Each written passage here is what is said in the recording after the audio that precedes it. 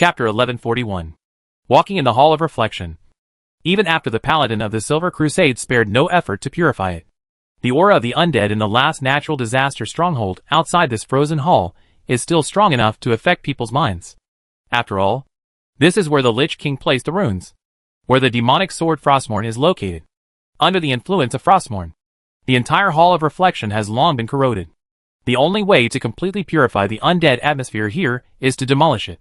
If the Hall of Reflection is on the territory of humans or other races, the Coalition forces will immediately demolish it after capturing it. Unfortunately or fortunately, it is not. In order to enter the Frozen Hall as soon as possible, in order to destroy the Scourge Legion as soon as possible, in order to find the witch the Demon King takes revenge, and the Coalition forces completely ignore the Imaging Hall. The Image Hall is just a place they need to pass by to attack the Frozen Hall. They won't be stationed for a long time. Who has nothing to do and goes to demolish the house? With that energy, it is better to kill a few more undead and end the northern expedition as soon as possible.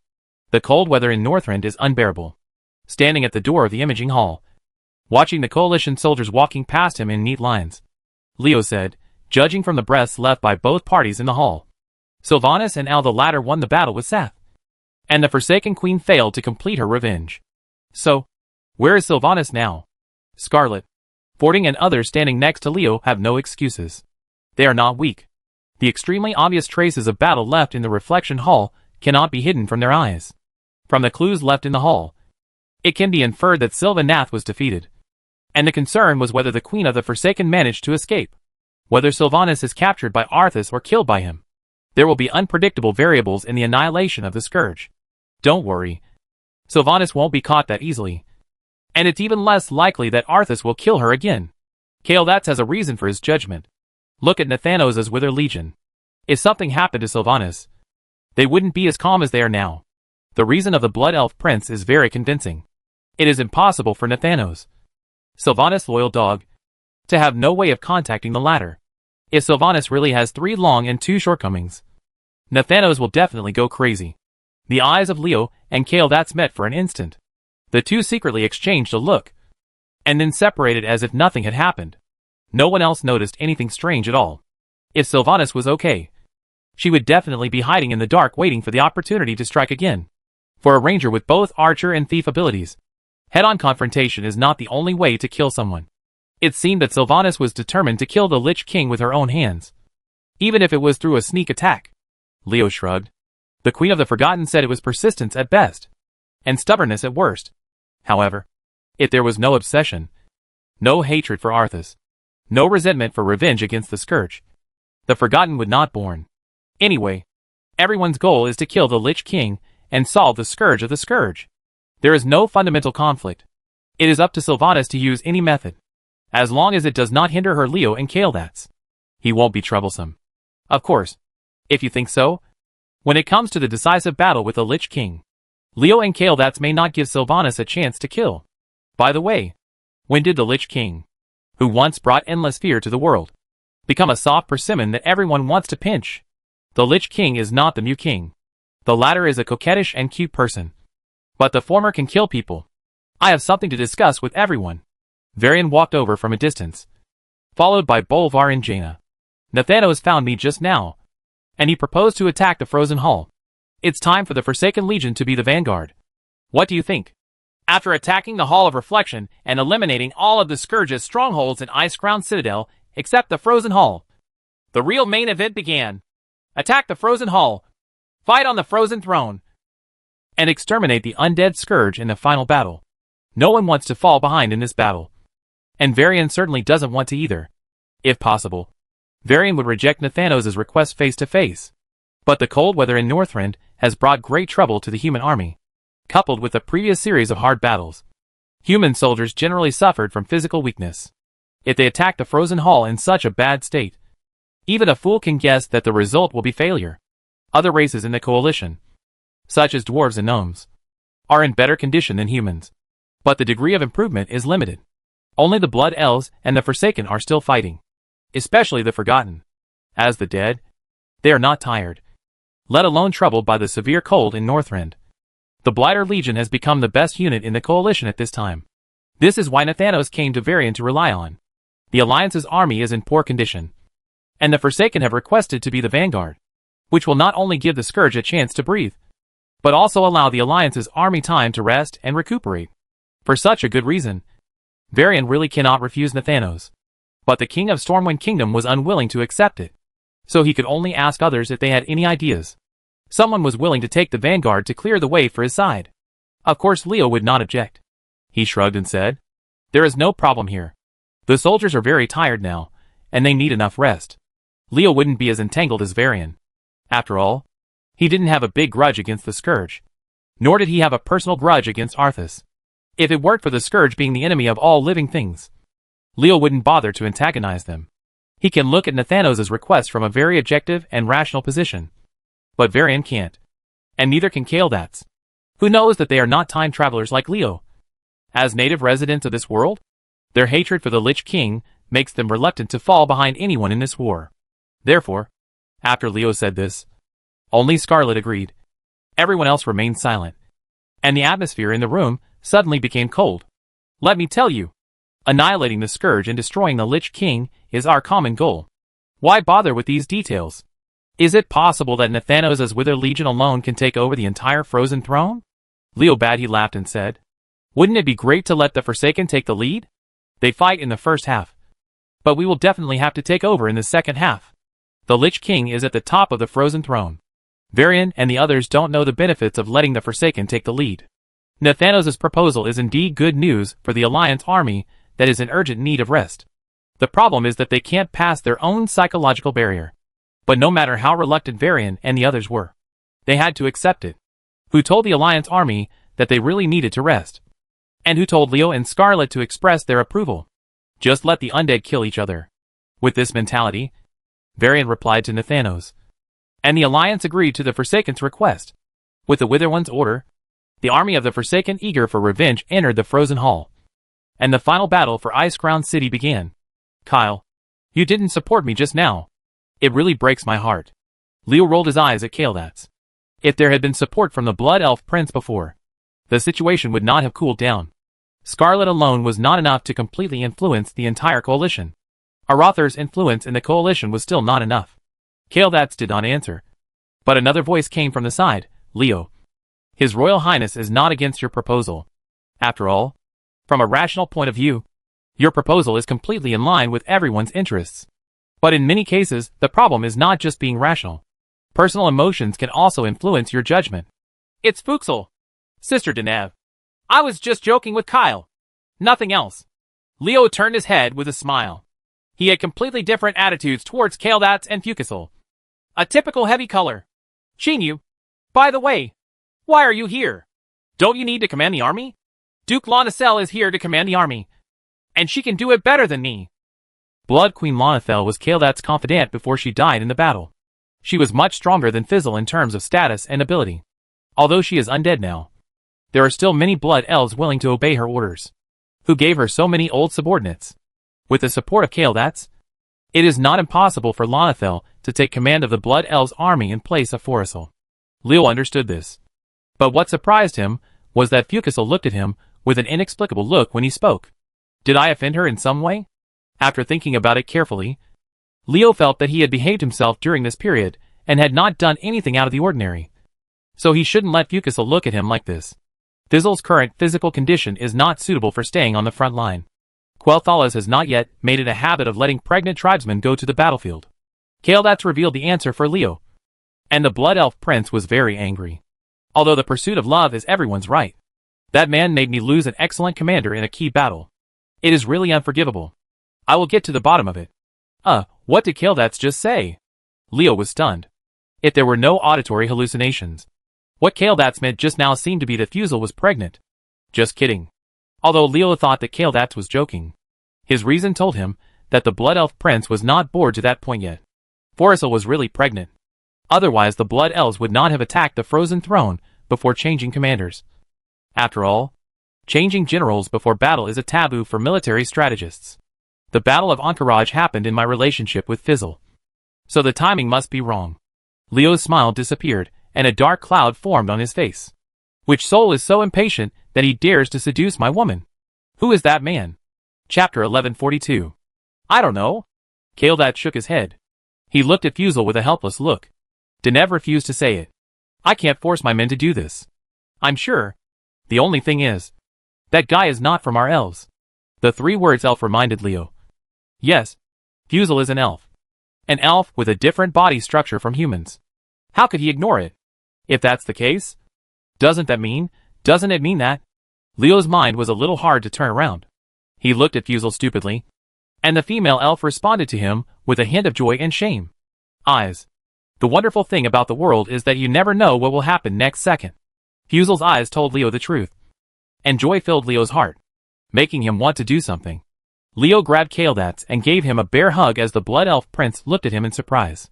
Kyle, you're so cute, and I hacking love you so much. Kael'dat was so confused that he even cursed. How could Leo be so crazy? Suddenly, Kael'dat thought of a possibility. He looked at Faisal, and then at Leo. And then he realized, breaking away from Leo with all his strength. Kael'dat gritted his teeth and said, Leo, you are such a weak soul. Well, if you say the soul is light, then the soul is light. Anyway, I am happy and don't care about you. Leo chuckled, disappeared from Kael'dat's, and teleported to Fizzle's side. At this time, no matter how slow others were, they could see the problem, and everyone's expressions became very exciting. According to private comments, Leo's private life is very chaotic, and he has been rumored to have had affairs with many beautiful women. In fact, this is nothing more than other people being biased against Leo, but being misled by their preconceived notions. When Leo was still a low-level warlock, he dared to eat the tofu of Countess Presto of the Kingdom of Stormwind. How do you want others to see him? If Leo knew that Presto had tricked him because of the news he had released in order to let people deal with him, I don't know what he would think. He must have felt very wronged. In the past, no one paid too much attention to these gossipy things. After all, it was Leo's private life, and no one else could control it. For a warlock like Leo who studies dark power, just being romantic is not a big deal in the eyes of others. It is better than other warlocks, who always like to hide in the dark and be mysterious, and don't know what to do. As far as everyone's senses are concerned, he is still a sunny warlock, who is rumored to have affairs with several beautiful women. He is many times better than his gloomy and sneaky counterparts. Leo, however, even if everyone continues to acquiesce in your ambiguity, it is still behind the scenes, now that Leo's affair has been exposed in the open. And the person he is hooking up with is the commander of the northern expedition of the Blood Elves. Things are complicated. As the Marshal of Arather and the future prince of the kingdom, Leo actually fell in love with another woman and even had a child. How would Scarlet react? At this moment, Jaina, Fording and others were all worried. If there was an accident in the relationship between Scarlet and Leo because of this incident, it would have immeasurable consequences for them personally, for the kingdom of Arather, and even for the entire human race. Impact? What will Scarlet do? Leo, who was giggling at Fuxel while rubbing his hands, ignored the question, but others did not. Everyone looked at Scarlet. Originally, others thought that Scarlet would show anger no matter how restrained she was when this happened. But the female paladin's expression at this time was completely incomprehensible. Instead of being angry, Scarlet felt relieved. The situation is very strange. Not only Jaina and Fording were confused, but Kael'dat and others also didn't understand. Shouldn't Scarlet be angry? Shouldn't Scarlet be angry? Why does she act like she is happy to see this happen? Is it just a pretense or is there another hidden agenda? It's not the fault of others for thinking so, but Scarlet's reaction made them have to think so. The weird atmosphere finally made Leo realize what mistake he had made. In his excitement, he forgot to take care of Scarlet's feelings for the first time. How did the female paladin feel? Looking at Scarlet's relieved expression, Leo was dumbfounded. That silly girl couldn't think about it for a while. Right? I said. Don't scare me. If you scare me, you will scare them to death. Faisal moved his steps and walked towards Scarlet. When he passed by Leo, he pinched him quietly. The latter did not dare to resist, and was choked to the point of gasping for air. When Leo regained his composure, rubbed the red spot, and looked at the two women, he saw Scarlet and Fuxel walking away arm in arm. So harmonious? Someone blinked, not knowing what to do. You're so lucky, kid. Kael'dat left angrily.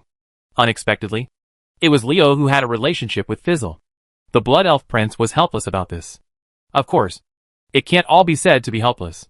No matter how Leo and Scarlet will resolve this matter, Leo will be closer to the Blood Elves with the relationship of Fukusil. Scarlet may have been offended by the incident with Fukusil, but it was completely worth it in Kael'thas's opinion to be able to get closer to Leo. Kael'thas thought of Scarlet's strange expression at that time, and his intuition told him that if he really wanted to care about her, it would not necessarily alienate Scarlet's relationship with the Blood Elves. Not mentioning Kael'thas, who left, he turned his attention back to Leo. This kid followed Scarlet and Fukusil with a fawning look on his face.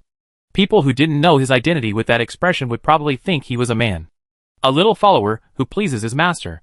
Leo, Scarlet and Fukusil didn't know what they exchanged, although Leo wanted to eavesdrop. Fukusil used a soundproof barrier and watched him very closely, so that he didn't dare to act rashly. He could only I was anxious on the sidelines. After finally waiting for the exchange between the two women to come to an end, when Fukusil waved to him, someone quickly ran up to her. Fukusil waited until Leo came forward with a smile, then waved his hand and said, "Shao Han Dan, do whatever you have to do. Don't follow us." Got fooled. Leo looked depressed, and Fukusil clearly didn't want him to follow. There must be something else to say between the two women. Otherwise, why would she drive Leo away? Seeing Leo hesitantly refusing to leave, Fukusil glared at him bitterly. "What? You don't want to? That. Leo was looking for excuses. But at this moment Scarlet suddenly stepped on him hard, and then pulled Fukusil away. Leo could only give up when he saw this. "Okay. I can't afford to offend you if you are cruel." The current Scarlet and Fukusil Leo can't offend. But this doesn't mean that Leo can't offend other people either. Leo had a guilty conscience about Fukusil, so he acted so submissively. Leo would not do this to other people, especially his enemies. Calling out the Blue Dragon King Malygos, Leo teleported to the former's head and at the same time ordered, "Malygos, your master and I have met a big happy event today. Come with me to bully a child to celebrate." Bullying children? Malygos looked at Leo stupidly. The Blue Dragon King had been following Leo for too short a time and had not yet figured out his master's temper. Compared with Pelisian and Ektas, he was less able to understand Leo's meaning. There is a big difference. Even if the latter two don't understand what Leo is referring to, they will fly into the sky first before talking. An interesting guy recently came to the Obsidian Temple. Let's go and have fun with him. Neltharion. No.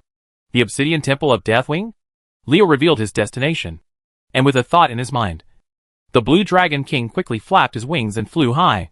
The Wormer's Temple located in Dragonblight has too many secrets. Among these secrets, the temples of the Aspect Dragons are the most mysterious. The Aspect Dragons always avoid talking about the conditions of the temples, even to their companions. The Guardian Dragons do not inquire about each other, and do not enter other people's temples. The Blue Dragon King Malygos suffered a great loss when the Earth Guard Neltharion betrayed him. Not only was he injured, but the Blue Dragon army under his command was beaten to near annihilation. When he heard Leo talking about the Obsidian Temple, Malygos, the hatred for Deathwing, was awakened in Lygotha's heart. The Obsidian Temple used to be an unwritten rule between the Aspect Dragons, and Malygos had never entered. But now the situation is different. Deathwing betrayed them, and Malygos' attitude is naturally different. As the Flying Blue Dragon King was thinking, Leo suddenly mentioned going to the Obsidian Temple. Could it be that he noticed something strange happening in that place? Is Deathwing back? Wrong. Malygos quickly denied this speculation. If Deathwing returned to the Obsidian Temple, Wormer's Temple, there would be no movement, and Alexstad would not have informed him. Moreover, if he wanted to deal with Deathwing Leo, he talks about bullying children. From this point of view, there is only one possibility, and that is that other black dragons have opened the Obsidian Temple that has been closed for many years. Who is the one? If Nefarian hadn't been working under Leo, Malygos would have definitely thought it was the Black Dragon Prince. But who would it be if it wasn't Nefarian? You must know that the Obsidian Temple was once the territory of Deathwing. After the temple was closed, no one else could enter there without Professor Deathwing's method of opening it. Isn't it Nefarian? Is it the Onyxia who wants to imitate Zinnisarea, but only learns to show off her cleverness? Or maybe another descendant of Deathwing? Malygos shook his head. There was no need for him to worry about these things now. As long as he got to the Obsidian Temple, the answer would be there. Thinking of this, Malygos sped up. Sartario. There is a road to heaven, but you don't take it. And there is no door to H.L., and you just break in. Do you think no one will notice you if you sneak into the Obsidian Temple? Don't you know that an important place like the Obsidian Temple has always been paid attention to by countless people? I reluctantly accepted the dragon eggs that Deathwing asked you to take to the Obsidian Temple to hatch as gifts. Thinking of the gift, Leo laughed stupidly again. I'm going to be a father soon. Haha. Chapter 1143 Alexta's request for help. Sartario is a powerful black dragon. But when he met the blue dragon king Malygos, the word powerful ceased to exist. As the blue dragon king Malygos, he attacked Sartario. What Leo said about bullying children was true. In front of the guardian dragon, the other dragons were like those around a strong man in terms of age, size and strength. 1-year-old child. When Malygos rushed into the obsidian temple with murderous intent and followed the sensed aura to kill Sartario, the black dragon was destined to be a tragedy. He was pressed down by the blue dragon king's claw before he could even escape. On the ground, Malygos used only one claw to stop Sartario from moving even for his life. The difference in strength is too big. Leo clicked his tongue and shook his head. It was good to have a powerful thug. Many times he didn't need to take action, which saved him a lot of trouble. Sartario, who was pinned to the ground by Malygos, struggled desperately. The black dragon was not afraid at all, because the opponent was the blue dragon king. As he struggled, he cursed, Malygos, how dare you break into the obsidian saint? Lord, Deathwing cannot spare you. A clueless idiot. Leo defined Sartario. The current situation is that Malygos is a knife and Sartario is a fish. The blue dragon king can crush him to death as much as he wants. Anyone who is smart should understand it this time.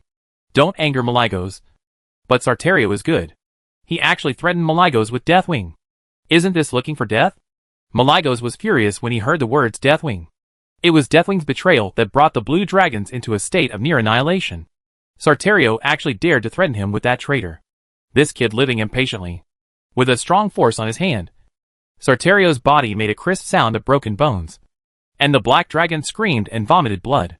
This is too wasteful. It's all precious dragon blood. Seeing the blood that Sartario spat on the ground, Leo coughed. Malygos, who was about to crush Sartario to death, was startled. And his head, that was burned by anger, immediately woke up. As the master, Leo has not yet given the order. He cannot kill Sartario. If he wants to kill him, he has to wait until he knows Sartario's purpose of coming to the obsidian temple. Let you live for a while. And then I will kill you after the master has finished asking questions. Malygos grunted angrily, reducing the force of the injury, finally making Sartario feel better. Leo teleported to Sartario's head and asked condescendingly, Black Dragon, tell me, why did Deathwing send you to the obsidian temple to die? Sartario looked at Leo with disbelief. Not only did Malygos come by himself, but he also brought a human. When did the noble dragon guardian get mixed up with such humble and weak creatures as humans? What did I see? Sartario sprayed dragon breath at Leo, and the black dragon roared angrily. A despicable mortal dares to set foot on this sacred land. I will burn you to ashes. How dare you resist? Malygos tightened his grip, and Sartario screamed again. The black dragon was hit hard twice, and all the bones in his body were crushed by Malygos. Even his movement was problematic, let alone counterattack. It's not good for you to do this. After the dragon's breath passed, Leo stood there and shook his index finger at Sartario, not to mention hurting him. The black dragon's breath couldn't even lift the corner of his clothes. Failure to cooperate will lead to aggressive behavior. Malygos didn't need Leo's signal this time. The blue dragon king took Sartario's dragon wings and gently pulled them. Ouch! The black dragon's painful wail resounded throughout the obsidian temple, and the dragon's wings were forcibly torn off. The pain made Sartario almost faint from the pain. The blood spurting is really spectacular. Leo spread his hands towards Sartario. Look! I'm right. So you better cooperate. Sartario looked at Leo with resentful eyes, gritted his teeth, and uttered 5 words. Despicable mortal. You should have enough respect for the strong. Why don't you understand? Leo curled his lips and winked at Malygos. Okay. Let's talk. Before he finished speaking, Leo's figure disappeared from the place. Just leave the interrogation of Sartario to Malygos. At the same time, let the blue dragon king vent his anger against Deathwing. And Leo still has to collect it. His intended gift was the dragon egg that Sartario brought to the obsidian temple. Eggs. Densely packed eggs. There are tens of thousands of dragon eggs. These dragon eggs are enough to create tens of thousands of dragon liches for Leo. Although Leo could control the Blue Dragon clan through the Blue Dragon King after recapturing Malygos, and had a stable supply of dragon eggs, how could Leo have too many dragon eggs that could increase the number of his men? Besides, the current strength of the Blue Dragon clan is weak, and the number of clan members is very small. It would take decades to wait for them to supply Leo with 10,000 dragon eggs. It would be a good harvest to expand the number of Dracolics. It would be even better if Sartario could understand the purpose of coming to the Obsidian Temple. Leo was thinking as he collected the dragon eggs. As for the miserable howl of the black dragon after he left, he didn't care at all. Sartario is just a loser who can't understand the situation. He puts on an arrogant face even though he has no strength. He thinks he is noble. He really doesn't know how to live or die. The black dragon's screams continued for a long time. It took a full quarter of an hour after Leo collected all the dragon eggs in the Obsidian Temple before Malygos contacted him. Master, it's all clear. Deathwing asked Sartario to come to the Obsidian Temple to use the environment here to hatch those dragon eggs. This kid doesn't know what Deathwing's plan is. When Leo returned to Malygos, there was only a pile of rotten flesh and blood on the ground at the feet of the Blue Dragon King. The poor black dragon could not withstand the destruction of the Blue Dragon King and could no longer hang. If you had known this, you would have suffered less if you had said so obediently. If you fall into the hands of the enemy and pretend to be a hero, you have to pay the price. Leo pointed at Sartario's body, and a Dracolic stood up unsteadily. There were not many dragons, so Sartario's body couldn't be wasted like this. It should be reused. Good. Deathwing reopened the Obsidian Temple just to let Sartario hatch the eggs? Not that simple. Leo guessed that the Black Dragon King hiding in grim battle must have planned something. Sartario's visit to the Obsidian Temple was probably a move on his part to attract others' attention. The poor black dragon was treated like a chess piece and discarded without even realizing it. It was so sad. Destiny is in the hands of others. It's a tragedy for the inferior. Leo sighed with emotion. He was once a low-ranking person. He was once too weak to control his own destiny. He could understand the sorrow of the weak. In this world where the strong are respected, being weak is a sin. The strong may not die well, but the weak must rely on the charity of the strong to survive. Therefore, I can only keep moving forward on the road to becoming strong. Malygos, go to Wormer's Temple. Leo didn't believe that Alexstad didn't know about the Obsidian Temple. Logically speaking, the Obsidian Temple was opened again, and the Wormer's Temple in Dragonblight with it couldn't ignore it. But things were so strange, and the Wormer's Temple didn't react at all. No, Leo thinks this is weird. He has to go to Dragon Sleep Temple to ask clearly. Speaking of which, Leo really guessed it. It was not that they didn't want to pay attention to the reopening of the Obsidian Temple, but they didn't have time to pay attention to it. When Leo arrived at Wormer's Temple, he quickly discovered the tense atmosphere here. The red dragons were like powder keg, with anger flowing around them. What happened? Leo and Malygos found Alexstad with questions. At this time, the Red Dragon Queen looked haggard. It seems that the problem is very serious, and it must be no small matter to make Alexstad anxious like this. Leo, Malygos, you are here. Seeing Leo and Malygos appear, Alexada's eyes lit up, and the Red Dragon Queen thought of a solution to the problem. I need your help. For Alexstad to be so impatient to ask for help, things must be difficult to handle. Leo winked at Malygos. The Blue Dragon King took over Alexsta's words, walked up to the Red Dragon Queen, and asked, Alexa, what happened? Something happened to the Ruby Temple. As Alexsta spoke, he activated his magic power and moved himself, Leo, and Malygos into a hall. Malygos was very familiar with this place. He looked at the empty hall and asked, this is the Hall of the Dragon God? Where are the guards? Why are there no guards? The Hall of the Dragon God. Just from the name, you know how important this place is to the dragon. Since it is an important place, there will naturally be many guards. But Leo didn't see even a ghost when he looked around. Alexsta looked depressed. In fact, she didn't know what happened. I don't know. The guards in the Dragon God Hall seemed to disappear all of a sudden. We didn't get any news. When my people discovered the door of the hall, when it was damaged, there was no one in the hall. What worries me even more is that the power of the Ruby Temple is repelling me, and I cannot enter the temple. Red Dragon Queen Alexsta cannot enter her temple. Malygos was really shocked now. You must know that the temple is not an ordinary place. It contains the biggest secret of the Aspect Dragon. If an Aspect Dragon cannot control the temple, it means that she may lose the power given by the Titans. The matter has become so serious. Leo couldn't help but be shocked when he learned the truth from Malygos. No wonder Longmian Temple turned a blind eye to the opening of the Obsidian Temple. It turned out that Alexsta encountered such a serious crisis. Even Alexsta was blocked from the Ruby Temple, and the other red dragons were certainly not allowed to do so. The temple was the lifeblood of the Guardian Dragon, So the Red Dragon Queen did not dare to speak out, lest it arouse the covetousness of others. The Ruby Temple holds the largest dragon egg in the world, and it is the future of the Red Dragon Legion. Maligos, Leo, help me. When talking about dragon eggs, Alexta's eyes collided with Leo's intentionally or unintentionally, and the latter's heart moved. This woman, Alexta, is really smart. She knew that I had a need for dragon eggs and used this to tempt me. However, if I could really get a lot of dragon eggs, I wouldn't object to helping. Your Majesty the Queen, let me try. Maybe I can enter the Ruby Temple. Chapter 1144 Ruby Temple. The Ruby Temple can even exclude Alexta. But is Leo so sure that he can enter? The answer is yes. How dare you go to Lianshan without Sen Sanson? Leo will not do anything that is not sure. The power that sealed the Ruby Temple would prevent outsiders from entering, and Alextad was blocked by it. It is true that this force is indeed powerful, but powerful is also relative.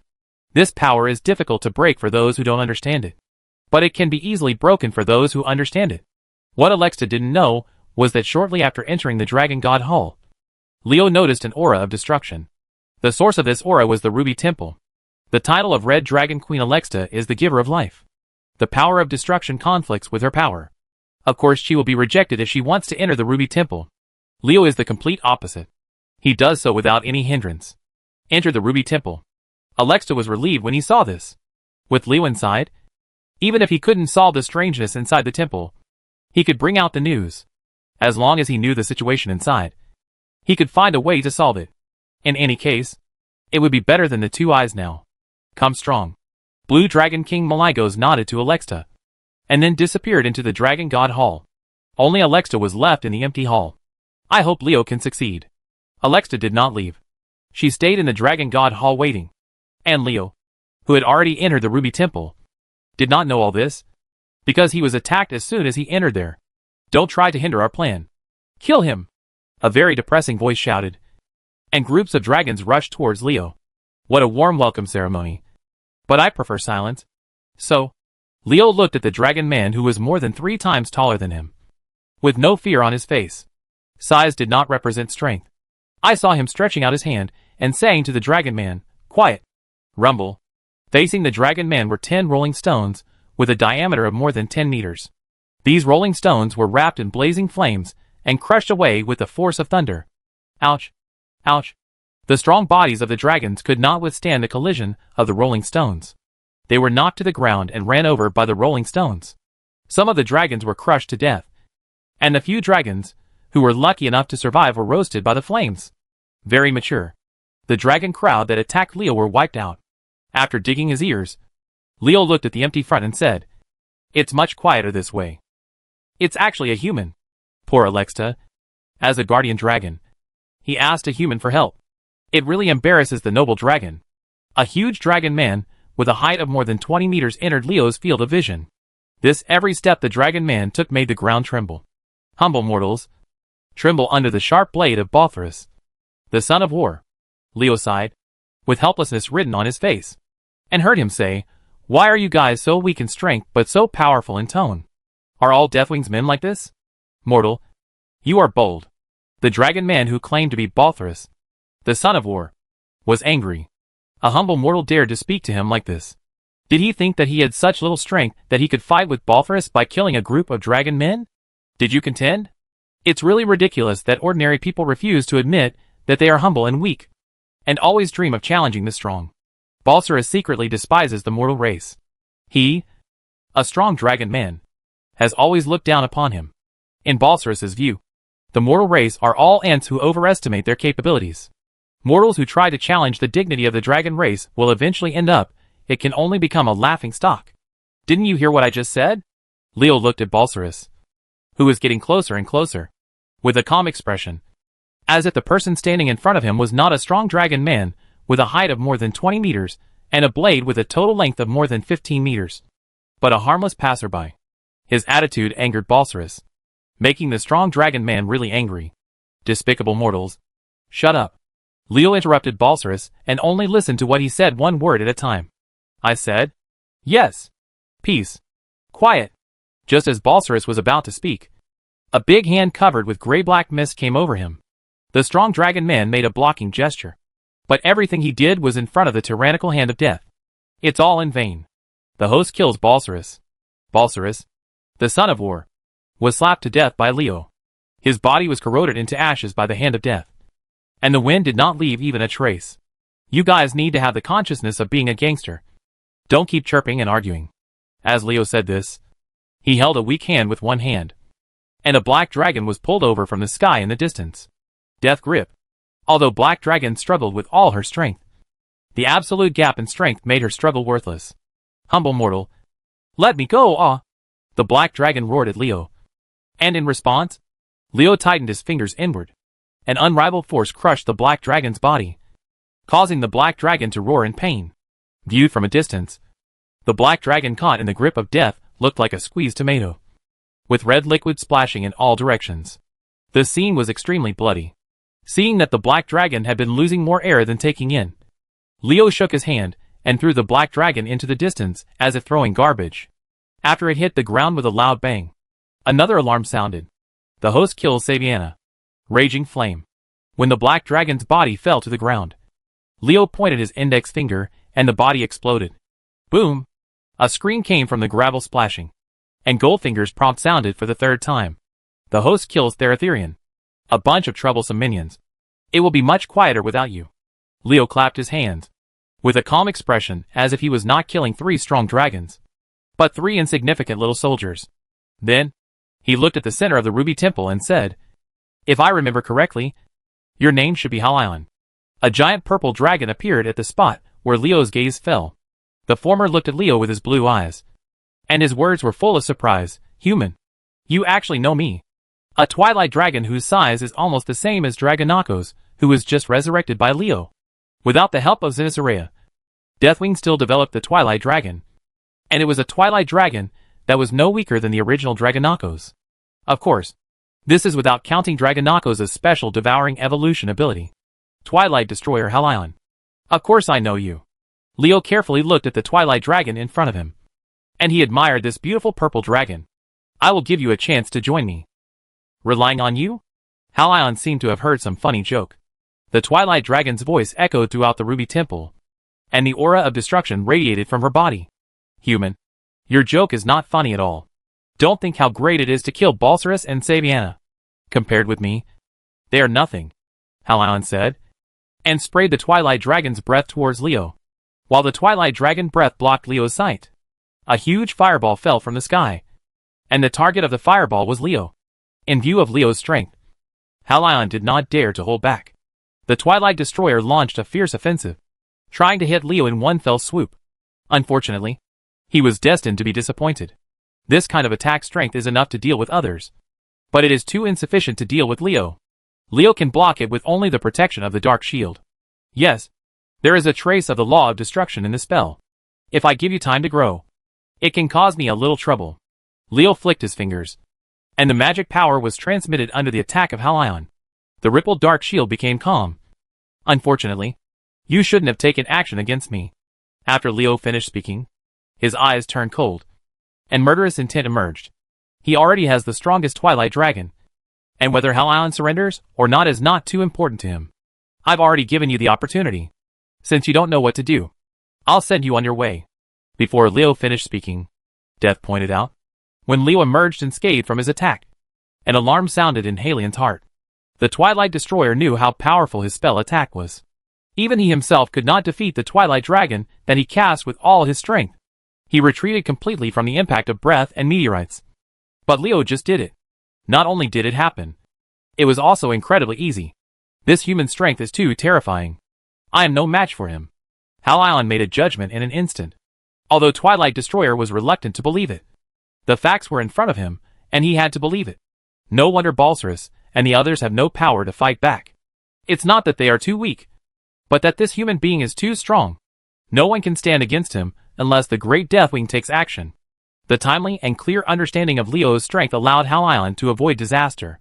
The moment he discovered that Leo's eyes showed murderous intent, the scales on Halion's body stood up, and he activated his special ability without hesitation. In the Twilight Realm, he escaped his true body into the void, leaving only a false body in the outside world. As soon as Halion finished doing these, Leo's finger of death arrived. There was no doubt that the false body left by the Twilight Destroyer was instantly killed. Run away now. Feeling that the body he had left behind was being killed, Hal Ion was sweating coldly and congratulated himself on running fast, while running at full speed. Now he just hopes that Leo can be confused by the body he left behind and think he killed him. Ideals are plump, but reality is skinny. How could Halien's tricks be hidden from Leo? Not to mention that Goldfinger did not give a hint for successfully killing Hal Ion. Leo's powerful mental perception alone was not something that Hal Ion could avoid. Before the Twilight Destroyer took a few steps, Leo headed towards a certain place in the void. With a finger, the power of death broke through the void and pierced Halien's forehead, and the Twilight Dragon's blue eyes lost their color. The host kills Hal Ion. The extraction of magic items is successful. The host obtains phase transformation bracers. Do you want to extract them? A phase-shifting wristband that allows people to briefly enter the void plane from the real plane. This thing is not bad. At least it is very useful for life-saving sneak attacks. Leo snapped his fingers and summoned Dragonakis, who drooled at the sight of Halien's body. Knuckles, Halien's body is entrusted to you. Chapter 1145, A Hypothesis. The matter in the Ruby Temple was resolved. But this did not mean that the matter was over, because another enemy entered Leo's field of vision. He was Deathwing. Alexa was so gloomy that she almost shed tears. She didn't expect Deathwing to do such a trick. In order to hold back the Red Dragon Legion and prevent Wormrest Temple from supporting the Coalition forces attacking Icecrown City, the Black Dragon Legion's people, he actually attacked the Ruby Temple. If Leo hadn't come, the future of the Red Dragon would have been destroyed in the hands of Hal Ion. Thinking of this, Alexa was frightened for a while. It's not that the Red Dragon Queen is scaring herself. Nor is it that the Red Dragon Queen thinks things are bad. It's just the fact. Take a look at the Ruby Temple. A large part of the dragon eggs placed by the Red Dragons in the temple have been corroded. In the strange fluctuations coming from the dragon eggs, Alexa felt a power that did not belong to the Red Dragon. That was the aura of destruction that prevented her from entering the Ruby Temple. Young dragons can be hatched from dragon eggs. If Krasis and others represent the present of the Red Dragon Legion, then the young dragons hatched from the dragon eggs are the future of the Red Dragon Legion. Some people want to destroy the future of the Red Dragon Legion. Why isn't Alexa angry? Fortunately, the Red Dragon Queen was not carried away by anger. She knew that the purpose of Deathwing sending people to the Ruby Temple to cause trouble was to contain Wormrest Temple, so that the Scourge could support them longer and delay him for more time. To resolve Deathwing's conspiracy, making a fuss is not the answer, and impulsiveness is even less advisable. The only way is to deal with the Scourge as soon as possible and kill the Lich King. To do this, you must rely on Leo. You must let Leo understand the seriousness of the matter, and you must say some things to Leo. Alexa hesitated, and hesitation appeared on the Red Dragon Queen's face. Leo didn't know what Alec was thinking about, and thought she was struggling with the loss of the Red Dragon eggs. However, those Red Dragon eggs had been contaminated by Hal Ion with the power of Twilight. If he didn't want the dragon eggs to fall into a large number of Twilight dragons hatched, and they had no choice but to be handled by him. Therefore, Leo was not worried that Alexa would regret it. He folded his hands and waited, waiting for Alexa to speak. After thinking for a long time, the Red Dragon Queen finally made up her mind. She bowed to Leo and thanked him. Thank you very much. Leo, these dragon eggs have been contaminated. If possible, please help me deal with them. Alexa didn't know what Leo was doing with the dragon eggs, but she knew that those dragon eggs contaminated by Hal Ion were worthless to Wormrest Temple. Since they were worthless things, it would be better to give them to Leo as a reward. What's the harm? Then I would rather obey your orders than be respectful. Leo chuckled and waved his hand as a large gas vortex appeared. The contaminated dragon eggs in the Ruby Temple flew towards the vortex under the suction of the large gas vortex. In just over a minute, more than 30,000 contaminated dragon eggs were taken into his divine kingdom by Leo. The place where the dragon eggs were placed in the Ruby Temple was suddenly missing a piece. Alexa's eyes twitched, and the stored dragon eggs were suddenly reduced by 1/3. The Red Dragon Queen was really distressed. After collecting the dragon eggs, Leo secretly calculated that with these dragon eggs obtained from the Ruby Temple, he could expand the number of the Dracolic Legion to more than 50,000, which would be a considerable enhancement to his strength. Your Majesty, I think you still have something to take care of, so I will take my leave. After receiving his reward, Leo was ready to leave, but he wanted to leave Alexa but refused. Leo, please wait. The Red Dragon Queen stopped Leo. I have something to say to you and Maligos. What did Alexa want to say? Leo felt strange in his heart. But his movements were not slow. The Blue Dragon King Maligos appeared next to him.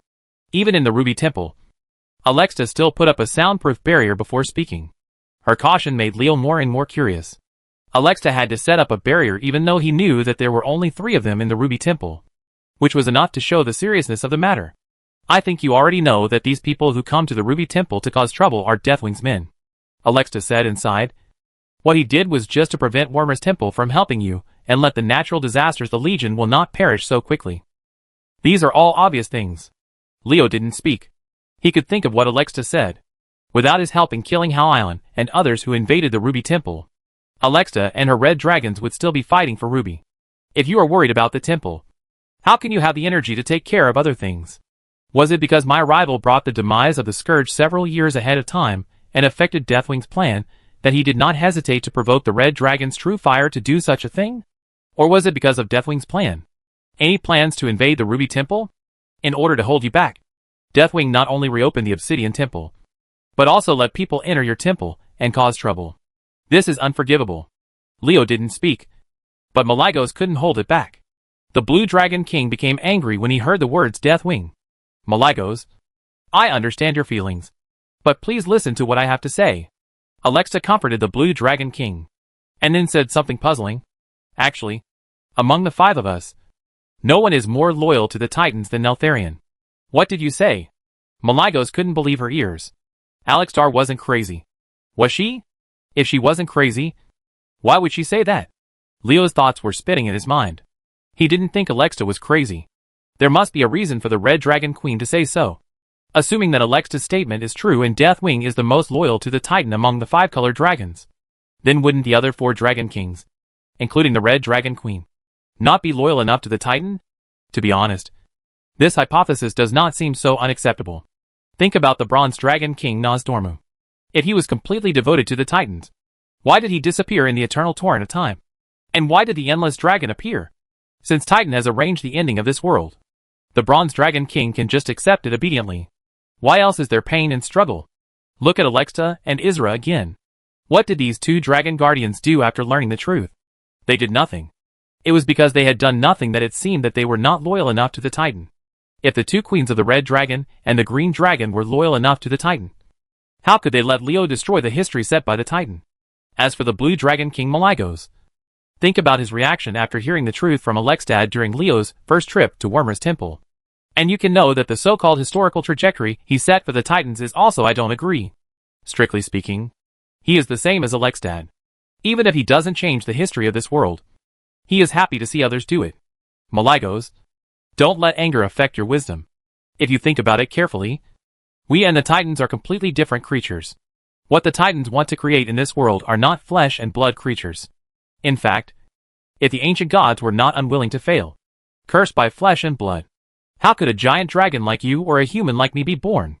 Leo was the one who spoke. He said what he was thinking. Seeing that it was his master who was speaking, Maligos forced himself to be quiet. Really speaking, we flesh and blood creatures are not the species that should be born in the Titan plan at all. In other words, our appearance is not in the plan, and we are aliens in the eyes of the Titans.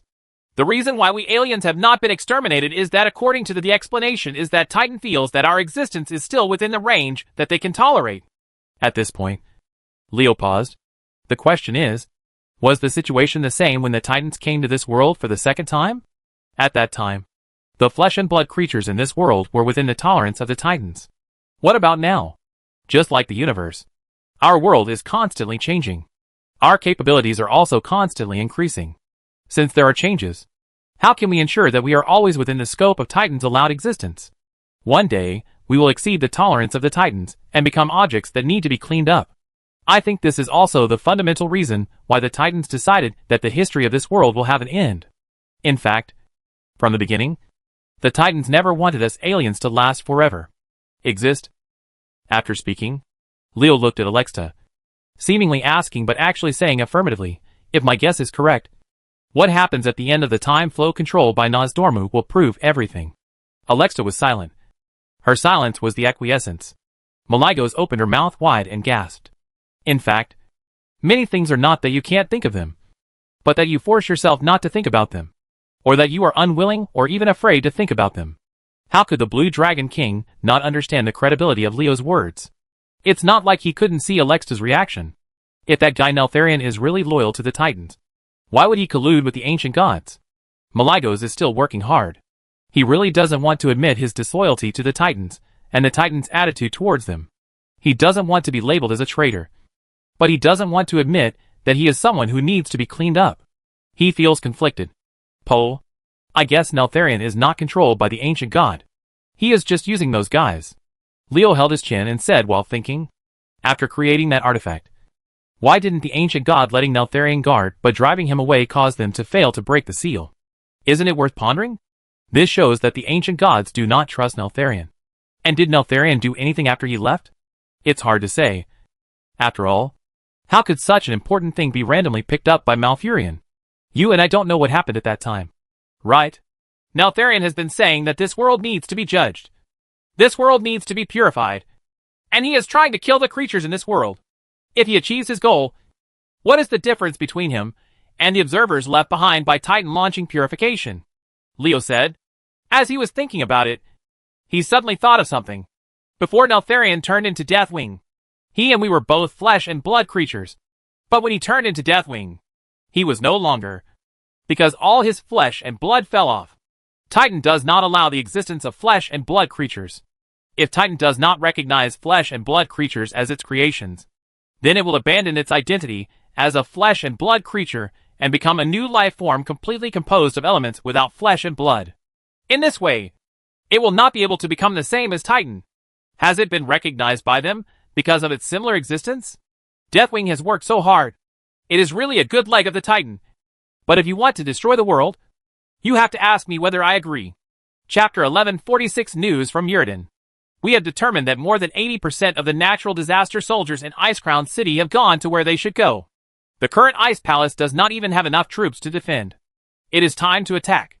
Scarlet kept looking at Leo while she was talking. She didn't understand why Leo changed his previous attitude after returning from the trip and acted like he must eliminate the Scourge as soon as possible. Could it be that this guy was in a hurry to accompany Fusel, so he wanted to end the northern expedition as soon as possible? The more Scarlet thought about it, the more she felt that her idea was correct. It was not that she was a fan of random thoughts, but the timing of Leo's change in attitude was too coincidental. As soon as the news of pregnancy came out from Fuxel, Leo changed his attitude towards the war. No matter who it was, they would think so.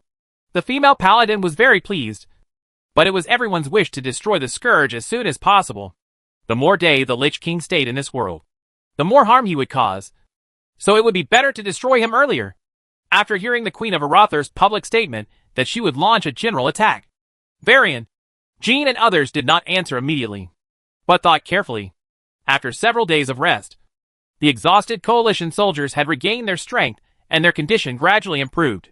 Although it was not the best time to attack the Frozen Throne at this time, it was not bad, and it was not unacceptable. What makes them doubtful is why Erdo suddenly changed his attitude. Mentioning the change in Scarlet's attitude, people can't help but think of what happened to Leo recently. When they thought of this, everyone had a look of surprise on their faces, and they thought of Scarlet together. It seems that our demigod warlock has no patience to wait any longer. If this is the case, there will be room for maneuver. None of the people here are fools. In fact, fools cannot be leaders in the Alliance. Before, they were anxious to destroy the Lich King Leo.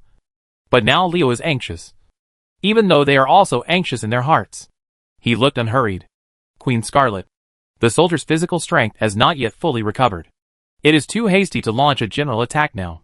My opinion is to wait a few more days for the soldier's physical strength to reach its peak before taking action. Magni Bronzebeard. The Lord of Ironforge's loud voice rang out in the conference room. Leo rolled his eyes. Who said dwarves were kind? The Dwarf King openly said that the combat power of the soldiers has not reached its peak. But secretly, he meant to ask Leodo to contribute. The army's combat power has not recovered. And you, Arathar, propose to start a war. If you don't contribute more, who will? Leo glanced at Magni, who smiled honestly, as if I had no intentions at all. Leo smiled when he saw this, and said seemingly casually, if the information I got is correct, Muradin Bronzebeard is still alive. What did you say? Magni stood up with a roar. And the Dwarf King was no longer calm after hearing the news. Leo curled his lips. Pretending? Pretend it for me. Aren't you in a hurry? You little one. Do you really think I can't deal with you? Muradin Bronzebeard, a very famous dwarf in the Bronzebeard tribe, is also one of the most famous dwarf heroes among the Bronzebeard dwarves. His brother is the king of the kingdom of Cosmodin and the lord of Ironforge. Magni, Bronzebeard. This is why Magni was so excited when he heard the news about Muradin Bronzebeard. During the second war of the Orc invasion, Muradin came to Lordaeron, the most powerful kingdom of mankind at the time, as the ambassador of Ironforge. There Muradin met Arthas, the future ruler of the kingdom of Lordaeron at the time, and taught the young prince swordsmanship. It was he who helped Arthas find the rune demon sword Frostmourne in Northrend.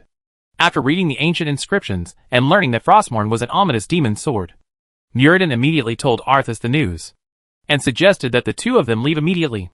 However, the young prince insisted on going his own way and did not follow Muradin's advice. Instead, he pulled out the cursed magic sword. And tragedy happened. When Frostmourne burst out from the ice prison that trapped it, the flying ice pierced Muradin like a spear. Everyone thought that Muradin died in that disaster. Even Arthas is also like this. At that time, Arthas had just obtained Frostmourne and still retained some humanity. The good part of his soul had not been completely abandoned. So he did not touch Muradin's body. However, no one expected that Muradin actually survived the impact of Frostmourne's power and was rescued by the Ice Dwarves, the indigenous inhabitants of Northrend. Regrettably, Muradin lost his memory. Although he was still powerful, he could not remember anything about his past and his identity. So, the Yogg Heart of the Storm, who led the Ice Dwarves to rise again, is Muradin Bronzebeard. Leo spread his hands as he said this.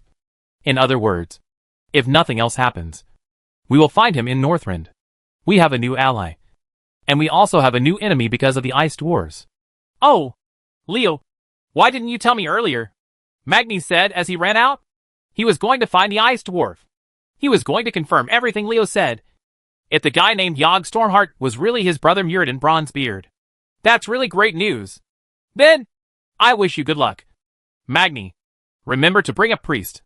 Leo looked at Magni's background and said a blessing, then turned his eyes back to the room. Originally, I was still thinking how to find a suitable reason to march into the Storm Cliffs is no longer necessary. With the relationship between Muradin Bronzebeard and the Ice Dwarves, no one can say anything about the Alliance's army entering the Storm Cliffs. Varian and Jen looked at each other. Leo was well prepared, considering the grudge between Muradin Bronzebeard and Arthas. When Magni found this long-lost brother, as long as he could awaken in Muradin's memory, shouldn't the Bronzebeard dwarves immediately become the vanguard of the attack on the Frozen Throne? And the Bronzebeard dwarves agreed. No need to ask what choice the dwarfs and Wildhammer dwarves, who were the same pants with them, will make. The dwarves and gnomes all agreed. And the Furbolgs were Leo's staunch supporters. Unless the Night Elves suddenly intervened, it would be useless for others to object. Will the Night Elves step in? The answer is of course no. Those long years of Darnassus will not spend energy on such a thing at all. Why does this kid always do things without revealing his flaws? Will he die if we make a calculation? Varian and Jean were a little depressed. But Leo was able to find out the news about Muradin Bronzebeard. And they didn't lose unjustly. Well, we have no problem with that. Varian and Jen quickly accepted the reality. It was also what they expected to destroy the Lich King in the damn Northern Expedition, and leave the ice and snow of Northrend. The Alliance has reached a consensus, and there will be no problems with the Blood Elves and the Forsaken. After all, the latter two have a deep hatred for the Scourge, and they wish they could kill the Lich King on the Frozen Throne as soon as possible. The only thing to do now is to wait. Wait for Magni to go to the Ice Dwarves to find Muradin, and wait for Muradin's memory to be restored. Fortunately, restoring memory is not difficult for some powerful priests. With Magni with Nee's energy, it's easy to find such a pastor. Scarlet was surprised. She didn't expect that Leo would actually find out the news about Muradin. The female paladin even wondered if it was because Leo learned about Muradin when he went out last time, so he was eager to kill him. Scourge? If so, wouldn't she have gone astray? Fortunately for Scarlet, Leo didn't notice anything strange about her. Now that the entire coalition has reached a consensus and is about to launch a general attack, the Blood Elves, the Forsaken, and the Ash Judgment army composed of the Silver Crusaders and the Knights of the Ebon Blade no longer hold back, and the battle in the Frozen Hall has become increasingly fierce. during the intense stage of the battle attack. The most direct effect was that the casualties of soldiers increased linearly. Every moment, soldiers who had lost their combat effectiveness due to serious injuries were carried from the front line to the rear for medical treatment. Although the number of the natural disaster army was small, it had an advantageous location. For a while, the two sides were in a stalemate. Until now, the coalition forces have not even forced out the powerful natural disaster warriors guarding the frozen hall. Leo saw that continuing like this was not an option. So he shouted that the army of fallen demons in Lacanizia rushed to the front line again. No one dares to underestimate these little red demons, who shout weird demonic language. Their ability of infinite resurrection will give anyone a headache if they encounter it. Even if the Scourge Legion has a good location, and can rely on the fortifications of the frozen hall to continuously kill and sink demons. But every time they kill their opponent, the opponent will soon be resurrected. In this way, the sinking demon died step by step. Died and came back to life, almost dragging its body forward. Before the sinking demon's corpse-dragging tactics, the Scourge Legion was beaten to the point of losing their temper. The undead, who were not afraid of death, had no choice but to surrender when they encountered the sinking demon, who could not be defeated. It only took half a day for the frozen hall to fall. What made Leo puzzled was that the natural disaster expert, who was hiding in the dark, did not show up. When did even the undead, who are not afraid of death, learn to be cowards? Leo despises the hiding tactics of the natural disaster masters. Because if these natural disaster masters don't show up now, it means that after fighting on the frozen throne, the coalition forces will have to deal with other natural disaster masters while facing the Lich King. One Lich King is enough to cause trouble. But with the addition of a few natural disaster experts, the difficulty becomes even more difficult. Alsace, what if you don't give us a chance to defeat each other? With the strength gap between the two sides at this time, you will definitely lose this battle. Leo looked at the frozen throne and was surprised that the natural disaster expert never showed up. The matter was not too entangled. Or are you still counting on the unexpected to happen?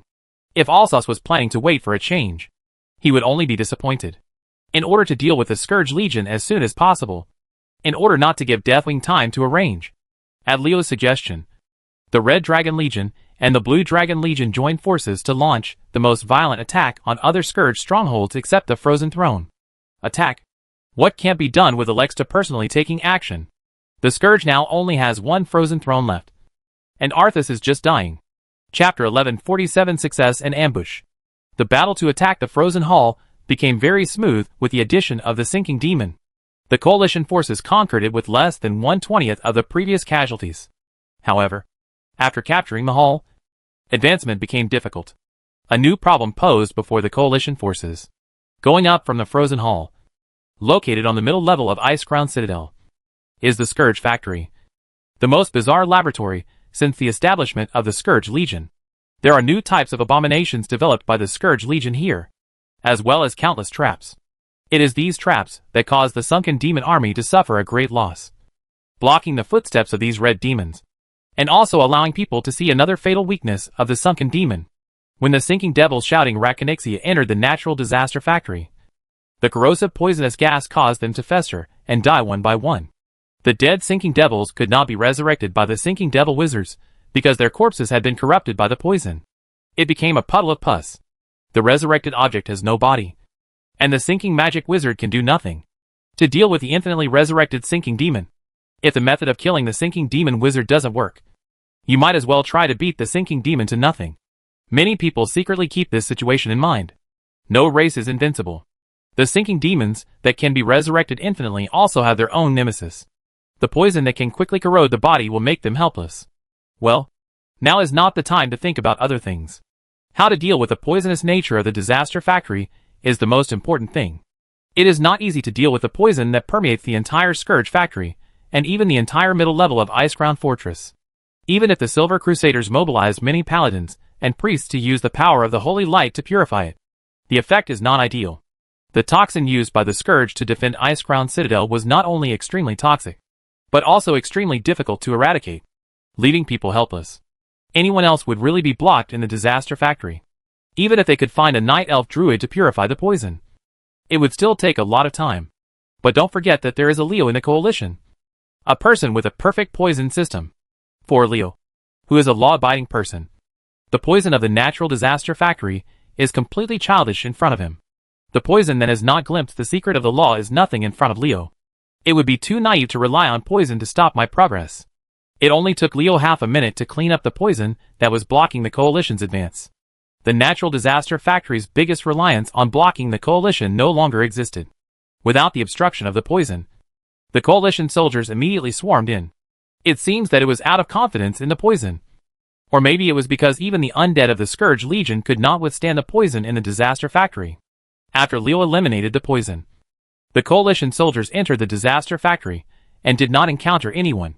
The resistance from the natural disaster soldiers. But the remaining mechanisms in the natural disaster factory made them suffer a lot.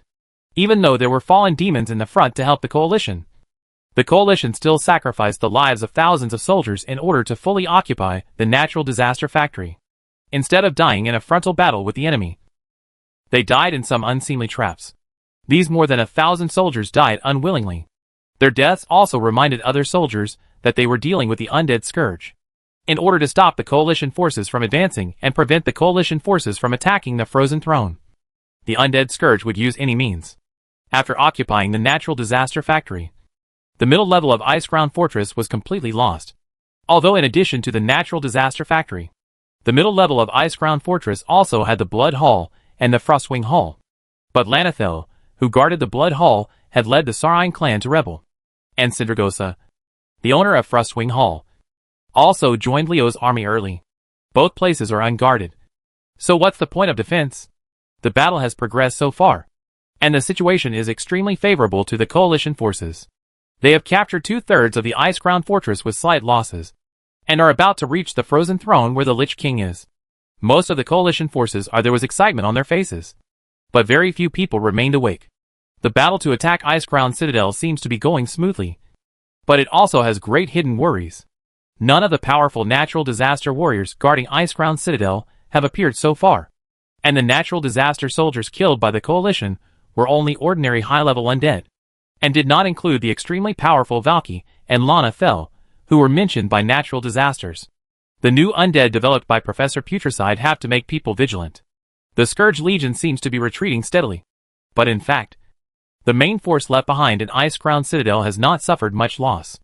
They still retain a strong combat effectiveness. If the coalition forces are carried away by the current victory, a disastrous defeat will be waiting for them. Alsace has underestimated us too much. Only a fool can see through such a simple, arrogant strategy. Jin snorted at Leo's reminder, and didn't seem to care too much. The King of Gilneas felt that as long as he understood what the other party was playing, and remained vigilant at all times, he would not fall into the trap of the Scourge. Is it really the truth? Leo didn't think so. After all, Iceground Citadel was still the home of the Scourge. The Lich King had been operating here for many years. Who knew what he might do? So it was better to be careful. Be careful not to make a mistake. It will be too late to regret after you suffer a loss. Leo wanted to say this to Jean, but when he thought of this guy's willful temper, Leo stopped again. Jean is just a cow. No matter how much you try to persuade him to do what he is sure of, it will be useless. Think about it. The Greymane Wall that isolates the entire Gilneas from the rest of the world. We can only pay more attention to prevent the Scourge Legion from taking advantage of the loopholes. Leo could only do this at this time. Of course, Jean's arrogance also has its own merits. He heard wolf howls one after another in Iceground Citadel, and the soldiers of the Kingdom of Gilneas performed werewolf transformation. Gilnean soldiers in werewolf form are several times more agile than in human form, and their sense of smell is hundreds of times more sensitive. Even if the Scourge has any traps, they can detect them in advance. The werewolf form does greatly increase the combat power of Gilneas soldiers, and allows them to better detect danger. But will the Lich King be unprepared for this? Leo didn't think Arthas would ignore this. After all, the werewolf soldiers in the Kingdom of Gilneas were no longer a secret. Facts have proved that Leo was right. And the Scourge quickly taught Jean a lesson. The Gilnean soldiers, who had transformed into werewolves, quickly rushed to the front due to their speed. Even the fallen demons, who were rushing in front to serve, as cannon fodder, were left behind by them. At this moment, the wall of Iceground Fortress suddenly cracked, and groups of green ooze monsters shot out. Because the wall was sealed so well, even the werewolves' keen sense of smell could not detect it. Moreover, the werewolves did not expect that the Scourge would hide an ooze monster in the wall, so they were caught off guard. The green ooze monsters are full of poison. Once they are touched by them, Even a small amount of poison can kill a person in 2 or 3 seconds. Although the Gilnean soldiers' vitality after transforming into werewolves is stronger than that of ordinary people, they can't hold on for less than 2 seconds. Jean didn't rush too far because he had to command the army. When he saw the scene, his eyes turned red with anger. Despicable undead natural disaster. I will tear you apart. Seeing the soldiers under his command being poisoned one by the poisonous ooze monster, Jean trembled all over. Leo shook his head inexplicably. He had warned Jean a long time ago to be careful. And he also sent the sinking demon to the front of the team to check for Thunder. Who made Jean so confident? And is impatient. Who told Jean not to listen to his advice. Now that something has happened, you have suffered a loss. And you regret it. Right? Thinking so. We are all allies after all. So Leo will naturally not show it. In order to divert Jean's attention and prevent him from noticing the abnormality in his expression, Leo used the power of law to sweep forward. And the ooze monster, the green color on his body fades at a speed visible to the naked eye. When the slime monsters were covered in poison, the coalition soldiers were extremely afraid of them, and were too restrained to dare to attack them randomly. Now that they are no longer poisonous, who would be afraid of a pile of mud? A group of coalition soldiers rushed over without even paying attention to the ooze monsters. They saw a splash of mud, and the ooze monsters became a tragedy, and they were trampled directly. If you really want to describe the miserable situation of the ooze monsters, the only word that can be used to describe the miserable condition of the ooze monsters is their corpses in thousands of pieces. After the ooze monster made such a fuss, the coalition soldiers became more and more careful when moving forward.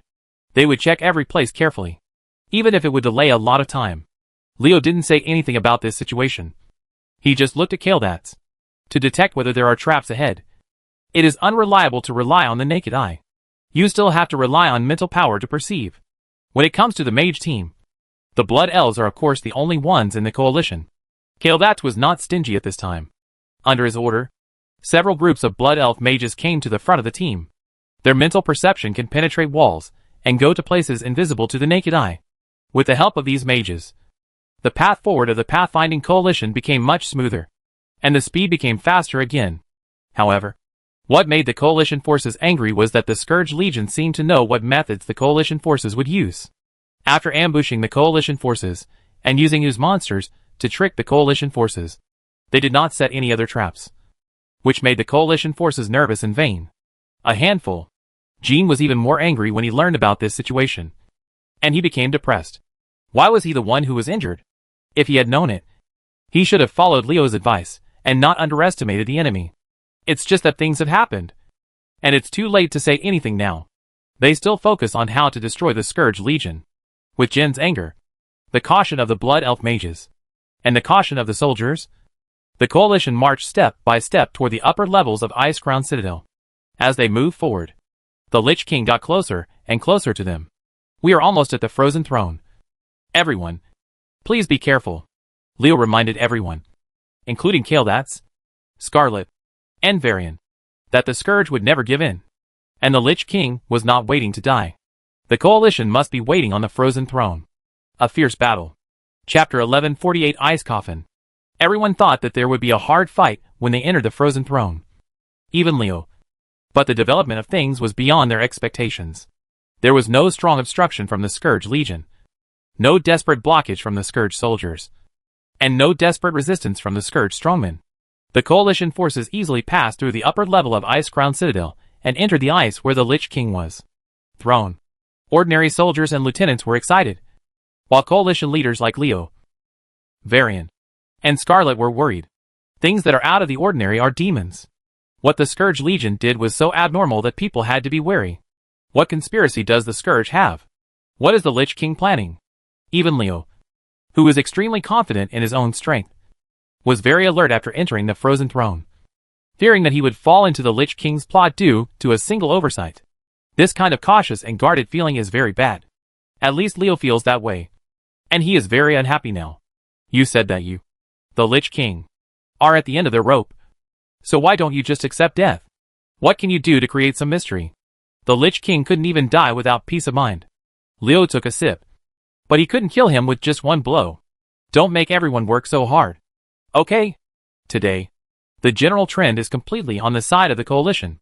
A mere demigod from the Lich King can defy the odds. If the Scourge Legion were to overturn the situation at this time, wouldn't the entire coalition become a joke? As his mind turned, Leo made a gesture. This was a signal for the ordinary soldiers to retreat to the back, and the strong men in the coalition to stand at the front. Since there are no natural disaster soldiers to stop them, ordinary soldiers will be of little use in the subsequent battle. If the opponent is the Lich King and a strong natural disaster warrior, the existence of ordinary soldiers can only serve as nourishment for the opponent to kill and create miscellaneous soldiers. Besides, the space of the Frozen Throne is limited and cannot accommodate too many people. What? The Holy Light, who claims to be righteous, has finally arrived. Just as the coalition forces were mobilizing, a gloomy and cold voice came from the other side of the Frozen Throne. Leo looked for the sound and saw Alsos's figure entering his field of vision. It is exactly the same as the image Leo saw in the Yamaguchi mountain. The armor with skulls carved on the joints. The one-handed long sword full of magic runes on the sword. Sitting alone on the ice throne. Exuding death, coldness, and loneliness. The aura. This is Arthas, the Prince of Lordaeron, whose soul was controlled by Frostmourne, and is also the current Lich King. Seeing this figure, Varian, Fordring, Jaina, and others showed complicated expressions on their faces. To them, what Arthas did was certainly hateful. But these things were not his original wishes. He just controlled by the rune demon sword Frostmourne. But it's different for Kael'thas and Lanethel. Arthas had little friendship with them. They did not know the glorious past of the Prince of Lordaeron, who was controlled by Frostmourne. And they were not interested in learning about it. They only needed to know that Arthas, who held Frostmourne, had given the world it is enough that he brought so many disasters, and how many creatures withered under the army of natural disasters he led. Should I throw away Frostmourne and beg for your forgiveness? The Lich King ignored everyone's thoughts, and continued to speak. Let me tell you, when everything is over, you will kneel down and beg me for forgiveness. And I will reject you. As he spoke, crackling sounds continued to come from the Lich King. The ice that originally covered the Lich King's body began to break, and spiderweb-like cracks quickly spread around. Is Alsos about to take action? Leo was thinking. Suddenly, the ice cubes on Alsos's body shot towards the coalition forces. The ice was shattered into countless ice crystal particles the size of rice grains under Alsos's power. Don't look at the small size of these ice crystal particles. Underestimated them. Puff puff. The sounds of flesh being penetrated continued like fried beans. Even if Leo, Kael'thas, and other powerful coalition forces responded in time, hundreds of people still died under this wave of ice crystal rain. Alsos, you despicable fellow. The Lich King's move was clearly a sneak attack, catching the enemy off guard at the beginning of the war. Kael'thas, who had already had a grudge with him, was furious. The Blood Elf Prince cursed, and rushed forward first. If Kael'thas was no match for Arthas, who had Frostmourne before he was promoted to half-length, then the situation is completely opposite now. At least Kael'thas thinks so. The Blood Elf Prince confidently believed that Alsos, who had risen to the level of a demigod mage with his hard power, and became a demigod through Frostmourne, would not be his opponent at all. Kyle, come back. Leo was anxious to see Kael'thas being so impulsive. Arthas's own power was indeed nothing to him, and Kael'thas's demigods. But the rune demon sword thrust in his hand Frostmourne was unpredictable to Leo. When he didn't know Frostmourne's ability, Leo didn't think it was the right time to take action. It's a pity that Kael'thas didn't listen to Leo. The great enemy who destroyed his family and country was right in front of him. How could the Blood Elf Prince, who was the hatred of his country and his family, endure it? As the saying goes, impulse is the devil. Kael'thas' impulsiveness not only failed to bring him help, but instead put him in danger. Standing up from the ice throne, Arthas held Frostmourne and made a false wave at the Blood Elf Prince. There was a crisp sound, and Arthas was completely sealed in a large lump of ice. Ice coffin. Leo was secretly awestruck. He was very familiar with this scene. He had seen this scene a lot when he climbed the mountain pass. However, it was just a game at that time, and the only help the players received when they attacked the Frozen Throne was Tyrion Fulton. Ding as one person. So the ice coffin from Alsos was given to Lafayette. Isn't this guy Kael'thas usually very calm? Why did he lose his temper at the critical moment? You said you were so impulsive. Are you frozen now? Although you and I are both demigods relying on our own strength, Arthas is just a guy who relies on equipment to achieve demigod status. But don't forget that equipment is also a part of strength. Leo frowned. He could feel that the power that froze Kael'thas was not simple. It was not only mixed with the law of ice, but also the law of death. combining the two laws of ice and death. The Frostmourne in Alsace's hand is indeed not simple. Kael'thas, you are destined to be a miserable loser in front of me. So let me harvest your soul. As Alsace spoke, he ran towards Kael'thas, the frozen blood elf prince. Even a demigod could not escape from the entanglement of the two laws of ice and death. He could only watch Alsace helplessly. Sas arrives. If Kael'thas were dueling with Arthas, the blood elf prince, who was hit by the ice coffin, would definitely lose. However, Kael'thas was not alone, and the leaders of the coalition would not talk to Arthas. What are the rules for a meaningless duel? Seeing the crisis in Kael'thas, everyone except Leo shouted and rushed towards Alsace, using attacks to stop Alsace's progress and prevent him from getting close to the frozen Kael'thas. Alsace, you want to rely on more to win? You are too naive. Before Arthas could finish his words, the strong man from the coalition forces who died in the rain of ice crystals suddenly stood up, and the dead were resurrected. The resurrected powerful coalition forces had become minions of the Lich King, driven by Arthas. They pounced on the leader they had been loyal to just a moment ago. Damn it! Varian and the others cursed and were about to turn back to face the enemy. At this moment, Leo flicked his fingers, and black energy lines as thick as his fingers tied the resurrected undead into rice dumplings. Dark bondage! Varian and others were overjoyed when they saw this. Leo's dark restraint came just in time and helped them a lot. Without any obstacles, they continued to rush towards Alsace. With the joint efforts of everyone, Alsace had no choice but to give up the attack no matter how reluctant he was. Leo turned to the priests and paladins in the coalition and said, "These fallen warriors will be left to you. Let their souls rest in peace." The so-called resting in peace means using the power of the holy light to purify from body to soul the strong men of the Alliance, who were turned into undead by Alsace. Just like the female paladin treated those who were transformed by Leo when Scarlet and Leo first met.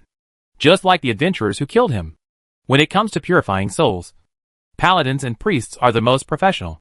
Leo has always insisted on leaving professional matters to professionals. So even if he had the ability, he would not do it. Besides, they were at war with the Lich King at this time. So Leo couldn't help but keep an eye on him. If something unexpected happened again, the coalition leaders would suffer losses, and it would be too late to regret. The power of death. Arthas looked at Leo. He had expected that he would not be able to kill Kael'thas this time. After all, none of the Varian, Fording, Lonafel, and others he faced were energy efficient. It is not easy to kill people under their hands. Alsace, who had been mentally prepared, didn't care about this. What he cared about was that when Leo used the dark binding, he felt the familiar power fluctuations from the human warlock, which was a unique feeling when using the law of death. Leo actually has the power fluctuations of the law of death. What secret does this human warlock hide? Arthas, who held Frostmourne in hand, didn't know much about the law of death. But even if he had a superficial understanding, he understood that to understand this law, he must have a deep understanding of death and contact with death. Even though I have owned Frostmourne for many years, I have only scratched the surface of the law of death. I have killed so many creatures and created so many deaths before I have the ability to invoke the law of death in Frostmourne. Leo is a human. And how can a living human being understand the law of death? How can he exert the law of death by himself? Rage, unwillingness, hatred, all kinds of negative emotions filled Arthas's heart. Under the increase of Frostmourne, these negative emotions were amplified to the point that even the gods frowned. With the help of these negative emotions, Arthas, the power that can be mobilized from Frostmourne has increased more than 10 times. Stupid guys. You can't stop death from coming. Feel the wrath of Frostmourne. Chapter 1149, Frustrated. Talking without practice is just a lie. The fury of Frostmourne that Arthas said was not a seen statement, but an offensive method. When he spoke, the runes on the Frostmourne sword suddenly lit up. Standing up, the power of biting ice spurted out as the runes lit up. Alsace, the one who rushed at the front, was Fording. The Silver Hand Lord held a warhammer, shouted and smashed it towards Arthas. What Fording is best at is the 3-hit combo of Holy Light. Once you are hit by him for the first time, you will definitely not be able to dodge the next 2 attacks. It's a pity that Alsace did not give Fording a chance to perform. The power of Frostmourne exploded violently, and Arthas slashed hard against Fording's warhammer. The power of the Law of Death on the Rune Demon Sword corroded the power of the Holy Light on the warhammer, forcing Fording to retreat. After all, Arthas, holding Frostmourne, has the combat power of a demigod, and Fording cannot defeat him head-on. Fortunately, Fording was not fighting alone. Arthas could only force him back, and was unable to take advantage of the situation to pursue him, because other people's attacks were coming. Mowgli followed Fording closely behind, and saw Fording being forced back by Arthas. The Lord of the Knights of the Ebon Blade didn't even think about it, and the Ashbringer slashed at Frostmourne with all his strength. Kung! The two legendary swords made a crisp clashing sound, and Arthas' sword-holding arm shook under the strong impact. Originally planning to pursue Fording, he could only change his plan and attack Mograine. Dare to go head-to-head with Frostmourne. Even legendary weapons such as Mograine's Ashbringer would have been broken into two pieces if they were not of sufficient grade. The attacks of Mograine and Fording are just the beginning. The attacks of Scarlet, Bolvar, Magni, Lonethel, and others are the real main force. Faced with the siege of several top powerhouses, Arthas snorted coldly. With Frostmourne in hand, and the ability to gain power from the Rune Demon's sword, he was not afraid. He saw an ice ring centered on him, and he screamed. It spread to all directions at once. Bolvar and others dare not despise the ice law contained in Frostmourne. Kael'thas has learned from the past, and no one wants to be frozen. In desperation, everyone had to temporarily give up attacking Alsos, and direct the attacks they were preparing to use against Alsos towards the spreading ice ring. The first round of joint attacks by the powerful coalition forces was easily broken by Alsos, and their vigor was slightly dampened. Leo stood at the back. He did not attack Alsos, nor did he rescue Kael'thas, who was frozen in the ice coffin. His actions were very puzzling. If he, a demigod warlock, joins in, even if Arthas holds Frostmourne, he may not be able to hold on for long. But Leo just didn't take action. There was no sign of taking action from him. It seemed that the battle with Alsos had nothing to do with him. It was really incomprehensible. No matter how many questions others have in their minds, no matter how many doubts they have about Leo not helping to kill Alsos, now is not the time to ask questions. And no one can bother to ask questions, because Alsos is right in front of them. They all focused on dealing with Alsos, relying on the power of the Rune Demon Sword Frostmourne. Arthas was not at a disadvantage in one-to-many situations. Even with the power of the two laws of ice and death that Frostmourne broke out from time to time, Arthas once occupied the upper hand. Advantage. In front of the Ice Throne, a group of strong men from the coalition fought fiercely with the Lich King. Although Scarlet and Varian were in large numbers, Arthas had the unpredictable power of Frostmourne in his hands. Even though Scarlet and the others occupied the numerical superiority cannot defeat Alsos in a short period of time. The scene was deadlocked for a while. However, everyone knows very well that this stalemate is only temporary.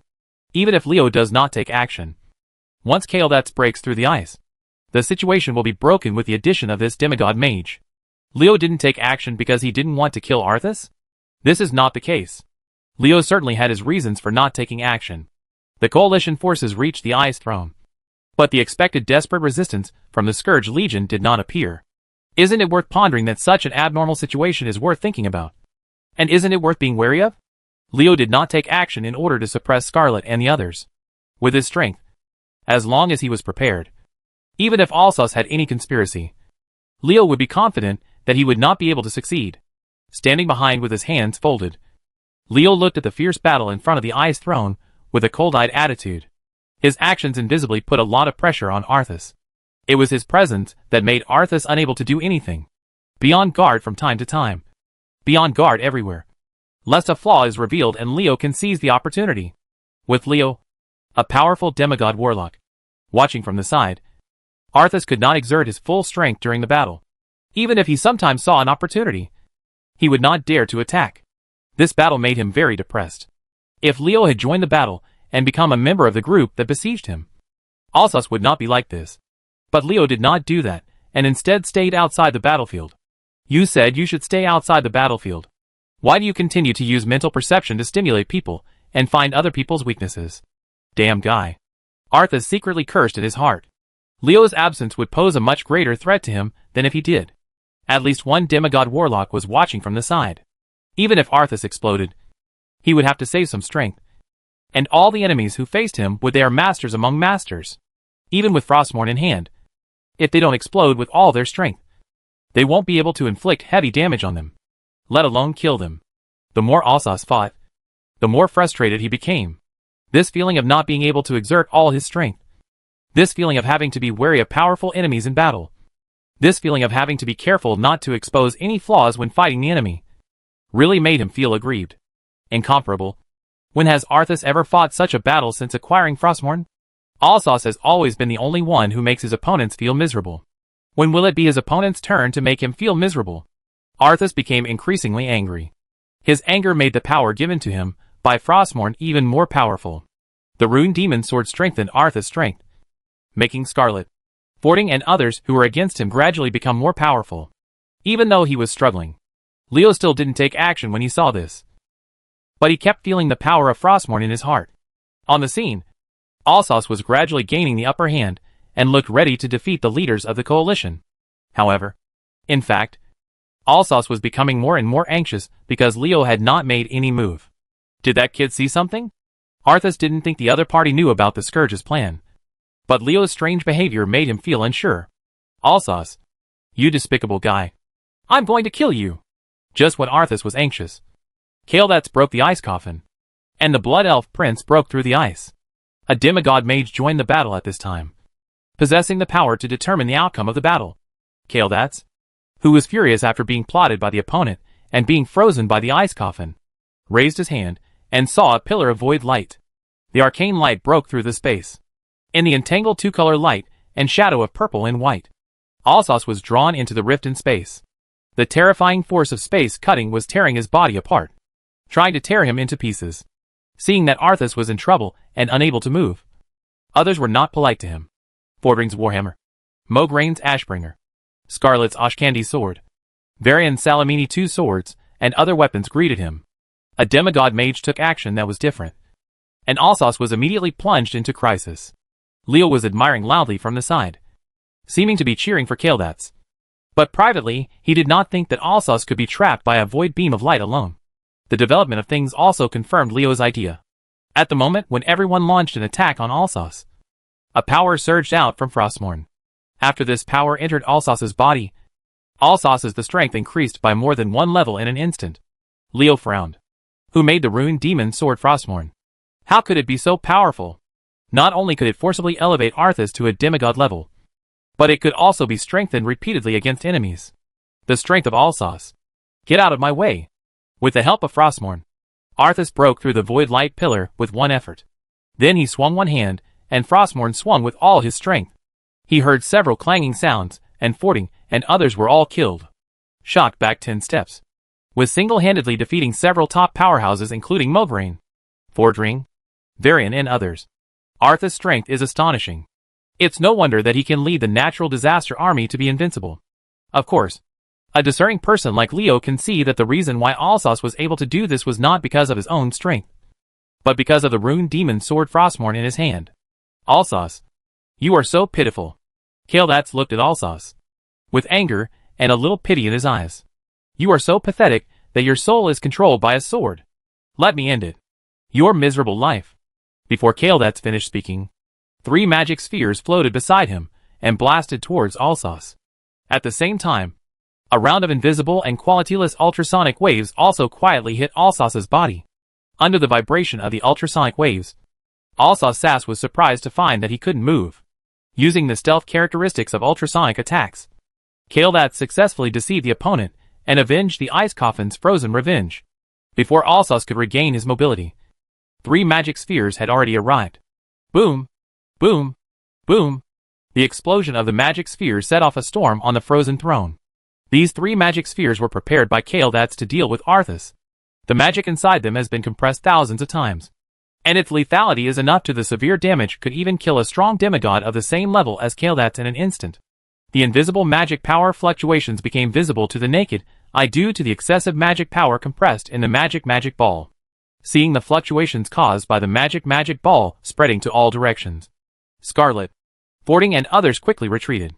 Even strong men like them had to avoid its sharp edge, and others in the coalition army were unable to resist it. Fortunately, Leo came to his aid in time and laid a magic barrier in front of the coalition soldiers to protect them from injury. Kael'thas' attack was severe enough. I wonder what's going on with Arthas.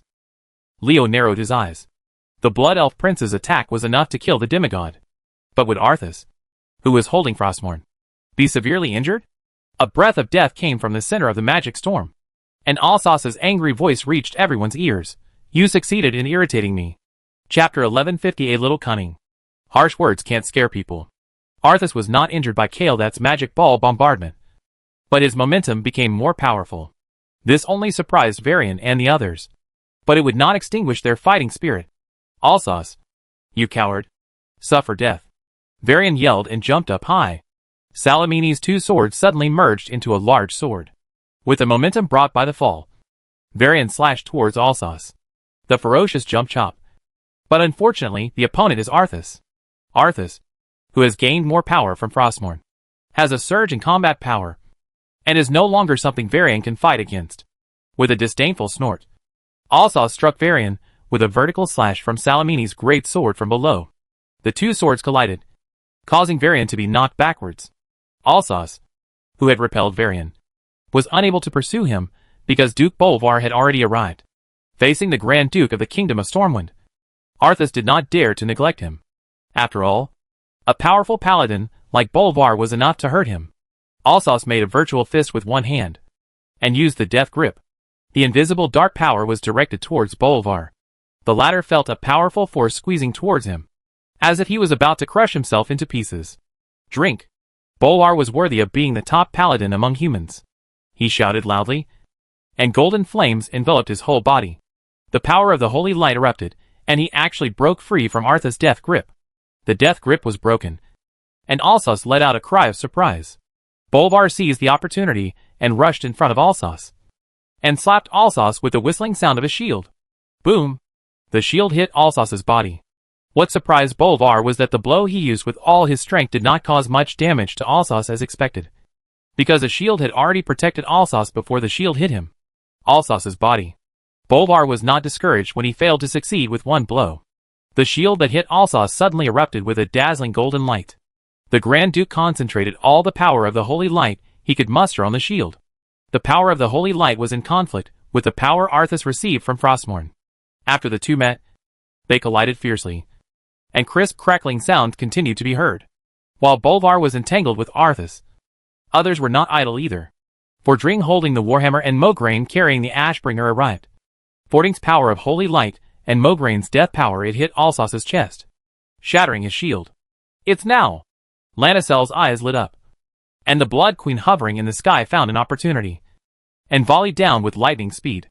Is Alsace in danger? No! Leo sighed slightly. To be fair, he hoped that the battle would end like this. Unfortunately, Lanathel's attack was destined to fail because Arthas had the rune demon sword Frostmourne in his hand. The moment Lanathel struck, the runes on Frostmourne were lit up again, and the power of death burst out from the rune demon sword, forming a grey beam of light centered on Alsace. Under the impact of this grey beam of light, Bolvar, Fording, and Mograine were better off. They were only knocked away more than 10 meters away. But Lanathel was in danger because most of the power of the light beam was its all for her. The Blood Queen's complexion changed drastically, although she also reserved her strength to prepare for the unexpected.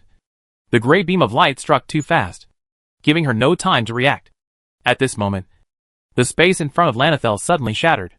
The Blood Queen was overjoyed and rushed in without thinking. After rushing through the shattered space, her figure appeared next to Kael'dat's. It turns out that Kael'dat saved Lanathel with space magic when she was in critical condition. Kael'dat did not rush to take action after rescuing Lanathel. The Blood Elf Prince's eyes swept over Leo, and seeing that the latter had no intention of taking action, Kael'dat's expression became more solemn. Leo is not a person who doesn't know the importance of things. Kael'dat knows this very well. He has been reluctant to take action in this battle against Arthas. What does such an unusual move mean? Kael'dat was startled. Could it be that Leo noticed something unusual? Or was he wary of Arthas' conspiracy? With this thought in his mind, Kael'dat became cautious. His attention no longer fell entirely on Alsace, but instead focused on the situation around him. Leo didn't know what Kael'dat did because he didn't take action. Even if he knew, he wouldn't care. It's not surprising that the Blood Elf Prince could think of this, who made the Scourge Legion too slow to defend Icecrown Citadel. It's too weird to make people suspicious. Be vigilant, and the battle must continue.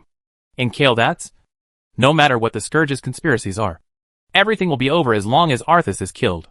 It is correct to capture the thief first, but Arthas must have the confidence to retreat alone if he dares to face many strong men from the coalition. The source of his confidence is the rune demon sword Frostmourne. In the previous battles, Frostmourne broke out more than once. This rune sword not only relieved Alsace's crisis, but also made Alsace's strength rise steadily. Just as Leo thought before the war started, Alsace itself does not pose much of a threat. What is truly terrifying is the rune demon sword Frostmourne that controls Alsace. Leo looked at Frostmourne in Alsace's hand. This rune demon sword fell silent again after breaking out to relieve Alsace's crisis. The dimming of the runes on its sword did not mean that it gave the increase in Alsace's power will become smaller. At this time, with the help of Frostmourne, Alsace's strength is improved than before. The sword Frostmourne is really not simple. But I don't believe it. You can endlessly improve Arthas' strength. Leo looked at Kael'thas and gave a hint to the Blood Elf Prince. If I keep stimulating Alsace, Leo won't be afraid that he won't be able to clean up the situation? The Blood Elf Prince, who received Leo's hint, quickly understood what Leo was planning. He wanted to test the limits of Frostmourne and see how far this rune sword could elevate Arthas. Kael'thas had reservations about his approach. Even though he was a proud Blood Elf Prince, he had to admit that the Frostmourne in Arthas' hands was scary. While Frostmourne's power has not yet fully exploded, and Arthas has not yet reached its strongest state, wouldn't it be a good idea to kill it? Why do you have to cause trouble for yourself? Kael'thas was speechless, but he did not refuse. In fact, it was not clear to the Blood Elf Prince that as long as Frostmourne still had power, and as long as they could not break through Frostmourne's protection, they would not be able to kill Arthas. Instead of wasting all your energy, it would be better to induce Frostmourne into its strongest state, and then find a way to kill Arthas. The decision was made, and Kael'thas' men were even more merciless. Meteors fell from the sky. Meteors rained down. Ultrasonic waves. Spells from all departments rushed towards Alsace like a big sail, and the top of the frozen throne was immediately plunged into a magical storm. From a distance, the top of the ice-crowned fortress looks like a large colored light bulb, flashing with various colors, which is really beautiful. Kael'thas acted in earnest, and the magic rained down on his face, giving Alsace no chance to breathe. Mage is synonymous with attack, and a demigod mage is as terrifying as a giant fort. Now Kael'thas' giant fort is full of firepower. Even if Arthas has the support of Frostmourne, it will be extremely awkward to deal with it. The protective shield was shattered again and again, and his body withstood the impact of magic again and again. Arthas, who was at a disadvantage, was furious. If Kael'thas was the only enemy against him, it would be impossible for the Blood Elf Prince to bombard him with spells so comfortably. However, there were many strong men in the coalition, and Fordring, Mograine and others did not follow the rules at all. With Alsace's full firepower, the coalition leaders swarmed forward. Alsace couldn't get away from their attacks. So how could he deal with Kael'thas? It feels bad to be beaten by a group of people, especially when you are at a disadvantage when being beaten by a group of people. This feeling is even worse. Since the creation of Frostmourne, when has Arthas encountered such a situation? Except for the time when he was betrayed by Sylvanas. In which battle did he not fight on top of others? In which battle has he not made the opponent helpless and aggrieved? Ever since Arthas possessed Frostmourne, he had never been suppressed to this extent by his opponent. Anger burned in his chest, and rage flowed around him. All his anger was absorbed by Frostmourne, allowing this talisman to the power delivered by when Emo's sword is getting stronger and stronger. If you don't break out in silence, you will perish in silence. Arthas didn't want to perish, so he broke out. The runes on Frostmourne were lit again, and an invisible wave of air exploded from Arthas, knocking Varian and the others who were besieging him back. While the others were shaken away by the explosive force, Alsace stepped forward and slammed into Kael'thas like a SHL. Frostmourne makes Arthas stronger again. Leo frowned and said nothing. The rune demon sword Frostmourne was indeed a big trouble. Seeing that the opponent was approaching fiercely, Kael'thas did not dare to stand still and resist. Arthas was now in full swing, and the rune demon sword Frostmourne was strange and unpredictable. It was always a good idea to be careful. Kael'thas used Flash to teleport away from where he was, but his reaction was already expected by Arthas. What is strange is that Arthas knew that Kael'thas teleported away, but did not stop.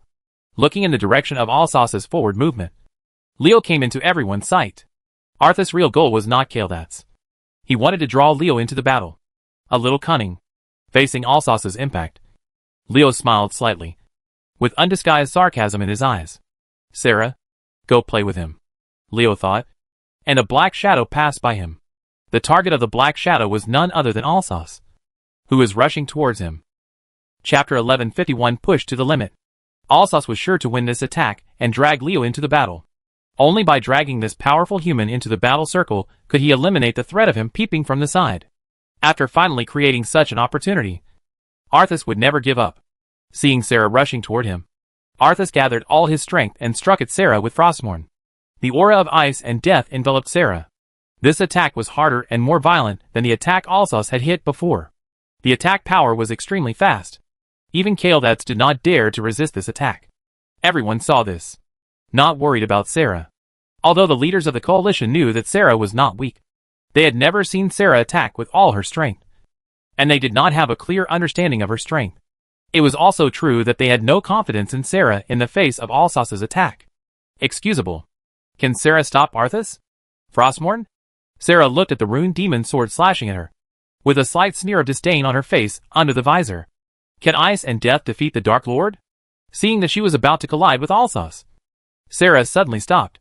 Her forward body suddenly stopped and turned from extreme movement to extreme stillness. Dark power erupted from Sarah's body, and her body fell from Karazhan. The armor of resentful spirits composed of countless resentful souls in the hanging abyss revealed its true face at this moment.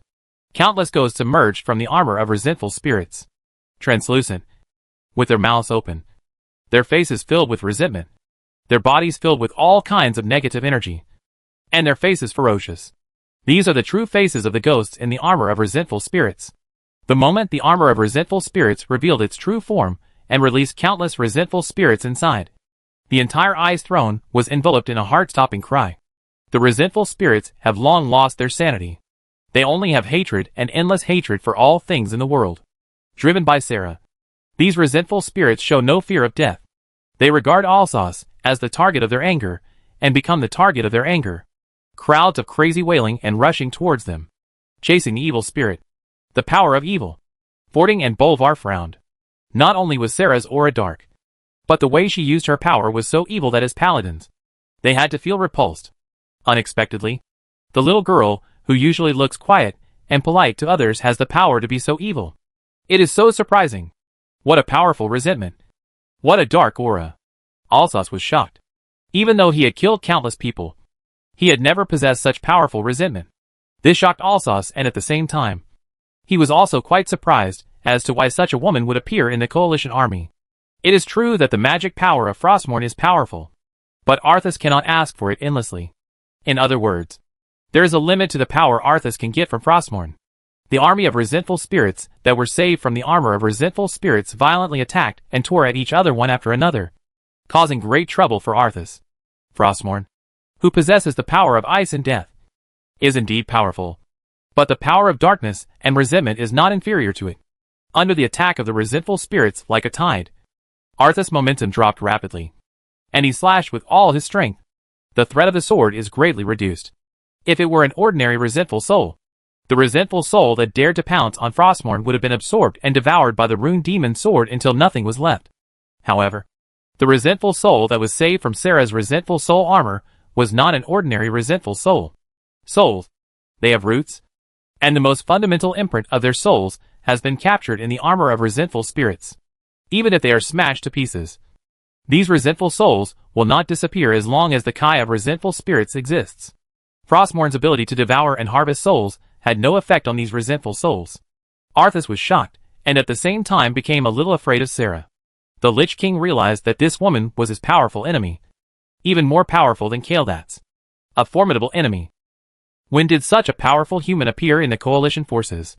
How could those self-proclaimed righteous paladins accommodate a woman with such evil power and dark aura? Arthas was puzzled. No one would answer his questions. Unable to transform the resentful spirits, let alone use Frostmourne to harvest these resentful spirits, Arthas had to endure the endless entanglement of the resentful spirits, which made him very depressed. If the Wraith brought only a small trouble, then Sarah brought a big crisis to Arthas. Taking advantage of the opportunity when Alsos's attack was weakened by the Wraith, Sarah slashed at him with her long sword. But her target was not Alsos, but the Frostmourne in Alsos's hand. Ping! The two swords clashed, and Sarah's sword shattered with a crisp sound. Not all weapons can compete with Frostmourne. Although Sarah's long sword can be considered a fine product, it is nothing compared to Frostmourne. Seeing Sarah's weapon shattered, Fording and others immediately became nervous. How could Sarah respond to Arthas' attack without her weapon? The leaders of the coalition forces accelerated their advance. But unfortunately, they were a little far away from Alsace and Sarah. How could distant water quench the thirst of those close by? Because Alsace's back was turned to them. Fording and the others did not see that after shattering Sarah's weapon, a trace of panic flashed across Alsace's eyes. The moment the two swords struck each other, Alsace was obviously she felt that Sarah set powerful magic power into her weapon. And it was under this magic power that the long sword could be easily chopped into pieces. Self-destructing weapon. Is Sarah crazy? Arthas didn't think so. When Sarah's long sword was chopped into pieces by Frostmourne, a countershock force came from the intersection of the two swords. This force was so strong that Arthas almost lost his grip on Frostmourne. Sad.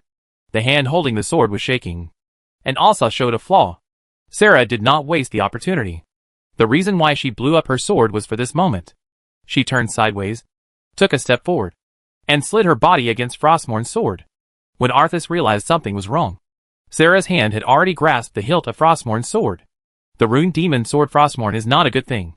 When Arthas pulled it out of the ice, he immediately controlled his mind and became a puppet of this sword. Such a cursed demon sword made everyone else aware of it, unable to avoid it. Sarah actually grabbed it with her hands. Was she going to die? It's hard to say whether he was really dying. But judging from the fact that Alsace panicked and became furious not long after Sarah grasped the hilt of the sword, it seemed that Sarah had caused a lot of trouble to Alsace. Arthas, who had always looked sure of victory, was panicking at this moment. Even a fool knew that Sarah had posed a real threat to Arthas, putting the leader of the Scourge in crisis. While you are sick, I will kill you. Kildats laughed loudly, and the Blood Elf Prince kept waving his hands. Ice, fire, arcane. The brilliance of various magics dazzled people's eyes. Kildats did not hold back at this time. The situation in Alsace was not good. So he felt that now was a good opportunity, and was ready to inflict heavy damage or even kill Alsace. The Blood Elf Prince exerted all his strength, and the magic that was enough to kill the powerful demigods was blasted at Arthas one after another, which made the Lich King miserable, and forced him to constantly ask for power from Frostmourne to protect himself. Although Arthas holds Frostmourne and is the nominal holder of Frostmourne, the power of this rune sword does not belong to him. The power that does not belong to him is crazily injected into his body, which affects Arthas' body. It caused extremely serious injuries, and Leo could clearly see cracks appearing on Alsace's body under the armor, which was a prelude to the collapse of his body, which was about to be unable to withstand it. Is Alsace reaching its limit? Leo's eyes flashed, and he finally pushed Arthas to his limit. Let's see how he can improve next. If you are not afraid of exploding to death, just ask for strength from Frostmourne. Either be blasted to death by Kildats' magic, or be overwhelmed by Frostmourne's power. What choice will Arthas make? Leo didn't know, but he was looking forward to it. He was not afraid of big troubles just because he was watching the excitement. This was his mentality now. Kildats also discovered the situation of Arthas. The Blood Elf Prince was very excited. Arthas, the guy who had a vengeance against him for destroying his family and country, was about to die in his hands, and he was about to take revenge. Kildats became excited at the thought of his great revenge being about to be avenged. And the Blood Elf Prince's usual calmness was thrown aside at this moment. Seeing Arthas' execution right in front of him, few people could remain calm. Even a calm person like Fording had mood swings. Leo secretly felt that something was wrong. As the saying goes, those who are obsessed with the authorities are clear to the outside world. He is different from people like Kildats who have bitter hatred and deep hatred. Leo and Arthas have no hatred or grudges, so he has always been able to maintain his sobriety as an outsider. He has not seen him since the Frozen Throne. Leo has always felt that things were not simple when a natural disaster expert should appear, and he always maintained a certain vigilance. Unfortunately, Leo couldn't find anything wrong despite all his efforts, so he could only observe secretly, seeing the leaders of the coalition forces surrounding him and trying to kill him. Alsace's eyes showed a trace of madness. Fording and others forced him to forcibly extract the power of Frostmourne to deal with it. Although he knew what his opponent was planning, Arthas had no choice but to do it in order to resolve the current crisis, even if it would cause irreversible effects on his body. It felt suffocating to be led around by the nose. Alsace roared angrily to vent the suffocation in his chest. The power of Frostmourne poured into his body, raising his strength to a terrifying level. Under the pressure of the momentum, Sarah, who was fighting for Frostmourne with him, shook her body repeatedly. feeling that she could not support herself. Come on. You ignorant guys. Let me listen to your wails. Let me tell you what wild power is. And this miserable world will be recast in my hands. Arthas increased the power he could obtain from Frostmourne to the limit, and his tyrannical aura darkened the entire sky. It was extremely difficult for Fording and others to even take steps under the pressure of his aura. Seeing that he had completely suppressed his opponent, Alsos was greatly satisfied. He was about to muster his strength to shake Sarah away when a sharp arrow silently struck him from behind with lightning speed. Leo's heart moved, and Sylvanas finally took action. Chapter 1152, Seizing the Sword. Sylvanas' archery skills are almost unrivaled by anyone in the world. The arrow she shot at Arthas was much stronger than the one she used to instantly kill the Death Raider. It can be seen that this forgotten person the Queen's determination to kill Alsos. Faced with this extremely powerful and fast arrow, Arthas did not panic. In fact, he had long been prepared for Sylvanas to sneak up on him. With the hatred between the two, Arthas knew very well that Sylvanas would not let go of any opportunity to kill him. The Frozen Throne, she will definitely not be absent from the battle. With the help of Frostmourne's power, Arthas has reached the level of killing gods. As he was prepared, Sylvanas' arrow could not hurt him at all. He turned sideways, with his free left hand. As soon as he caught it, the arrow shot by the Queen of the Forsaken was caught and shattered. Sylvanas' sneak attack failed. The Forgotten Queen appeared in a corner of the Frozen Throne. The most likely arrow failed to kill Arthas. There was no point in hiding her body when the opponent was on guard. Instead, she would end up being killed by Arthas. At the end of Asa's ridicule, Sylvanas simply stood in the light and besieged Arthas together with Kaeldats and others. After crushing Sylvanas' sneak attack, Arthas looked at the Forsaken Queen and said in his unique cold and gloomy voice, "Sylvanas, put away your ridiculous tricks. Now it's invincible, Before Alsos could finish his words, a loud gunshot was heard from the coalition forces. A dwarf dressed as a musketeer pulled the trigger when Alsos was at his most proud. It's easy to get carried away when you are proud. Arthas, who has infinite confidence in his own strength, has become less defensive after uncovering Sylvanas. He never thought that there was a hidden figure in the coalition army who was not inferior to Sylvanas. Vanessa's sniper. With Alsos' current strength, it would be difficult for a dwarf musketeer to hurt him. Although the bullets fired by the muskets are fast, that speed is relative to ordinary people, let alone Alsos. Even a legend. It's easy for experts to dodge bullets. However, the moment the dwarf musketeer pulled the trigger, Leo smiled with great confidence. Alsos will be hit with this blow. Leo made this judgment because the person who attacked Arthas was no one else but the Prince of Lordaeron's old friend, Muradin Bronzebeard, who was already dead in Arthas' knowledge. Moreover, the bullet Muradin shot was not an ordinary bullet. It was something that could kill Alsos. People are special, and bullets are not ordinary. There is an 80% chance of killing Alsos with this shot. If you are 30% sure about something, you can do it. If you are 50% sure, it is worth risking your life. What's more, the success rate is as high as 80%. From Leo's point of view, Muradin chose the perfect time to launch this attack, and the strong dwarf seized the opportunity. The development of things proved that Leo's prediction was correct. Arthas was so powerful at this time. He didn't even need to turn his head to look. He just used his mental power to sweep away and immediately discovered the true identity of the dwarf musketeer who sneaked up on him. Muradin Bronzebeard. When he found that the strong dwarf, who he thought was dead, appeared alive in front of him, Arthas was stunned for a moment, and his reaction was much slower. By the time he recovered from the shock of Muradin's appearance, bullets from the dwarf's muskets had struck his armor. If I can't dodge, I will fight hard. Even a small bullet is trying to hurt me. What use can the weak musket of the dwarf do?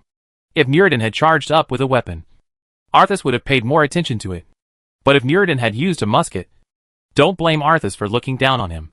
In the eyes of a strong man, a dwarf's musket was as ridiculous as a child's toy. Muskets are for killing, not for playing. Alsos is destined to pay the price for despising his opponents due to inertial thinking when facing the enemy. Discovering that the bullet was not blocked by the armor as he thought, but penetrated his armor like a phantom, broke through his magic protection, and finally shot into his chest. Arthas staying there in disbelief. What was going on? And what was it that Muradin shot? Even if Alsos reacted slowly, he still realized that something was wrong. The bullets Muradin shot with his musket were not ordinary bullets. Or in other words, they were not bullets at all, but something special. Suddenly, A sharp pain came from Alsace's heart, where Muradin's bullet had hit him. You. Arthas clutched his chest. His body made a crackling sound, and his muscles and bones were breaking. What did you do? The body began to disintegrate. Arthas could clearly feel that his body was torn apart by the energy of Frostmourne. But the source was clearly the bullet Muradin shot into his body. Why did it trigger the power of Frostmourne? Muradin looked at Arthas, removed the disguise on his body, and let out the aura that had been restrained for a long time. He took a few steps forward and said to Arthas, I still remember the piece that shot into my chest when you pulled out Frostmourne. Ice shard? It's in your body.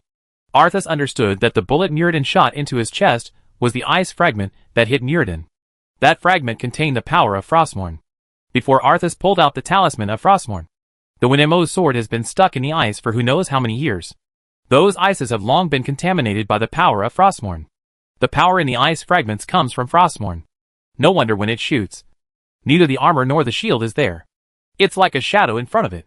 At other times, the ice fragment shot by Muradin would not have done much to Arthas. But now is different from usual. Arthas has reached the limit of borrowing the power of Frostmourne, and his body can no longer hold any more. With such power, Muradin's ice fragment became the straw that broke the camel's back. New power was injected into him, and the overwhelmed Arthas collapsed in pain. The power of Frostmourne stretched his body, and the magic power of the rune demon sword tore at his soul. The crackling sound like fried beans filled the air, in everyone's ears.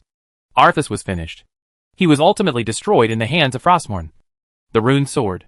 Perhaps this scene was destined to happen the moment he pulled out Frostmourne. No. I can't die. The desire to survive supported Arthas and kept him struggling. Since Frostmourne could transport power into his body, Arthas could also transfer power back to Frostmourne. Thinking of this, Arthas was about to take action. But someone was one step ahead of him. The ice fragments shot by Muradin made Arthas miserable, and the Lich King's strength to hold Frostmourne was inevitably affected. Sarah seized the opportunity, and while Arthas' strength to hold the sword weakened, she mobilized all a strong tug. Oh no!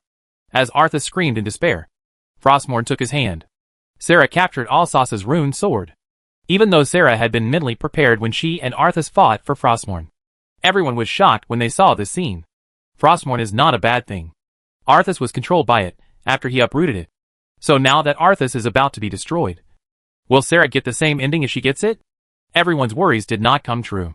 Sarah was different from Arthas. Arthas had no protection when he pulled out Frostmourne. But Sarah had long known the weirdness of this rune sword. As the Lord of Darkness, she used the power of the Wraith armor to stop Frostmourne from invading her. Sarah looked at the rune magic sword in her hand and exclaimed, It's a very good sword. Give me my sword back.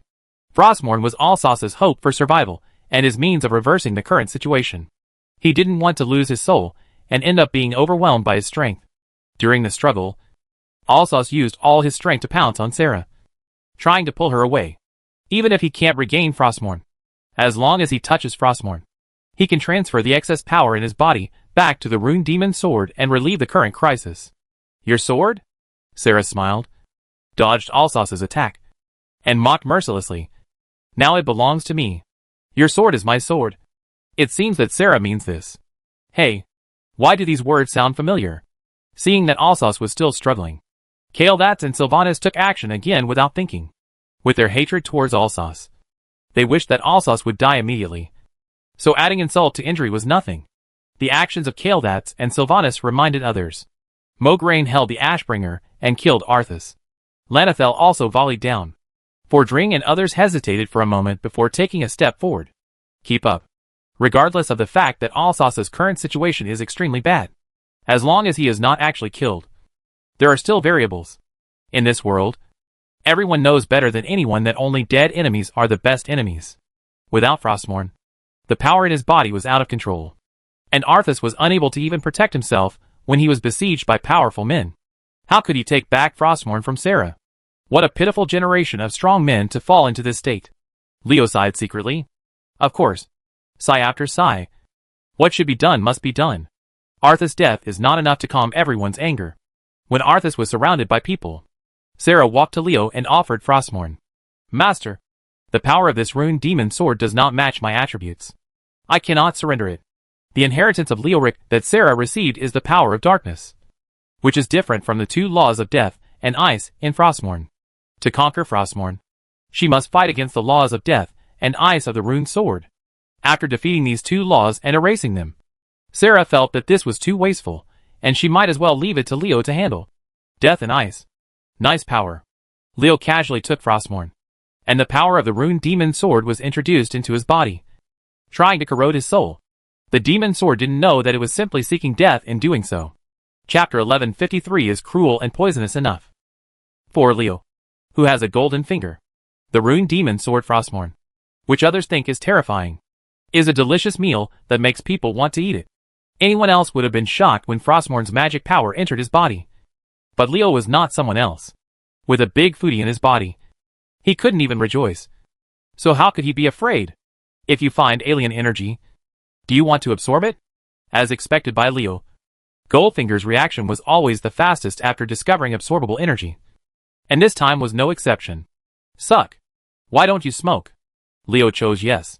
And the energy of Frostmourne flowed into his body and disappeared without a trace. Even Leo didn't know how big Goldfinger's appetite was. The energy in Frostmourne could keep this guy full? Leo is not optimistic about this. The fact is just as Leo thought. The energy of Frostmourne is a piece of cake in front of the big foodie Goldfinger. The latter caught Frostmourne and sucked it hard, making the rune demon sword completely miserable. Some people are happy and some are sad. This couldn't be more true. Frostmourne was a tragedy. And Leo smiled. After discovering the law of death, do you want to absorb it? After absorption, the law of death mastered by the host will be completed. Needless to say, absorption. Of course. The law of death is the most powerful law. The strongest power that Leo has mastered. He has been troubled by the incomplete law of death. Now that he has the opportunity to complete the law of death, how can Leo let it go? Have you discovered the complete ice law? Do you want to absorb it? Leo shook his head. The complete ice law looked good, but from Leo's current perspective, it was already a dispensable thing. If he had to absorb the ice law himself, he would have energy in the future. Goldfinger's treacherous affirmation priority will be given to completing the law of ice, and the law of death will be put behind. This is not what Leo wants to see. It doesn't mean that Leo, who has completed Frostmourne's law of ice, should just throw away it. Waste is shameful. Leo, who doesn't need the complete law of ice, will always have someone who can use it, such as Sindragosa. Although Sindragosa has acquired the inheritance of Mephisto, the Lord of Hatred, her original ice spells have not been forgotten. The complete ice law has been of great help to Sindragosa. The law of death was taken over by Leo himself, and the law of ice was given to Sindragosa by Leo. The power contained in Frostmourne should have disappeared. But Leo discovered that this was not the case. And there was another mysterious force. The power lingered in this rune demon sword. And surprisingly, the golden finger did not touch this power. Leo was very surprised. What happened today is so weird. Is there still energy that Goldfinger can't absorb? I didn't expect you to be full. Leo chuckled and began to tease Goldfinger. Goldfinger ignored this and gave a message. Does discovering new runes improve the ability of the rune master? It turns out that Frostmourne contains rune energy, and Goldfinger does not absorb it in order to keep it for the rune master to upgrade. Speaking of which, Leo was also very curious. Frostmourne was a rune magic sword. What did the runes carved on its sword mean? Can the maker of this magic sword be inferred from these runes? In previous battles, Leo saw the runes on Frostmourne light up more than once. At this time, Arthas could gain power from Frostmourne to enhance his own combat power. If Goldfinger, after upgrading as a rune master and being able to decipher the meaning of these runes, Leo would be happy to do so. The rune master is being promoted. Leo has always been very patient when it comes to improving his abilities. In fact, it doesn't matter if he doesn't have the patience. Goldfinger Leo, who has his own way of doing things, has absolutely no way to use it. Besides, the law of death has improved Leo, and he has to check out new information about his power. Leo was calmly waiting for Golden Finger to improve his strength. But Alsos was shocked. After losing Frostmourne, Arthas had no suitable way to vent the power in his body. It wasn't that Arthas didn't want to fight to relieve the pressure in his body, but that without the rune demon sword in his hand, he had no suitable way to release the power from Frostmourne. The power cannot be controlled. After all, those powers do not belong to Alsos. It's better to be able to control your own power.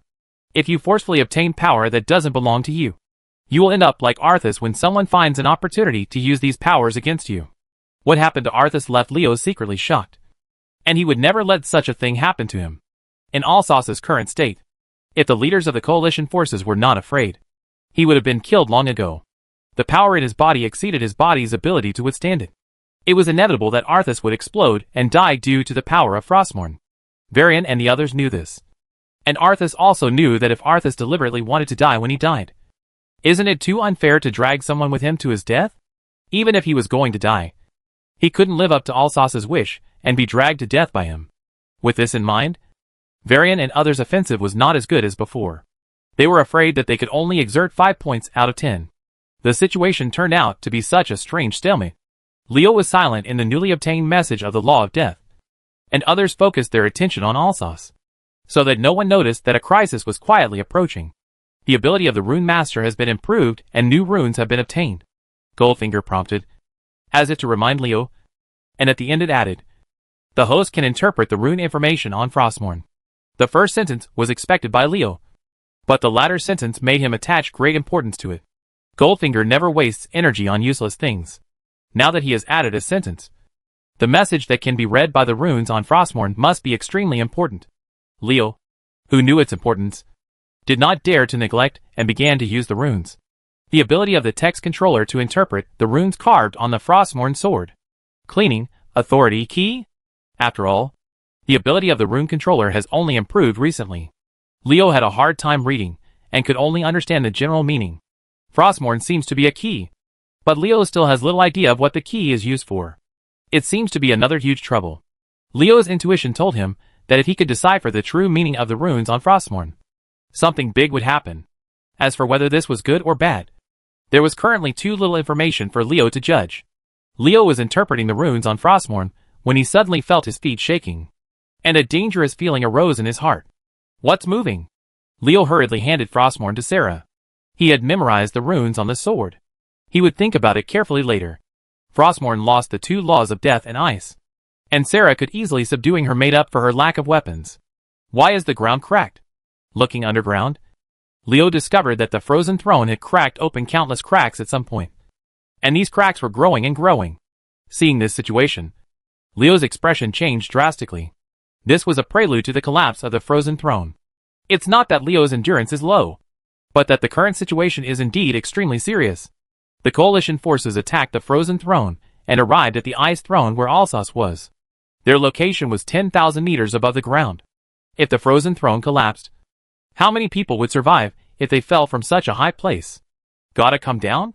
Decision makers like Leo and Kael'thas will naturally be fine. But don't forget that behind them there are humans. Dwarves, blood elves, and other soldiers of various races. These people were killed when the frozen throne collapsed. There was no way to protect themselves before the big change. If they were not rescued, all these soldiers would die in this disaster. The abominable Scourge Legion. The cunning Alsace. He has made up his mind that even if he fails, he will drag the entire coalition army with him. He has such a cruel heart and a vicious plan. Leo was filled with hatred. Why didn't he expect that Alsace would do such a thing? He reminded himself repeatedly that this is the real world, not the world of the game. And he cannot use the stereotype thinking in the game to consider what happens in the real world. But he still made a mistake on this. The Frozen Throne is the territory of the Lich King. Icecrown Fortress was built by the Scourge with great efforts to protect the Frozen Throne. Now that the Scourge is about to be destroyed, they will leave Icecrown to themselves due to the nature of the undead Scourge. Enemy? It's very simple to put yourself in another's shoes. You won't leave your achievements to your enemies to enjoy. It's normal to destroy them when you perish. Leo slapped his forehead, looking quite annoyed. Why did he ignore this? No wonder I always feel there is something wrong. No wonder I always feel something is wrong in the battle at Icecrown Citadel. It turns out the problem lies here. As he spoke, thoughts passed through Leo's mind. He would not sit back and watch the coalition forces be destroyed. He was thinking of a way quickly. After a few seconds, Leo's eyes lit up. He quickly closed his eyes and sunk his mind into the kingdom of God. Middle. Alsace. I have to say that your move is quite cruel. If I hadn't gone to Dragonblight, I wouldn't have been able to do much with you. When talking about the Dragonblight and the others, Leo's harvest of dragon eggs cannot be ignored. The large number of dragon eggs was enough to expand Leo's Dracolic army to 50,000 dragon eggs. Yes, you guessed it right. Leo sank his mind into his divine kingdom to catalyze those dragon eggs and create an army of 50,000 Dracolics in a very short period of time. I believe that with so many the Dragon Lich is enough to carry allied soldiers. After all, the Dragon Lich is not small in size. Of course, the Dracolic army alone may not be able to cover everything. But coupled with the care of Flintag, who has mastered the laws of the earth and can cast anti-gravity spells with Alsace, and other strong men in the coalition, it will be foolproof. Arthas, your plan is doomed to fail before me. Chapter 1154 Drastic Changes. The frozen throne shook violently, and the expressions of the coalition soldiers at the top of the throne changed drastically. It seemed that the frozen throne was about to collapse, and Arthas would drag the entire coalition army to be buried with him. Even if you die, you will drag us down. The evil Lich King. The fear of death firmly gripped the hearts of every soldier, seeing the inevitable collapse of the frozen throne. The soldiers who felt that they were doomed began to curse. At this moment, they hated Arthas beyond measure. Fear, hatred, resentment, all kinds of negative emotions broke out among the coalition soldiers, casting a layer of gray on the frozen throne that was about to collapse. A gray with negative energy. Leo was shocked after withdrawing from the kingdom of God. He found that as the cracks in the frozen throne continued to increase and grow, all the negative emotions in the hearts of the coalition soldiers were drawn out, and the negative energy enveloped the entire frozen throne. Leo's instinct told him that this was not a good thing, and he had to stop it quickly. Why are you panicking? Look at what you look like. Are you still claiming to be elite soldiers? Shut up. As the magic power trembled, Leo's roar exploded in the ears of all the coalition soldiers, like muffled thunder. The roar, like a wake-up call, made the soldiers wake up from fear and anger. What's wrong with us? The soldiers looked at each other, recalling their performance just now, and all of them felt extremely ashamed. Some of the mentally sharp spellcasters were secretly surprised that they, who had always been calm, could be so rude. It was really weird. How could there be any influence in this? A strong smell of conspiracy? Many mages can sense something is wrong, let alone Leo. The soldiers who can participate in the attack on Ice Crown Citadel are all elites of various races. They are all strong warriors, who have gone through bloody battles on the battlefield. Even if they face a life-and-death crisis, at most only a few will lose control of their emotions, and it is impossible for all of them to fall into chaos. There must be someone secretly causing trouble. This battle for the frozen throne was already full of doubts. The Scourge Legion had already made Leo wary without trying its best to resist. Now that something like this happened again, Leo felt that the frozen throne could no longer stay and must leave as soon as possible. As his mind turned, a steel fortress emerged from beside the frozen throne. Its appearance made the coalition soldiers stunned at first, and then overjoyed. In this magical world, a steel fortress floating in the air would not be unbelievable. The reason why the coalition soldiers' emotions fluctuated violently for the appearance of the steel fortress was that the appearance of this steel fortress allowed them to see the reality of life. Hope. The soldiers did not calculate carefully how many people a fortress could carry at this moment. They only knew that this big guy that could fly in the air could save their lives. The soldiers guessed right. Leo summoned the war fortress in order to save the lives of the coalition soldiers. Arthas wanted to drag the entire elite of the coalition to bury him with him. But Leo didn't get what he wanted. Even if I'm here, you'll want to hold your back. Just dream. There are gun barrels deep in the war fortress. These gun barrels were originally used as weapons for the war fortress to bombard the enemy. Now they are used as passages for coalition soldiers to climb up the war fortress. It is difficult for ordinary people to talk with bare hands. But none of the soldiers here are ordinary people. They are all veterans who have experienced hundreds of battles. Each of them has strong strength. Many soldiers only borrowed power from the barrel once. Go up to the war fortress. Seeing Leo's war fortress coming to save their own soldiers, Kael'thas and others, who were originally anxious about the collapse of the frozen throne, breathed a sigh of relief. Even if Leo's war fortress could not save all the soldiers, it would not let the entire army be wiped out. No matter how hard it is, it can leave a trace of fire for each race. It's not that Kael'thas and the others are pessimistic, but that in this situation, they can't save many people even if they try their best. After all, not everyone has a war fortress, and in their hearts, they have already prepared to sacrifice most of their soldiers. Mental preparation. Reality is cruel. People who live in reality cannot refuse to accept it because of its cruelty, regardless of whether you accept it or not. Reality is reality, and what should happen will happen. Watch Alsace. Don't let him cause trouble. Leo discovered that Arthas had the intention to rush towards the war fortress after seeing the war fortress, and quickly warned Varian and others to stop him. If Arthas got close to the war fortress, this desperate wizard would be extremely bad if the Demon King blew himself up. After hearing Leo's reminder, Varian, Kael'thas and others quickly turned their attention back to Alsos. At this moment, they could not let Alsos approach the war fortress and cut off the last hope of the coalition soldiers. Damn it! You stupid guys. Arthas felt the pressure under the onslaught of everyone, making it impossible for him to close the distance with the war fortress. Not to mention, the most fatal thing is that the power that Frostmourne inputs into his body has reached the edge of explosion. His body is about to collapse amidst the popping cracking sounds. He has no time. Alsos. In my name. Just when Alsos was about to lose his strength, a low voice suddenly came from the Ice Throne. Destruct yourself, my servant. Hearing this voice, a look of struggle appeared in Arthas' emotionless eyes, since he pulled out Frostmourne. At this moment, the young prince's mind controlled by the rune demon sword seemed to have returned. He used his last strength to shout at Varian, run. Varian. Nazul. Nazul? Hearing what Arthas said, everyone's hearts were shocked. What Arthas just mentioned was Nazul, the master of the Scourge. Could it be that the owner of the deep voice coming from the Ice Throne was Nazul?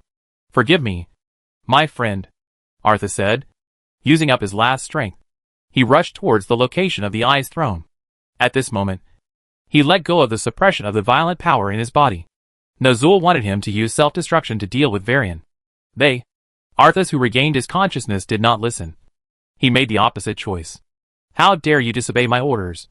How dare you? A scolding came from the Ice Throne, and Arthas' body suddenly froze, and he was sealed by the ice. It was the same ice coffin that Arthas used when sealing Kael'thas before. Being struck by the ice coffin, Arthas could no longer approach the Ice Throne. At this time, the power in his body completely exploded.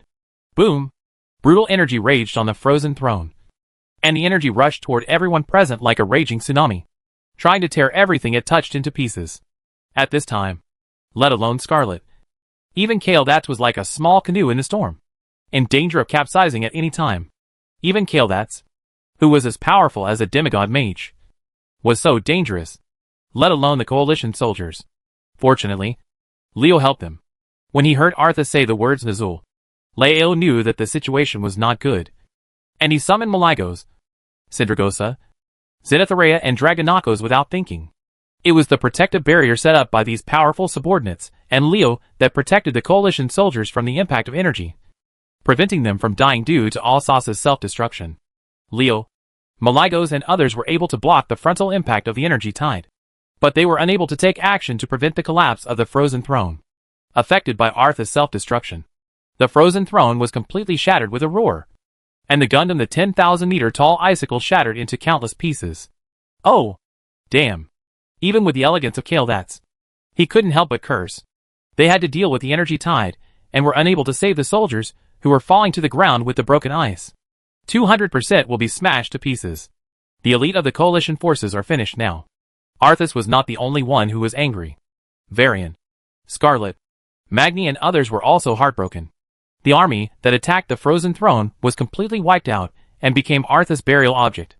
The strength of human dwarves and other races will surely be destroyed. A substantial decline may even cause the decline of the entire race. The hearts of Varian, Scarlet, Jean and others were bleeding when they thought about how hard it had been for the Alliance to become strong. How hard it had been for the human race to rise. And now that the elite army had been wiped out in one fell swoop. If you want to overthrow the coalition forces, have you asked me? Leo looked at the Ice Throne floating in the air, and sneered again and again. He had now straightened things out, and knew exactly where he had always felt something was wrong. Ever since Nazul's soul was extracted by Kil'jaeden and frozen in the frozen throne, Arthas has become the leader of the Scourge in everyone's minds. With this understanding, everyone felt that killing Arthas means killing the Lich King. Killing the Lich King is equivalent to destroying the Scourge. Is this really the case? Not necessarily. The master of the Scourge has always been Nazul, and Arthas is just the agent chosen by Nazul after he was suppressed in the frozen throne. Killing Arthas will not cause the Scourge to die, and the Scourge of the Undead will still exist. Only by destroying the frozen throne and destroying Nazul's soul can the roots of the Scourge be cut off. This is why in the original historical trajectory, after Arthas died, Bolvar would wear the Lich Crown and become the new Lich King. Because the world needs a person who is strong enough and has firm enough beliefs to sit in the ice. On the throne. It became a humanoid seal that suppressed Nazul. The reason for this is that in the original history, although the armies of the Horde and Alliance broke through the ice-crowned fortress, the number of undead natural disasters scattered everywhere was too many. If they were out of control, they would cause immeasurable damage to the entire world. But this situation no longer existed after Leo appeared, because Leo used millions of demons from the Dark Portal to eliminate the main force of the Scourge, reducing the number of undead Scourge by 90%. In this way, even if there was no the Lich King's remaining undead natural disasters can't make waves. Perhaps it was precisely because the Scourge of the undead was beaten to the point of near annihilation that Nazul's soul felt the crisis.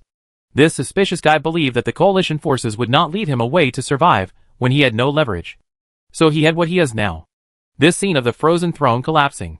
Leo didn't know how close his inference was to the truth. And he had no time to think about it now. Because as the frozen throne collapsed, the coalition soldiers screamed and fell downwards. If Leo didn't take action, these soldiers would really will die. Nefarian. It's your turn and Polition's turn. Amidst the thunderous roar of the dragon, the Dracolic army covered the entire sky. Chapter 1155. Destruction by Natural Disaster. Nazul? Leo's only comment on this guy was, haha. What future does a fool who has destroyed his own foundation have? Such a guy is destined to be just a useless little person. In the vast universe, the number of powerful people who can destroy heaven and earth is like the number of sands in the Ganges River, which is immeasurable. However, among these powerful people, there are very few who can finally stand out and become the strongest at the top. The reason for this is, in addition to various insurmountable reasons, the unexpectedness of resistance. The power possessed by these mighty ones is the key. After reaching a certain level, in addition to personal abilities, the competition also includes the power one possesses. Among the powers controlled by a strong person, the most reassuring one is the race from which one comes, because the former is different from in the latter case. Both are prosperous and lose. The so-called people who are not of my race must have different minds. This kind of mind is not unique to a certain person or a certain race. It is almost impossible for someone who is not a strong person of his own race, or who is not born in the same plane as himself, to gain the wholehearted support of other races. Look at existences as powerful as the Titans. In order to cultivate their own direct lineage, they keep wandering around the universe. Once they find a suitable world, they will take action immediately. If the world they choose has no living creatures, that's it. If there is, then kill it directly and overturn everything in that world into an environment suitable for the survival of Titan creations. Through such transformation of the world one by one, the territory controlled by the Titans in the universe is getting larger and larger, and the power of the Titan tribe is getting stronger and stronger, eventually making them a powerful race that stands at the top of the universe. This is true for the Titans, who are as powerful as the natural gods. Shouldn't this be especially true for other races, who are infinitely weaker and less talented than the Titans? Leo understands this truth. To stand at the top of a world, he only needs to reach a certain level of strength. But if you are not satisfied with a small world and want to gain a place in the vast universe, you must elevate your race to a corresponding position. If you have a bigger heart and want to achieve a status like a Titan and establish a force similar to the Pantheon, then you have to accept creatures of the same type as you and let them be used by you. Humans belong to the category of flesh and blood creatures. As a member of the human race, Leo is of course a flesh and blood creature. Races in this world such as dwarves, elves, and dragons are also flesh and blood creatures. These races are all the ones Leo wants to fight for. The premise is that his heart is big enough. The heart mentioned here can be said to be ambition or ambition. In Leo's view, Nazul was so stupid. For such a pitiful power, he abandoned his own race and destroyed the foundation of his path to becoming stronger. This short-sightedness made Leo really not look at him. When Archimonde and Kil'jaeden betrayed the Naru and were seduced by Sargeras and fell into demons, didn't they also bring with them most of the races in the world of Argus? Fortunately, Nazul prides himself on being smart. Why can't he even notice this? Why can't he even understand this? He is really greedy and blinded by short-term interests. Nazul, if you don't come out, I will forget about you. Since you ran out to die eagerly, I will help you. Leo looked at the ice throne floating not far away with disdain in his eyes. Nazul sounded like he had a great reputation. If Nazul was allowed to hide behind the scenes and play tricks, Leo would still have a headache. In a confrontation, This guy is not even a little bit less of a threat than Arthas, who is holding Frostmourne in Leo's eyes. Not to mention that Nazul doesn't even have a body now. Only a soul left. A soul dares to scream in front of Leo. Do you really think that Leo's soul law is just a decoration? Is not likely to. The soul of Nazul in the Ice Throne screamed miserably, as if someone had just exploded the anus. It made anyone who heard it sad, and everyone who saw it shed tears. In Nazul's plan, the collapse of the Frozen Throne will destroy the coalition forces here. This army composed of elite soldiers of various races will feel unwilling, resentful, sad, angry, etc. when they die when they are about to succeed. Negative emotions will become the food that nourishes his soul, making his soul stronger. In addition, Dead Alliance soldiers will rise again under his spell and become part of the Scourge. In this way, Nazul not only enhanced his personal strength, but also obtained a powerful army. The Scourge still has impressive combat power. At that time, he used the coalition soldiers who had become the Scourge of the Undead to help him besiege Varian, Fordring and other coalition leaders. It would be best if they could be spared, and if not, they could be driven back. However, Nazul feels that it is impossible for all the leaders of the coalition to run away. A warrior with a bad temper like Varian will definitely become furious when he sees the corpses of his own soldiers being used to attack him. As long as Varian is angered. After losing his mind, Nazul's opportunity came. It has to be said that Nazul's plan is very good, but it is a pity that man's calculation is not as good as God's calculation. He never thought that Leo would go to Dragonblight when he attacked the Frozen Hall. Let alone this time the trip to Dragonblight allowed Leo to expand the number of Dracolic to more than 50,000. With this group of Dracolic, Nazul's plan would go bankrupt. The appearance of 50,000 Dracolic disrupted Nazul's plan. Although he knew that Leo had Dracolic, there were not many Dracolic. Nazul felt that Leo's Dracolic could at most save him. A small group of soldiers is not enough to hinder one's plan. Who knew that Leo would give him a blow in the actual execution? And the 50,000 Dracolic army that covered the sky was enough to save all the coalition soldiers. Buzz buzz. Rune fighters flew out from the war fortress. There were many of these fighters, reaching as many as 30,000. Their appearance made Nazul completely despair, because the emergence of these rune fighters filled the loopholes of the Dracolic. After all, the huge Dracolic is not as nimble as the rune fighters. It is not convenient for the Dracolic to help the coalition soldiers as the broken ice falls to the ground. The rune fighters are different. They are small, fast, and flexible enough to freely shuttle between the broken ice. No! Damn humanity. You ruined everything. Nazul was going crazy. He had planned everything well. Why did an accident happen? Why did someone destroy everything? Nazul, who looked like a madman, was deeply frightened in his heart. His plan was ruined. What leverage did he have left? The Alliance would not let him go. Is he really going to die this time? No! No way. Nazul is not willing to die. He is not willing to lose his soul.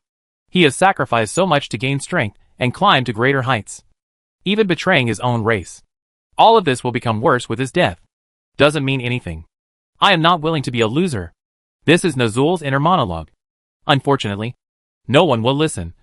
Not even those who are interested. After Nazul caused the collapse of the Frozen Throne and almost wiped out the entire coalition, the coalition's leader sentenced him to death, determined to eliminate Nazul quickly. Seeing that their soldiers were safe, Kael'thas and the others breathed a sigh of relief, and then turned their angry gazes to the Ice Throne. If Leo hadn't possessed a large number of Dracolics, their race would have been greatly weakened by this serious injury. Kael'thas and the others were about to take action when someone was faster than them. The sound of trampling horse hooves came, and a death war horse rushed towards the Ice Throne. It was obviously in the air, but it seemed to be stepping on the ground. This death war horse was very unusual.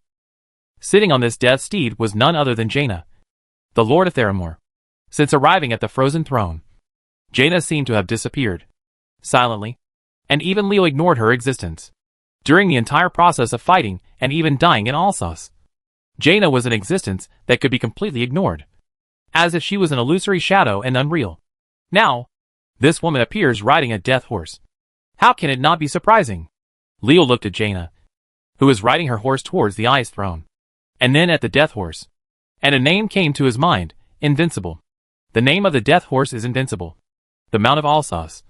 A perfect mount that does not tire, is fast, and is good at understanding its master's intentions. Jaina actually surrendered to invincibility? Leo was a little surprised. But after thinking about it, it seemed that there was nothing strange about this. Who told Invincible to have known Jaina when Arthas was the Prince of Lordaeron? And this horse also knew that Arthas and Jaina Gianna's relationship. Invincible and extremely fast. Nazul rushed to the Ice Throne as soon as he found this war horse. Jaina is known as the first mage in the human race after Antonidas. Her name is not just for boasting, but because of her tyrannical strength. And sure, the Ice Throne is indestructible in the eyes of others. But not necessarily with Jaina. Ice is just another form of water. Jaina is good at water spells. And her research on water elements is among the best in the world. Nazul's attempt to rely on the Ice Throne to resist Jaina is nothing more than a dream.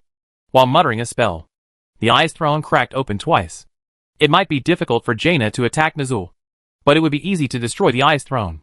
Without its support, Nazul's soul could no longer hide. At this moment, Leo flipped his wrist and took out the mirror of the soul world. At the moment when Nazul's soul lost the protection of the Ice Throne, Leo illuminated the realm of the soul world. The mirror of the soul world, combined with Leo's soul law, was used to deal with Nazul, who had only his soul left. Nazul's soul, illuminated by the mirror of the soul world, had no ability to resist. His soul was as bright as the sun. The snow melted, evaporated, and soon disappeared into ashes. In this way, the Scourge Legion was completely finished, and the undead Scourge became history. Leo's eyes turned to Sylvanas, and coincidentally, the Queen of the Forsaken was also looking at him. The latter's lips moved and she silently said 2 words. Agreement. Chapter 1156 Hardships Yuryuching. The death of Nazul represents the complete destruction of the Scourge. Without Arthas and Nazul, the Scourge of the Undead is no longer a force twisted into a rope, but a piece of loose sand. Even if no one pays attention to these undead, it will slowly die out. Not to mention the existence of the Forgotten. Sylvanas and the Forgotten under her command have not fully vented their anger towards the Scourge, and their hatred for the undead Scourge has not subsided. They will not let go of any undead Scourge. It is conceivable that under the influence of the Forgotten army, under pursuit, the remnants of the Scourge will not survive long. The Alliance army began to retreat. Icecrown Glacier was nothing but snow. The temperature was unbearably cold. Before, the Alliance soldiers focused on attacking Icecrown Fortress without thinking too much. Now that the mission has been accomplished, Icecrown the Throne also fell, and the cold became the soldiers' biggest problem.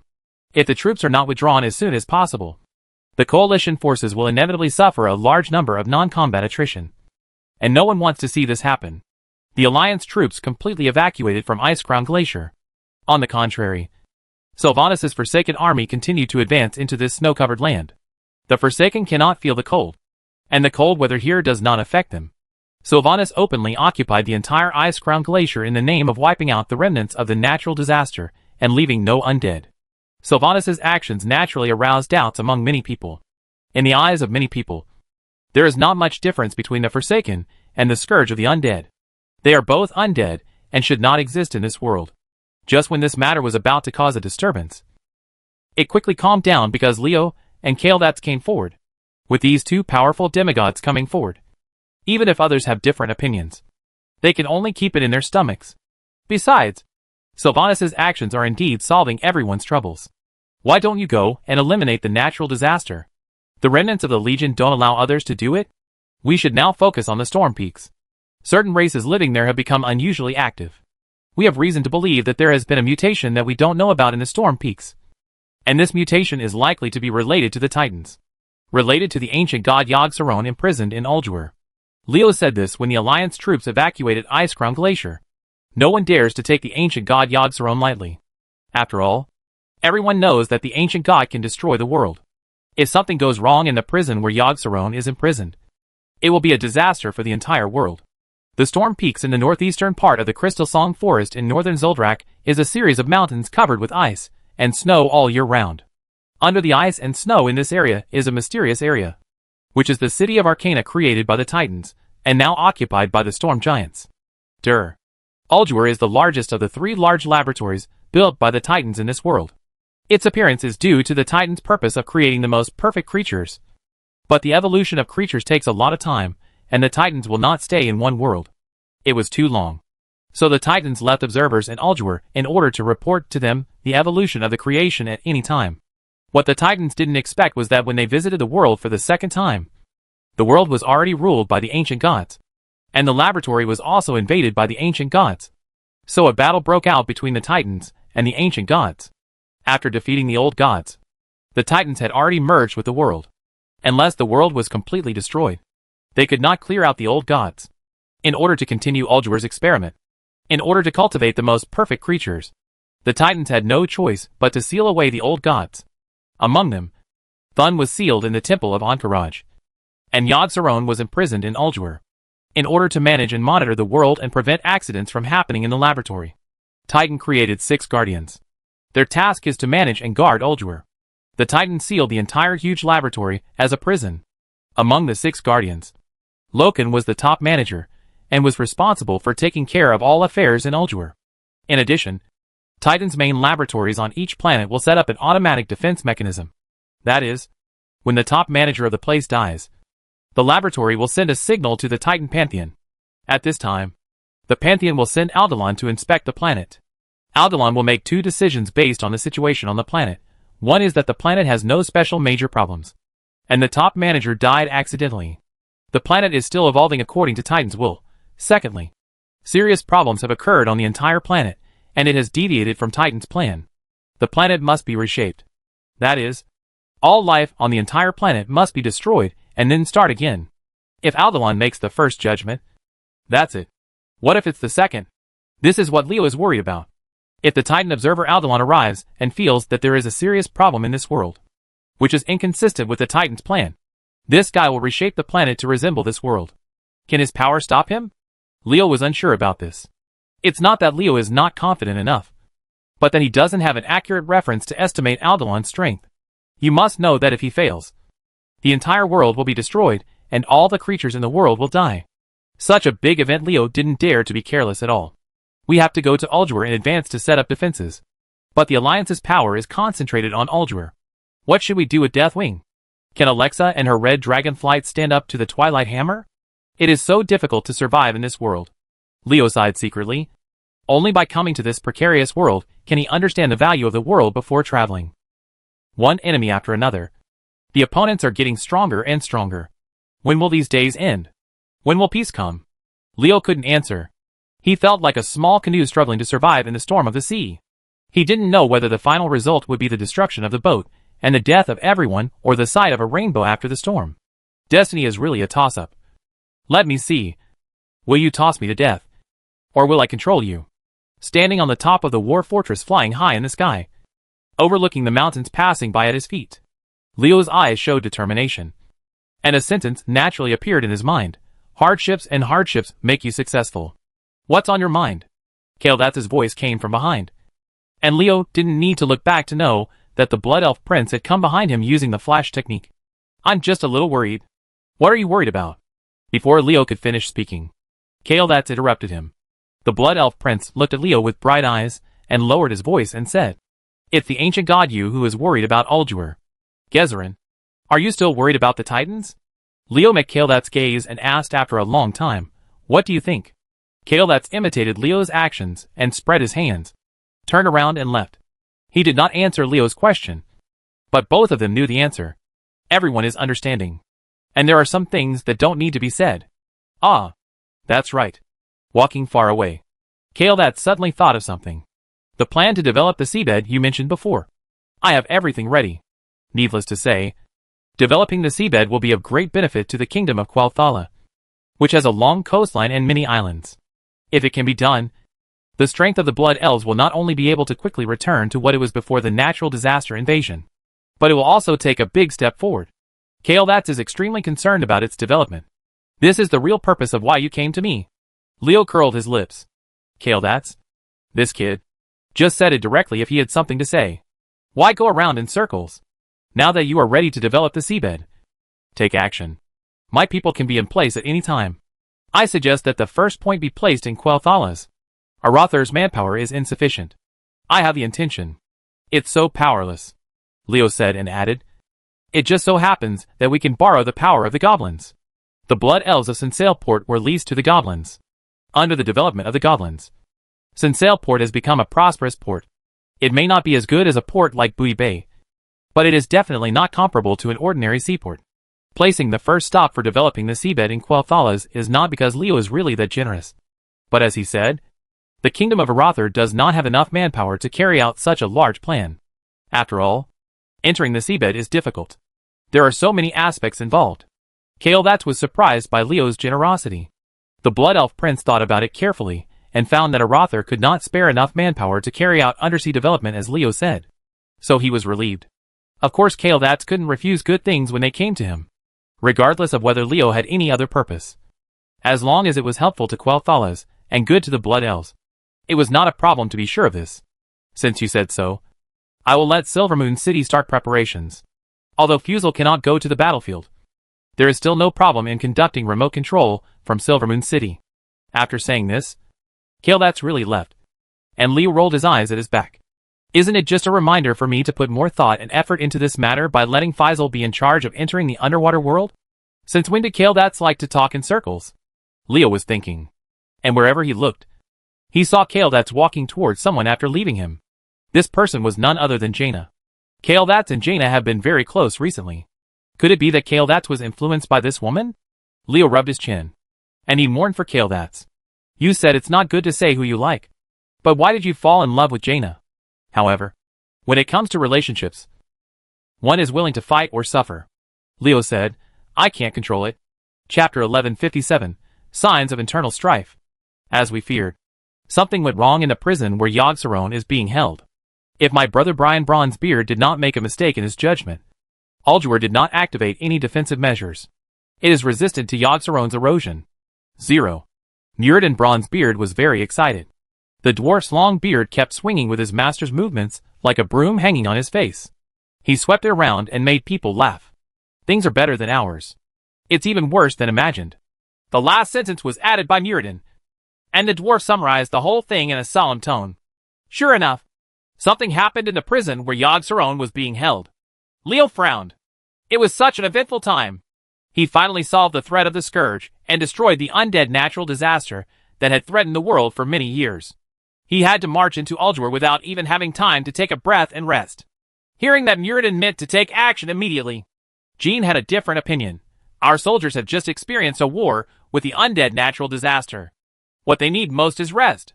The soldiers of the Northern Expedition were in very bad condition. Fatigue plagued every soldier, and war weariness pervaded the army. In fact, if they were in good condition and still had a strong desire to fight, the Alliance would not be in a hurry to evacuate their troops from Icecrown. Jean's words pointed out the current difficulty of the Alliance.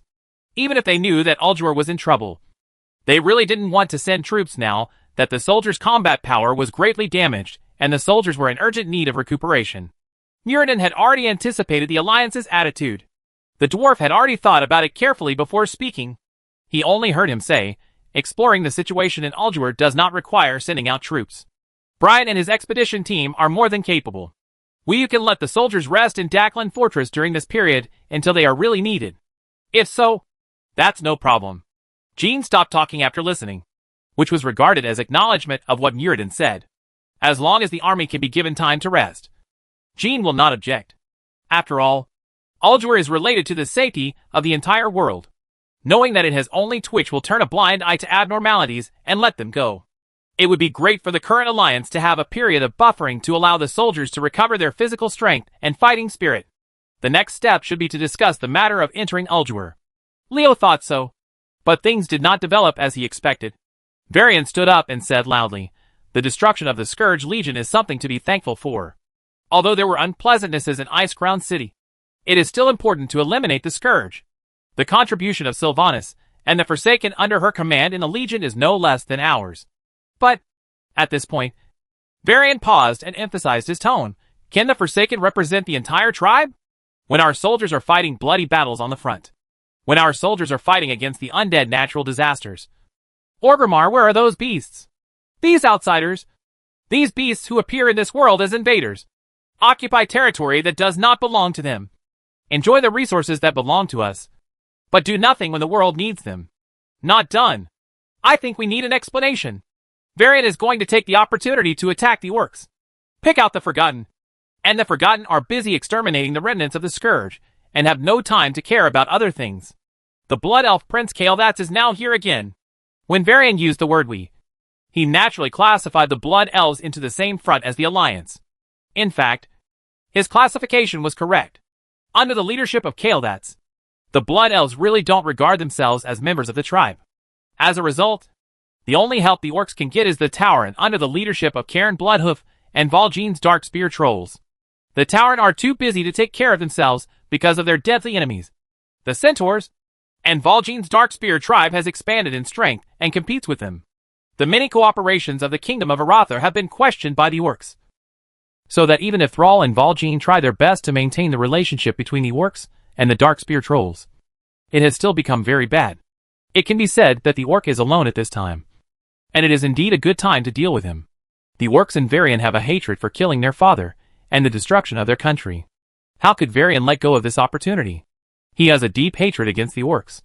With Varian's character, of course he always wants revenge. In the past, he was unable to take action because of various concerns. Now that the human race's strength has increased greatly, they now have the power to say no.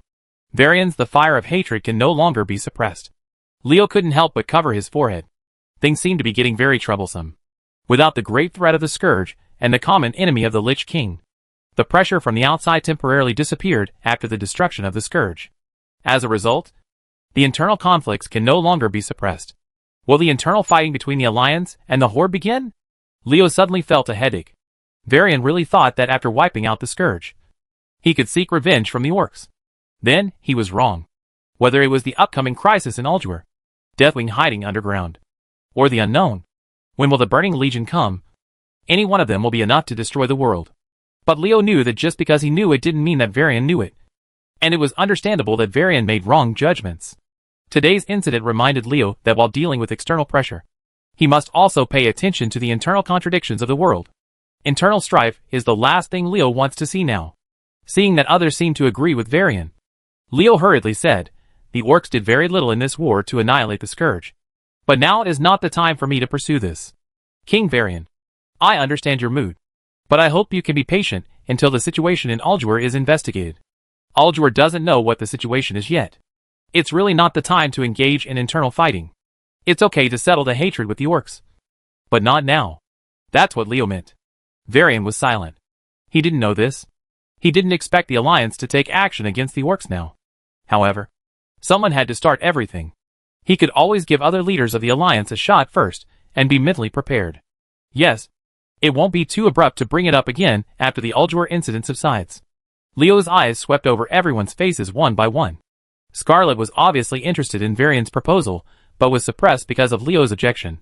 Jean looked indifferent. Magni, Card Rose and Mekatork kept making small moves in private, as if they were communicating something. The Furbolg Elder Ragrel naturally followed Leo, and the Furbolgs followed closely when Leo said no. The weirdest thing was that Jaina and Kael'thas, these two people had expressionless faces, as if the matter had nothing to do with them. But if there were seemingly no mental fluctuations between the two, how could they escape Leo's perception? Because of Varian's words, an undercurrent quietly surged. The only thing Leo had to be thankful for was that something was really wrong with Ulduar. The ancient god Yogg-Saron would attract everyone's attention, leaving them no time to go think of other things. When it comes to the survival of the race and the settlement of grievances, everyone here will choose the former. With Leo's intervention, the matter was suppressed on the surface. But who knows what will happen privately?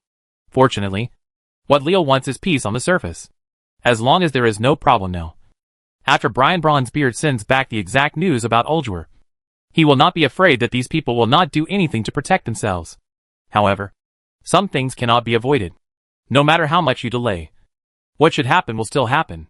Leo knew that the racial hatred deeply rooted in his heart could not be resolved. And there would definitely be another battle between the Alliance and the Horde. Or to be precise, between humans and orcs. If we really have to fight, I don't want the one who starts the war to be human beings. Leo muttered in a low voice. As the saying goes, it is better to block than to spread the hatred between humans and orcs. He will find the right time and choose the right person to start this war. But not now. Scarlet, who was sitting next to Leo, heard what he said. The female paladin's eyes lit up. She leaned into Leo's ear and whispered, "What are you planning again?" Leo chuckled and said, "Guess. It would be weird if I could guess." "Who can guess what you are thinking?" Scarlet rolled her eyes at Leo. She really couldn't guess what Leo was thinking. This man's thoughts were unpredictable, and he acted like a wild horse. It was difficult to find a pattern. But he always won every time. Leo laughed when he saw Scarlet's angry look.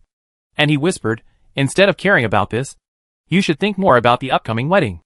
I'm really looking forward to it. Leo suddenly mentioned this matter. And Scarlet's face suddenly turned red.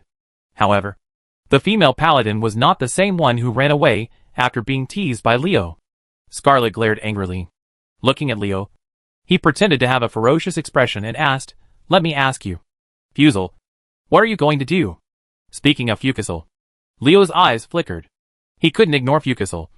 But what should Scarlet explain here? I have nothing to say.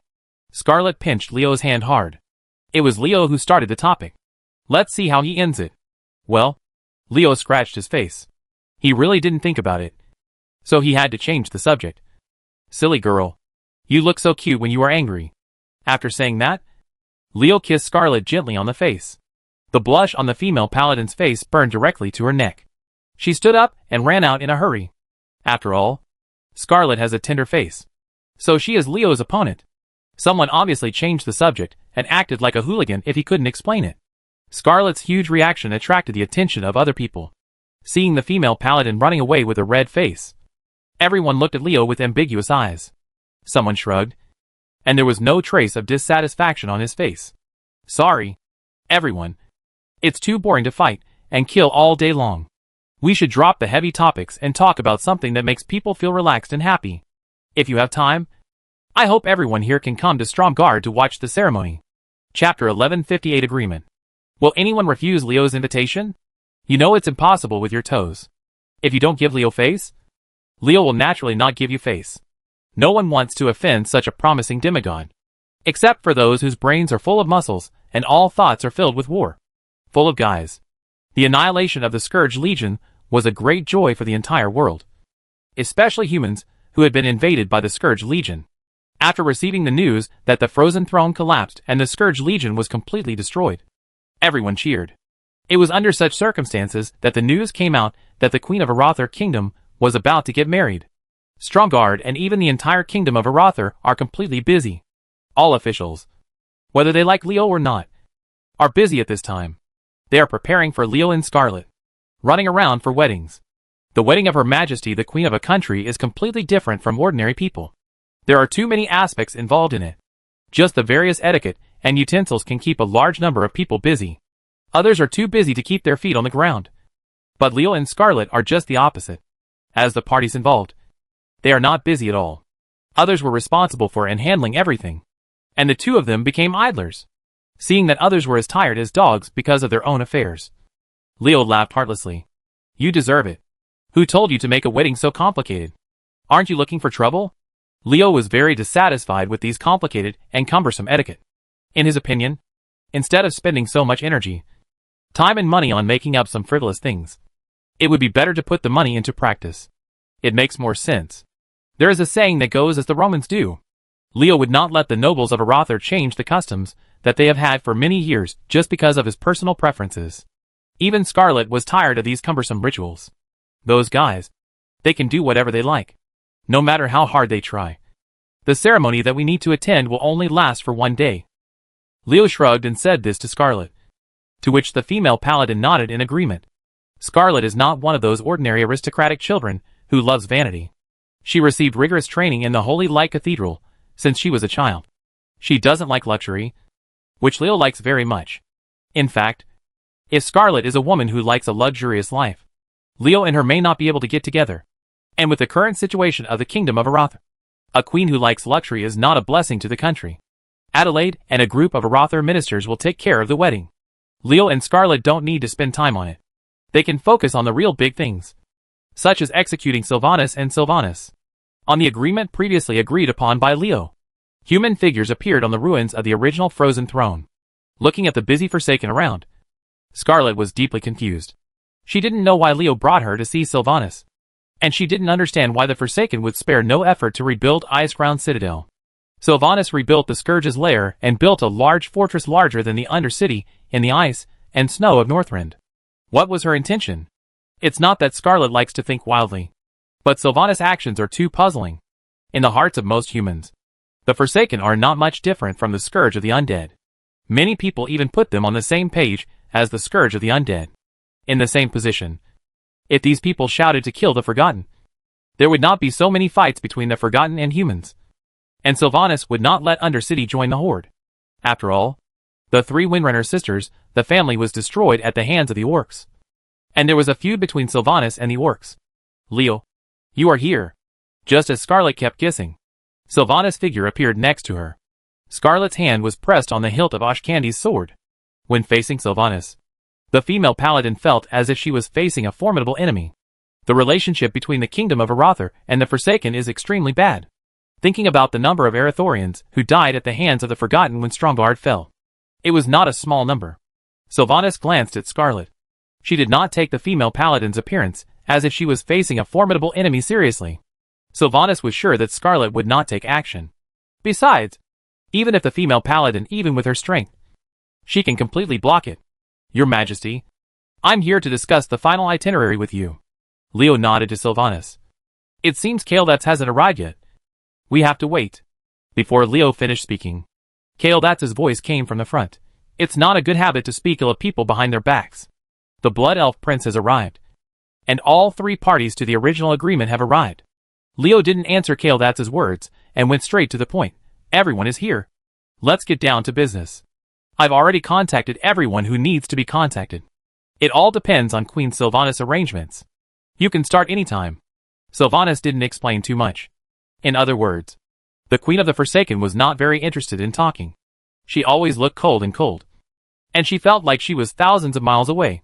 Fortunately, Sylvanas' attitude did not affect the communication between the three, let alone the implementation of the plan. If you say that, then I'll start taking action when I get back, Leo said and winked at Sylvanas, who ignored him. Scarlet, on the other hand, glared at Leo fiercely, not liking the guy's lack of integrity. You said you hooked up with Forrestal. After all, we knew each other before. Before Leo left Stormwind City, he and Forrestal stayed together for a whole year. Scarlet wondered what happened between the two. It doesn't feel too strange. But now Leo is flirting with Sylvanas in front of her. Is this challenging her bottom line of tolerance? Although Sylvanas still looks like she was in life. She is an undead after all. Leo can't be interested in a cold undead. Scarlet looked at Leo with disgust, and responded to her with the latter's innocent eyes. In all conscience, I really don't have any bad thoughts towards Sylvanas. Those things just now were just habits. Isn't there a good saying, habits become natural? Sylvanas had no expression on her face. It seemed that if she didn't have something to discuss, she wouldn't even be interested in meeting Leo. For Sylvanas, after the Scourge was destroyed, she had to kill her enemy Artha. After C's death, she lost interest in everything. The purpose of her current existence is just to fulfill her duties as the Queen of the Forgotten and lead the subjects who are willing to follow her to continue on. Apart from her subjects and the Forsaken clan, Sylvanas had no interest at all. If she hadn't come from the Blood Elf clan, Kael'thas would have been rejected even if he wanted to see her. Having no desires or desires. This is Sylvanas' current state. Although I don't know if what Sylvanas shows is really what she thinks. But this is her attitude that Leo wants. Icecrown Glacier is of little value to humans. And Northrend is far away from the kingdoms. I think the Forsaken here should not be troubled by the disputes between the Alliance and the Horde, Leo said with a smile. It will be beneficial to everyone if the Forgotten Undercity moves here. The Forsaken migrate? Scarlet's mind was shaken. Her eyes filled with disbelief. Could it be that Leo and Sylvanas made some private deal to make Sylvanas agree to move the Forsaken to Icecrown Glacier? This news is so scary and unbelievable. Scarlet felt a little confused, thinking that this was the purpose of Leo bringing her to Icecrown Castle. If Leo told her directly, Scarlet would definitely think that Leo was joking. Etc. The female paladin suddenly thought of a big problem. If the Forsaken migrated to Icecrown Glacier, and Sylvanas' people came to Northrend from Silverpine Forest, what should be done with the territory originally occupied by the Forgotten? Such a large area borders the kingdom of Aratha. Could it be that? Scarlet exclaimed when she thought of this. She seemed to see the territory of Aratha expanding exponentially. But, can the Aratha kingdom really eat such a large territory? Chapter 1159, Dividing the Spoils and Grabbing Territory. A group of people hurriedly walked into the conference room. The guard guarding the door of the conference room did not dare to stop them after seeing this group of people. Who made this group of people include Varian, Jean, Magni, etc. Alliance leaders included? In the hall, Leo, Scarlet, Lagrul and Kaeldats were sitting in their seats waiting for everyone to arrive. A magic map was floating in the middle of the conference room. Judging from the contents of the map, that it is the topographic map of the eastern continent. Varian was short-tempered and asked before the others took their seats, Leo, are you anxious to find us? Do you have any news about Brian Bronzebeard? The most worrying thing now is the situation in Ulduar. If something goes wrong in the prison built by the Titans to hold the ancient god Yogg-Saron, no one will be able to stay away. What puzzles Varian is that if Brian Bronzebeard really discovered something abnormal, Magni Bronzebeard and Kedros Wildhammer should be the first to get the news. So Leo asked everyone to rush to the conference room not because of Brian's news, but because of something else. Thinking of this, Varian knew that he was too impatient and rushed to speak before he knew what happened. This approach was indeed inappropriate. Just as Varian thought, Leo waved his hand and motioned for everyone to sit down while saying, there is no news from Brian yet. Uncovering the Titan's ruins is not a simple matter after all. We can't help much in this regard. I'm very busy, so I just have to wait patiently. I asked you to come here for another thing, Leo said as he pointed at the magical map of the eastern continent in the conference room. Everyone looked in the direction of his finger, and the Undercity suddenly came into view. Leo pointed to the Undercity. Could it be that he was planning to attack the Forgotten? Everyone was shocked, considering the relationship between the Kingdom of Arathar and the Forsaken. It was not surprising that Leo would attack this tribal race that had once conquered Stromgarde. Previously, Leo and Kaeldats had helped Sylvanas to persuade others not to prevent the Forsaken army from entering Icecrown Glacier. Unexpectedly, the two men turned around and started playing the Undercity. It really exceeded everyone's expectations. A look of surprise appeared on the faces of Varian and others. No wonder Leo and Kaeldats would support Sylvanas in moving the Forsaken army into Icecrown Glacier.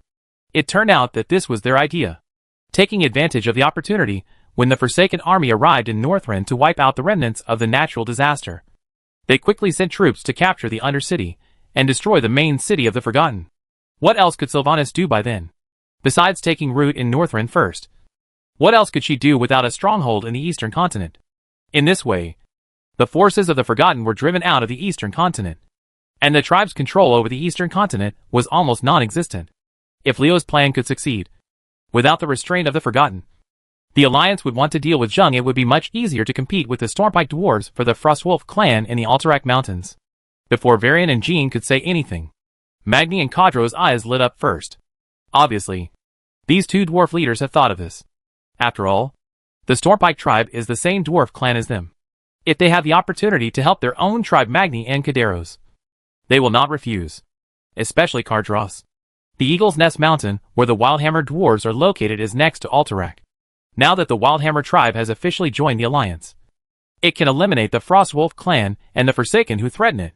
Dross raised his hands in welcome. The reason why Jean and Arthas didn't speak was not because they couldn't think of this, but because they had more things to consider. The territory of the Forgotten is bordering the Kingdom of Arathar, and Arathar is taking the lead in this matter. Judging from Leo's appearance, he must have been prepared. If the Forgotten are destroyed, then whose territory will be captured? Does it count as Arathos? If such a large territory were acquired by the Arathar Kingdom, wouldn't their territory be directly expanded to double? To be honest, Varian and Jean are not happy to see the strength of the Kingdom of Arathar expand too much. Leo Arathar has already gradually dominated the discourse of mankind. If Arathar had not experienced repeated wars, the country is not strong. The Kingdom of Stormwind and Gilneas have long become its younger brothers. If the territory of the Forsaken is acquired by Arathar, this shortcoming will be made up in a very short time. Arathar, who has a vast territory, will soon become the human race, the boss. Varian and Jean are both the masters of a country, and they have very strong personalities. They are not willing to submit to others. Besides, a large part of the territory currently occupied by the Forsaken is the former territory of the Kingdom of Gilneas. This part is what Jean has been looking for opportunities to get back, and naturally it is even less likely to be given to Arathar. From the perspective of the human race and the Alliance, Varian and Jin are definitely loyal allies of the Kingdom of Arathar. However, within the race, there is still competition between the three. It is this competitive relationship that makes Varian and Jin. There was hesitation on his face. As soon as Leo looked at the expressions of Varian and the others, He knew that these people were thinking wrongly. This was not surprising. If he didn't know that Leo and Sylvana had an agreement a long time ago, he would not have thought of the mystery behind it. After all, Varian and the others did not. I don't know what Sylvanas is thinking. And I won't spend any energy paying attention to the movements of the Forsaken Queen. None of them thought about the future of the Forsaken after completing their revenge against the Scourge. Of course, Varian and the others have no obligation to think about the future of the Forsaken, because they are not Sylvanas. Don't make any assumptions. In fact, I reached an agreement with Sylvanas. The Forsaken moved to Northrend. And we, the living, promised not to cause trouble to them again. Places like Icecrown are not suitable for us to survive. And we won't set foot there unless necessary. But the Forgotten are different. They don't need to eat. And they won't feel the cold. The harsh natural environment of this land has minimal impact on them. Leo told the truth of the matter to prevent Varian and the others from making random guesses that would lead to some unpleasant misunderstandings. It must be noted that after avenging the undead natural disasters, the Forgotten have lost the pillar that has always supported them. Without the object of hatred, they will soon fall into confusion. If the Alliance has anything to do with them at this time, when friction occurs, what happens out of the hatred of the dead against the living? At this point, Leo shrugged. He doesn't need to tell others what will happen. Without the Scourge as their revenge target, the confused Forgotten will be dominated by hatred for the living. They will attack the living creatures crazily. In this way, the Alliance and the conflict among the Forsaken will quickly intensify. And the possibility of war breaking out between the two sides is 100%. It is conceivable that if the Alliance officially starts a war with the Forsaken, those orc-warring factions who have been clamoring to eliminate human beings will not cause trouble. Under the raging public sentiment, Thrall may not be able to suppress it, and the war will escalate into a battle between the two camps of the Horde and the Alliance. I personally have little interest in internal wars. In my opinion, eliminating external threats like the Burning Legion is the most important thing. Leo raised his index finger and shook it. So, I don't want to see such a thing happen. Fortunately, Sylvanas also thought of this, and she was unwilling to let the Forsaken become a disgusting existence like the Scourge. So we had a basis for reaching a consensus. Jean and Varian looked at each other. Leo's words were not what they cared about most. In their opinion, whether it was peaceful negotiation or military competition, they ultimately had to face a problem: how to deal with the territory of the Forsaken. How could Leo ignore such an important issue? He made a small circle on the magic map, and this small circle happened to encircle Hillsbrad. Hillsbrad Foothills is close to Arather. This place cannot be left unattended. After the Forsaken withdraw, strong guard troops will enter it to maintain order there. The subtext of these words is that Hillsbrad is the territory that Arather likes, and Arather wants this place. Jean and Varian breathed a sigh of relief. Leo had no intention of eating the entire Forsaken territory in one bite, and things were much easier to handle. Although the acquisition of Hillsbrad greatly increased the strength of the Kingdom of Arather, it did not touch Varian's bottom line. What's more, with the current situation in Hillsbrad, the Kingdom of Arather has already extended its hand, and no one else can compete with him. Seeing Leo's statement, Jean took over the conversation before the others. Silverpine Forest was originally a place for the Gilneans, and now it's time for it to return to Gilneas. Sharing spoils and grabbing territory is a matter of quickness and slowness. If the current situation of the Kingdom of Gilneas did not allow it, Jin would have wanted to eat Tirisful as well. Of course, he just thought about it. After Hillsbrad and Silverpine Forest, the territory of the Forsaken was only Tirisful. Varian and other Alliance leaders could not benefit from anything. Fish. The Alliance is dealing with the Eastern and Western Plague Lands. I think these two areas will be enough for you to be busy for a long time. Tirisful will be jointly managed by the Blood Elves and the Alliance. Kael'thas intervened at this time. Hearing what the Blood Elf Prince said, Varian Magni and the others all frowned. Are the Blood Elves also involved in this matter? No. Kael'thas is talking about elves. Is there some shadow of night elves in it? Several Alliance leaders kept exchanging glances, wondering if there was any inside story, while the others were in shock. Scarlet expressed her position. Prince Kael'thas' proposal is good, and I agree with it. However, Tirisful is human territory after all, and its right to belongs to humans. Of course, Tirisful is a human territory. We Blood Elves have no ambitions there. Please rest assured. I hope that if the territory is returned to humans to manage in the future, we elves and people with elven blood can have enough words to say right. As soon as Kael'thas said this, Varian and others immediately looked at Leo with understanding eyes. The reason why the Blood Elves intervened in Tirisful was obviously due to Arathar's invitation. To be precise, he accepted it. Leo's request. Varian and the others will never forget that the female elf Fizzle is pregnant with Leo's child. In this way, this human demigod is paving the way for his unborn child. But Tirisful is now a borderless land. It doesn't make sense for Leo to take it away like this. What kind of bargaining chip will Leo use? In exchange for their consent? Chapter 1160. Don't blame me for being cruel. Thrall looked sad in the hall of Orgrimmar. The Alliance's actions had not been hidden from the spies of the Horde. Thrall had already received the news that the Alliance's troops were entering the territory of the Forgotten in large numbers, including Hildbrad. It completely fell under the control of the Kingdom of Arathar. What surprised Thrall was that Arathar's army encountered little resistance when they occupied Terran Nil. Sylvanas transferred all the Forsaken army to Northrend to wipe out the remnants of the Scourge, leaving the territory behind empty, which was indeed too dangerous. The Alliance must have seen this opportunity and decided to launch a cold arrow, hoping to uproot the foundations of the Forgotten and completely eliminate the influence of the tribe in the eastern continent. However, aren't Varian and the others worried about the escalation of the war by doing so? Aren't they afraid that if they invade the territory of the Forsaken, they will trigger an all-out war between the Horde and the Alliance? Thrall had deep doubts about this. He really didn't understand why the Alliance would do that. It is true that the territorial defense force of the Forgotten is indeed extremely empty at this time. But behind them is the tribe. And even a fool knows the consequences of doing so. Originally, the orcs were already in a rage against the Kingdom of Arathar when they occupied Hammerfell, and the Wosong clan even shouted to fight and kill. It took Thrall a lot of effort to suppress the voices of the clan calling for war, and barely maintain the two major clans. The fragile peace between the camps can be broken at any time. Well, now, the Alliance has openly launched a large-scale war against the Forsaken. Could it be that they were dazzled by the victory of Icecrown Citadel, and thought they could quickly kill the orcs after defeating the Scourge?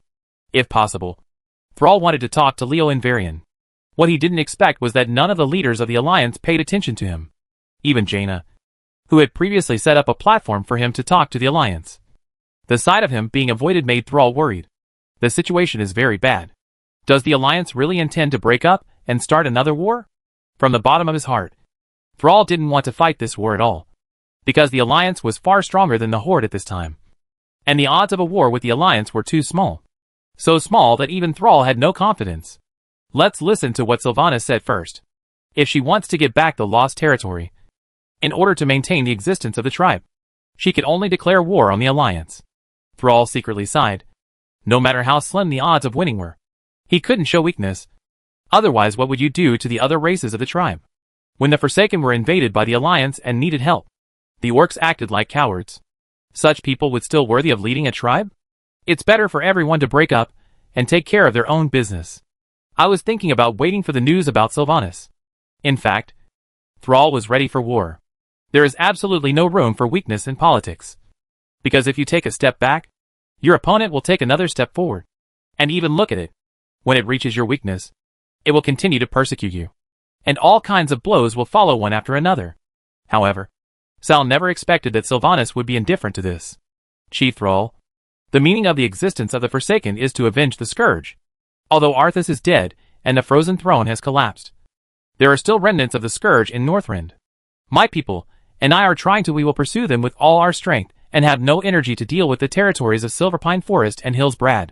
If the Alliance wants these territories, let them take them. Sylvanas' answer was beyond Thrall's expectations. No matter how good his brain was, Thrall never expected that the Queen of the Forgotten would say this. Is Sylvanas crazy? Of course it's impossible. Thrall was not an idiot. After getting over the initial shock, he understood that Sylvanas must have reached an agreement with the Alliance. The Forsaken have made a major agreement with the Alliance without the orcs knowing. Sylvanas unexpectedly surrendered the Forsaken territory in the eastern continent to the Alliance. In this way, the Forsaken are prepared to stay out of the matter. Sylvanas wants to move her race to Northrend and leave the quagmire of the conflict between the Alliance and the Horde. Thrall was shocked and anxious. The Forsaken walked away gracefully. What should the orcs do? After the rise of the Kingdom of Arathar, Valjean's Darkspear trolls became closer and closer to humans. The Towering were too busy dealing with their mortal enemies, the Centaurs, and the orcs could not count on help from Thunder Bluff. Among the four major tribes of the tribe, The only powerful ones are the orcs themselves and the Forsaken of Sylvanas. Now the Forsaken have left again. Can the orcs, as a single tree, be able to support the tribe? It seems that we need to talk to Valjean in detail. Sal thought in his heart. The orcs were frowning and worried, while the alliance was just the opposite. The departure of the Forgotten, the expansion of territory, the weakening of the tribe's strength, etc. all make Varian happy. After Sylvanas led the Forsaken to settle in Ice-Crown Glacier and showed their indifference to foreign affairs, the strength of the Horde camp was greatly weakened. Without the Forsaken, the Horde would only have the Gromgol camp in Stranglethorn Vale, and the Frostwolf clan in the Alterac Mountains in the eastern continent. Whether the orcs can keep these two places under the pressure of the alliance is a question. What else are you talking about threatening the alliance? Almost the entire eastern continent fell into the hands of the alliance or pro-alliance forces. Leo, I really want to see what Sal's expression will be like when he receives the news. Varian's voice came from the meeting hall of Stromgarde, and the king of Stormwind Kingdom had a smile on his face. He couldn't be unhappy, even though Kael'thas said that Tirisfal was managed by humans and blood elves. But when it came time to actually implement it, the blood elves did not participate, and everything was led by people from the kingdom of Stormwind. This situation made Varian more and more convinced of his judgment that the reason why Kael'thas had such a request was entirely because of Leo. He wanted to get a name first to pave the way for the future of Leo and Fizzle's child, regardless of what Tirisfal's situation will be in the future. For now, the kingdom of Stormwind is the winner. Varian believes that even just ruling Tirisfal for a dozen years can benefit the kingdom of Stormwind a lot. How could Varian not be happy when he was proud and his enemy was frustrated? Varian couldn't help but laugh out loud at the thought of Thrall's absolutely miserable face when he learned of the Forsaken's actions. The threat from the orcs is no longer something to be afraid of. Leo smiled slightly, with an unspeakable mystery in his smile. Of course, I am referring to the orcs in our world. There is something in Leo's words. Hearing what he said, Varian stopped laughing and asked Leo, "You mean the orcs still have reinforcements? Don't forget about Draenor. As far as I know, there are a lot of orcs living there. Are there many orcs in Draenor?" Varian looked at Leo in confusion. He knew too little about Delano, and could only wait for Leo to answer him. The latter did not disappoint him. He only heard Leo say, when the orcs invaded our world as the vanguard of the Burning Legion, they left a group of old and weak people in the world of Draenor. I won't mention the old orcs. Most of them are dead now. The important thing is those little orcs. If we count the time, they should grow up. Many years have passed since the second war of orc invasion. If those little orcs at the outbreak of the war could have survived, they would have grown up by now. This can be understood by just thinking about it for a moment. Varian stopped laughing at this time. He murmured, "It's true when you say this. If the orcs from the two worlds merge, they will be a force that cannot be ignored." A ruthless look appeared on Varian's face. He had an irresolvable hatred with the orcs, and he would never sit back and watch the orcs grow bigger. He wished that the orcs would die. He took a step forward and suggested to Leo, "Why don't we deal with the orcs now? Orgrimmar cannot resist with our strength." Leo shook his head and refused simply, "You are too impatient. King Varian, we must not do that. Now we are strong and the orcs are weak, and the initiative is in our hands. As long as we maintain the current frequency, the orcs are pressing hard, and they will soon fall into a racial crisis. When they see the crisis of genocide coming, the orcs will not sit still and wait for death. So they will inevitably start a war." Varian's eyes lit up, and he knew what Leo meant. "You mean to let the orcs become the initiators of the war? If the orcs instigate a war, the dragons will never side with them. This way we will encounter much less resistance." After thinking about it carefully, Varian admitted that what Leo said made sense. By applying pressure step by step, the orcs were forced to the point where they had to take the initiative to start a war. Not only did humans not have to bear the bad reputation of provoking war, but they could also win over them. Neutral forces like the dragons gain more support.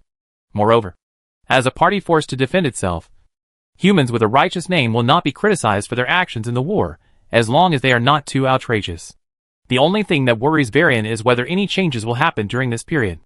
If the orcs from the two worlds merge during this period, wouldn't it be much more troublesome to deal with them than it is now?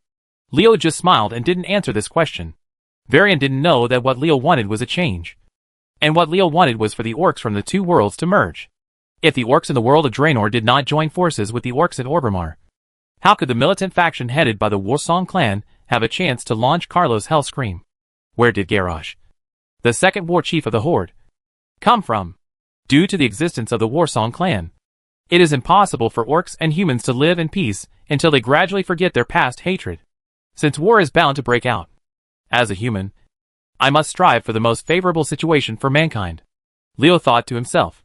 In the direction of Grima, in the deep pupils, outsiders cannot see with the naked eye that dark energy is flowing in the form of whirlpools.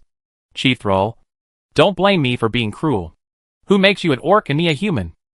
Chapter 1161 Deathwing in the Bridal Chamber. No matter how fierce the secret war between the Horde and the Alliance is, how all parties plot, or how turbulent the undercurrent is beneath the surface, time is moving forward resolutely. Not a second faster, nor a moment slower. It just walked on without any change, continuing the calmness that was destined to last forever from the moment it was born. Leo looked at the clothes on his body helplessly, feeling like a rooster in a gorgeous dress, and the expression on his face was one of helplessness. Is this what is called a dress? A good person can make a rooster even more in heat. Is this a scam or a scam? Although he secretly complained, Leo couldn't tell it at all on his face. At this moment, all he had to do was smile, and the officials in charge of palace etiquette would take care of other matters. Marionette. This is how Leo feels now. In addition to keeping a smile, he only needs to follow the instructions of the etiquette officer. Of course, Marionette is only Leo's feeling, and others don't think so. In the eyes of outsiders, Leo is extremely beautiful today. He and Scarlet are the protagonists today, and everyone else is their foil at this moment. Yes, you are right. Today is the day that Scarlet and Leo get married, and they are the well-deserved protagonists. To be honest, if possible, Leo would really like to simplify the ceremony, but the power of tradition is huge. Even Leo can't defeat the stubborn people in the kingdom of Aratha. Scarlet is the queen of the kingdom of Aratha, is the king to whom all the nobles of Aratha are loyal. How can her wedding be simplified? How can her wedding not follow the rules? At any time, diehards who insist on tradition are a force that cannot be ignored. Leo secretly lamented that if he didn't need to take Scarlet's feelings into consideration, he would really not pay attention to those nobles who clamored to maintain tradition. While dealing with various etiquettes absent-mindedly, Leo was thinking about other things. Anyway, he didn't need to use his brain for everything. He just had to do what the etiquette officer said. Even if there were any problems, those etiquette officers would come to him, deal with. In fact, the whole wedding process is very simple. First, there is a parade. No, it is a circle around the main street of Stromgard with a group of brightly armored knights leading the way, enjoying the blessings of the kingdom's subjects, and then returning. Go to the palace of Stromgard. Complete all necessary wedding ceremonies with the blessings of the nobles and ministers of the kingdom, and finally entertain the envoys sent by various races from various countries. It sounds very simple, but in practice it is completely different. It took a full 2 hours just for the carriage to slowly stroll around Stromgard. Not to mention, after returning to the palace of Stromgard, it took a full 2 hours. The various rituals made him lose all energy. He finally managed to persevere, and had to entertain envoys from various countries, and listen to the various formulaic blessings presented by them. During this whole process, Leo's face almost burst out laughing. Smiling is not difficult, but to keep smiling for a whole day would take even a demigod to his knees. In fact, it would be a lie to say how tired Leo was. After all, with his strength as a demigod warlock, it wouldn't matter if he didn't rest for 10 days and a half, let alone 1 day. This kind of tiredness is due to a feeling. The kind of tiredness of being unwilling to do something you don't like but having to do it. Fortunately, Leo still made it through. A good wedding should be a moment of enjoyment. But it is because those stubborn nobles have to stick to tradition that they are in such trouble. If these guys dare to cause trouble for me, then I will also cause trouble for you. Leo was wondering whether he should take revenge on the diehard nobles, and find something to do for them, so that they would not have so much energy to worry about other things. Scarlet finished dealing with the nobles of the kingdom of Aratha and came to him, looking at the female knight, who had changed her armor, and was dressed in a full costume. Scarlet looked a little more charming than usual, which made Leo feel hot. Leo's aggressive gaze caused a blush to appear on the face of the female paladin. Fortunately, Leo did not make any move, so the female paladin did not run away.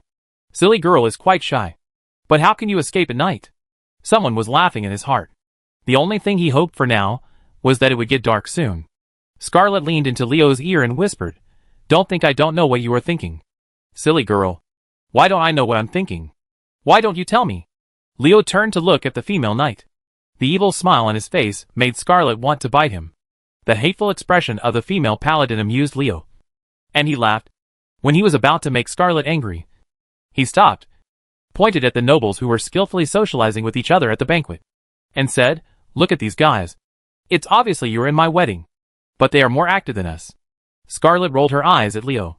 This guy was really embarrassed to say that if he hadn't put on an expression that told no strangers to enter after completing the necessary wedding ceremony, why would the nobles of the kingdom not dare to approach him? Of course, Scarlet also understood that Leo was not interested in the hypocritical politeness and social interaction between nobles, and he did not want to spend time and energy on this. This is what the nobles of the kingdom of Arathor are happy to see. After all, Scarlet is the queen of the kingdom, and Scarlet is the object of their allegiance. Leo is already strong enough. If he continues to frequently interfere in the affairs of the kingdom, he will if he wants to win over others. The nobles will really doubt his intentions. Just as Scarlet was about to speak, there was a sudden shaking on the ground. The shaking was so sudden that the unprepared people did not react for a moment. After everyone recovered from the initial surprise, they found that the entire hall was shaking violently, looking like it might collapse at any time. Earthquake? Leo was very unhappy. You said you would never have an earthquake, but it happened today. Do you dislike me? Or do you want to cause trouble for me? Could it be that this is the legendary bridal chamber? But it's not dark yet, and the bridal chamber hasn't been entered yet. Is it too early? Earthquakes are terrifying to ordinary people, but have no lethal effect on demigods like Leo. Leo couldn't move in the constantly shaking castle, and the thoughts running through his mind had nothing to do with the word fear. Not only did Leo not panic, but even the nobles and the maids waiting on the side didn't panic at all.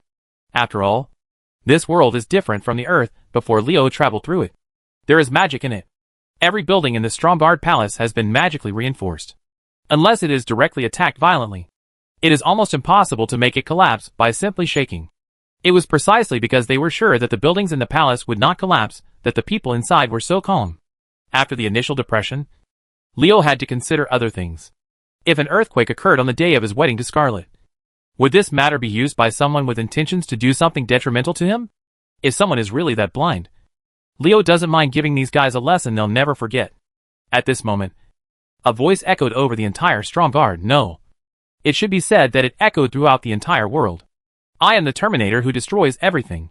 I am the catastrophe that cannot be escaped. And I am the unshakable wing of death. Mortals, prepare to face the judgment of Twilight. This world will be recast in my hands.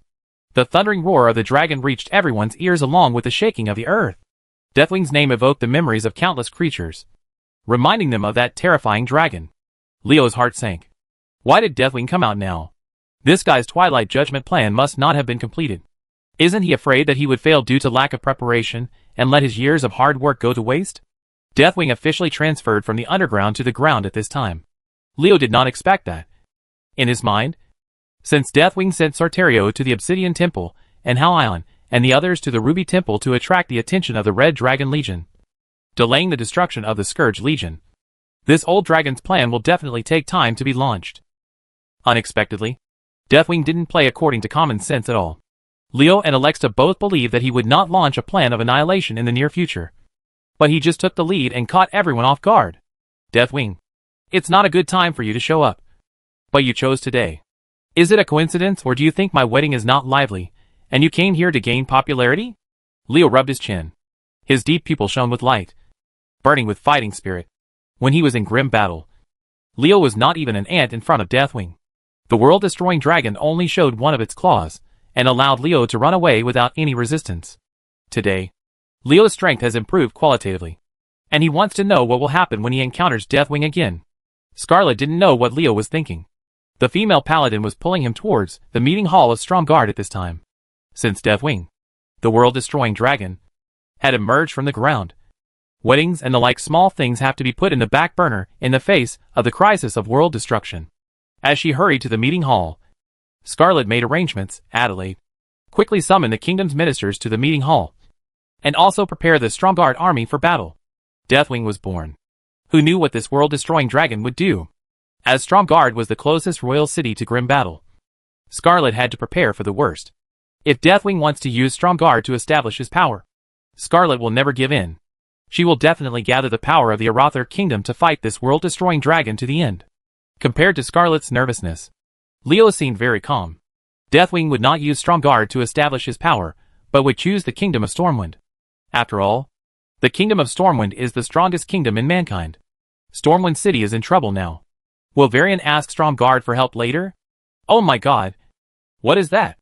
Leo, who was pulled by Scarlet towards the meeting hall, heard many people shouting in panic as soon as he stepped out of the banquet hall. Looking in the direction these people were pointing, Leo saw a huge shadow sweeping towards Strong Guard from a distance. Come! Leo's eyes narrowed and his pupils shrank sharply. The scorching flames. The breath of madness. The shadow of destruction. That's the wings of death. Chapter 1162 Royal Salute. The first impression given by Deathwing is that it is huge and suffocating. Viewed from a distance, the world-destroying dragon approaching Strong Guard at high speed looked like a giant moving castle. Leo originally thought that the size of the Blue Dragon King Malygos was big enough. But he didn't expect Deathwing's true size. More than twice as big as Malygos. Even if such a huge dragon doesn't have any other means of attack, its physical strength alone is enough to crush the entire world.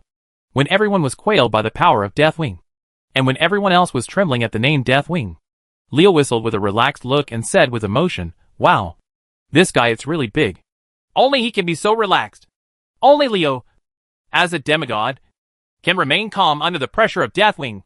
Others are either not brave enough or lack strength and cannot escape the influence of Deathwing. It can be seen that when facing a truly strong person, courage and strength are both indispensable. If you have strength but no courage, you are a fake strong person and cannot stand a test. If you have courage but no strength, you are foolish and bold, and you will die sooner or later. Soldiers of the kingdom of Arather, why are you still standing there? Today is a happy day for Scarlet and this king. When a distinguished guest arrives, why don't you fire cannons to welcome them and let him feel the enthusiasm of us Arather people?" Leo's voice rang out in Strong Guard, and a demigod's aura blocked the pressure of Deathwing for everyone in the city, allowing them to recover from the shock of Deathwing. Hearing Leo's words, the nobles felt as if they had received reassurance. Their hearts, which were beating so fast that they were about to pop out of their throats due to the appearance of Deathwing, finally fell back. Deathwing is certainly terrifying, and our kingdom of Arather is not a soft persimmon that can be manipulated by others. The current Strong Guard is not the former Strong Guard. Its city defenses are so strong, and its defense facilities are complete. Even if it is as strong as your Deathwing, it may not be able to. It's a good deal. Besides, even if the city defenses can't stop Deathwing, isn't there still Leo? This prince is a master who can conquer even the Blue Dragon King Malygos. From here, we can see the difference between having a strong person in charge and not having a strong person in charge. In this world where the strong is respected, when a city faces an invasion from foreign enemies, there is a Dinghaitian 10-level figure who can calm people's hearts and allow the warriors in the city to exert their best performance. It has the strength it deserves. But a city without strong men can easily fall into chaos and be easily breached by the opponent. Now Leo is like a stabilizing presence to Strong Guard. With him in charge of this city, the defenders have enough confidence to fight against Deathwing. As the soldiers of Strong Guard quickly took action under the command of the officers under their control, countless gun barrels protruded from Strong Guard. From a distance, Strong Guard looked like a defensive hedgehog, which made people confused, pointed at tens of thousands of black cannon barrels. Deathwing was not afraid at all, and came towards Strong Guard without slowing down at all. It looked as if it was going to tear Strong Guard into pieces. Many people saw this. The face of the world-destroying dragon was so huge that it was no smaller than a fortress, and its legs were trembling. When faced with an existence that is so huge that it cannot fight against it, the fear of predators at the top of the food chain will naturally arise in the mind of the creature. In the face of huge disasters, ordinary people can do nothing but pray, because they can't change anything with their power. But the strong are different. The strong can fight against disasters. In the face of disasters, they can use power far beyond ordinary people to prevent disasters, even change everything. Prepare. At this time, Leo took over the command of Strong Guard. In fact, he had no choice but to take over. He was the only one who could remain calm under the pressure of Deathwing, and only he could ignore the pressure of Deathwing. Others will not work. When facing a powerful enemy like Deathwing, if even the commander cannot stay calm, what do you ask the other soldiers to do? You know, panic is contagious. The muzzle of the cannon flashed with magical light. and under the control of the soldiers. The magic cannon was accumulating energy. Tens of thousands of magic cannons were fired at tens of thousands of light bulbs, not only illuminating every detail of Stromgarde, but also the sky and sea. At this time, Stromgarde was like a giant light bulb with an unknown number of kilowatts, enough to blind a Kryptonian dog's eyes. Seeing Deathwing getting closer and closer, the hurricane caused by the flapping of his wings made many wooden houses in Stromgarde Creek, and they were about to be blown down. At this time, a translucent magic the barrier rose up, covering Stromgarde inside, blocking the city from invasion from the outside. Leo narrowed his eyes slightly and said loudly, "Let go." Boom, boom, boom. The sound of artillery bombardment sounded continuously, destroying everyone's eardrums moment by moment. However, everyone in Stromgarde felt nothing at this time. As the saying goes, the sound is loud and the elephant is invisible.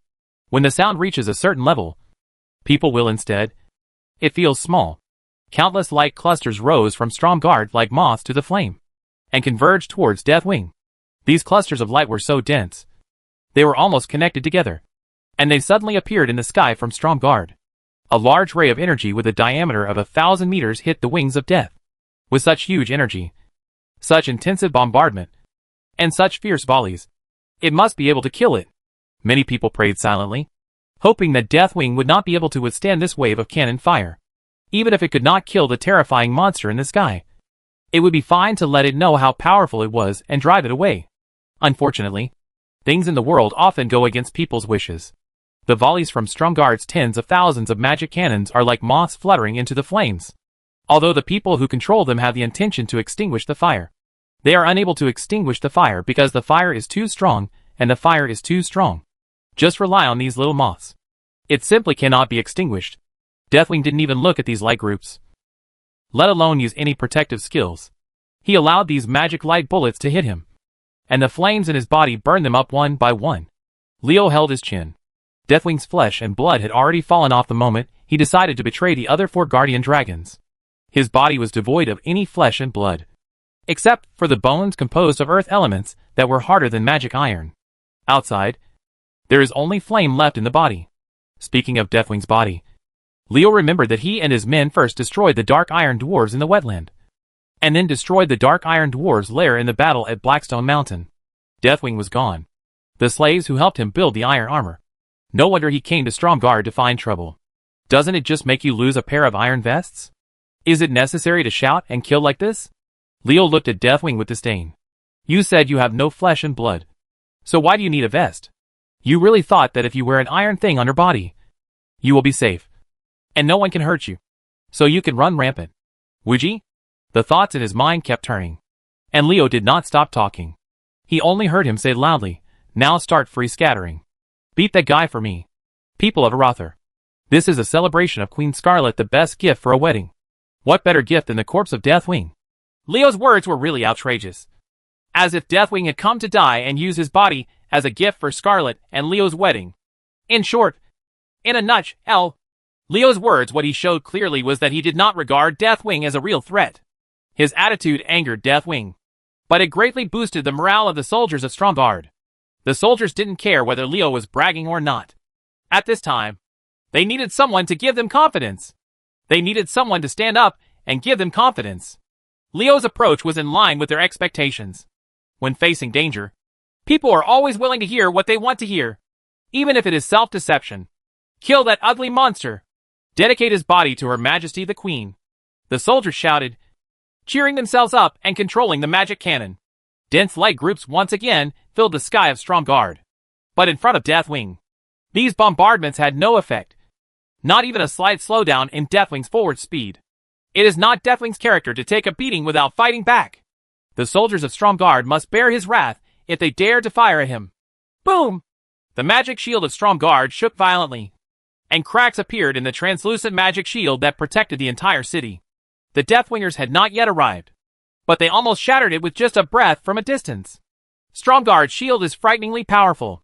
Can we really stop this monster? Deathwing's breath aroused fear in people's hearts. Many people's faces lost color when they looked at the cracks in the shield. Their soulless eyes revealed their true thoughts about whether Stromgarde could win. No confidence. Leo didn't pay attention to these people at all. Difficulties and hardships are not terrible. And life and death crises are not terrible either. The premise is that you have a strong heart, and you dare to face them bravely. If you lose your heart, how can you win? However, these missing people are citizens of the kingdom of Arather. As the new prince of Arather, Leo has the responsibility to lead them to defeat powerful enemies and help them regain their lost confidence. The defense system of Stromgarde that I spent so much money and manpower and resources on is not limited to this level. Deathwing, just take over. Leo rubbed his chin, and a cold light flashed across his eyes as he looked at Deathwing. This world-destroying dragon dared to disrupt his wedding, and even dared to knock on his door. Leo would take his surname without giving him a lesson. Open the heavy artillery and kill him for me. Before Leo finished speaking, the tower standing tall at the corner of the Stromgarde city wall made a clicking sound of mechanical operation. In the horrified eyes of everyone, the towers of these towers changed, and they actually transformed into the diameter of a cannon barrel. 50 meters of terrifying gun barrel. Not to mention other people. Even Deathwing was stunned for a moment by such a huge cannon barrel. This thing is truly a huge cannon. Looking at the shimmering light from the muzzle of the giant cannon, Deathwing felt a real threat. If these giant cannons were not just fancy but made of real materials, even with his ability, he would not feel comfortable even if he took a hit. Will also get hurt. If one giant cannon was more of a threat. What was abominable was that there were as many as 20 giant cannons in Stromgarde. Warriors of Arather, let us honor Lord Deathwing with a royal salute. Chapter 1163 Defense System. The magic bullets fired from the giant cannon shone brightly like comets, dragging their long tails and blasting towards Deathwing as fast as lightning. Will you hide or take it hard? Leo rubbed his chin and looked at Deathwing with a hint of amusement. Deathwing chose Stromgarde as the target of the demonstration and wanted to use the kingdom of Arather to establish its power. This in itself made Leo very unhappy. Not to mention that this world-destroying dragon chose to choose between Leo and C. On the day of Carrie's wedding, she came to cause trouble. She was clearly trying to slap Leo in the face. She wanted to show her power to the whole world by trampling Leo, a popular demigod warlock, to death. Deathwing wanted to announce his arrival and tell the world how powerful he was. Leo didn't think there was anything wrong, but he should never choose Leo as a stepping stone. I will not offend anyone unless they offend me. If someone offends me, I will kill them. Even if I am a green onion, I will still stand in the middle of the road. If anyone dares to mess with me, I will hack his ancestor. After Leo's painstaking management, Stromgarde is no longer the city that could be easily breached before. After Leo spent a huge amount of money, manpower and material resources, he combined goblin and dwarf technology, as well as blood elves and human magic to create a city defense. Not everyone can deal with the system. Even if the enemy is Deathwing and the city defense system of Stromgarde, the world-destroying dragon, it can overcome it. A salvo of 20 giant cannons caused 20 comets with tails to rise in the sky. They looked like 20 brooms sweeping towards the wings of death. Faced with this amazing salvo of energy, shoot. Will Deathwing hide? Of course not. Think about the purpose of Deathwing coming to Stromgarde. This world-destroying dragon wants to attack Stromgarde, use the destruction of Stromgarde to declare his return to the world, and show his trembling power. In this way, in this battle of death, he must use an absolutely tyrannical attitude to raise Stromgarde to the ground like a thunderstorm, facing Stromgarde's counterattack. How could he hide? You can't hide. You can only take it hard. Deathwing was not a soft persimmon to be manipulated by anyone. The salvos from the giant cannon only made him feel threatened and could not hurt him even if he was prepared. He roared loudly, and the overwhelming flames dyed the entire sky red, as if the sky had been stabbed and bleeding profusely.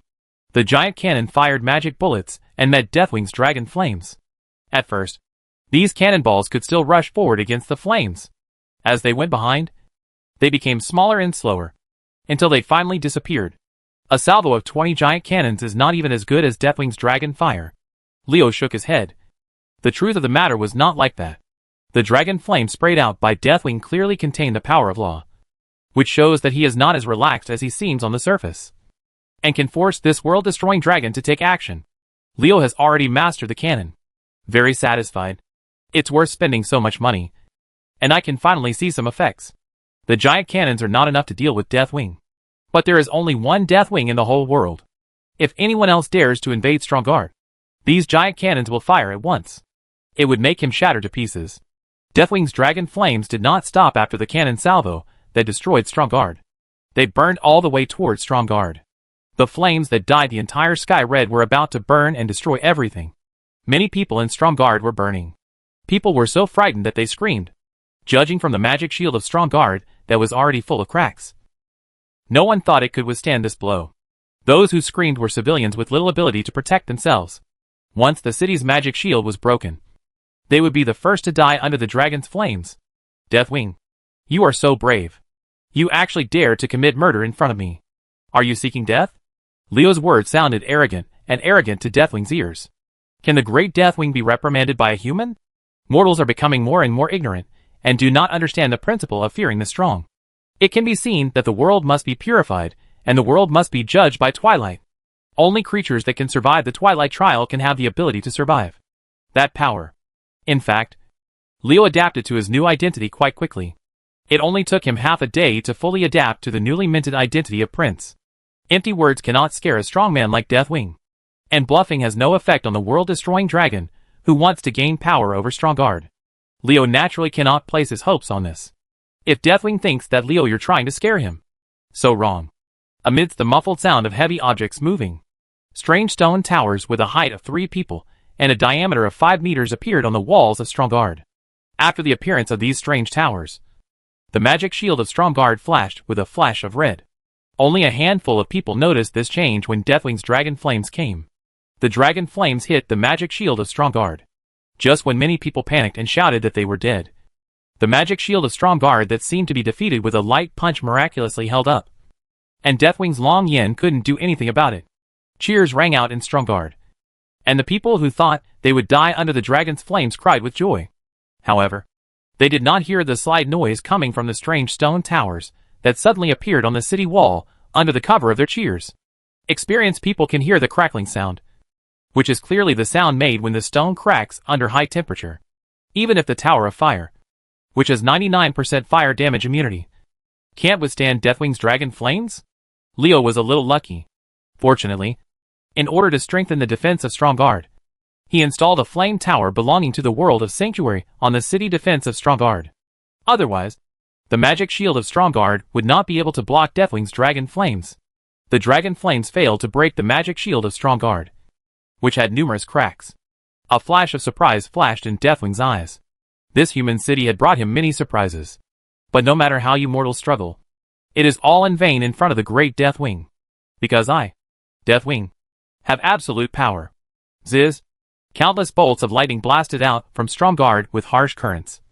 And the bright white light pillars, as dense as a torrential rain, aimed at Deathwing. This is another lightning spiral from the world of Sanctuary that Leo has deployed in Stromgarde. Both the current lightning spiral and the previous Tower of Fire are magical products from the world of Sanctuary. Their existence can not only help Stromgarde attack invading enemies, but also allow Stromgarde's magic shield to rely on their ability to control spells. Invulnerability to resist attacks from intruders. The Tower of Fire can offset 99% of fire damage, while the lightning spiral can completely absorb the attacks of electric spells and convert them into its own energy to counterattack the enemy. Lightning spiral took action, and Stromgarde gave Deathwing a new surprise. If one accident could not make Deathwing take it seriously, then Deathwing would not be able to ignore it after Stromgarde used new tricks one after another. At this time, Stromgarde was like a hedgehog. Anyone who wanted to bite it would have to worry about being pricked by the thorns. Others would have retreated in front of such a strong fortress. But Deathwing just didn't believe in this evil. How could the majestic Deathwing, the world-destroying dragon that everyone feared, be deterred by a mortal city? The fiercer Stromgarde's resistance becomes, and the stronger Stromgarde's defenses become, the closer Deathwing becomes to capturing the city. Mortals, struggle. The world howls because of my pain. You will be destroyed in my wrath. Flying over Stromgarde, almost covering the sky of the entire city, Deathwing ignored the attacks of many magic cannons and lightning spiral towers of flame. While the cannons in the city were still charging, the huge wings fiercely pulling down, there was a loud bang, and a large piece of the sea's surface next to Stromgarde was dented like a bouncy ball being thrown to the ground. Under the fan of Deathwing, huge waves tens of meters high were set off on the sea surface. Amidst the roar of the waves, an unknown amount of tens of thousands of tons of sea water crashed into Stromgarde. Stromgarde's geographical location near the sea gave it a great advantage in its development. Various resources were continuously transported by sea. allowing Stromgarde to achieve post-war reconstruction in a very short period of time and restore its former prosperity. Everything has advantages and disadvantages. The geography of the sea makes Stromgarde far stronger than inland cities during peaceful development. But it adds uncertainties to the war during wartime. No. Deathwing has taken advantage of the sea. Seeing that the dragon flames can't break through the shield of Stromgarde, you use seawater to carry out physical attacks. Deathwing, your brain is very fast, Leo said and curled his lips. With me here, you really think you can break through it? Stromgarde? Just as the huge waves were about to hit the magic shield of Stromgarde, the biting ice swept across the port of Stromgarde, freezing the entire seawater outside the port. The seawater has turned into ice. So where are the waves? Sindragosa. Deathwing saw a woman with fluttering blue hair standing in the sky in front of the frozen waves. Who was this blue-haired woman if she wasn't Sindragosa? The appearance of the Blue Dragon Queen had been anticipated by Deathwing. Although he was hiding in grim battle, the Twilight Hammer's intelligence system still allowed him to grasp the dynamics of the world. It's one thing to just know it, but it's another thing to actually see it. He is not afraid of Sindragosa Deathwing. What he is worried about is that now that the Blue Dragon Queen has appeared, can the Blue Dragon King Malygos, who was also conquered by Leo, be able to stay? Neltharion. Shameful betrayer. Despicable coward. I will kill you. As expected by Deathwing, after the Blue Dragon Queen Sindragosa appeared, Malygos' voice came, and the Blue Dragon King had indeed arrived. Seeing his brother, who had been betrayed and hurt by him, Deathwing felt not guilty, but filled with murderous intent. You actually surrendered to humans. Let me end your shameful life. Malygos. Chapter 1164. Among the five-color guardian dragons, Neltharion, the Earth Guard before the rebellion, has the strongest body and the most powerful physical strike ability, while Malygos, the King of Magic, has the most powerful magic control and spell damage capabilities. Blue, the appearance of Dragon King Malygos made Deathwing quite fearful. As the saying goes, enemies are extremely jealous when they meet. Malygos saw that Deathwing didn't need to use taunting skills on people at all. The hatred level was pulled hard from the beginning, and the anger level exploded instantly when the King of Magic announced his arrival. After that, he didn't talk nonsense to Deathwing, and just hit him with a magic spell. Arcane energy is surging, leaving only purple and white in the entire sky. Its momentum is like an erupting volcano. Unstoppable. Malygos knew how powerful Deathwing was, and he went all out when he struck, without any hesitation. Coincidentally, when Malygos attacked Deathwing, Stromgarde's cannon had already been charged. Without Leo's instructions, the Ares soldier who controlled the cannon fired at Deathwing. 20 shining comets dragged their long tails and fiercely crashed towards Deathwing. An expert will know if there is one as soon as he takes action. As soon as Malygos' magic was cast, Deathwing knew that his strength had not been diminished as much as he thought. Could it be that the power given to Malygos by the Titans has not disappeared? Otherwise, he would still be as strong as the Divine Horse? Deathwing was shocked. If Malygos was still as powerful as before, wouldn't Leo be even more powerful for subduing such a powerful Blue Dragon King? Can human beings possess such incredible strength? Deathwing couldn't accept it. How could ant-like mortals have such strong power? How dare they have such strong power? Kill these mortals. Burn Stromgarde to the ground. And let the warlock demigod named Leo die without a burial place. Deathwing was so murderous that he really wanted to kill Leo now. Rush into Stromgarde and kill him. Bring death and destruction to the royal city of Arather, and make mortals admire the power of his Deathwing. Trembling. To kill Leo and level Stromgarde requires strength. Can Deathwing do it? Things are not said or thought, but done. If Deathwing wants to realize what he wants, he must first defeat the Blue Dragon King Malygos and break through the city defense system of Stromgarde. Malygos, do you think your ridiculous magic can deal with me? Relying on his strong body, Deathwing took over Malygos' spell. Today's Deathwing is not Neltharion, the five-color aspect dragon alongside Malygos, who is betraying his four brothers. At that time, Neltharion deceived the power essence of four other dragon guardians, including Malygos and Alexstar. It was impossible for Malygos alone to defeat him. However, Malygos does not fight alone. Deathwing, who had just physically withstood the bombardment of Malygos' spells, had just finished speaking when the bombardment of the giant cannon arrived. Hateful. Deathwing cursed secretly, despite how awesome he was before, as if Malygos' spell bombardment was just a trivial matter to him and had no effect on him at all. In fact, this was not the case. The lethality of the Blue Dragon King's angry strike must not be underestimated. Deathwing was just a bluff. Roar! In the roar, the flames in Deathwing's body surged wildly, and the red flames enveloped him completely.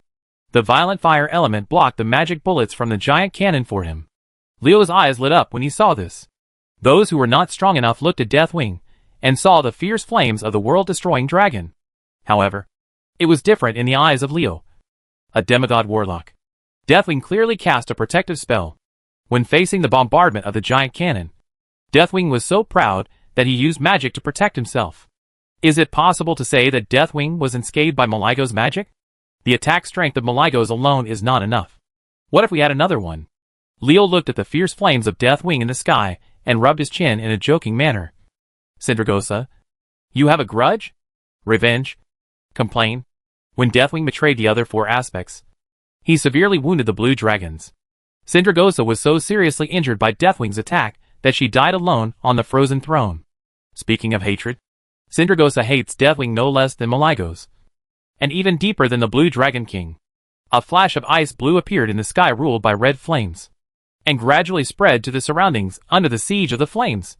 After receiving the ice law given by Leo, Sindraga, who was already quite proficient in the ice law, saw strength has reached a new level. In terms of ice spells alone, even Maligos can't compare to her. Aren't you, Deathwing, going to set fire? Watch me extinguish your fire. The ice mixed with the power of the law of cold can freeze even fire. As the ice blue spreads in the sky, a strange scene appears in the sky of Strongard. In the ice blue, there are flames frozen by the cold. Frozen inside, ice and fire. Ice and fire. There is fire in the ice. Seeing that Sindragosa's ice could freeze his own fire, Deathwing felt something bad. There were too many surprises today. First, Strongard's defense system far exceeded his expectations. And then Maligos' strength has not been weakened. And now Sindragosa has shown that it is far stronger than Deathwing knew. Faced with this series of accidents, even Deathwing, who was as confident as he was, hesitated a little. Was it wrong for me to choose Strongard today to establish my authority? No! My decision will not be wrong. Deathwing refuses to doubt himself. Everything a strong man like him does is correct, and can only be correct. Even if the development of things deviates from expectations. It doesn't matter, as long as he uses tyrannical force to defeat all those who stand in his way. Just destroy it, and let things return to the scope of his plan. Obviously, the premise of all this is to have absolute power. With Sindragosa and Maligos joining forces, can Deathwing still have absolute power? You two are a disgrace to the Dragon Clan. You actually bowed your knees to humans. I will definitely kill you and end your shameful lives. Deathwing flapped his wings and rushed forward against the magic of Sindragosa and Maligos. In the magic competition, he was no match for the two blue dragons. But in terms of physical strength, the situation was reversed. As long as Deathwing can get close to Maligos and Sindragosa, he will win. Is this considered a warrior dealing with a mage? Leo curled his lips and moved his fingers slightly. Manolos, holding a bloody double-headed war spear, stood between Deathwing and the two blue dragons. Suddenly an obstacle appeared in the way. Deathwing did not stop charging forward, and actually wanted to crush Manolos with his body. The destroyer is a giant in the eyes of humans. But in front of Deathwing, it is like a baby next to an adult. It is incomparable. Stabbing the bloody double-headed war spear towards Deathwing, Manolos said with a ferocious smile, "This road is blocked. A little Abyss Lord also wants to stop me." Deathwing was very dissatisfied with Manolos' arrogance. Since his birth, no one had dared to speak to him like he was treating prey. Manolos was the first to dare to do so. Watch me break your war spear, crush your bones, and then burn your soul in the power of fire, making you suffer eternal torture. Deathwing felt furious in his heart, and because of his anger, his speed increased by another 10%. A trace of pride flashed in Maligos' eyes. This giant dragon was fooled with just a slight provocation.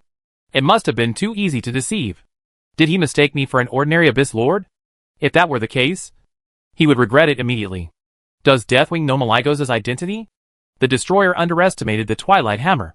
In fact, Deathwing was not only Manaroth, but also knew the destroyer's strength. And after knowing this, he still dared to rush into it, which shows that he must have something to rely on. And he is really confident.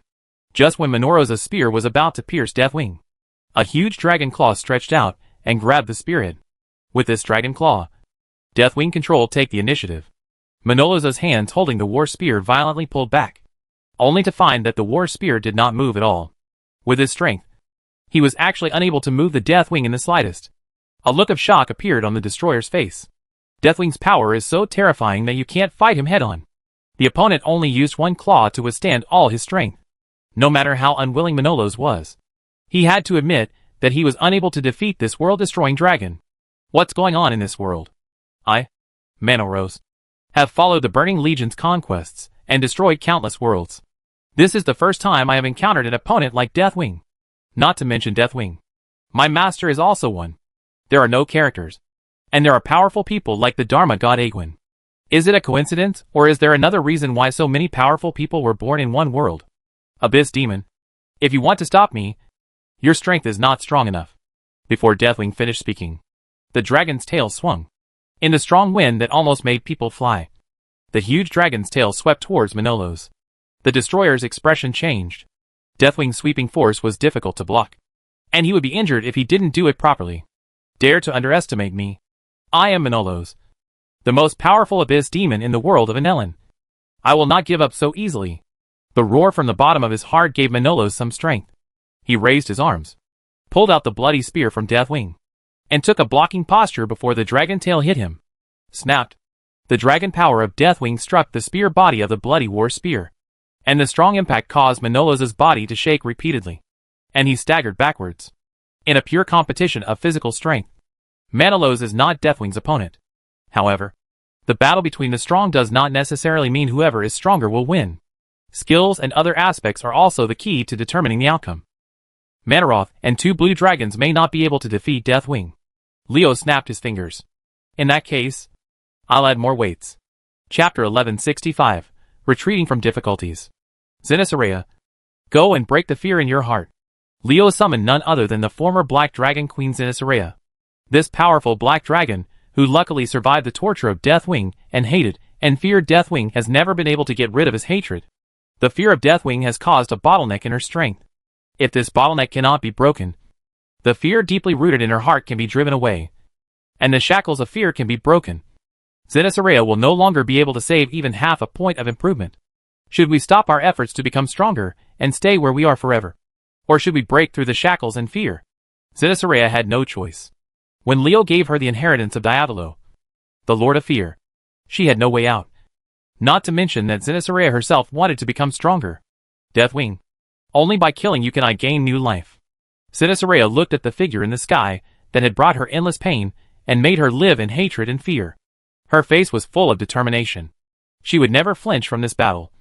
And she must not flinch. Have the heart to burn all boats. I can definitely do it. The cry from the bottom of her heart gave Zenitharea strength. She longed to defeat Deathwing. She must face the fear in her heart and defeat it. Only in this way can she gain new life.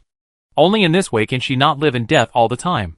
In the shadow of the wings, Deathwing found a familiar black shadow rushing toward him at high speed. Seeing this black shadow, Deathwing's pupils shrank. It's you? As the queen of the Black Dragon, Zenitharea can be said to be the person closest to Deathwing. Her appearance made Deathwing's mind a little confused. Fortunately, the Twilight Hammer had already made Zenitharea his. The news from Leo's subordinates told him that he was not unprepared for this scene. After the initial shock, Deathwing quickly regained his composure. You can't stop me even if you show up.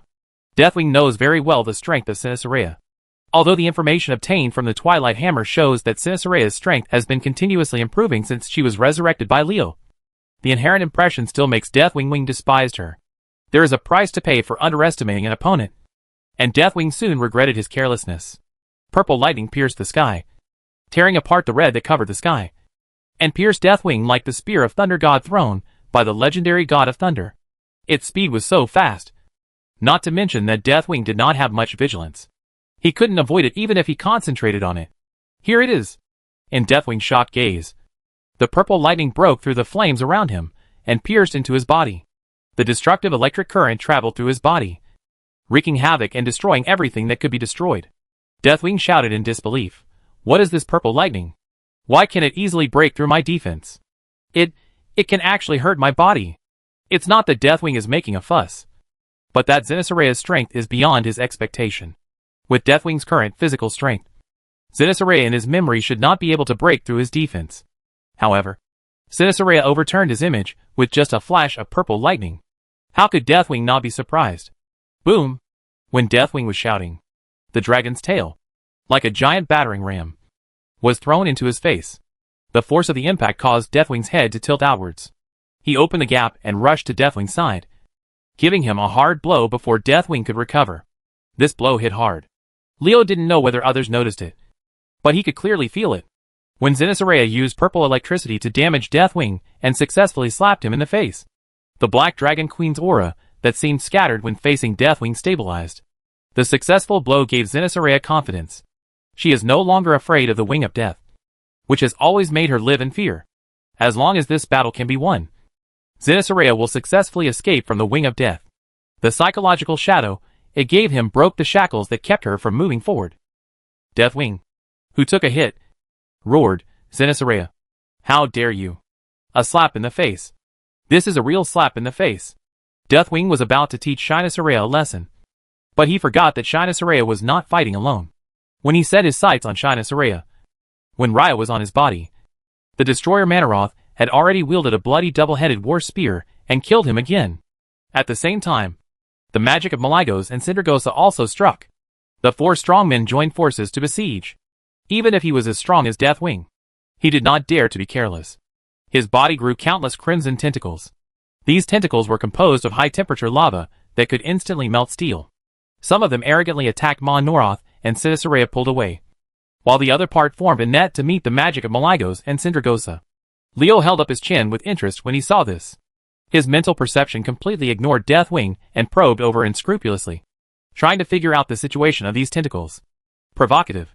Shigwigwa's provocation. Deathwing felt that he had been insulted. Leo clearly did not regard him as a threat, but actually trusted him to such an extent, which was really unacceptable to Deathwing.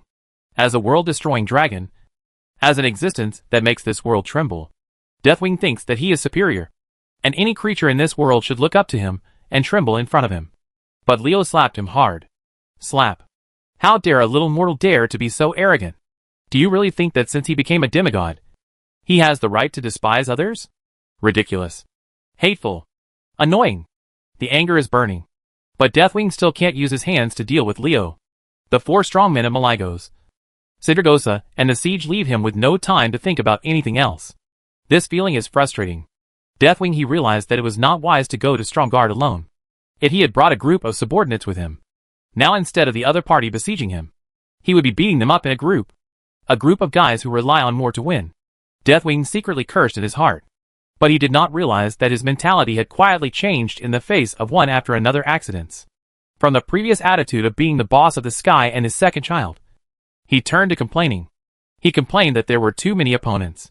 Not only did he rely on the magic of Stromgarde, he ran to stop him, and even sent out strong men like Blue Dragon King Malygos. No matter how high your martial arts skills are, you will still be afraid of kitchen knives. And no matter how thin you are, you will be knocked down by a brick. No matter how powerful your Deathwing is, you are only one person, under the siege of a group of strong men who are not much worse than you. You still have to kneel down. Leo was unclear about Deathwing's psychological changes, but he knew that if he wanted to make the Age of Dragons history, he must rely on the power of Deathwing. In other words, before Alexstad, Isra and Nozdormu handed over the power given by the Titan, and before the dragon's soul absorbed the divine power of the Aspect Dragon, the world-destroying dragon still had the value of existence. To be honest, it was really unwise for Deathwing to come to Stromgarde alone. The world-destroying dragon underestimated the kingdom of Arather, and even more so Leo. If Leo used all his strength, he might not be able to kill Deathwing on the spot. However, destroying Deathwing can certainly increase Leo's reputation by another level. But how can the improvement in personal prestige be as good as the overall trend of the race? At Leo's level, what needs to be considered is more of the general trend of the race. And the improvement of personal prestige has been extremely weak. As a member of the mortal race, humans must end the era of dragons if they want to become the leader in creating the mortal era. Of course, there are many ways to end. With foreign enemies like the Burning Legion, using violence to end the Age of Dragons is really the last resort. A smooth transition without bloodshed is what everyone wants to see. It is absolutely possible to make the dragon obediently cooperate with the mortal race to end the age of dragons in normal times. But the existence of Deathwing changed everything. This dragon was once a member of the Guardian Dragon, and then betrayed his brother, and tried to destroy the world. This is the opportunity. The opportunity to bring the dragon age to an end. It can be said that Leo never thought about killing Deathwing from the beginning. And now this guy still can't die. Knuckles, just let Deathwing retreat. There is no need to kill him. While speaking, Leo summoned another subordinate, Dragonakos, the devourer of all things, to join the battle group. Deathwing can survive the siege of 4 strong men. But what about 5? As soon as Dragonakos, who devoured Hylian in the Ruby Temple, appeared, an aura of destruction spread out. Also with the aura of destruction, Deathwing makes people feel crazy. But Dragonakos does not. The Twilight Dragon only has pure destruction. Deathwing, aren't you always clamoring to let Twilight judge this world? Look, I will use Twilight to judge you first. Dragonakos fluttered his wings and rose into the sky, the deep purple Twilight energy condensing around him. The first Twilight Dragon created by Shinisareya to deal with the Aspect Dragon gave birth to the Wings of Death as soon as it appeared. Very deep fear. It is true that when Shinisareya created Dragonakos, it was to deal with the 4 Dragon Kings including Alexstad. But after all, Deathwing was also a part of the Aspect Dragon. Since Dragonakos can deal with the other 4 Guardian Dragons are naturally capable of dealing with him. I can have a small upper hand against Malygos, Syndragosa and the others. If I had Dragonakos, a Twilight Dragon that was born specifically to deal with the Aspect Dragon, I may not be able to win. Deathwing was shocked. He was angry at his own thoughts. When would the invincible Deathwing think that he could not win? Could it be that the operation to kill Stromgarde could not succeed this time? If a person loses in his heart, how can he win?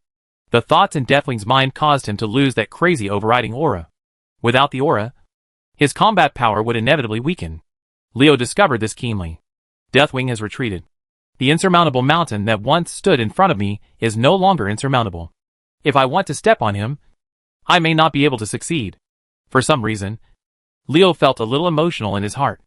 The warlock who once fled in grim battle had grown up enough to defeat Deathwing. What he has today was all killed with one sword and one sword. Each battle was fought through countless bones and the blood of the enemy. Deathwing, today is the wedding of the King of Japan. I don't want to be stained with blood, so I will let you go for the time being. After today, I will go to you to calculate the battle carefully, and then we will decide the outcome again. After speaking, Leo snorted coldly and pulled Scarlet into the palace hall of Stromgarde without looking back, leaving only Deathwing's back. Deathwing looked at Leo until he disappeared into the hall, then suddenly turned around and flew away into the distance.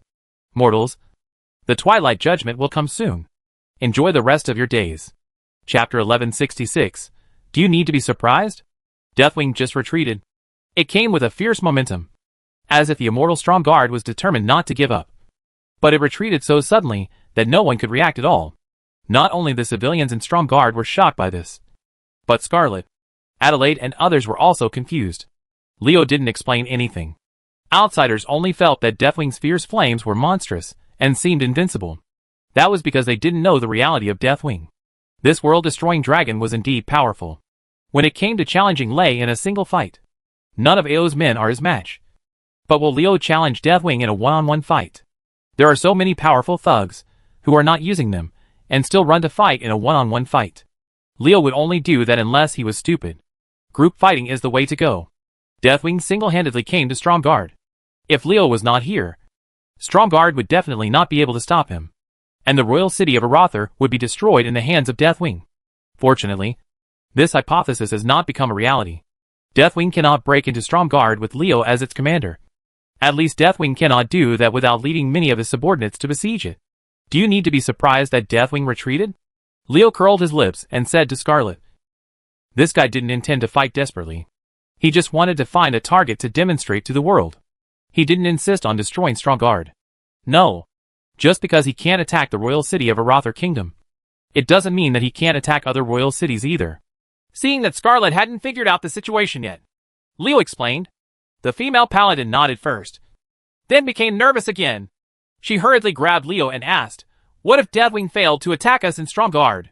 Will he go to Stormwind City or other major cities in the Alliance?"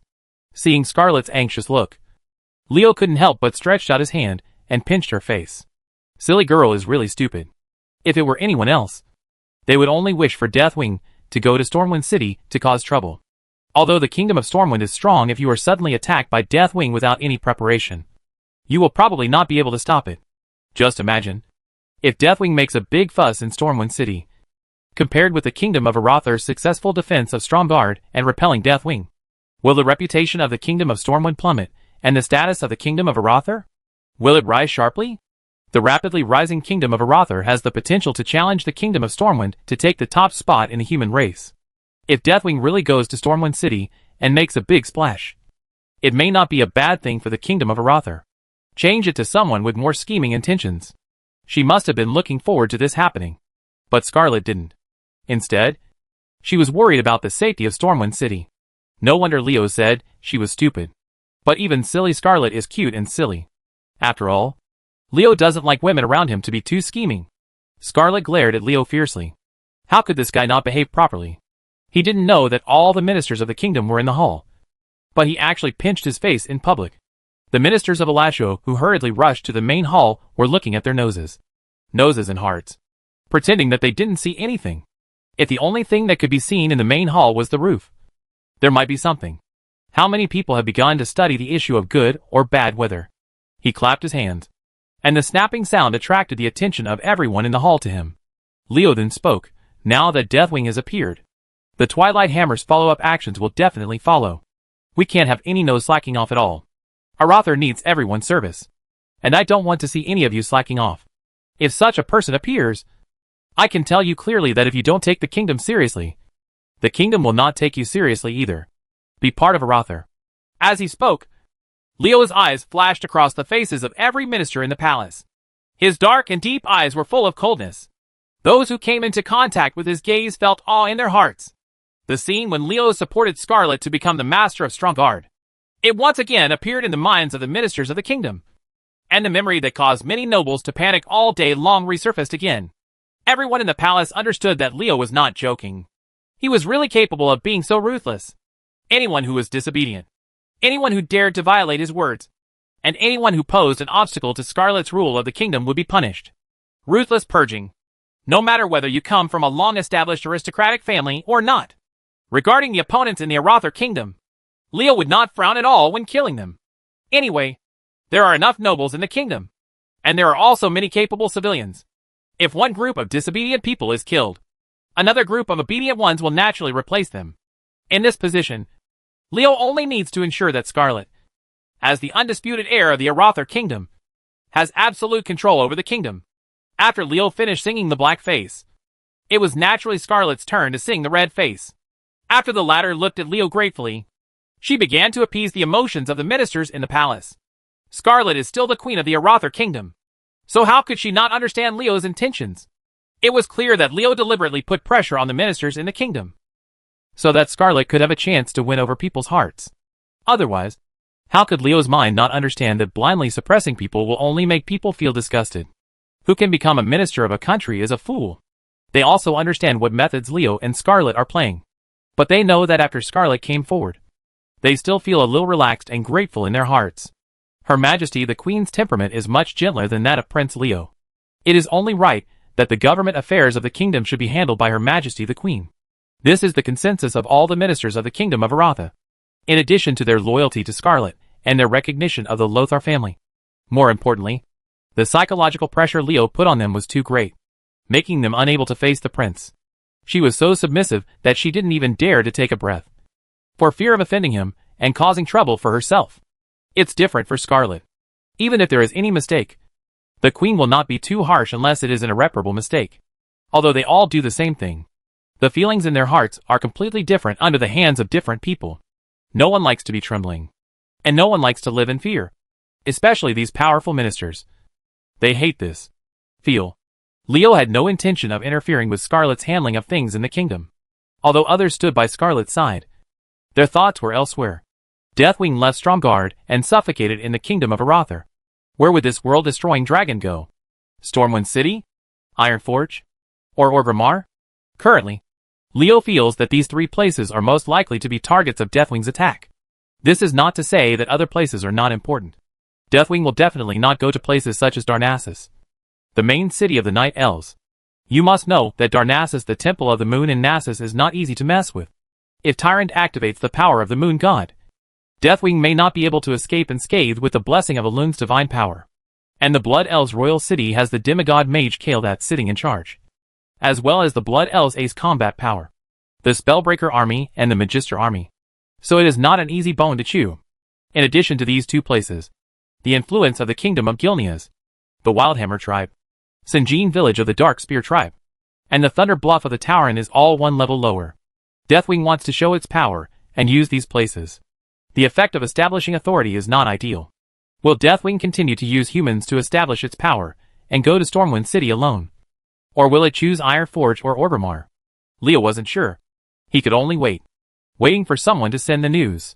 Stromgarde's intelligence is not as good as that of established forces like Stormwind Kingdom. But Deathwing has such an obvious target that it's really hard not to see or discover it. Leo didn't have to wait long before someone took the initiative to contact him. It was news from Watson. Leo, Passonia asked me to bring you a message. You did a great job in protecting Stromgarde from Deathwing's attack. Now Deathwing is flying across the endless sea, and Passonia is tracking him. Passonia is on the trail of Deathwing. Leo's heart skipped a beat. Although Leo didn't know the method Passonia used to do this, he knew that it was very dangerous. If he was not careful, he would be discovered and killed by Deathwing. It's too risky for Passonia to do this. Why didn't you stop her? Watson. Watson smiled bitterly. I wish I could stop her. It's not like you don't know her temper. Leo was silent. But Passonia was very strong. Don't talk about what she decided to do. Even Leo and her immediate boss Awire couldn't stop it. She really couldn't blame Watson for this. Now I just hope that Passonia will be careful and not be discovered by Deathwing. But since she dares to follow Deathwing, she must be sure to escape. There is no point in questioning and complaining. Leo goes straight to the point. Okay. Now is not the time to talk about this. Can you determine the target of Deathwing?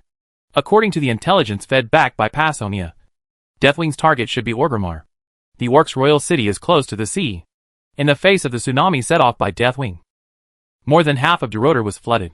The Orcs are trying to. There is a lot of panic, and it is very likely that Deathwing will choose to go to Orgrimmar at this time. Did Deathwing choose Orgrimmar? It seems that history has changed a lot. Leo rubbed his chin. In the original history, Deathwing should have attacked Stormwind City, but now it has been changed to Stromgarde. And after attacking Stromgarde and being deflated, the world-destroying dragon still did not go to Stormwind City. It was the object of its power, changed to an orc. Now there is something good to watch. In fact, Deathwing's choice to attack Orgrimmar did not surprise Leo too much. Among the two major camps in the world, humans are the protagonists of the Alliance, and the orcs are the protagonists of the Horde. Since Deathwing did not take Stromgarde, it could severely injure the humans. To show his strength, it is not surprising that he is replaced by an orc who is the protagonist of another camp. In the heart of this world-destroying dragon, the existence of the Alliance and the Horde is meaningless. They are both an aggregation of ants in his eyes, who can be destroyed without destroying them. The orcs are in big trouble now. Can Thrall deal with Deathwing? Leo was looking forward to how things were going. Chapter 1167. It's you again. Just when Scarlet ordered the ministers to implement contingency measures, Leo said lightly, Deathwing went to Orgrimmar. As soon as he said these words, the hall immediately fell silent, followed by cheers. Deathwing, the world-destroying dragon, is looking for trouble with the orcs? We can wait and see a good show. It would be better if the orcs can't stop Deathwing, and Orgrimmar will be razed to the ground. So we don't need to if you take action against the orcs. It will be over. Looking at the people below who were cheering with joy, Leo could only say that these guys were happy too early. After all, Orgrimmar is the main city of the orcs. The orcs have been operating there for many years. So how could they not have any measures to guard against strong enemies? Thrall is not a fuel-efficient lamp. This wise orc warchief cannot be without a sense of crisis. Deathwing caused trouble in Orgrimmar and simply wanted to go further, and even razed Orgrimmar to the ground. Leo responded to this not promising at all. Well, although he doesn't think that Deathwing can destroy Orgrimmar, he can't stop others from thinking so. Just let the ministers of Arathar do what they want. It's their business to think so. Amidst the cheers of the crowd, Leo whispered in Scarlet's ear, Silly girl. Just watch over here in Stromgarde. I have to go out. While Deathwing is attacking Orgrimmar, I went to raid his lair in grim battle. It would be of great benefit to the kingdom if that place could be captured. After saying that, Leo remembered something again and glanced at the minister in the palace, Adelaide. Send an army to Menethil Port. I think there is a need for help there. Adelaide was shocked. Leo asked him to send troops to Menethil Port at this time. At best, it was to help the residents there. And at worst, it was to take advantage of the situation. Deathwing was born, and this world-destroying dragon caused huge disasters and brought indelible damage to the world. Among them, the tsunami was the one that everyone in Stromgard felt the most. Although Stromgard is close to the sea, its main city is quite far away from the sea, and the sea level is as high as 1,000 meters. Although the tsunami set off by Deathwing was large, the damage to the city was extremely limited. The port of Menethil is different. The city located in the wetland has no altitude at all. Its geographical location is only about 10 meters higher than the sea level. Slightly larger waves can rush into the port. Not to mention Deathwing. A huge tsunami set off. If no miracle occurs, Menethil Harbor is probably flooded at this time. The Stromgard army happened to take control of it in the name of helping the port rebuild, thereby achieving Leo's plan to occupy the entire wetland. For all purposes of the kingdom of Aratha, the territory of the kingdom is about to expand again, which is a good thing. But Adelaide is not happy because the population of Aratha is tight. However, he cannot just look at such a good opportunity without taking action. This means that in the future, in a short time, these ministers will be very worried about this. The kingdom expanded its territory and strengthened its national power. Adelaide was happy about this. But he couldn't laugh when he thought about the troubles it caused. Pain and happiness. This is the current Adelaide. There were many people in the hall who had the same mood as Adelaide. These people wanted to see the kingdom become powerful. But they had to be busy for it. And the headache caused by it bothered them quite a bit. Leo didn't pay attention to what these people thought. As the saying goes, people in the palace seek their own affairs. Since these people in the palace enjoy the power given by the kingdom, they should naturally shoulder the corresponding responsibilities. They want to enjoy the power, but are unwilling to take the responsibility. How can there be such a good thing in the world? Scarlet did not stop Leo. She knew that Leo must have something extremely important to do when he went out at this time. The female paladin said to Leo, "Be careful. Don't worry. I'm measured." Leo gave Scarlet a reassuring look, and then disappeared from the hall. Blackstone Mountain was once a place where the Black Dragon Legion and the Balrog slaves were feared by countless people.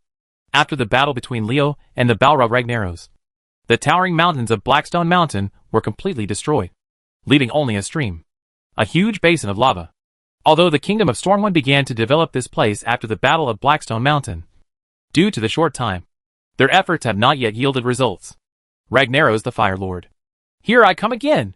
Standing on the ruins left by the Battle of Blackstone Mountain, Leo looked at the churning lava. Due to the emergence of Deathwing, the Storm Kingdom focused its attention on this world-destroying dragon. The strange situation in Blackstone Mountain has not changed until now. No one found out.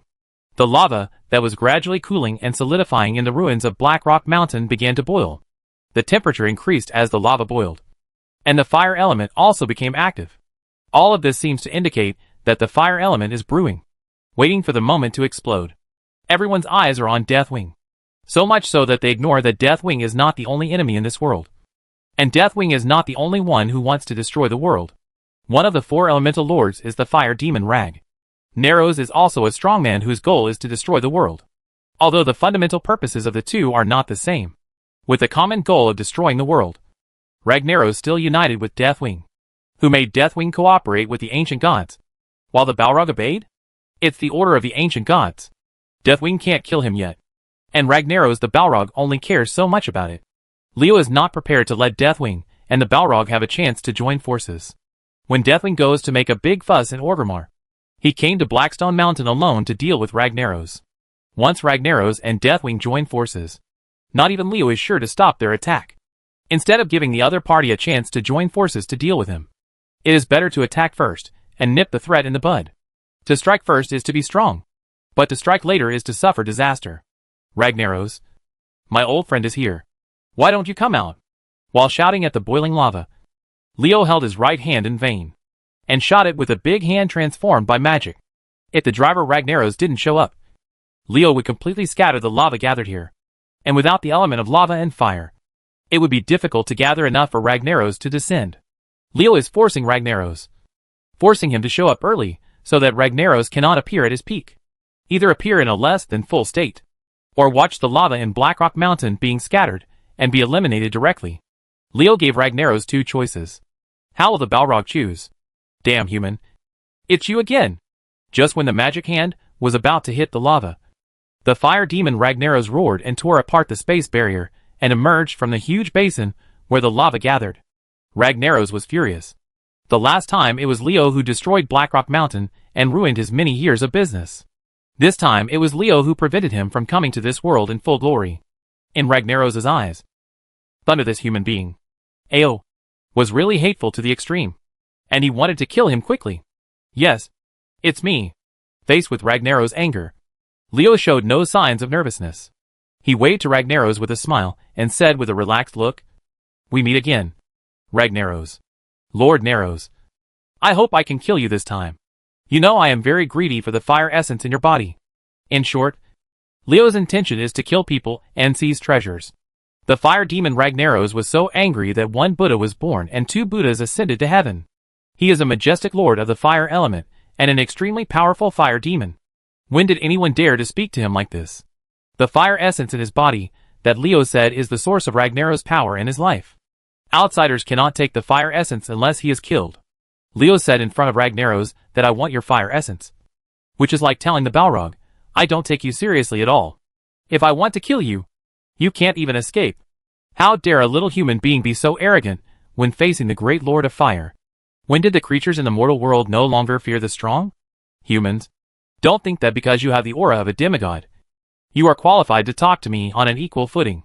In my eyes, not to mention human demigods, even the gods among humans are just ants. Weak creatures like you are nothing. Ragnaros roared.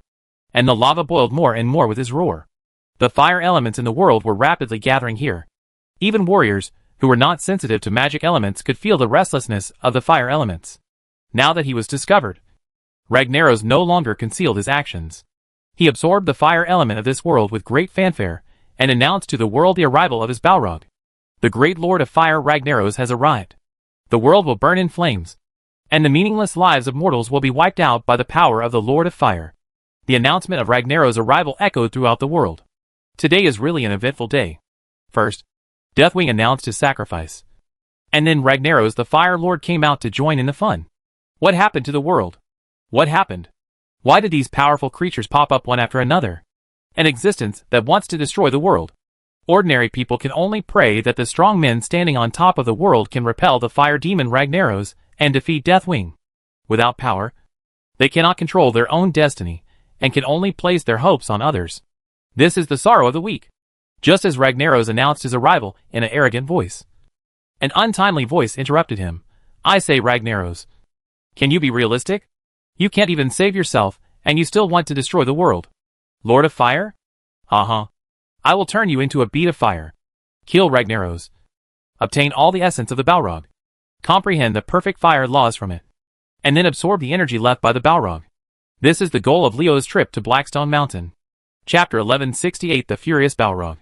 Ragnaros, how can you fight me when you don't even have a weapon? Leo sneered. In his eyes, the fire demon's arrogant declaration of annihilation was a joke. The world today is not what the Fire Element Lord remembers. The era when the four elemental lords ruled and reigned supreme has long passed. Ragnaros doesn't stay in the different space where the Titans banished him. Be his mountain king, and try to come back to this world. Isn't that looking for abuse? The last time he fought against the Balrog, Leo's strength was far inferior to what he is now. At that time, he could defeat Ragnaros. This time, he was more confident in defeating the Balrog Leo. No, it's not victory. Leo wants more than just victory. He wants to kill the Balrog and eliminate the scourge of Ragnaros. Speaking of weapons, Ragnaros suddenly felt as if he had been slapped in the face. And he was so angry that Leo had snatched his weapons in Blackstone Mountain and took away the Eye of Savras. This matter has always been discussed by Ragnaros. Naros had brought shame upon him for the rest of his life. Now that Leo mentioned this, wasn't he slapping Ragnaros in the face? Previously, Leo and Ragnaros had quite a feud. Blackstone Mountain, which Balrog had been running for many years, was destroyed by Leo. And even the weapons were taken away by Leo. Now Leo has ruined Balrog's plan to come to the world, forcing Ragnaros to appear in advance before his power reaches its peak. New and old hatred surge up together, and Ragnaros's red face tends to turn green with anger. Human. Suffer death. Balrog is not good at words. In fact, the world he lives in does not give him the opportunity to practice his speech. The relationship between elemental creatures has always been that the strong respects the weak, and the weak are humbled. When any disputes arise, they can be resolved with force. No one could see how Ragnaros was acting. The boiling lava roared like a tsunami, and a huge wave of lava 100 meters high pressed towards Leo. The high temperature that could melt gold, iron, and vaporized steel made the air tremble. Twisted by it, the heat wave was overwhelming, and the fire elements danced with it. The violent fire elves quickly gathered towards Blackstone Mountain. Ragnaros did not forget to gather the fire elements when he attacked Leo. Leo was like an ant in front of the 100-meter high lava wave. But this ant was not a good one. The lava wave seemed powerful, but in his eyes, it was vulnerable. Don't be so angry. Calm down the fire and cool down. Before Leo finished speaking, the huge waves of lava made a hissing sound. The scorching high temperature was falling. The scorching lava was solidifying. And the active fire elves met their mortal enemies. The ice elves. Sindragosa's blue hair fluttered and stood behind Leo. The bone-chilling cold that froze the lava waves continued to devour the fire elemental space from her source. The redness of the ruins of Blackrock Mountain was fading, and a touch of ice blue was spreading. The breath of the ice and snow gods. Ragnaros was startled, and he felt threatened by Sindragosa's appearance. Normally Ragnaros would not take Sindragosa seriously, but it was different now. The appearance of an ice and snow god would seriously hinder his ability to gather the fire element, preventing his power from reaching its peak state. This human being is well prepared. No wonder he is so arrogant. However, it would be too naive for him to think that he could compete with a great fire demon with just a god of ice and snow. Ragnaro grabbed Sindragosa with his big hand. The scorching flames dispelled the coldness of the frost, and the fire element of Blackstone Mountain became active again. The red flames dyed the world red again. The frozen lava melted again, and a huge wave of lava that was more than twice as high as before set off a fiery frenzy.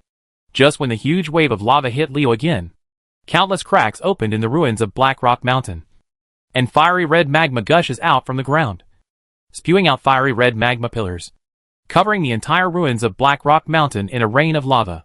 There was a dense sound of chi-chi, which was the sound made when the rocks on the ground were melted by the high temperature.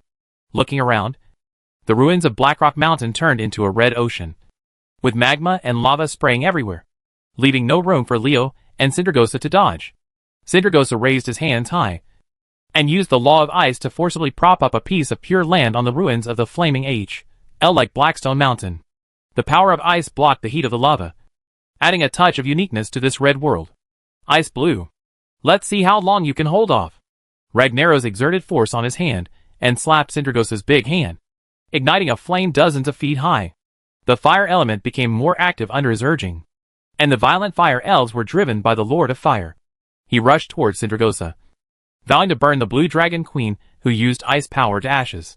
Ragnaros only focused on dealing with Sindragosa but ignored Leo, which made the ignored person very dissatisfied. He curled his lips and pointed at Ragnaros' head, and a dark red light flashed, shooting at Ragnaros quickly. A finger of death. The aura of the law of death surprised Ragnaros.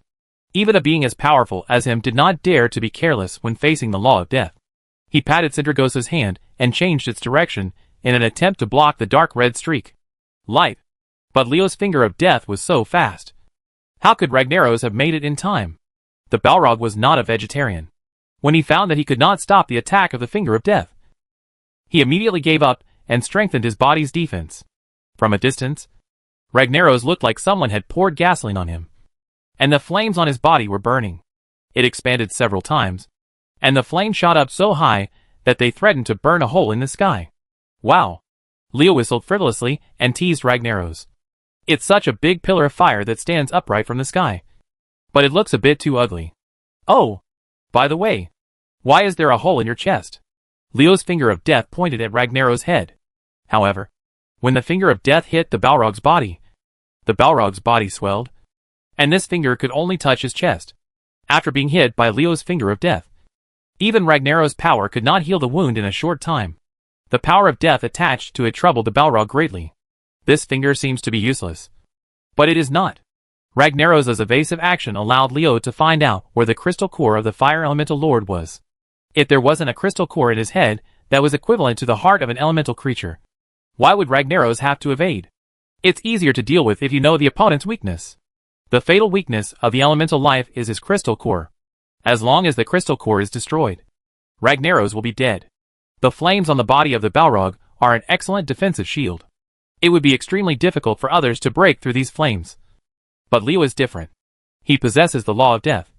And the defensive effect of Ragnaros's flames on these powerful laws is weakened to an unbelievable level.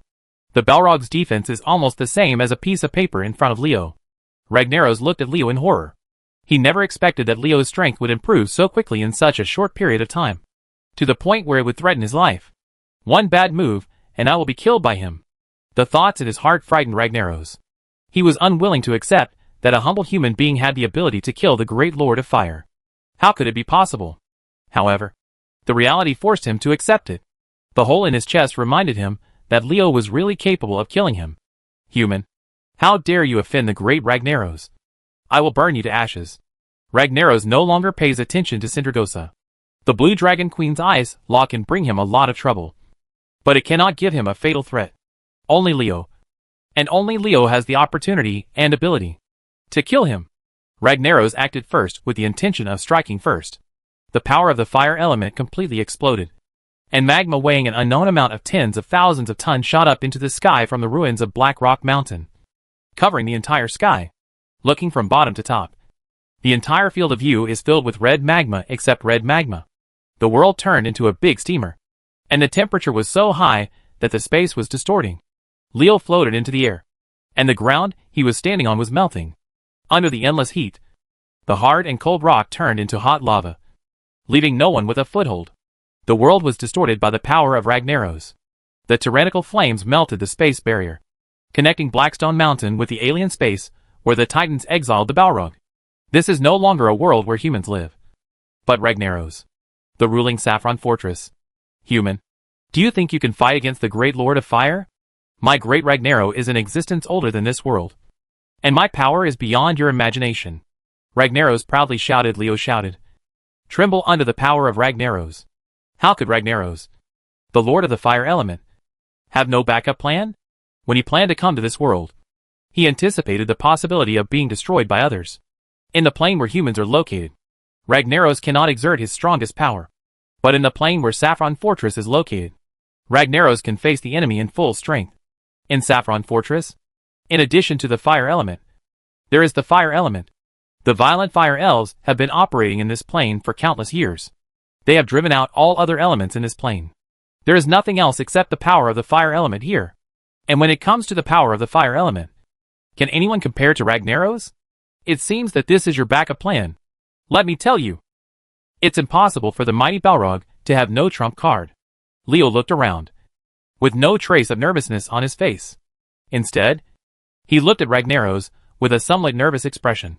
He said jokingly, although I don't want to hurt you, as an opponent, I have to remind you that this thing seems to be able to avoid fire. A red crystal appeared in Leo's hand, and the pride on Ragnaros's face suddenly froze. Isn't the Eye of Sovras in Leo's hand? The angry roar of Balrog resounded throughout the entire Saffron Fortress. Damn it! How dare you use my things against me? You damn robber. Chapter 1169. So what if I'm cheating on you? The fire demon Ragnaros is best at, and also his most powerful means of attack is fire. The saffron flame is no joke. It is said to be an existence that can burn even gods to ashes. Ragnaros originally believed that his backup force was strong enough to cope with any accident, as long as he connected the ruins of Blackstone Mountain to the alien plane where the Titans exiled him from Saffron Fortress. Any enemy would be wiped out. But once these two words appear, things in the world will go in a completely different direction. Ragnaros never expected that Leo would be the one standing in his way. Nor did he expect that Leo's strength would improve so quickly. From the time when he had to rely on external forces to fight against him, he could now be able to threaten his life. Situation. How long had it been since the last battle at Blackrock Mountain? Such a short period of time was not even enough for Ragnaros to take a nap. Such a short period of time in the long life of the Balrog was so short that he had no feeling at all. However, Leo took advantage of this time to continue to improve and become stronger. becoming an existence that Ragnaros could not ignore, and did not dare to take lightly. It was indeed beyond Ragnaros' expectations. Ragnaros has seen many so-called geniuses among mortals. But compared with Leo, those so-called geniuses are like ants in front of a dragon. Too small to be any smaller. At least in Ragnaros' memory, there was no memory of a mortal who could grow so quickly. Based on this alone, Ragnaros had a deep murderous intention towards Leo. If a mortal who progresses so quickly, and whose strength increases so rapidly is not killed before he grows up enough to threaten himself, there will be endless trouble in the future. As the saying goes, those who are good at Lin Feng will be destroyed, and those who are superior to others will be rejected. Ragnaros put Leo on the must-kill list just because of his terrifying growth rate. Not to mention that the two of them still had a grudge. Look at what Leo is holding in his hand. It is the Eye of Savras. Ragnaros spent countless years and countless efforts to successfully cast the core of the Balrog's hammer. What should have been the fire demon Ragnaros is now in Leo's hands. The reason why this is so is because Leo successfully robbed Ragnaros. The shame of the battle at Blackrock Mountain is Ragnaros' eternal pain. Not only was Leo a mere mortal, destroying the molten core of elites for many years, but the Balrog's body still suffered at the hands of Leo. The weapons were all snatched away by Leo.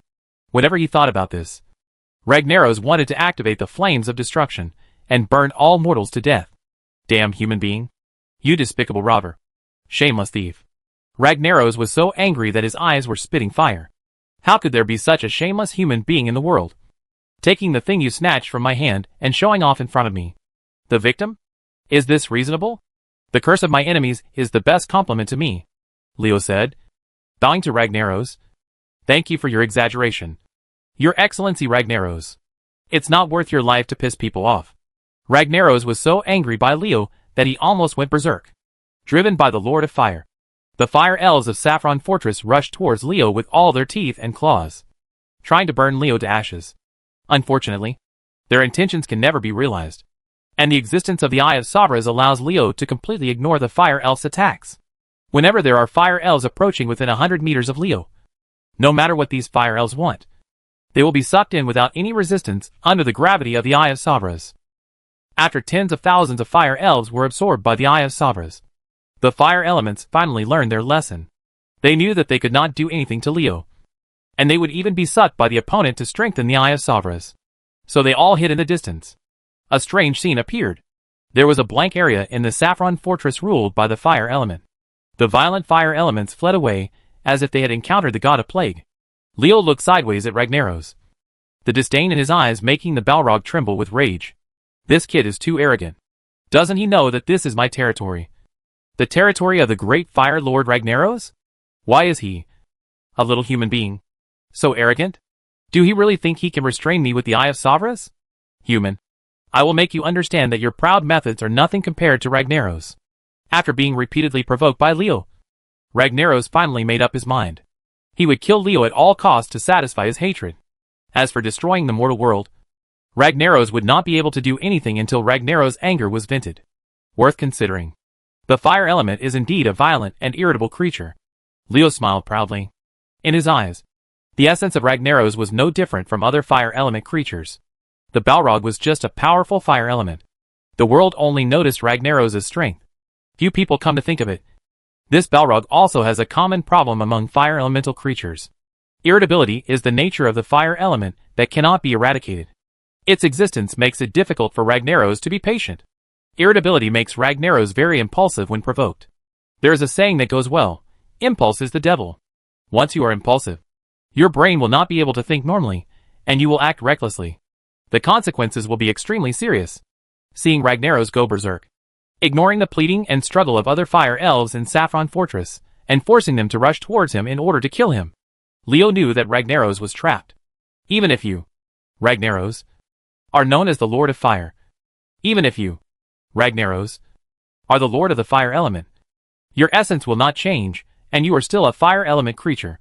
The reason why other fire elements fear you and obey you is because you are powerful, Ragnaros, and they dare not oppose you. However, the desire to survive is an instinct possessed by any creature, an instinct engraved in the deepest part of the soul. Ragnaros knew that throwing himself at Leo would be sending his own death. But he still let the fire elves do that. Even when the fire elves begged him, if you force them to obey at any time, it will inevitably cause resistance, and even resistance from the Fire Elves. What's more, it's not like the Fire Elves don't recognize the Eye of Savras. It's clearly something created by Ragnaros, which makes it easier to anger the Fire Elves. There will be a good show to watch later.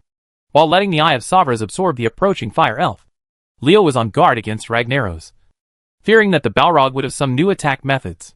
Although this possibility was extremely small. After all, Ragnaros was too arrogant. Yes, this guy thinks that the power of flame is invincible.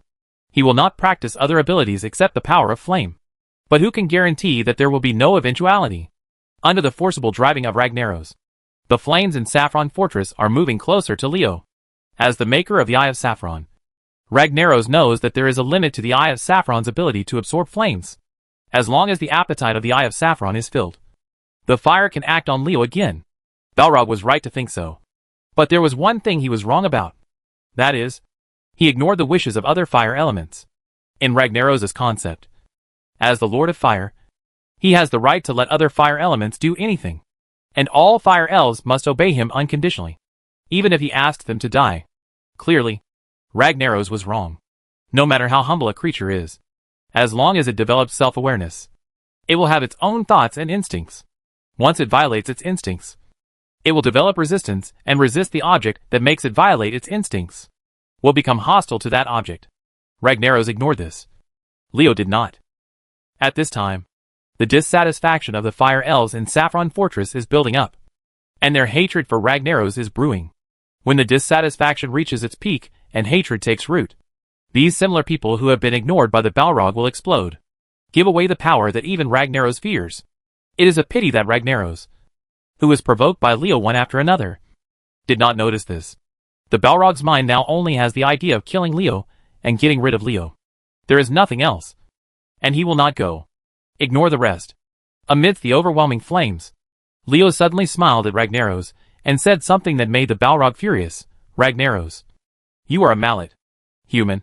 You have repeatedly provoked the great Lord of Fire, and I will make you pay the price. After digging his ears, Leo looked at Ragnaros jokingly. He pointed around. Lord of Fire? Are you sure you are their master? Are you sure you can command them? Ragnaros, who was awakened by Leo, discovered that the Fire Elves, who were supposed to rush towards Leo under his order, had all stopped moving. Although their numbers were getting larger and larger, these Fire Elves were no longer there. One obeys him. This is...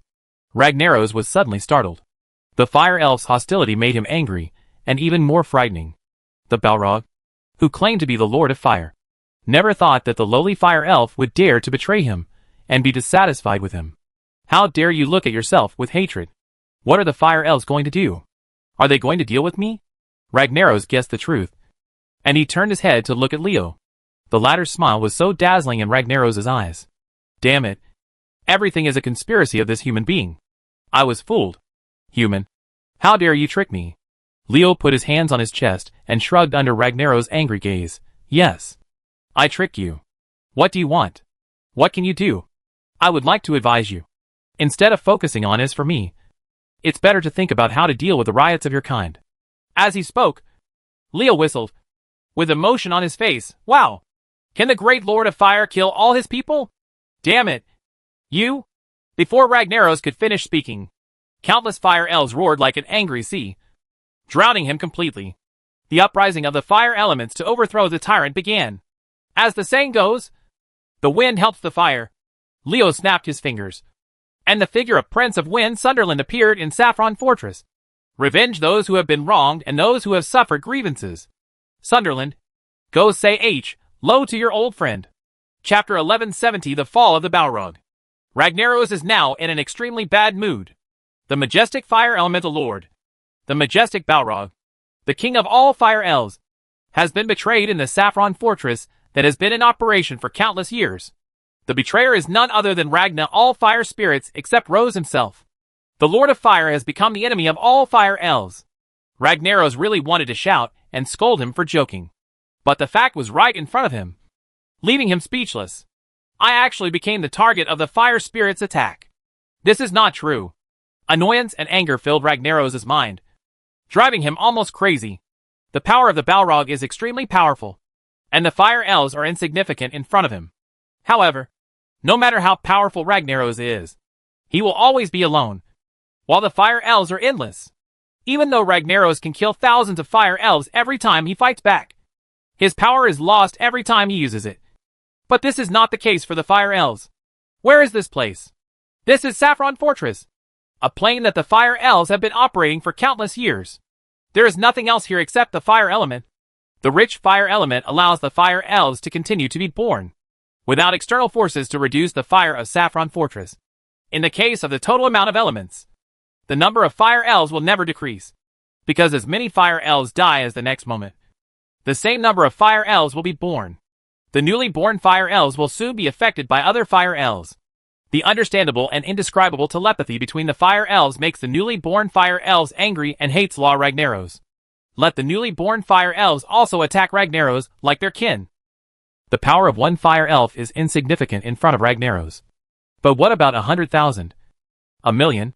Or even tens of millions? Leo watched the civil strife of the fire element.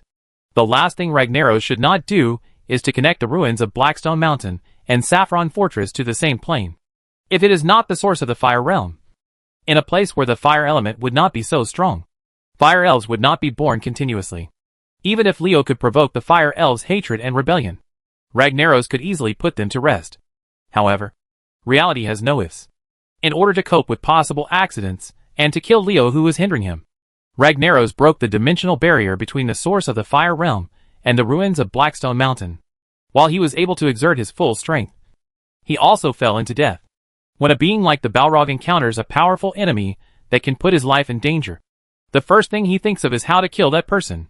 Leo has an extremely clear grasp of Ragnaros' psychology, and his calculations are very precise. When Ragnaros discovered that Leo had the ability to kill him, his first reaction was to drag Leo into the source of the fire world, trying to kill Leo with the strongest power. Unfortunately, Ragnaros did not expect that what Leo wanted him to do was to open the source of the fire world.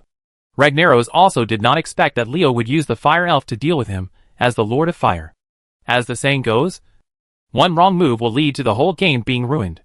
Ragnaros missed one move and was destined to lose completely in the confrontation with Leo. Wow! What a counterattack battle between a poor man and a rich man. Leo put his hands on his chest, looking like he was watching a show, and praised loudly. Wonderful! It's so wonderful! Well, compared to the fire demon Ragnaros, the other fire elves are indeed poor. A poor person is a scumbag in front of a tall, rich and handsome person. But the resentment of thousands of poor and short people is enough to kill a tall, rich and handsome person. Leo tilted his head, and a demonic figure appeared behind him. Does this scene feel familiar? Archimonde? Not deja vu, but personal experience. Archimonde said in his heart. Isn't what Ragnaros is encountering now the same as when he was at Mount Hyjal? Countless elves are able to kill strong men like Archimonde by self-destructing without fear of death. And countless fire elves can also kill the fire demon Ragnaros. Even if Ragnaros can survive the fire elf's attack frenzy, Leo is still there. Balrog is dead. Archimonde sentenced Ragnaros to death. The Defiler really couldn't see the possibility of Ragnaros coming back. In fact, Leo wouldn't give him a chance. Prince of Wind Sunderland and Archimonde's appearance is proof.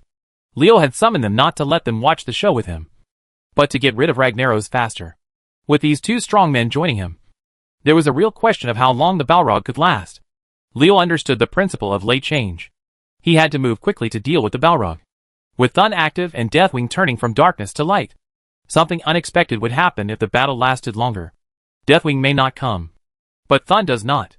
The old god will not sit back and watch Ragnaros be killed by Leo. Quick victory. As soon as Leo finished speaking, Sunderland, who had been unable to restrain himself for a long time, roared and jumped out. The Prince of Wind hung up a tornado visible to the naked eye in the red saffron fortress, and the wind pillar roared towards the sky. Ragnaros, any fire elf, who entered the range of the wind pillar along the way was not only uninjured but also greatly strengthened. Wind Prince Sunderland was used by Leo to help the fire elves kill Ragnaros. Of course he would not harm those fire elves. As Leo said, wind helps fire, and the wind element is very powerful against the fire element. Could help. Ragnaros did not forget to pay attention to the situation on Leo's side when dealing with the attack of the fire elves. The appearance of Sunderland and Archimonde made the Balrog's heart freeze. Either of these two people was his powerful enemy. If the two of them joined forces, Even if they are stronger than Ragnaros, they have no chance of winning. What shocked Ragnaros even more was that, judging from Sunderland's aura, the Wind Prince's power had been fully restored.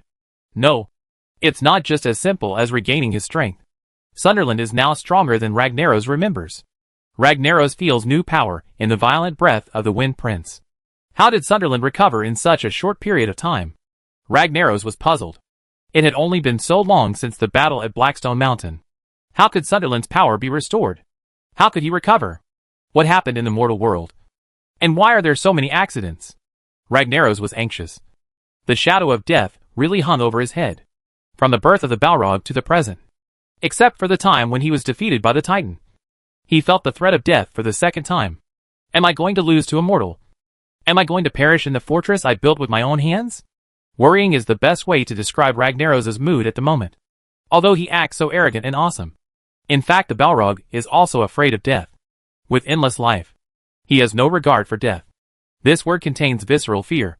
The longer you live, the more you fear death. Crack!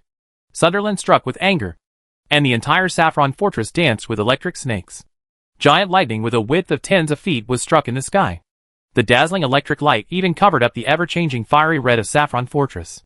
Under the Wind Prince, the entire plain trembled under its power. The helplessness when he was injured by the fire demon. The pain of being separated from the one he loved. The loneliness that had been sealed for thousands of years. And the unforgettable hatred burst out at this moment. Sunderland wanted revenge. He wanted to take revenge on the person who caused his tragedy for thousands of years. Ragnaros pays back everything. Sunderland, who has returned to his prime, is no weaker than Ragnaros, and is even a bit stronger. The Balrog may not be his opponent in a duel with Sunderland. Not to mention there are countless fire elves helping Sunderland. Thunderstorms bombarded him wildly, and under the bombardment of lightning without leaving a breath. Ragnaros' size was shrinking at a speed visible to the naked eye. This was a sign of his great loss of strength. Seeing that the tyrant's power was weakened, the fire elves cheered. But they did not realize that the lost power of Ragnaros was being quietly absorbed by the Eye of Savras in Leo's hand. After absorbing the power of the Balrog, Savras the Eye of Flask suddenly came to life, as if some consciousness was awakening. And Leo took the opportunity to imprint his soul mark on it without any resistance at the moment when this consciousness was born. Kill him! Kill him! Kill him!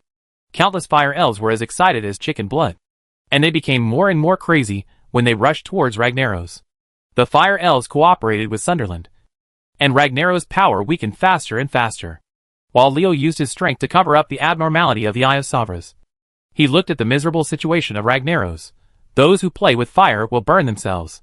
The ancients will not deceive me. Water can carry a boat, and it can also overturn it. Ragnaros. Naros was born in the fire element, but ignored the feelings of the fire spirit. Isn't this self-destruction? If I want to destroy you, I have to make you crazy first. I think you must have never heard this saying, if you want your subject to die, I will kill you first. Ragnaros, you are in trouble when you meet me. No injustice. After speaking, Leo pointed out, and the dark red ray that frightened Ragnaros went straight to the Balrog's head. It turned out that the location was where the elemental core of Ragnaros' heart was. Not good! Ragnaros roared wildly, and the explosive power of fire defeated the electric snakes in the sky. Tens of thousands of fire elves fell under the power of the Balrog. Before Sunderland could use his new move, Ragnaros was about to expand his body to avoid the blow. But unexpectedly, a big magic hand shrouded in black energy came over at this moment. The Hand of Death. Archimonde the Defiler dealt Ragnaros a fatal blow at this fatal moment. Being struck by the Hand of Death, the strength that Ragnaros finally summoned was immediately dissipated, and his body could no longer grow in size. At this time, it was too late for him to think about how to adapt. Crack! The sound of objects being smashed clearly reached the ears of every creature in Saffron Fortress. After being stunned for a moment, the fire elves screamed and rushed towards Ragnaros. At this moment, the Lord of Fire, his body was collapsing, and flames were flying all over the sky. In the center of the flames, a red flame crystal was floating quietly. That is the essence of Ragnaros' power. If you get it, even the lowest fire elf can become the second Lord of Fire. The fire elves are crazy, and no one can resist the temptation to become the Lord of Fire. They are fast, and there are people faster than them. At the moment when the fire elf pounced on the flame crystal, he gently moved his hand and captured the essence of Ragnaros' power in his palm. Who is that person if it's not Leo? What's faster than teleportation?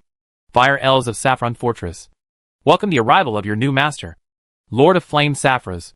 With that said, amid the screams of the fire elves, Leo closed his hands and patted the flame crystal left by Ragnaros into the eye of Saffras. Bake! The crimson flame dyed the whole world red, and a new Lord of Flame was born.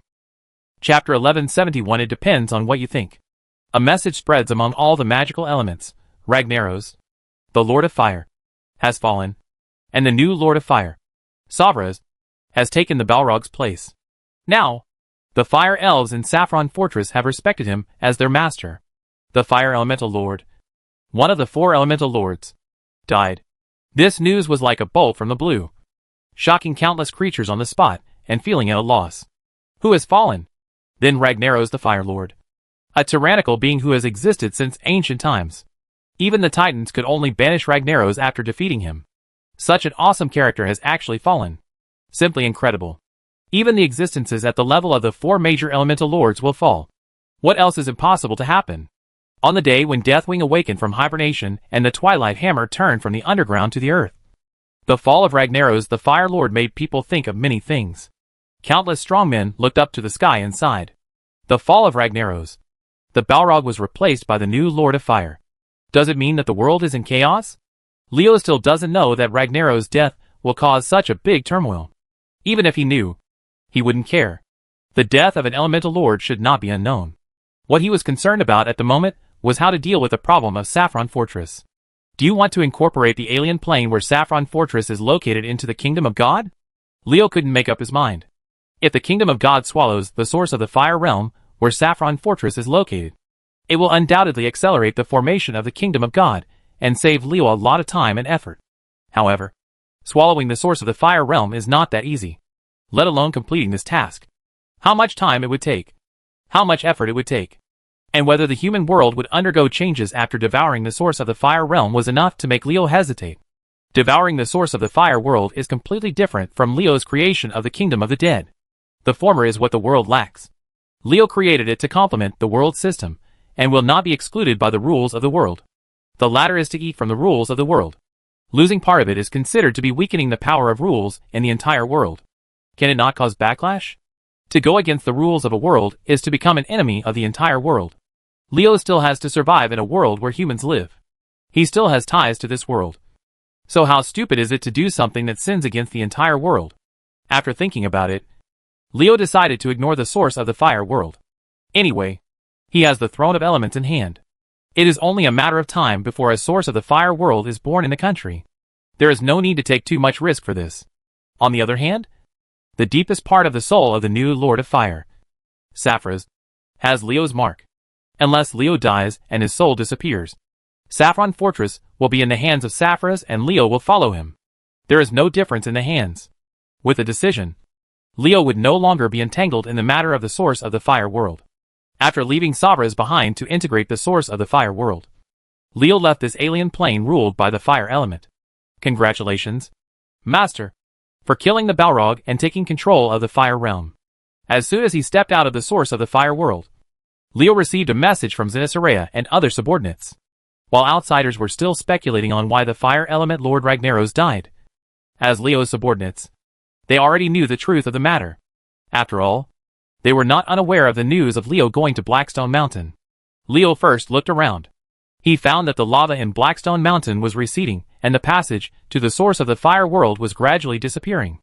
This was the first thing Saffras did after taking over the source of the Fire World. The direct link between Furlong Fortress and the world where humans live. Nodding with satisfaction at the actions of his new subordinate, Leo then replied to Zinnisarea, "How did things go?" Leo did not bring Zinnisarea to Blackstone Mountain. Naturally, this powerful Black Dragon Queen could not just sit idle. When going to Blackstone Mountain, Leo gave Zinnisarea a task suitable for her to destroy Grim Barto. In the past, when Deathwing was in charge, it was extremely difficult to destroy Grim Battle. Now that the world-destroying dragon has left there and is causing trouble in Orgrimmar, why not take the opportunity to destroy that city? How could he allow others to snore next to the bed? Grim Battle was under the Arathor Basin, and the distance to Stromgard was too close. How could Leo allow a powerful hostile force to settle under his nose? Bato's destruction is inevitable. Leo originally planned to spend today and complete Scarlet's wedding with him before looking for trouble with Deathwing. But then the news sent to him by Watson made him change his mind. Pasonia tracked Deathwing and found out that the world-destroying dragon was going to cause trouble in Orgrimmar. Leo knew at that time that the opportunity had come. After going through countless battles along the way, Leo deeply understood the truth that opportunities must not be missed before they come again. So he made a decisive decision and left Stromgarde immediately. Leo used lightning speed to eliminate the fire demon Ragnaros, broke the arm of the ancient god, and eliminated a major scourge. The final outcome of the battle depends on Zinnisarea and the others. Fortunately, my master, no living creature has been found within Grim Batwan. Shinasaraya's answer was a bit ruthless. After getting rid of her inner fear of Deathwing, the Black Dragon Queen's self-confidence returned. The ruthless style she acted in was quite a bit like a strong woman. The last obstacle to the integration of Diavolo, the Lord of Fear, has been overcome. Leo believed that the girly version of the big pineapple he created in this world would take shape soon. Rubbing his chin, Leo asked Zinnisarea, "How do you think we should deal with Deathwing?" Shinasarea, who was far away in grim battle, was shocked. Leo's question was very meaningful. As one of Leo's most powerful thugs at this time, Zinnisaraya's importance to Leo is undoubted. Because of this, she understands that she must be loyal to Leo wholeheartedly. Otherwise Leo will mercilessly kill her. Kill. Zinnisaraya, who understood this, did not hesitate at all and immediately said, "The existence of Deathwing is a threat to the master. Killing him is the best solution. I think Dragonakos will like you very much. Do it, master." Zinnisaraya only hated Deathwing and wanted to crush him to ashes. How could she plead for Deathwing? She wished that Leo would kill Deathwing and let Deathwing's body and soul disappear. Not to mention that Zinnisaraya has no feelings for Deathwing. Only hatred. Even if she still has some affection, she will advise Leo to kill Deathwing. A subordinate who does not consider his master is not a good subordinate. As a being who is like Leo's arm, if Zinnisaraya does not consider Leo when doing things, her fate can be imagined. Leo was very satisfied with the Black Dragon Queen's answer. He didn't like his subordinates to have too many other thoughts. Even if they did, it had to be based on executing his will and completing his instructions. You ask Nefarian and his Dracolic Legion to withdraw from grim battle first. And be careful to prevent Deathwing from retaliating against Stromgarde. I will be there later. Being raided, Deathwing would no longer be Deathwing if he could swallow this breath. Leo is not worried about his own safety. He has Sindragosa and Archimonde by his side. Even if he doesn't take action, Deathwing couldn't do anything to him. Stromgarde is different. Even if Maligos, Manilos, and other subordinates are left behind, Leo still can't rest assured. I'll go immediately, master. Zinnisaraya agreed and called Nefarian, Parashion, and other Dracolics to leave grim battle, which had been reduced to ruins. Leo stood on the ruins of Black Rock Mountain, watching the passage between Black Rock Mountain and the source of Fire Realm slowly closing. His face was calm, but from the flash of light in his pupils from time to time, it could be seen that his mood was not what it seemed. Calm. At the moment Ragnaros fell, Goldfinger's voice sounded in Leo's mind again. The host killed Ragnaros, successfully obtained the perfect law of fire. Do you want to understand it? The reward for killing the fire demon Ragnaros is nothing else but the perfect law of fire that Leo wants to get. This is why Leo will give up the essence of Ragnaros' power and give it to the Eye of Savras. Reason. The essence of Ragnaros' power fell into Leo's hands, and the final result was just to allow Goldfinger to absorb more energy, and the use was not as great as giving it to Savras. If it weren't for the perfect law of fire, Leo would have. He really has no idea. After obtaining the Eternal Vortex in the Eternal Torrent of Time, I can directly communicate with the dark side of the universe. No one can match me in the Dark Law. Now I have obtained the perfect law of fire, which is a must for a warlock to destroy the tyrant. The two major rules mastered are finally completed. He clenched his fists hard and felt the power of fire and darkness surging with his mind. The feeling of controlling these two powers, it will made Leo take a deep breath. Having power, controlling power, overcoming power, and finally formulating the rules of power and dominating everything in the universe. You have already completed the first 3 steps. Thinking about your age. I am jealous. Leo knew who was speaking behind him without looking back. No one except Aegwin, the god of magic, could do this. Your Excellency Aegwin, you are a step too late. The passage to the source of the Fire Realm has been completely disconnected. No one can enter or exit it freely except me. I don't know what method you used to kill Ragnaros. Since I didn't participate in this war, I am not qualified to share the spoils. Egwin said with a bit of regret in his tone. He could freely enter and exit the source of the fire world. Feeling the purest power of fire is an endless temptation for every spellcaster. Even Egwin, the god of magic, is no exception. You always do things so unexpectedly. I thought this battle would last for a long time. But it didn't happen. To think that Ragnaros was defeated so quickly. Big waves push forward, and a new generation replaces the old. Leo looked at Egwin. He didn't believe that Egwin would simply express his feelings to him. Egwin, do you think Deathwing and Twilight's hammer can give people a better life? How much trouble did Thrall cause? Egwin smiled and asked.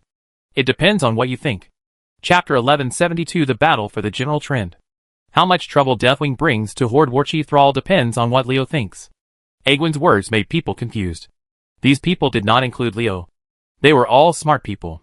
How could Leo not hear that there was something in Egwin's words? Looking at Egwin with a half-smile, Leo asked in a low voice, What do you think I should think? Egwin looked at Leo for a moment and said in a deep voice, Since we want to change, why not do it thoroughly? Leo keenly noticed that when Egwin spoke, there was a very secret and ruthless look in her eyes. With this discovery, Leo understood in his heart that Egwin wanted to take the opportunity to kill the orcs. The hatred between orcs and humans is ineradicable. Who allowed the orcs, as the vanguard of the Burning Legion's invasion of the world, to massacre so many humans and cause such misery to humans? As a lineage of human guardians, Egwin hated the orcs in his heart even though he was unable to take action due to various reasons. It is not uncommon to settle scores after the fall. The hatred between humans and orcs will break out no matter how suppressed it is. The hostility settled in the deepest hearts of the two races is not easy to eliminate. Especially the attitude of the orcs is even more unacceptable to humans. Let's not talk about the attitude of Thrall's lineage. The main war faction headed by the Warsong clan not only showed no sign of repentance for the war that year, but instead kept clamoring for the annihilation of mankind. How could they act so confidently as an invader? Being unrepentant is really weird. Leo, the warring orcs of the Warsong clan, didn't have a good impression of them at all. Because what these guys did reminded Leo of the island country he wanted to destroy before he traveled through time. Think about it. Both behave like invaders, are equally unrepentant, and are clamoring for another war. What is the difference between the orcs of the Warsong clan and the islanders? If you know your mistakes and you can correct them, you can never do a good thing. I have always thought this is a stupid saying. If you make a mistake, you have made a mistake, regardless of whether you realize the mistake or not. The thing has been done. This is an unchangeable fact. Is it just because you realize it? Mistakes don't exist? Are there no consequences or harm to others? What a joke. Leo responded to Egwin's gaze. Everyone must be responsible for what they have done. People forget about the pain after their scars are healed, thinking that they can dominate again after regaining some strength. Such people must die. The masters of the world should be us, who are born and raised here, not some foreign invaders. Sir Egwin, what do you think? The orcs must take responsibility for what they did back then. Those guys who clamored for another war to destroy humanity and the Alliance are not qualified to live in this world, let alone enjoy the resources of this world that does not belong to them. Trash like that is only worthy of being buried in the soil and turned into fertilizer that nourishes the world. Egwin understood Leo's eyes and understood Leo's words. Compared with her, Leo's attitude towards the unrepentant orc war faction was tougher than hers, and his reaction was more violent than hers. However, Egwin and Leo still had differences on the big issue of orcs. Egwin's attack targets all orcs. This is also the concept of humans who have experienced 2 orc invasion wars.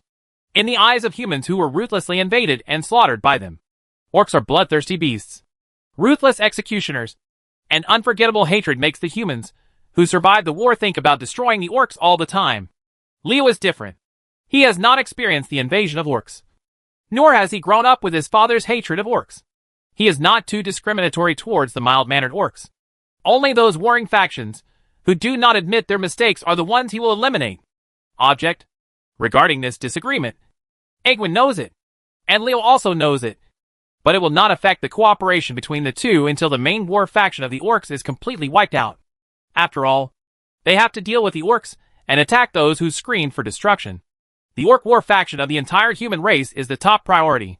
Seeing a smile on Egwin's face, Leo continued, Egwin, you know the hometown of the orcs, which is the world called Draenor. According to reliable information, there are not many orcs living in the world of Draenor. My subordinates told me that they have been quite active recently. As for what the action was and how big the noise was, Leo didn't say, and Egwin didn't ask. Since the former mentioned the orcs in the Draenor world separately, the next thing must be related to these orcs.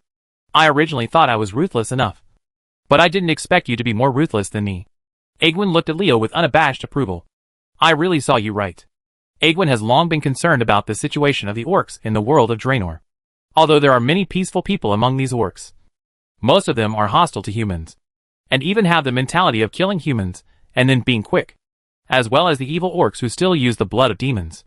These orcs are the targets that Egwin wants to kill. Leo involves the orcs in the world of Draenor, and Egwin is just what he wants. Never do something that can be solved in two, especially to your enemies. There is nothing ruthless or cruel. It's just the principle of cutting grass without eradicating the roots and springing up again. Some battles between races are just ruthless and bloody, and there is no room for mercy.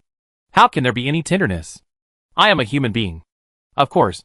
Consider the survival of the human race. Leo secretly sighed in his heart. The world is unkind and treats all living things as stupid dogs. And the saints are unkind and treat all living beings as stupid dogs. This is a battle of great power. No matter which world the strong one is, a single thought can decide the life or death of thousands of weak people. It is better for an orc to die than for a human to die. And it is better for an orc to cry than for a human to cry. Orc, I'm sorry. Shaking his head, Leo's figure disappeared in the ruins of Blackstone Mountain. Egwin looked at the place where Leo left, but did not leave immediately, and fell into deep thought. Egwin is consistent with Leo in the general direction of dealing with the orcs, weakening the orcs, and developing the strength of the human race. But they have fundamental differences in some small aspects. Egwin advocated killing the enemy without leaving any hope for them. Leo did not agree with this. Leo would not frown at all when killing enemies. But within certain races, there were individuals who were not so hostile to humans. And Leo did not advocate massacre of these people. Leo, you are extremely talented and have a tough character, but you are a little indecisive. Egwin muttered in a low voice. Leo's idea was a shortcoming in her opinion, but this did not hinder anything. Orcs are the enemies of mankind after all. Those orcs who follow Thrall do not advocate war against humans now. It does not mean that they will do the same in the future. Nor does it mean that their descendants will do the same. No matter what. The Wasam clan is still a member of the orcs, and their compatriots. After we deal with those after the orcs clamoring for war. Do you think Thrall doesn't hold a grudge against us humans? Having said that, Egwin wrapped the cloak tightly around him, and hid his body in the shadow of the cloak. The enemy hiding in the dark is more terrifying and more noteworthy than the enemy jumping to the bright surface. Such a person must eliminate it as soon as possible. If you can't do it, let me be the villain. After saying that, Egwin's figure gradually blurred, and the human Dharma god also left the ruins of Blackstone Mountain. Without Ragnaros, Leo, and Egwin, the ruins of Blackrock Mountain have returned to their previous lifeless silence. The lava disappeared, and the passage to the source of the fire world was gone. The once bustling Blackstone Mountain returned to its ordinary state. It was no longer the center of attention, and this ravaged land ushered in true peace. The ruins of Blackstone Mountain are calm, but the whole world is undercurrent, and a huge storm is brewing. Stormwind City, the city that was supposed to be the target of Deathwing's rise from darkness to light, is now in a state of calm, which seems to prove that history has seriously deviated from the trajectory set by Titan. Varian was originally going to congratulate Scarlet and her wedding to Leo. According to the rules, after the Arathar people celebrated on the first day, their truly heavyweight congratulators would show up on the second day. Unexpectedly, something terrible happened while he was preparing. The emergence of Deathwing, the drastic changes in the earth, and the Destruction Dragon's declaration of annihilation all make Varian unable to leave his kingdom. As the king, he must stay in Stormwind City to stabilize people's hearts. Under Varian's orders, Stormwind Kingdom officials were extremely busy. Fortunately for the subjects of the Kingdom of Stormwind, Deathwing did not come to Stormwind City to cause trouble, but instead killed Stromgard. After hearing the news, some of the ministers looked worried, while others looked gloating.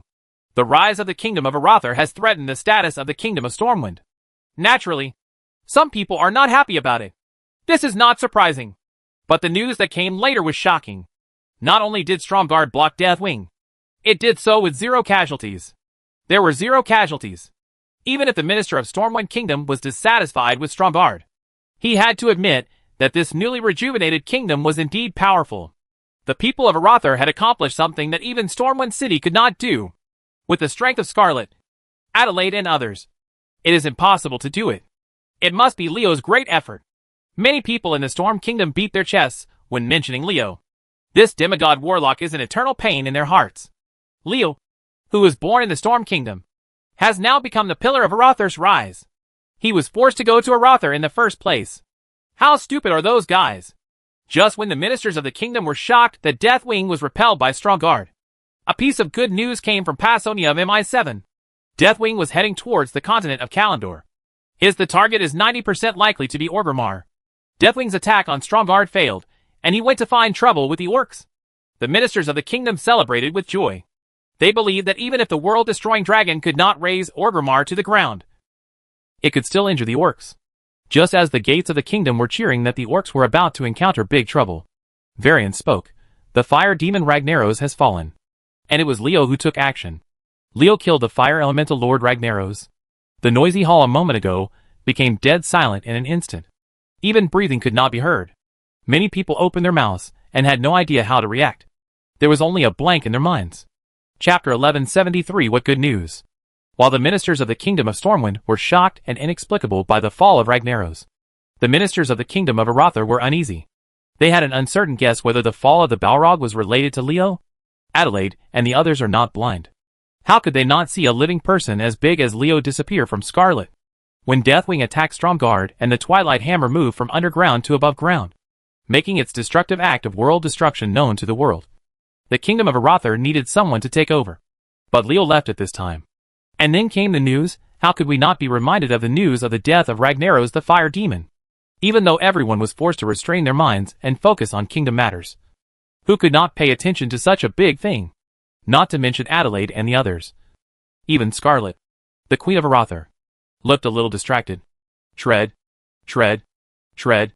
Just as everyone was speculating, very regular footsteps came from outside, and a familiar figure came into everyone's sight. Adelaide quickly bowed and saluted, Your Highness. That familiar figure was Leo, who returned from Blackstone Mountain. He smiled at Scarlet, gave the questioning female paladin a positive expression, and then told Adelaide, Love, Dread, Stromgarde needs to be expanded, and I want to build a magic palace. Not a small one, but a large one. Adelaide was stunned. What did Leo want to do? Gather the relevant officials now to figure out where this magic palace should be located and how much it will cost. Leo didn't give Adelaide a chance to ask. He emphasized his tone and said, Do it now. Adelaide hesitated for a moment, but he did not dare to object. I obey, Your Highness. A group of officials from the kingdom of Arather gathered towards Adelaide. Leo was the prince, and they were ministers. They just followed the prince's instructions, and it was better not to say anything in front of this powerful prince. As for asking why Leo did what he did, that's Queen Scarlet's business. Not living up to the expectations of these ministers. Scarlet asked Leo, Why are you building a magic palace at this time? Leo shrugged. What else can you do besides training spellcasters? This was said without saying that the magic palace was originally prepared for spellcasters. Leo's answer greatly disappointed many ministers who pricked their ears. But they did not notice the joking smile on Leo's face. Scarlet rolled her eyes at Leo angrily. This guy loves to tease people. Leo chuckled and accepted the 2 sanitary balls given by the female paladin. He walked to Scarlet and said in a voice that everyone in the palace could hear, Ragnaros has fallen. The new Lord of Fire. Savras will soon complete the control of the source of the fire world. Do you still remember the flame dragon eagle I gave you? It comes from the same source as Savras. This dragon eagle can borrow from Savras when necessary. The power of Fraz. The ministers of Arather, who listened with pricked ears, couldn't help but started talking. Although Leo didn't say it clearly, his words already made it clear that the fall of the fire demon Ragnaros was not caused by him. It must be inseparable from him. Prince Leo not only repelled Deathwing, but also caused the death of Ragnaros. The fire demon. How strong is he? Could it be that he is about to surpass the demigod realm and reach the supreme god? Is there a god coming out of the Arather kingdom? At the thought of this possibility, Adelaide and others could hardly restrain themselves, ignoring the scorching gazes of the ministers in the palace. Leo and Scarlet chatted quietly, telling her that Egwin was planning to attack the orcs. The female paladin's eyes were bright. She had long wanted to destroy the orcs. But she was limited by her strength, and the situation did not allow it. At this time, Leo told her that Egwene would take the opportunity to deal with the orcs. And Leo was against this. The Dharma god's behavior was approved of. So why wouldn't Scarlet be happy? What great news! Scarlet commented on the news brought by Leo. From the female paladin's attitude towards this matter, Leo could know how popular Egwene's actions were among the human race. Humans, who have been invaded twice by orcs, are eager to exterminate the orcs. With such a situation, how can humans and orcs not have disputes? War is inevitable. And the only way to minimize the damage it causes is to minimize it. Leo thought so in his heart. Humans are sharpening their knives and preparing to deal with the orcs. But what about the orcs at this time? Not to mention Orgrimmar, which is under the threat of Deathwing. We turn our attention to the world of Draenor, the homeland of the orcs. Kilthoro Castle is the new home of the purebred Orkmagars after losing Galadar. Although Carlos was angry and anxious at being defeated at the hands of humans, under the dissuasion of Little Sorfang, he still endured it forcefully, and did not rush to find humans to settle accounts. There is a limit to this kind of patience. After all, Carlos is not an orc who can endure his temper. Rexer's arrival directly awakens Carlos' desire for revenge. Lexa made Carlos understand that in the world where humans live, orcs are existences that can compete with humans. In the world where humans live, there is an army belonging to the Warsong clan. We are not alone. Our compatriots are still alive, and occupy a place for survival and reproduction in the world where those hateful humans and elves live. Compared with us who stayed in our hometown, the orcs on the other side of the dark portal, the environment we live in is obviously much more tolerant. If I can lead my people through the dark portal, then... Carlos' heart was moved when he thought of this. The environment in Draenor was getting worse and worse. There was really no future in this broken world. Instead of worrying about how long this world could last, it was better to leave here and go to a new world. Soilov. What's more, according to Rexer, someone in that world has already laid a solid foundation for the orcs. Besides, that is the homeland of humans and elves. Since they can come to our orcs' hometown, why don't we go to their world? In that world, wouldn't it be easy to take revenge on them? Carlos made a decision in his heart. He would lead his people through the dark portal and go to the homes of humans and elves. Rexer succeeded. He found a reinforcement for Thrall. A reinforcement from the world of Draenor, the homeland of the orcs. However, while fulfilling his original intention, Rexer also planted hidden dangers for the orcs. Carlos is the son of Grimhel, and he is full of hostility towards humans. Once such a person goes to Thrall, won't he quickly join forces with the main war faction of the orcs headed by the Warsong clan? Has Lexa really never thought about this situation? Not necessarily. He probably thought of it. But he didn't stop it. He was even happy to see this happen. Humans are not the only ones who understand. How could Rexer not understand that there must be a battle between orcs and humans? In the past, Thrall developed the orcs very well. So Rexer was not in a hurry. Now that humans are rising rapidly because of Leo, the orcs are shrinking in both influence and strength. Rexer sees it, and is anxious in his heart. Human beings are pressing forward step by step. And the orcs are in a serious situation. If they don't fight back desperately while they still have the strength to fight, after the human beings have achieved great success, the orcs will not be able to resist if they want to. Rexer didn't want to see the orcs end in such a sad ending. Even if he tried to offend Thrall, he would give it a try. Carlos Hellscream said with high spirits, "Let's go to the world on the other side of the dark portal." Chapter 1174. The White Wolf, with empty gloves. Kilthoro's orcs are on the move. Leo, who was talking to Scarlet, raised his eyebrows. It seemed that everything had been squeezed into today. Maybe I should check the almanac when I get married to Scarlet. Let the Arakoa continue to monitor those orcs. Ansu. Leo ordered the subordinate, who reported the news to him. At the end, he added, just keep track of their whereabouts. Don't get too close to avoid being caught. Discover. Leo didn't want the orcs to know that someone was secretly monitoring their actions. He didn't want to cause any complications. Although the Arakoa sent by Anzu to monitor the orcs didn't know anything, Leo was unwilling to do anything as long as there was a slight possibility of an accident. Anzu, the crow god, is the god worshipped by the Arakoa in the world of Draenor, and is the belief of the entire Arakoa race. However, the crow people did not know that the god they worshipped during the Battle of Auchendown had merged with the Storm Crow and became Leo's slave. Through Anzu, Leo easily turned the Arakoa in the world of Draenor into his own power. Thinking about what happened to the Arakoa people, It can only be described as tragedy. Isn't it sad that one of the two major races in the majestic Draenor world that competes with the orcs has been reduced to becoming someone else's pawn without knowing it? As you command? Great master. Anzu agreed.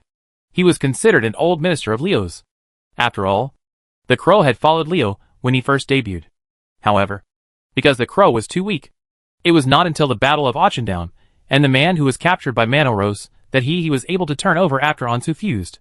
Anzu valued the status he had finally achieved with great difficulty, and he did not dare to neglect Leo's orders.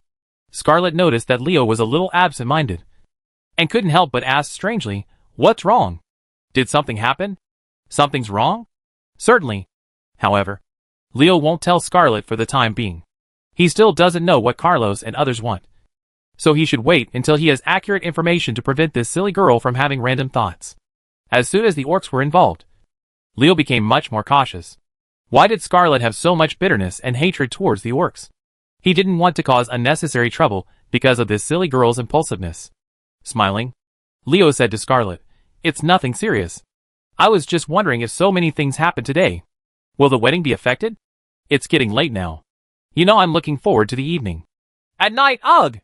Scarlet's expression suddenly became extremely unnatural, and Leo could clearly see a blush spreading from the female paladin's ears to her neck, and quickly spreading downwards. "Whoa! Silly girl looks so cute when she is shy." Leo clucked his tongue and praised a few words, which was met by Scarlet's soft hum, which seemed to be resentful.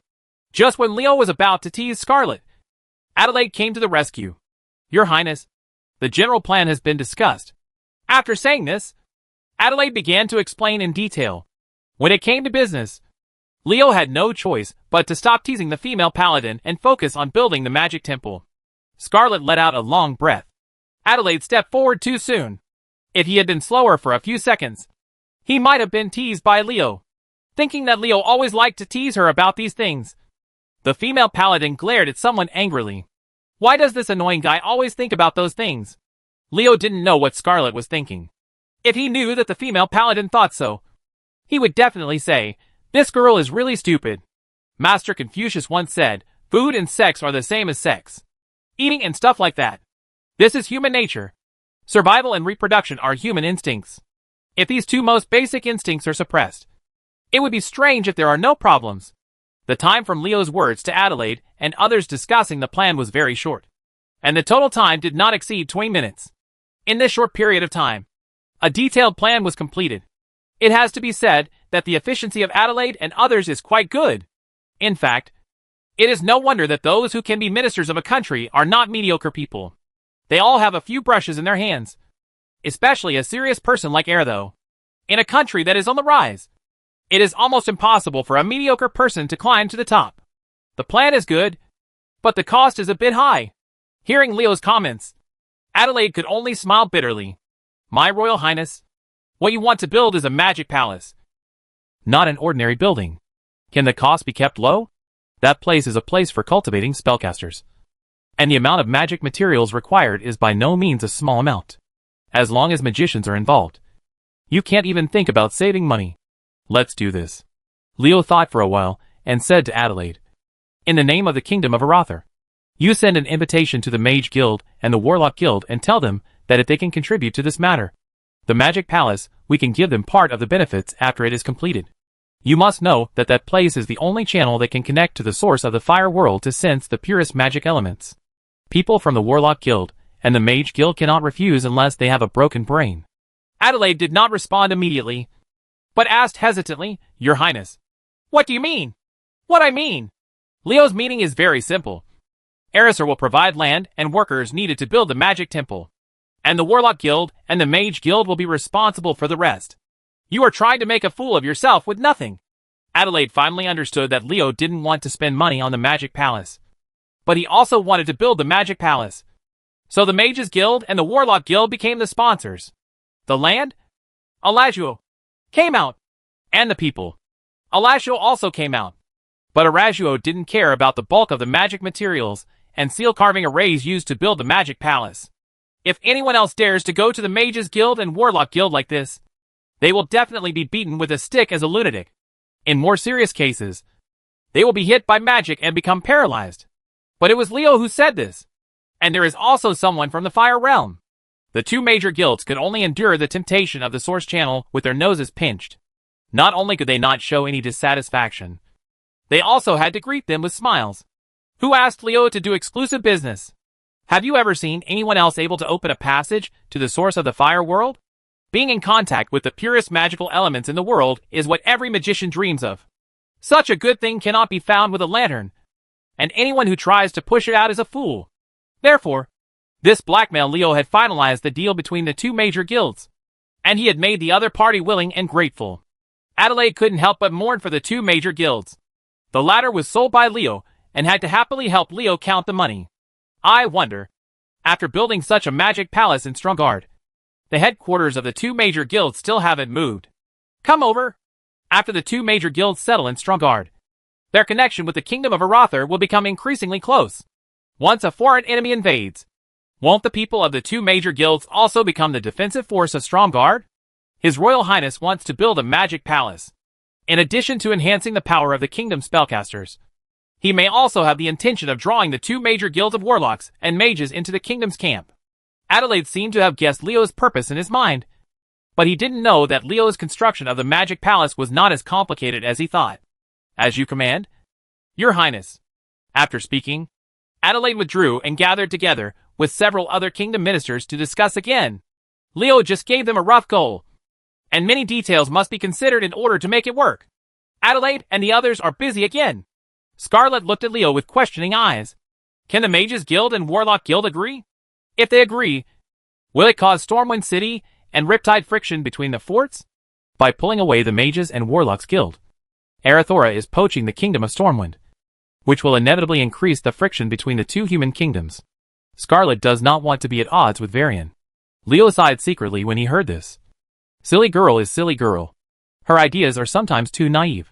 For a kingdom to rise and become powerful, it is impossible without offending others. Arather wants to wrest the throne of the human race from the hands of the kingdom of Stormwind, and it is absolutely impossible without friction between the two countries. In this process, what Leo and Scarlet can do is to control the situation within a certain range and prevent friction from escalating. Holding Scarlet's hand, Leo said softly, "Just leave the matter to me." Scarlet struggled slightly, but Leo's hold was too tight. The female paladin could not escape from someone's clutches, so she could only acquiesce with a blushing face. The two of them were now standing at a high place, and their every move was noticed by all the kingdom ministers. Leo's actions made the female paladin so embarrassed that her whole body almost burned. Scarlet's reaction not only did not make Leo stop, but made him even more proud. The female paladin grew up in the Cathedral of the Holy Light and received an overly conservative education. Such an ordinary gesture of holding hands between lovers could actually offend Leo. She blushed. What would happen if the two of them were in the same room at night? Leo is looking forward to it more and more now. Why is he so uninterested today? Wouldn't it be better to get dark as soon as possible? Don't you know that I've been waiting very anxiously, and have reached the point of being anxious? Leo. Deathwing did not attack Orgrimmar directly. Instead, he went to Darkcoast and wreaked havoc in the night elf port city of Oberdeen on Darkcoast. Now he is heading towards Orgrimmar along the coast, flying in the direction of Mar. Passonia estimates that Deathwing was stimulated by the fall of Ragnaros. He will continue to vent his anger before reaching Orgrimmar, and the continent of Kalimdor will be extremely damaged. The news from Wolfson once again brought Leo back from his reverie to reality. The fall of the Balrog would definitely have a big impact on Deathwing's plan of annihilation. What Wolfson didn't know was that after the fall of Ragnaros, at the same time, the Twilight Hammer stronghold of Grim Battle was also destroyed by Zenitharea and the Dracolic Legion. It would be strange if Deathwing didn't go crazy under this double stimulation. However, this guy vented his anger on the Night Elves. Will Tyron tolerate this? Chapter 1175 Ice Creeper. So I accidentally sabotaged Deathwing's plan? Leo leaned sideways, sitting on a gold lounge chair studded with gems. In front of him stood a strong kobold holding a staff, and with muscles all over his body. The kobold is none other than Flintag. At this time, this kobold who had obtained the divine power of the earth by accident and possessed the godhood of the earth was nodding his head respectfully. It is indeed as you said. Wise and wise master.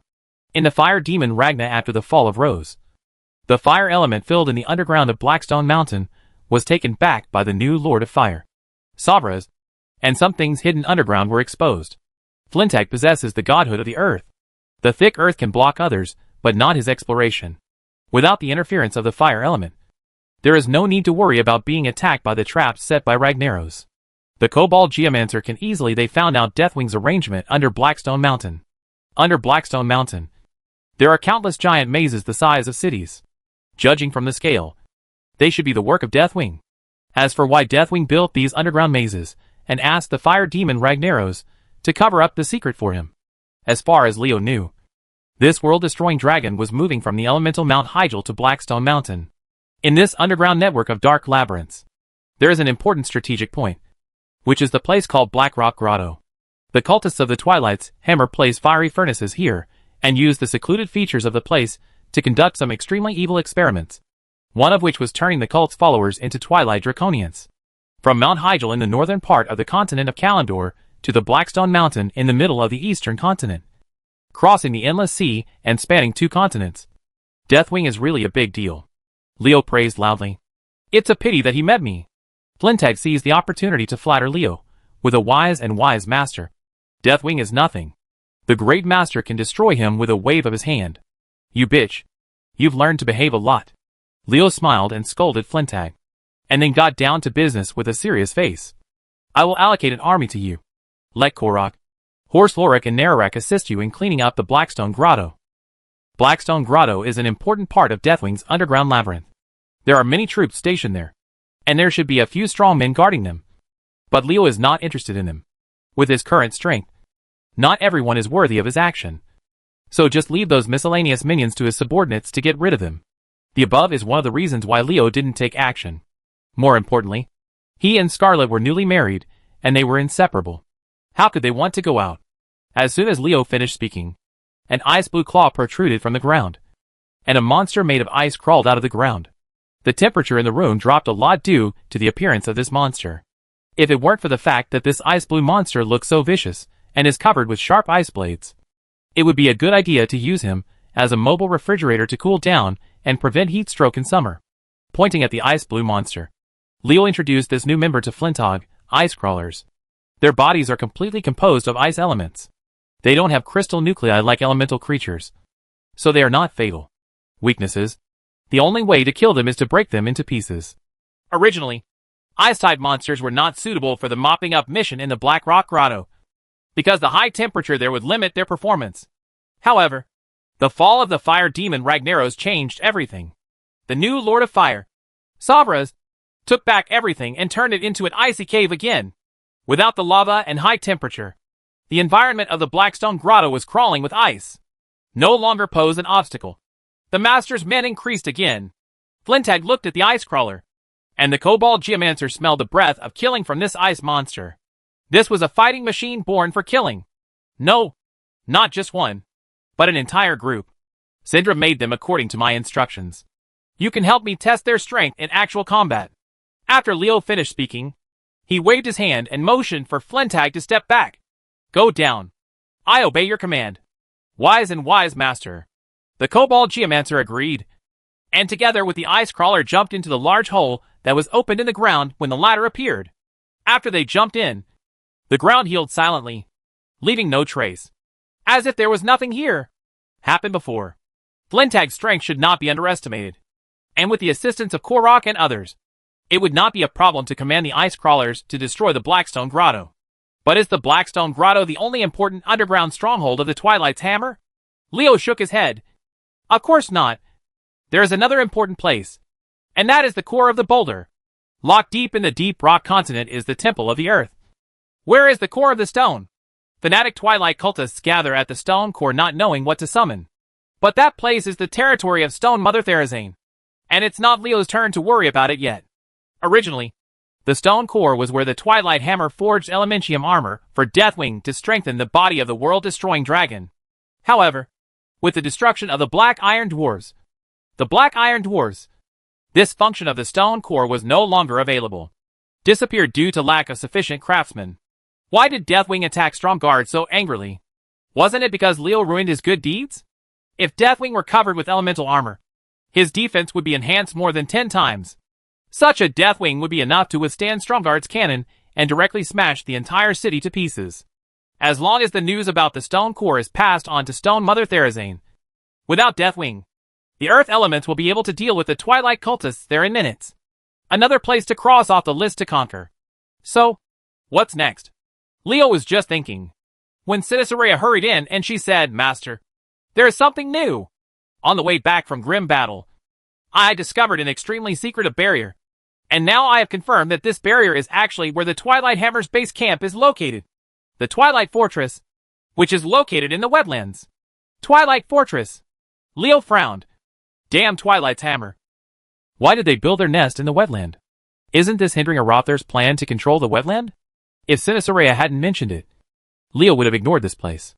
It is not surprising that the Fortress of Twilight is built in the wetlands, because there is grim battle there. And beneath grim battle lies the world-destroying dragon Deathwing. There is an amazing guy in the Twilight Fortress, and that is Korgal, the high-ranking priest of the ancient god Thun, and the most powerful ogre magician known as the enemy of the dragon. The Twilight Hammer's lair. That place can't be wiped out by just wiping it out. Leo calculated. It's difficult to deal with just one Korgal. When attacking the Twilight Fortress, you have to be careful of Deathwing's intervention. Not to mention, if the ancient god Thun intervenes, the casualties will be heavy if he wants to take it. Some things can never be done again. Leo killed the fire demon Ragnaros with lightning speed before, and controlled the source of the fire world through Sabras, successfully cutting off Thun's arm. After suffering such a big loss, no matter how stupid Thun is, he still knows how to guard against Leo. It is conceivable that attacking the Twilight Fortress will be a big battle. Leo was not afraid of fighting. What he was hesitant about was whether it was appropriate to fight such a battle. "Master, let me go." Leo raised his hand to stop Cinesaria. The Black Dragon Queen wanted to lead her army to destroy the Twilight Fortress. But that was not possible. Once the Twilight Fortress is destroyed, what will happen to the Twilight Hammer? How does the shabby Twilight's hammer create pressure on the world? How can a great terror of annihilation sweep across all races be formed? Without the help of the Twilight Hammer, how could Deathwing alone force Alexstad and the others to give up the divine power given by the Titans? If the Dragon King does not lose his magical ability that defies the heavens, how can the Age of Dragons end? And what about the Age of Mortals? Turn on? Attacking the Twilight Fortress, whether it is to weaken the Twilight Hammer or to stimulate Korgal to speed up his actions. This battle must be fought. It's just that this battle can't be fought by just mortals. The dragon army also has to do its part. Don't dragons think of themselves as protecting this world? Now some people are clamoring for the destruction of the world. How can they be allowed to shrink away and let us, the mortals they call us, deal with the crisis of destruction? Cinesaria. To the Dragon Sleeping Temple, the Cave of Time, and the Emerald Dream Communication. They said that the Twilight Fortress was discovered in the wetland, and we need the great assistance of the Dragon Legion. Speaking of the word vigorous, Leo emphasized his tone. The dragons couldn't just send 1 or 2 dragons over to meet the occasion and be done with it. If that were the case, Leo wouldn't send any soldiers. Cinesaria nodded, indicating that she understood what Leo meant. It would be best if we could invite a strong man like Alexa, who is at the Dragon King level. Leo continued to give instructions. When you arrive at the Cave of Time, if you encounter the Bronze Dragon's mortal enemy, the Endless Dragon, don't get busy and listen to what they say first. I have a hunch that Ndazino will try to get in touch with me. Deathwing was back, and Leo didn't believe that the Infinite Dragon would not move despite such a big movement. He wanted to see how the Black and Eternal King would react. In the Endless Torrent of Time, it was absolutely impossible for Ndazino to send 3 Endless Dragons to express his goodwill to him without purpose. He is always courteous for nothing, and is either a traitor or a thief. I just don't know if Ndazino needs Leo's help. Seeing that Leo had no other instructions, Cinesaria just mentioned another matter. The people from the Venture Capital Company want to discuss with the Master about developing the seabed. I wonder if the Master will receive them. These goblins have very sharp noses. As long as they can make money, they want to get involved in anything. Leo curled his lips. No need to think too much. It must be the news that spread in Sinsaleport. He asked Kaeldats to let the goblins of Sinsaleport participate in it. Wasn't it just for fishing with bait? Now that the fish has taken the bait, why is Leo missing? Bring their envoy here. I want to see what methods these goblins will use to impress me. Chapter 1176. The daughter of an old friend. Vanessa greets you, Your Highness. A human woman who called herself Vanessa bowed to Leo. She was one of the representatives sent by the Venture Capital Company. Leo could not help but be surprised that a human could become the representative of a venture capital company. Those goblins were not easy to talk to. Leo looked at Vanessa, and he found that the human woman's head was always lowered, hiding her face in the shadow of her long hair, making her true face unclear. And he couldn't help but wonder. It really surprises me that humans can also become representatives of venture capital companies. Miss Vanessa, can you tell me how you do this? Putting other representatives of the venture capital company aside, Leo stared at Vanessa with piercing eyes, constantly sizing up the human woman who stood out among the group of goblins. Under his powerful mental perception, it was useless even if Vanessa lowered her head. Her appearance was already caught in Leo's sight. Have we met somewhere before? Why do you give me a feeling of déjà vu? Leo clearly saw that Vanessa's body trembled slightly after he said these words. It was this action that convinced him that there was something wrong in Vanessa's heart, and this woman must be involved with him. It's really strange for a woman who looks familiar, but has no impression of me at all. Leo was secretly wondering. With his memory, he really had to have seen it, and had something to do with it before he couldn't remember it. Knowing that she was being noticed by Leo, Vanessa quickly calmed down after getting over her initial panic. She knew that her secretive behavior made Leo suspicious. She collected countless information about Leo from the outside world, and knew clearly how terrifying the strength and power of the new Prince of Aratha was. Being targeted by this man, my identity will soon be exposed. Even if Leo can't find out who I am for a moment, those goblins will sell me without hesitation in order to cooperate with this man. Vanessa came to a conclusion almost instantly, and knew what she should do. She took a deep breath, slowly raised her head, looked directly into Leo's eyes, and said in a deep voice, "How can a little person like me be as high as His Highness the Prince? However, my father Van Cleef thought that His Highness might be a little bit better." Impression? Van Cleef? Defia's brotherhood? A look of surprise appeared on Leo's face. No wonder he saw something familiar in Vanessa's features. It was no wonder she was Van Cleef's daughter. It turns out she is the daughter of an old friend. Old friend? Vanessa snorted coldly, making no secret of her hatred for Leo. You must know that Leo killed Van Cleef, and the executioner of MI7 was her father killer.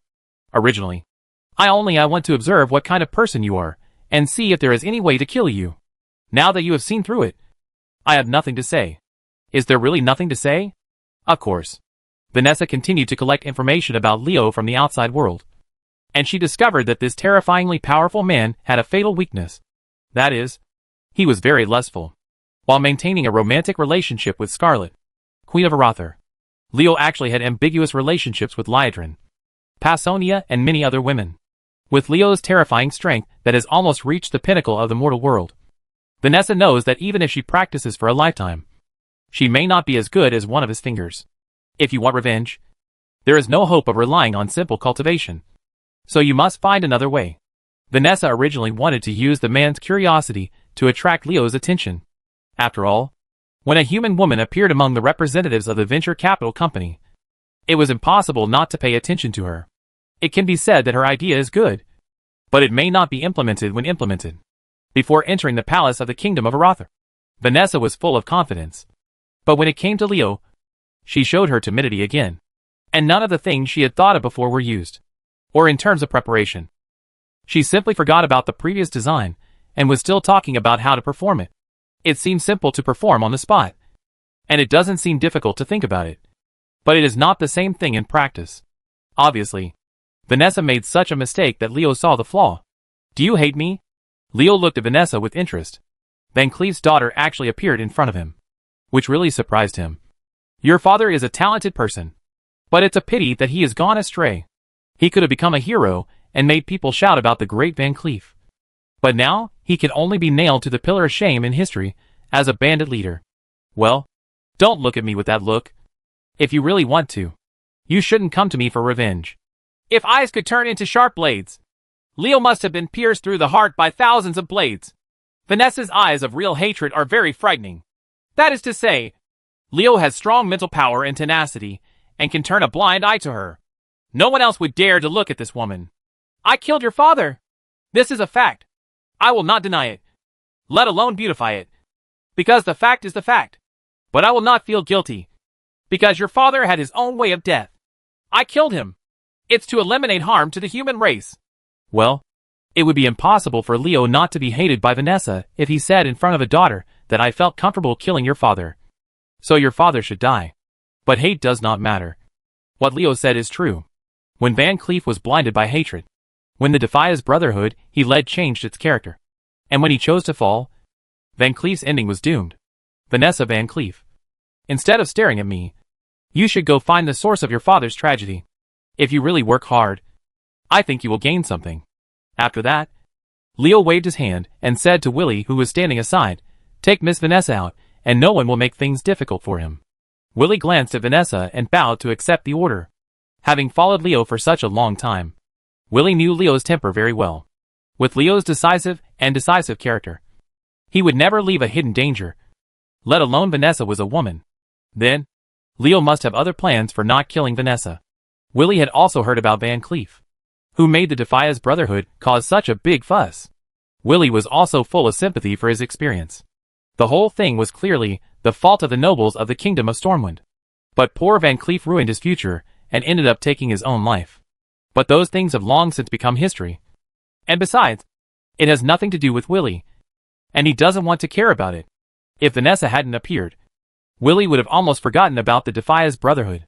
Vanessa took a deep look at Leo, as if she wanted to carve him into her heart, so that she would always remember such an enemy, and then followed Viri out. Leo's strength is not something she can fight against. With her strength, it is almost impossible to get revenge. Rather than staying here and humiliating herself, it is better to leave and slowly think of a way. After leaving the gate of Stromgarde Palace, Willie thought about it again and again, but finally couldn't hold it back. He whispered to Vanessa, "As for your father Van Cleef, go to the Kingdom of Stormwind and pay attention to the Presto girl. Count." After saying that, without waiting for Vanessa to react, Willie left in a hurry, leaving Vanessa with only a figure that quickly walked away. Vanessa was a little hesitant in her heart. After Leo found out her identity, he didn't make things difficult for her. Instead, he told her that if she wanted to take revenge, she should find out about Van Cleef first. Now the guard named Willie also said the same. Is there really something inside the whole thing that I don't know about? Of course, this might have been done by Leo on purpose to confuse her. But after thinking about it, Vanessa thought about it. With the gap between her and Leo, could she be able to withstand Leo if he really wanted to deal with her? Not to mention Leo, whose strength is unfathomable. Vanessa, the guard named Willie, thinks she is no match for him. Storm Kingdom? Countess Presto? Vanessa murmured. Maybe she should really check it out instead of keeping her eyes on Leo. I hope there will be unexpected discoveries.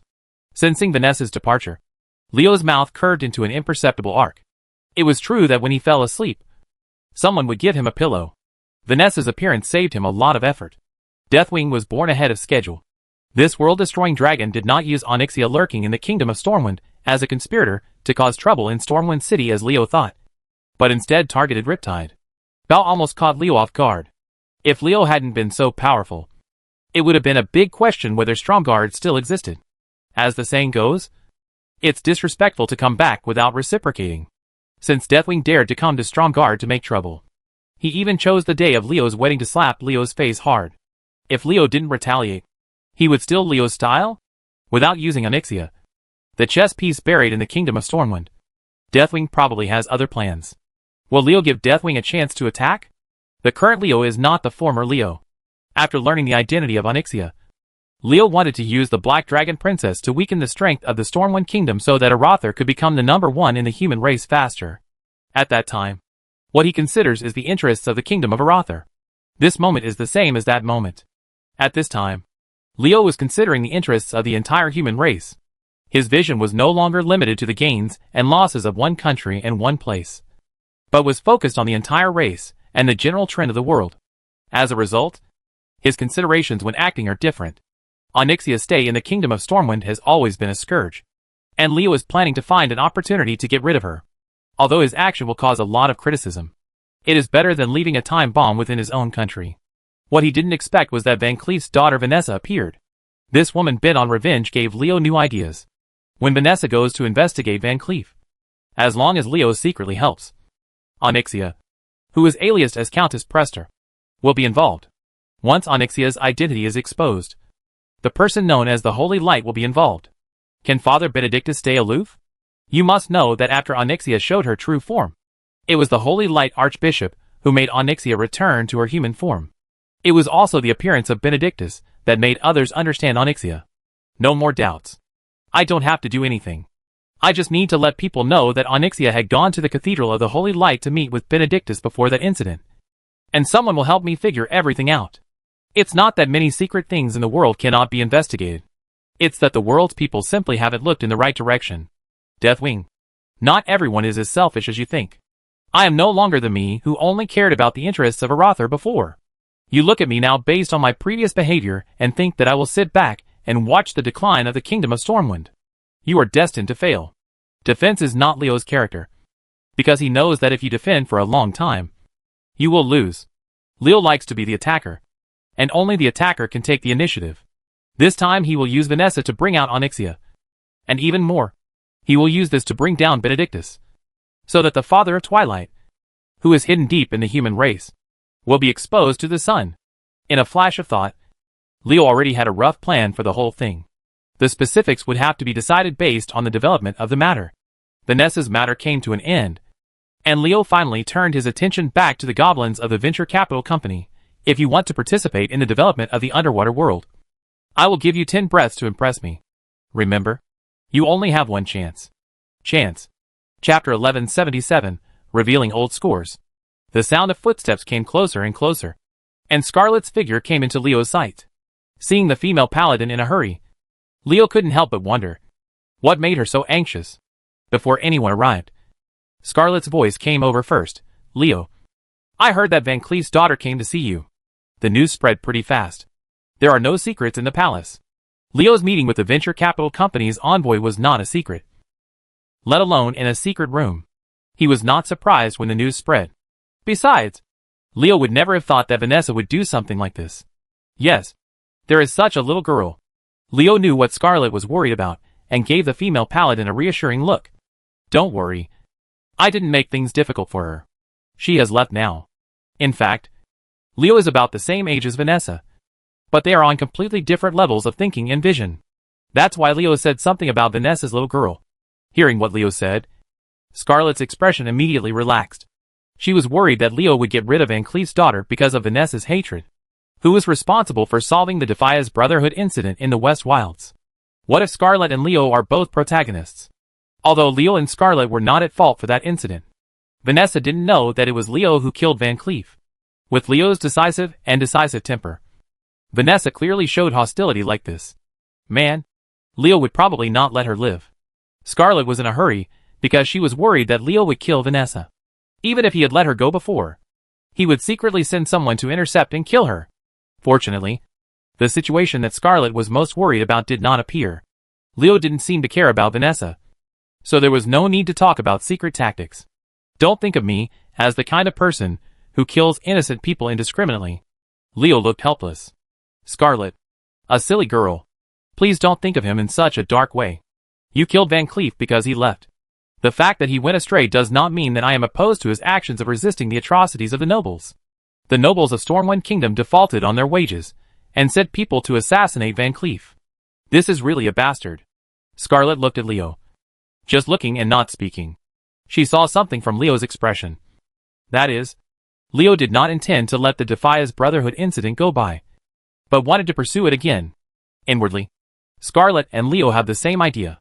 When she was in the West Wilds and found out that she had been deceived by some nobles of the Kingdom of Stormwind and became a weapon in their hands, Scarlet had no intention of letting it go. As a paladin whose duty is to protect the people and protect kindness, Scarlet was deceived by some nobles and pointed her sword at those who needed protection, causing the civilians who complained of injustice to bleed. However, some shameless and despicable nobles were behind the scenes, smirking. This is Scarlet's lifelong shame. If it hadn't been for the subsequent attack on Stromgard and the situation in the Kingdom of Arather, which had deteriorated drastically, forcing Scarlet to leave the Kingdom of Stormwind and go to Arather to participate in the war against the Forgotten. How could the death of Gregor have made it possible? Scarlet stops? Of course. When it comes to the Defias Brotherhood, Leo will not let go. It's just that Leo was not strong at that time, and he didn't have a noble background like Scarlet. He was just a chess piece. Even if he wanted to do something, such as relying on Greg to successfully involve Baofeng, some big figures in the kingdom were beyond his reach at that time. Now, the identities of the two parties involved, Leo and Scarlet are completely different. One is the queen of the kingdom of Arather, and the other is a demigod warlock. It's okay if they don't have a chance. Once they have the right opportunity, they can't hide their secrets. Is the mastermind behind the scenes revealed? Scarlet and Leo's identities were originally extremely sensitive. Now that the kingdom of Arather has risen and begun to challenge the throne of the strongest humans in the kingdom of Stormwind, their every move has attracted the attention of countless people. And the matter of the Defias Brotherhood belongs to Leo, and Scarlet's intervention in the internal affairs of the kingdom of Stormwind will inevitably trigger a backlash in the kingdom of Stormwind. At that time, things will become extremely complicated. Even if Leo and Scarlet find out who is behind the whole thing, the kingdom of Stormwind will do its best to protect it. Scarlet wouldn't do something that was worth the loss, and Leo wouldn't do it either. So the matter had been shelved. The appearance of Vanessa changed things for the better. She is Van Cleef's daughter, and is considered the victim of the whole thing. It is perfect for her to investigate the ins and outs of the matter.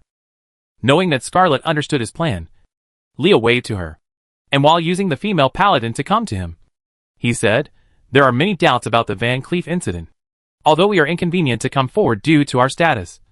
But that doesn't mean we can't help Vanessa.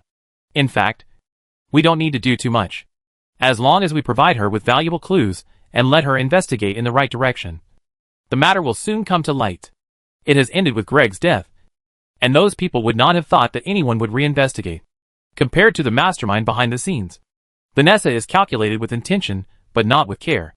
And with the secret help of Leo and Scarlet, if she still can't complete the matter, Leo can only say that she is too incompetent. But if Vanessa can get recognition from the goblins at Gong Venture Capital Company, and have the courage to come to Stromgard Palace to meet Leo, she will never be so incompetent. I hope she can get to the bottom of the whole thing," Scarlet said, and sat next to Leo. The Defias Brotherhood matter was Scarlet's first mission from the Holy Light Cathedral. Scarlet had never thought that there would be so many shady things. This incident made her extremely depressed for a period of time. Now that she had the opportunity to make up for her previous mistakes, she would not let it go. Leo put his arms around Scarlet and said softly, "Okay, don't think about it so much. I think you are more interested in the situation in Orgrimmar than the Defias Brotherhood." "Orgrimmar? How's it going there?" Scarlet's reaction was just as Leo expected. She immediately changed her attention after mentioning the situation in Orgrimmar, which made Leo couldn't help but sigh. This silly girl is really easy to deal with. Although it takes more than half of the continent of Kalimdor to go from Oberdeen on the Black Coast to the Orcish royal city of Orgrimmar, Deathwing got there in just half a day. What followed was naturally a battle between the orcs. The war with the world-destroying dragon. The goal of establishing power in the human Stromgard failed to be achieved, and instead was repulsed by Leo. Deathwing knew that his trip to Orgrimmar could not fail, and he could not retreat without a way out. This one, the world-destroying dragon, showed shocking lethality. The city that the orcs spent many years and countless efforts to build was announced in just half a quarter of an hour that the city gates were lost and the city walls were destroyed. Otherwise the orcs would attack Deathwing fearlessly, and this time would have to be advanced much earlier. Not every city has the terrifying city defense capability that can be accumulated with countless gold coins like Stromgard. And not every city has a strong man like Leo guarding it. Thrall didn't have much to do against Deathwing in this battle. If the elemental gods in the world of Draenor had not fallen, he could still use the power of the 4 elemental gods to fight against this world-destroying dragon. However, in reality there is no if. Without the blessing of the gods, without the backing of the gods, relying solely on Thrall's own power of cultivation is indeed no match for Deathwing. Fortunately, Thrall was not without any backup options. Just when Orgrimmar was in danger, a mysterious force came out to kill him. This stopped Deathwing's atrocities, and prevented Orgrimmar from being razed to the ground. This mysterious force that suddenly appeared was the Ring of the Earth. Leo wanted to talk to Scarlet about the Ring of the Earth. It seems that the Earth Ring is determined to choose Thrall. But the Guardian of the Earth is the priesthood of this world, and everyone has the power to decide his affiliation. How can the Earth Ring be allowed to give and receive privately? Chapter 1178, Invitation and Contact. Krasis has always been hostile to Leo. It's not that the Red Dragon doesn't like Leo, but that Leo's appearance hinders his plan. When he first observed the behavior of the mortal race, and mingled with the mortal race from time to time, and constantly learned about the habits of the mortal race, it was Krasis' curiosity that caused trouble at the beginning. However, when the Red Dragon realized the huge potential contained in the mortal race, later, his purpose changed fundamentally. From the initial curious contact, to the later conscious integration, and then to the purposeful influence and control after integration. Krasis gradually expanded his energy among the mortal races. If no accident occurs, the mortal race will eventually be controlled by the dragon, become its appendage, and lose its independence. Unfortunately, God did not follow his wishes. 2 orc wars disrupted Krasis' plan. Then the appearance of Leo and the rise of the kingdom of Arather messed up his plan even more. By now, even the remaining fear of the dragons in the mortal race has almost disappeared. As the envoy of the Red Dragon Legion, Krasis felt very bad.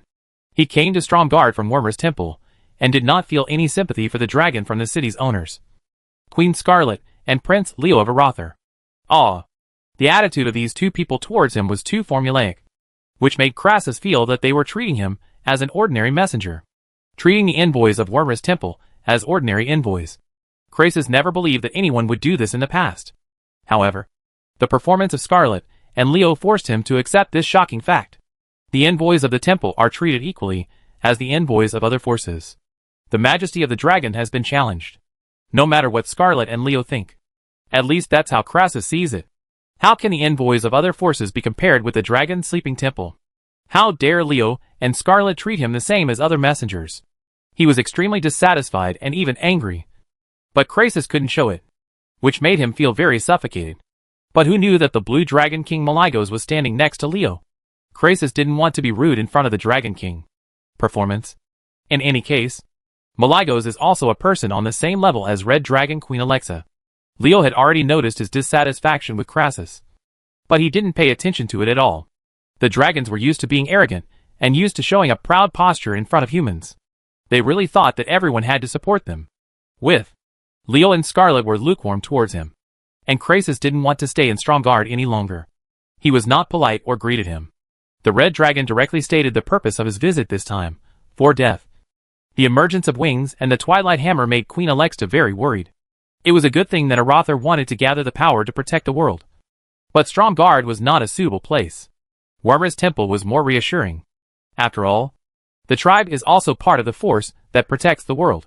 Just say that the Horde cannot trust the Alliance. So why go through such a big circle? Leo secretly despised Krasis. He still knew who Thrall was.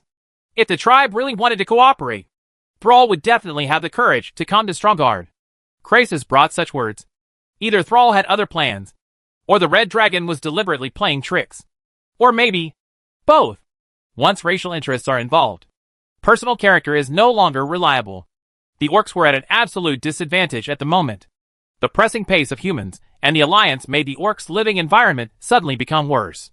Leo had reason to believe that Thrall would acquiesce to something happening in order to change this situation. It seems that Thrall attaches great importance to obtaining the priesthood of Earth Guardian. No wonder he does this. Who wouldn't be eager to fill the gap left by Deathwing? Even if the priesthood obtained in this way may not last long. With Thrall's ability, he took this opportunity to get closer to Alexstad and other Dragon Kings in the battle against Deathwing, and even made their attitudes towards the orcs. It's not difficult to tilt it. It would really be a big trouble for the orcs to hook up with the dragon. No, we can't give them a chance. Leo thought of this and did not object. Instead, he nodded and accepted Krasis' invitation. In this case, for the sake of the whole world, we will meet at the Dragon Sleeping Temple. I hope that we can discuss an agreement by then. The way to accept it. Unexpectedly, Leo would agree so easily. There was a look of surprise on Krasis' face. He was already prepared. If Leo and Scarlet objected, he would find a way to persuade them. Who would have thought that Leo agreed without even hesitating? Leaving all the rhetoric prepared by Krasis useless. After the shock comes vigilance. Yes, you read that right. Vigilance. Krasis didn't think that Leo was a guy who trusted people so easily. Leo must have some plan when Red Dragon wanted to come. Otherwise, he would never have agreed so quickly. If Leo knew that he did not oppose Krasis but made the Red Dragon wary, I don't know what expression he would show. Follow your wishes, Krasis, and you will doubt me. Do not follow your wishes, and you will hate me again. Which is really difficult to do. Why did you agree? Scarlet was also puzzled that Leo did not oppose Krasis' proposal. After Krasis left, the female paladin asked Leo. It was we who issued the request to Alexstad and the others. The invitation should be for them to come to Stromgarde. Why did we go to Wormer's temple instead? The Dragon King has to show his face. After all, They are the main force against Deathwing this time. Leo lowered his voice as he spoke, and said in a voice that only he and Scarlet could hear. The dragon, the soul, is still in the hands of the Dragon King. How could Alex make that artifact appear without going to the Wormer's temple? Without the dragon soul, it would not be easy for the Dragon King to hand over the abilities given to them by the Titans. The reason why this era is called the Age of Dragons is not because of the powerful strength of the Dragon King. The Dragon King with the magical power given by the Titan is synonymous with invincibility in this world. How can an era come when mortals do not lose their divine power? After getting used to being aloof and giving orders, how many people are willing to return to the ordinary? How many people are willing to see the people they commanded before become equal to themselves? Leo believed that Alexstad and the others must be extremely conflicted in their moods at the moment, and extremely sensitive to everything. It would not be a wise move to cause their displeasure at this time. Besides, Leo wouldn't care even if he couldn't get the home field advantage in Dragon Sleep Temple. In this world where the strong are respected, those with big fists have the power to speak, and those with strong strength can make real decisions. If others want to play tricks or make schemes, Leo will let them understand this truth. Does the so-called home and away advantage make any difference in the face of absolute strength? The arrival and departure of Krasis did not cause any ripples in Stromgarde. Most people in the city did not even know that envoys from Wormer's temple had arrived. Their eyes were attracted by the magic temple under construction. Past. I have to say that having magic is a very happy thing. For example, building a magic palace on the earth before Leo traveled through it. Just laying the foundation would have taken a lot of work. This world would be better if a few magicians could go there. That's it. The matter at the Magic Palace did not exceed Leo's expectations. After Adelaide contacted the Mages Guild and Warlock Guild, the other parties agreed without much bargaining, and sent someone the same day Adelaide contacted them. For spellcasters, the opportunity to come into contact with the purest elements is irresistible. So what does it mean to sacrifice some money and contribute some magic materials for this? Leo and Adelaide still underestimated the Mages Guild and the Warlock Guild. Neither of these two guilds were money hungry. Although the cost of building a magic palace was huge, they were not in the eyes of the two major guilds, or even the two major guilds. After the people in the guild learned about Aratho's plan for the magic palace, they scolded Leo and the others for being too stingy. They spent their own money and manpower to more than double the size of the magic palace. After learning about this, Leo could only say, professional. Indeed professional. More professional then. It seems like something strange has come out, with the strong men from the Mages Guild and the Warlock Guild stationed there, plus its own powerful city defense system. The safety of Stromgarde has been greatly guaranteed. Even if Deathwing comes again, it can still withstand 1 or 2, and the buffer for that period of time is enough. Leo rushes to help. Leo murmured to himself, now, I can go out with peace of mind. Master, do you want to go to the appointment? Zenitharea quietly appeared next to Leo. She was sent by Leo to invite the 3 Dragon Kings to Dragon Sleep Temple and other places. And she brought back special news. When Zenitharea conveyed Leo's invitation to the Bronze Dragon King, after Solidomi, she left the Cave of Time and met the Endless Dragon who brought a message to Mdazno. Of course, how could I not go to Mdazno's invitation? In terms of purpose, Mdazno, who leads the Endless Dragon, and I are on the same journey. Since the trajectory set by the Titans for this world is unreasonable, why not change it? Does it really want to watch itself gradually go to destruction? As Leo spoke, he motioned to Zenitharea, asking her to tell him the location where he encountered the Endless Dragon. Leo was not planning to go to the Cave of Time, and he believed that Mdazno would also consider this. After all, the two of them had secret contacts in private, and it would be easy for outsiders to discover them if they passed through the Cave of Time. Although the Endless Dragon who came into contact with Zenitharea did not tell the Black Dragon Queen where they would meet. How could Leo not miss the key? Since ordinary Endless Dragons can appear in that place, how could Mdazno, the Dragon King, not be able to do it? Master, I think the Endless Dragon is acting strangely, so it's better to be careful. Seeing that Leo was about to set off, Zenitharea couldn't help but remind him that she didn't want Leo to fall into Mdazno's plan. Come with me and have a look.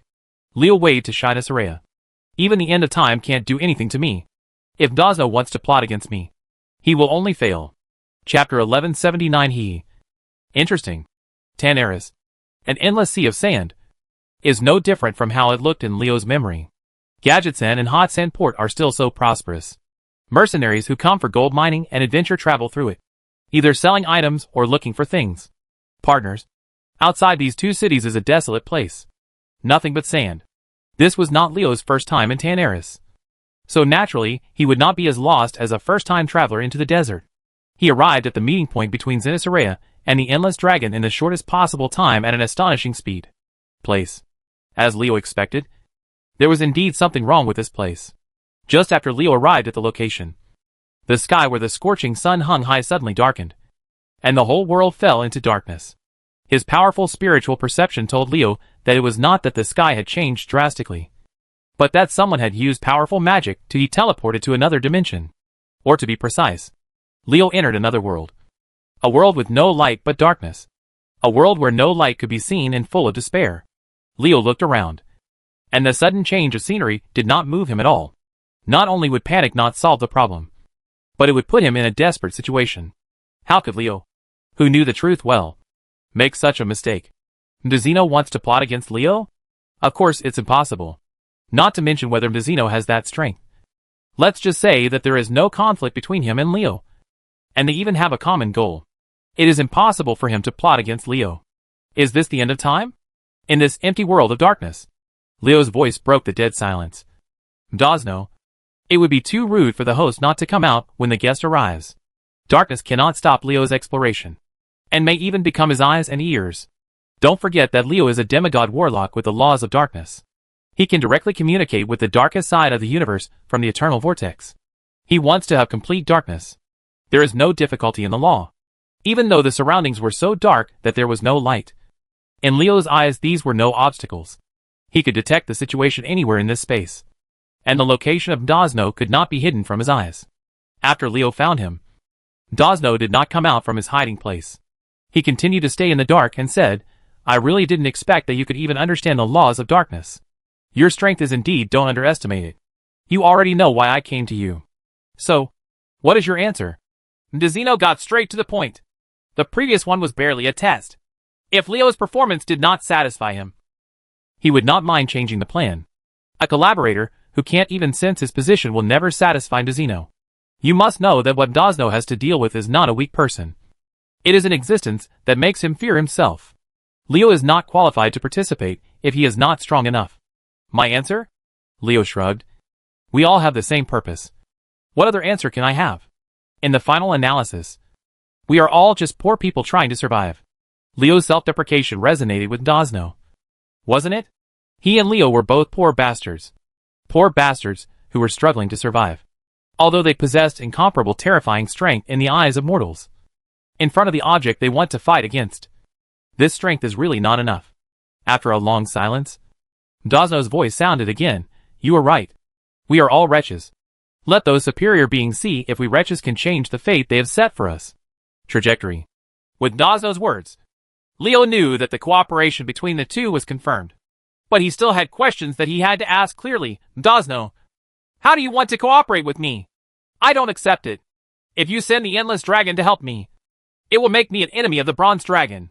If cooperating with you will cause the Bronze Dragon to go to war with me, I would rather go it alone. Setting up for no reason is not what Leo wants. One more ally is a good thing, but one more enemy is a bad thing. And with the relationship between the Bronze Dragon, the Red Dragon, and the Green Dragon, standing on the opposite side of the Cave of Time is tantamount to provoking the three elements. Dragon, Leo would not do such a loss-making business. Ha ha! Mdezino's deep laughter came from the darkness, and Leo could hear a bit of pride in that laughter. How could I use such a stupid method? I don't know how to use the Endless Dragon. Let them appear. But the Bronze Dragon may not. What does this guy mean? Leo's eyes flashed. There was something in Mdezino's words. Aren't the Bronze Dragon and the Endless Dragon mortal enemies? Why should he instruct the Bronze Dragon? But then again, aren't the Endless Dragons just Bronze Dragons? One of them wants to change the trajectory of the world to save himself, while the other clings to his so-called mission and won't let go. Even if he knows the path, the road is destruction, and does not make any changes. What you said really makes me think. Whatever. I'm just waiting to see how you can help me. Before he finished speaking, Leo's figure had disappeared into the space. The purpose of doing this before leaving was to tell Mdezino that you can't trap me at all. Knowing the secret of time and being able to use space spells is not unique to you, Mdezino. If I want to leave, I can leave at any time. This human being is much stronger than I knew. Dosno's voice echoed in the darkness. Dosno did not retreat immediately after Leo left. Maybe he is really our hope. We and I. These are two completely different areas. When Dosno said we, did he mean him and the endless dragon under his command? Or did he mean something else? It's a pity that Leo has left the end of time and did not hear Dosno's words. Otherwise he might have deduced more clues. There was no exchange of words. No fierce fighting. And no spoilers. Leo completed the meeting with the latter's archenemy Dosno near the Cave of Time, the lair of the Bronze Dragon. The whole trip went surprisingly smoothly, and so bland that it's unbelievable. During the smooth process, Leo always felt a bit unreal, which made him wonder whether he was used to the life of swords and bloodshed. And once he calmed down, he could not feel at ease. Living a quiet life is uncomfortable, and it is normal to have to kill people and bleed them into rivers. Isn't this mean? Leo was a little wary of the feeling of unsteadiness in his heart, but also a little mocking. Master, I didn't find anything unusual. News came from Caesarea. It turned out that when Leo met with Dosno, the Black Dragon Queen was constantly patrolling the periphery, trying to prevent anything that was detrimental to Leo. It was just her all the efforts were destined to be in vain, because Dosno had no evil thoughts towards Leo at all, and the Bronze Dragon did not notice anything unusual. Leo nodded, and he suddenly asked Caesarea a question. How much do you know about bronze dragons? Bronze dragons are the most mysterious family among the five-colored dragons. Leo's knowledge of them is extremely limited. It might be a good idea to ask Caesarea. When asked by Leo, the Black Dragon Queen tried hard to search for information about the bronze dragon in her mind. After trying hard, she found to her chagrin that she knew Leo also knew that there was no mysterious secret to dig out. So she had no choice but to he replied, Master, I don't know much about bronze dragons. The only bronze dragon I have had the most contact with is Nozdormu, the Eternal King. Oh, the long tone showed Leo's disappointment. There was so little information about the bronze dragon.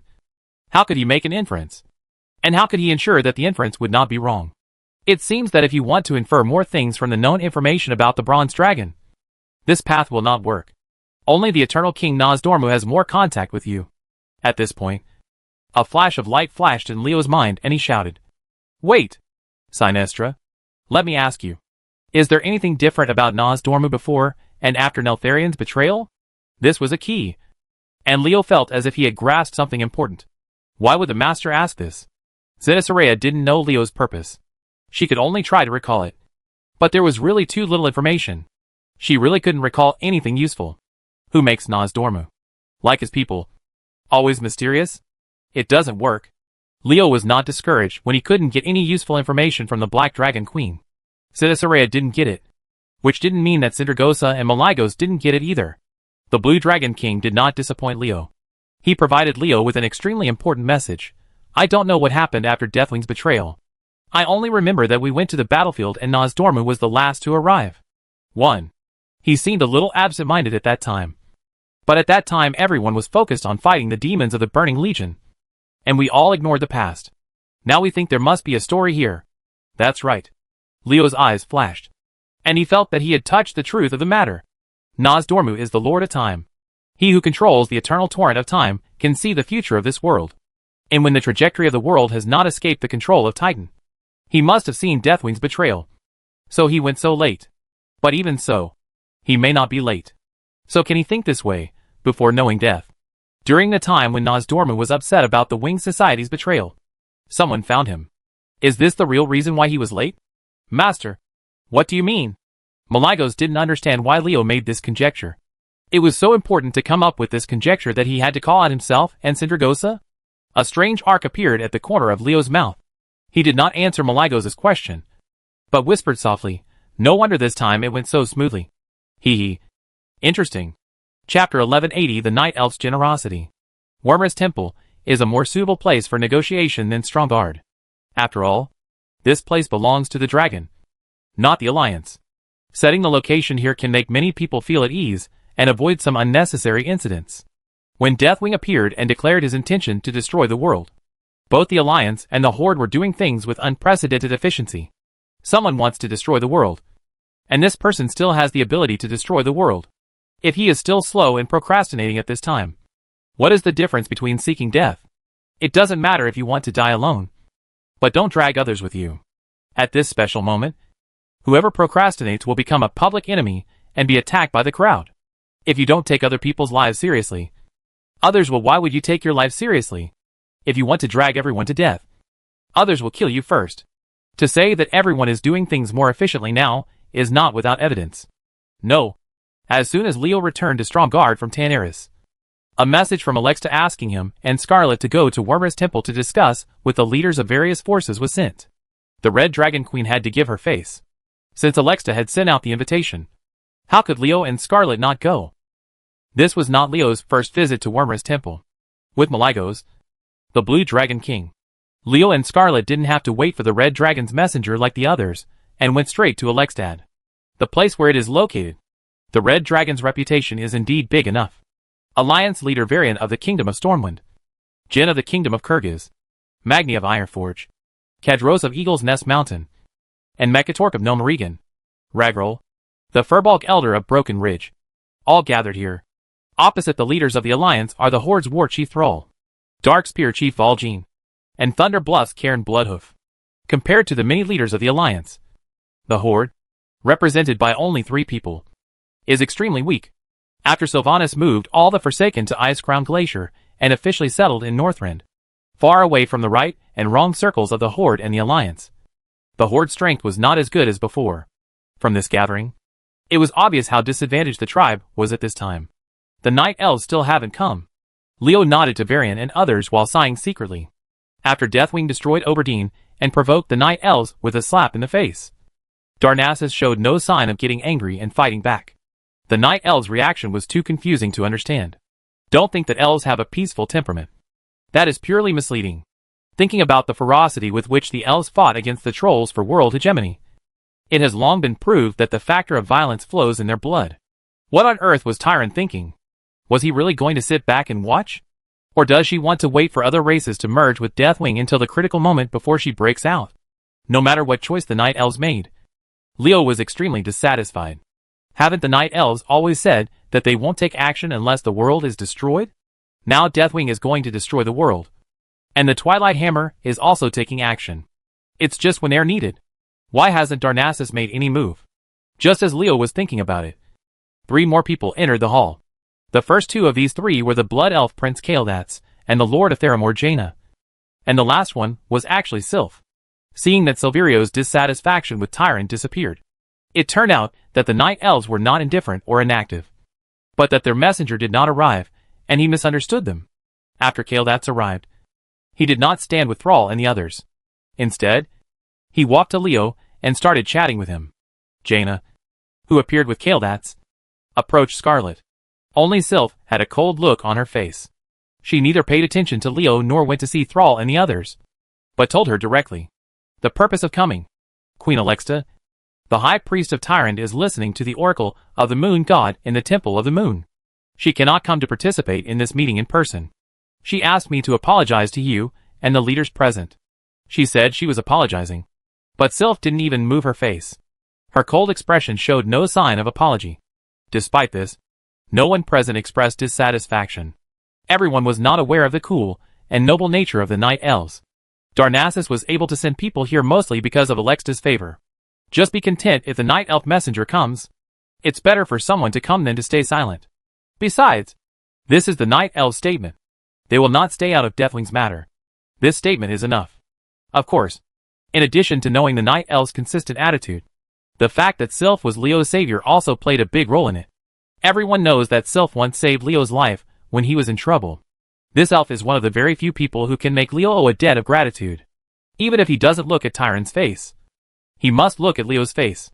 Whoever makes things difficult for her is not happy for himself. The Oracle of the Moon God? Alexa keenly grasped the key point of Sylph's words. The Red Dragon Queen's tone was very solemn. What oracle has the Moon God sent down? The dragon is not a believer in Alun. When it comes to the Moon God, Alexa only has the respect he deserves for the stronger one. Syl said slowly in an unchanging and cold tone, the Moon God believes that this catastrophe is not a trivial matter. There must be enough power to protect the world. The High Priest of Tyron needs help.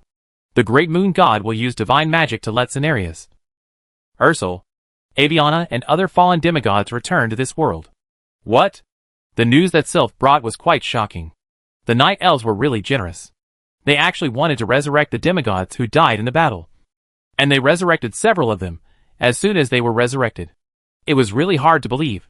Except for Kaldats and Jaina, who had known the news for a long time.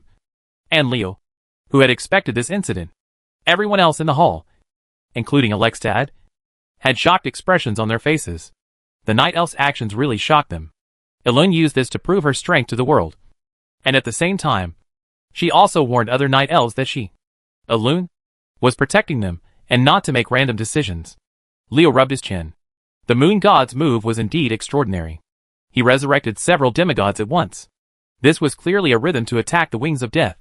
Oberdeen is the closest port to the Night Elves' royal city. And it is also the channel for Darnassus to communicate with the outside world. Deathwing's destruction of it is like a slap in the face to the Night Elves' doorstep. Tyrande was not prepared to swallow it. If a woman really hates someone, she will definitely kill him with cruel hands.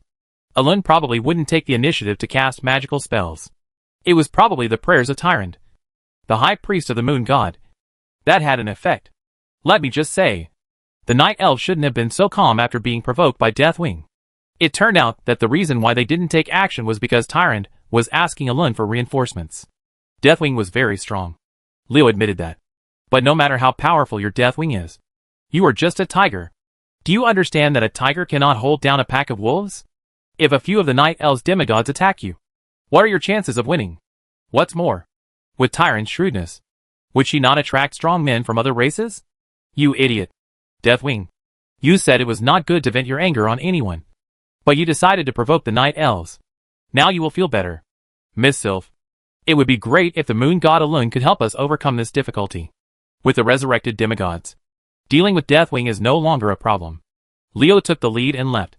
Came out, first praised the Night Elves, and then said, however, just dealing with one Deathwing cannot completely eliminate this disaster. In addition to Deathwing, our enemies also have the one who claims to use Twilight to judge the entire world. The Twilight's hammer of the world.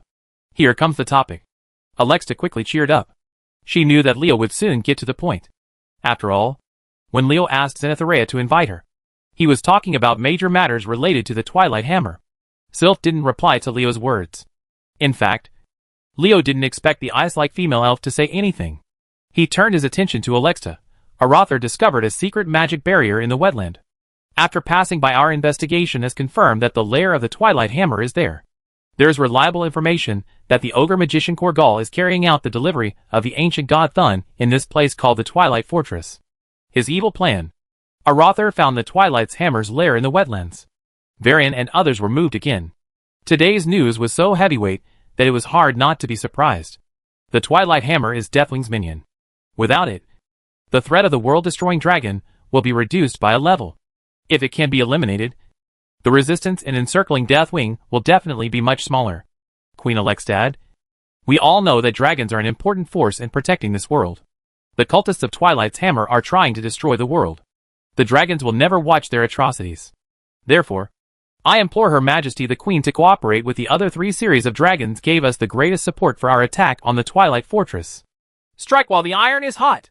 While Alexstad was still absorbing the news of the discovery of the Twilight Fortress, Leo revealed his purpose and asked the Dragon Legion to send troops to attack the Twilight Fortress together with the mortal races and eliminate this cult. Old Nest. Alexstad did not answer immediately. What Leo wanted was not ordinary assistance, but the greatest support. In other words, after the dragon army sent troops this time, it was impossible for the mortal race to fight to the death with the Twilight hammer. What Leo hopes to see is a true battle between dragons and mortals in this battle. After a long silence, Alexa finally spoke. I can only promise you that the Red Dragon Legion will go all out. As for the Green Dragon, Blue Dragon and Bronze Dragon, I can't make the decision for them. Leo could feel Alexa's sincerity. It was not easy for the Red Dragon Queen to ensure that the Red Dragon Legion would use its full strength. Naturally, Leo would not push her too far. Blue Dragon and Dragon King Maligos are now Leo's subordinates. Are you afraid that they won't do their best? How much effort the Bronze Dragon will exert depends on Dosno's ability. This can also allow Leo to verify whether his guess is correct. Isra's Green Dragon. Well, Leo didn't expect the declining Green Dragon army to contribute much. After taking care of the dragon, Leo then turned his attention to the 3 leaders of the tribe. giving these three neglected tribe leaders a sense of presence. Chief Sal. I wonder what the tribe's response is to this matter. Chapter 1181 Backup Candidate. Thrall could feel that the orcs, and even the entire tribe, were being squeezed out. He and his people were being squeezed out of the core of the world by races such as human dwarves and gnomes. When Leo talked about sending troops to attack the Twilight Fortress, the leaders of the Alliance ignored him, and the three tribal leaders of Vol'jin Bloodhoof. This was normal. But what about the reaction of Alexa, Queen of the Red Dragon? During the entire process of hearing the news and making a decision, the Red Dragon Queen didn't even look at Thrall without asking Thrall and his friends for their opinions. Doesn't this still indicate her attitude? Although Thrall had expected such a situation as the Alliance's strength grew and the tribe's strength declined, he did not expect it to happen so quickly. Ever since the Night Elf messenger named Sylph appeared, no one in the palace had even looked at him as the chief of the tribe. Be patient. You must be patient. Thrall couldn't help but tell himself not to give the Alliance an excuse to attack. He suppressed the discomfort in his heart and said in a calm tone, the Horde will not lag behind in things like wiping out the Twilight's hammer. We are also members of this world, and we should be responsible for it. Do one's best. Before Thrall finished speaking, Varian and Jean snorted in unison, expressing their dissatisfaction with Thrall. Orcs are not creatures of this world. In addition, they first appeared in this world as invaders. Races that have been seriously harmed by orcs, especially humans, have never meant to treat orcs as companions. A foreign invader who thinks that saying a few high-sounding words can make people accept you and forget your past crimes is really an idiot's dream. He said that he was a member of the world, and asked us if we agreed? If they hadn't worried that this was the Wormer's temple, and they had to show some respect to the Red Dragon Queen Alexa. Varian and Jean would have done more than snort.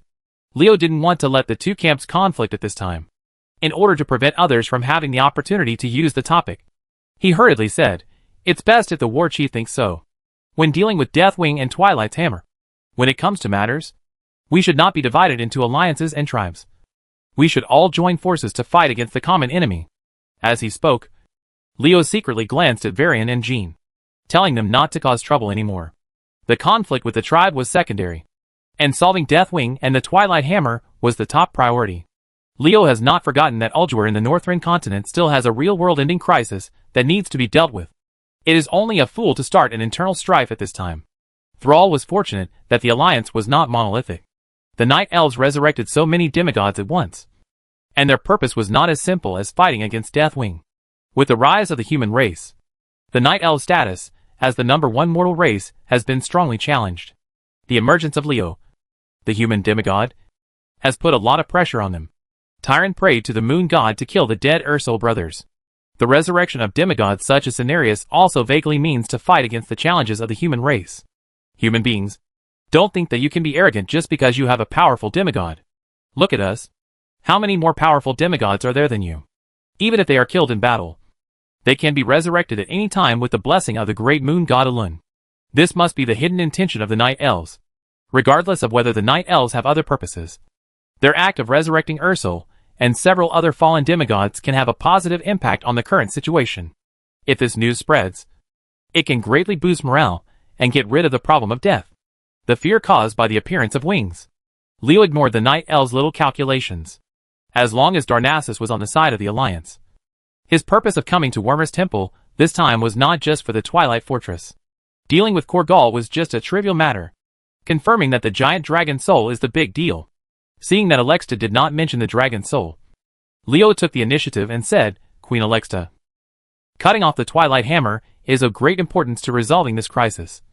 But the real powerful enemy we have to deal with is Deathwing. I wonder what you can do to deal with it. Is it really that difficult to deal with Deathwing? If you are willing to use all your strength, you may not be able to kill him. Alexa only said this in her heart. She was not an idiot. How could Leo's purpose be hidden from her? The Age of Dragons will eventually end. Alexa sighed secretly in her heart. She knew that Leo would not let go of such an opportunity. Once the Dragon Kings inject their divine power into the Dragon Soul, the era of the dragon will come to an end, and those who are looked down upon by the dragon mortals will take over the dragon's rule over the world and start their own era. Whether it is the historical trajectory set by the Titans or Leo, who is now trying to destroy the Titans' trajectory, the world will not stop in the Age of Dragons. The rise of mortals is inevitable. After calming down his inner emotions, Alexa said, to deal with Deathwing, You must use the Dragon Soul. If you want to activate the Dragon Soul, you must have the divine power of the Aspect Dragon injected into it. There is a big problem in doing so. The negative impact is that we will fall into a long period of weakness after injecting divine power into the Dragon Soul. The Dragon King fell into a period of weakness, and the task of fighting against Deathwing naturally fell on the mortal race. Leo can understand Alexta's subtext. If you want to activate the Dragon Soul, don't expect to get help from the dragon when fighting against Deathwing. To kill this world-destroying dragon, you can only rely on the mortal race own strength. If mortals want to take over the rule of the world from the dragon and start an era that belongs to mortals, they have to show convincing results. Leo could understand Alexta's mood. If he were in the position of the Red Dragon Queen, he would not be willing to accept it, and he would also have some resentment in his heart. However, these don't affect the overall situation. Right. I am not afraid that you will agree, but I am afraid that you will not agree. The outcome of dealing with Deathwing will not change with or without the help of the dragon. Leo nodded to Alexstad and promised, the Dragon Soul can severely damage Deathwing, and then everything will be left to us. It seems like a simple conversation, but its meaning is extremely unusual. In just a few words between Alexstad and Leo, the transition between the Age of Dragons and the Age of Mortals was confirmed. Of course, whether the mortal race can truly be recognized depends on whether they can kill Deathwing with their own strength. At this point, Leo was confident, seeing that Alexstad and Leo had reached an agreement. Thrall was very anxious. The dragon that originally adhered to a neutral strategy was tilted towards the Alliance. As the chief of the tribe, he must save everything. It would be best if the Dragon Soul could seriously injure Deathwing. But after all, it is just an item. Whether it can play its due role depends on the person who uses it. Leo curled his lips. Thrall was trying to compete for the right to use the Dragon Soul. Although the orcs no longer had the support of the 4 elemental gods, the Earth Ring was still optimistic about them. With the group of SAS from the Earth Ring, Manxiangju Thrall is indeed qualified to compete for the Dragon Soul. This is none of your concern. The speaker was Varian. The king of the Kingdom of Stormwind made no secret of his hostility towards Thrall. He took a step forward and said, those who use the Dragon Soul choose us. Naturally, I will consider it carefully. Thrall knew that Varian would stand up. Who made the hatred between Stormwind Kingdom and the orcs so deep? Thrall, who was clearly rejected by Varian, did not get angry and continued to say calmly, to use the Dragon Soul, you must. It is most suitable to have strong elemental power, especially the power of Earth Element. Thrall almost didn't say it clearly. Only by having the ability to use the Earth Element can the Dragon Soul be brought into full play. The Alliance has no suitable candidates. Even if there are casters who can use Earth spells, they can't compare to those who have shamans. The tribe, especially the powerful shaman alliance like Thrall, is beyond the control of anyone. Confidence is a quality that a strong man must have. And Thrall's confidence in his own strength is the biggest evidence for him to stand up and fight for the right to use the Dragon Soul. Leo waved his hand and stopped Varian, who was about to continue speaking. He only heard him say, what Chief Thrall said makes sense. The Dragon Soul does require a strong elemental mobilization ability to be used. Chief Thrall, you are a very suitable candidate. After hearing Leo's words, Varian quit. What does Leo mean? Does he want to hand over the right to use the Dragon Soul to Thrall? You must know that this is not as simple as a right to use it. It also involves the ownership of the priesthood of the Guardian of the Earth. In any case, the priesthood of the Earth Guardian cannot be given to tribesmen, especially orcs, even if it is only temporary. Putting his hand on Varian's shoulder, Leo stopped the anxious Storm King. The following words were his purpose. Using the Dragon Soul consumes a lot of money. I don't think it's appropriate to let Chief Thrall bear it alone. A backup candidate must be prepared. There was a thump in Sal's heart, and he had a bad premonition. Leo didn't give anyone a chance to interrupt. It just so happens that I have a suitable candidate in my hand. Although he has no ability, and is far inferior to Great Chief Thrall, he is more than enough to be used as a backup candidate. After saying that, Leo clapped his hands. And amidst the claps, the Kobold Geomancer Flintog appeared. Huh? Alexa let out an exclamation. And the Red Dragon Queen felt a familiar power from Flintag. It was the power of the earth that could only be called upon by possessing the Earth Priesthood. Although Flintag's power was very weak. Its power was very weak. The breath is extremely pure. Leo said that letting Flintag be Thrall's substitute was too hypocritical. Flintag, who could summon the power of the earth, asked Thrall to be his substitute. Perhaps Flintag's combat power is not as good as Thrall's. But when it comes to using the dragon's soul to possess the power of the earth, Flintag is enough to look down upon Thrall. Alexdad was confused. With Flintage at Leo's side, he could clearly seize the right to use the dragon's soul. So why should Flintage be a so-called substitute? Could it be that Leo was certain that Thrall would not be able to successfully hit Deathwing? Chapter 1182 News about Neptune.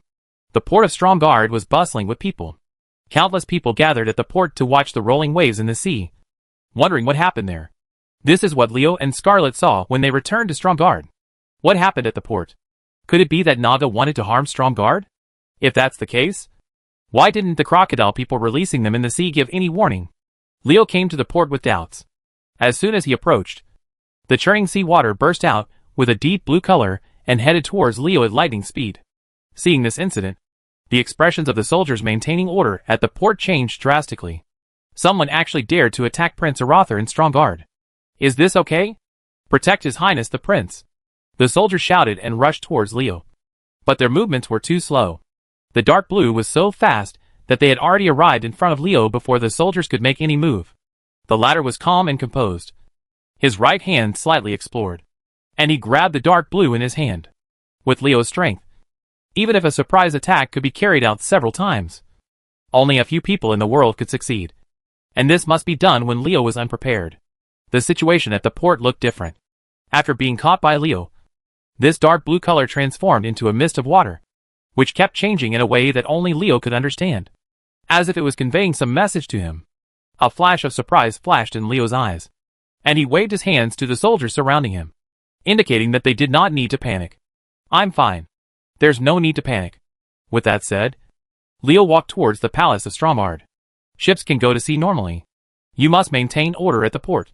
I don't want any trouble to occur. The soldiers replied respectfully, yes, Your Highness. Leo's departure put an end to the matter. This matter may become a new topic in Stromgard today, but for most people, they should finish the work at hand and earn their wages before having leisure time. Filling their poor stomachs is the first priority. In the palace of Stromgard, Scarlet was talking with Varian Guion and other alliance leaders. This was the reason why she did not follow Leo to the port. How could so many alliance leaders arrive without being received? Seeing Leo coming back, Scarlet asked everyone's doubts. What happened? The dark blue that shot out from the sea has long since disappeared. But the information it brought was all stored in Leo's mind.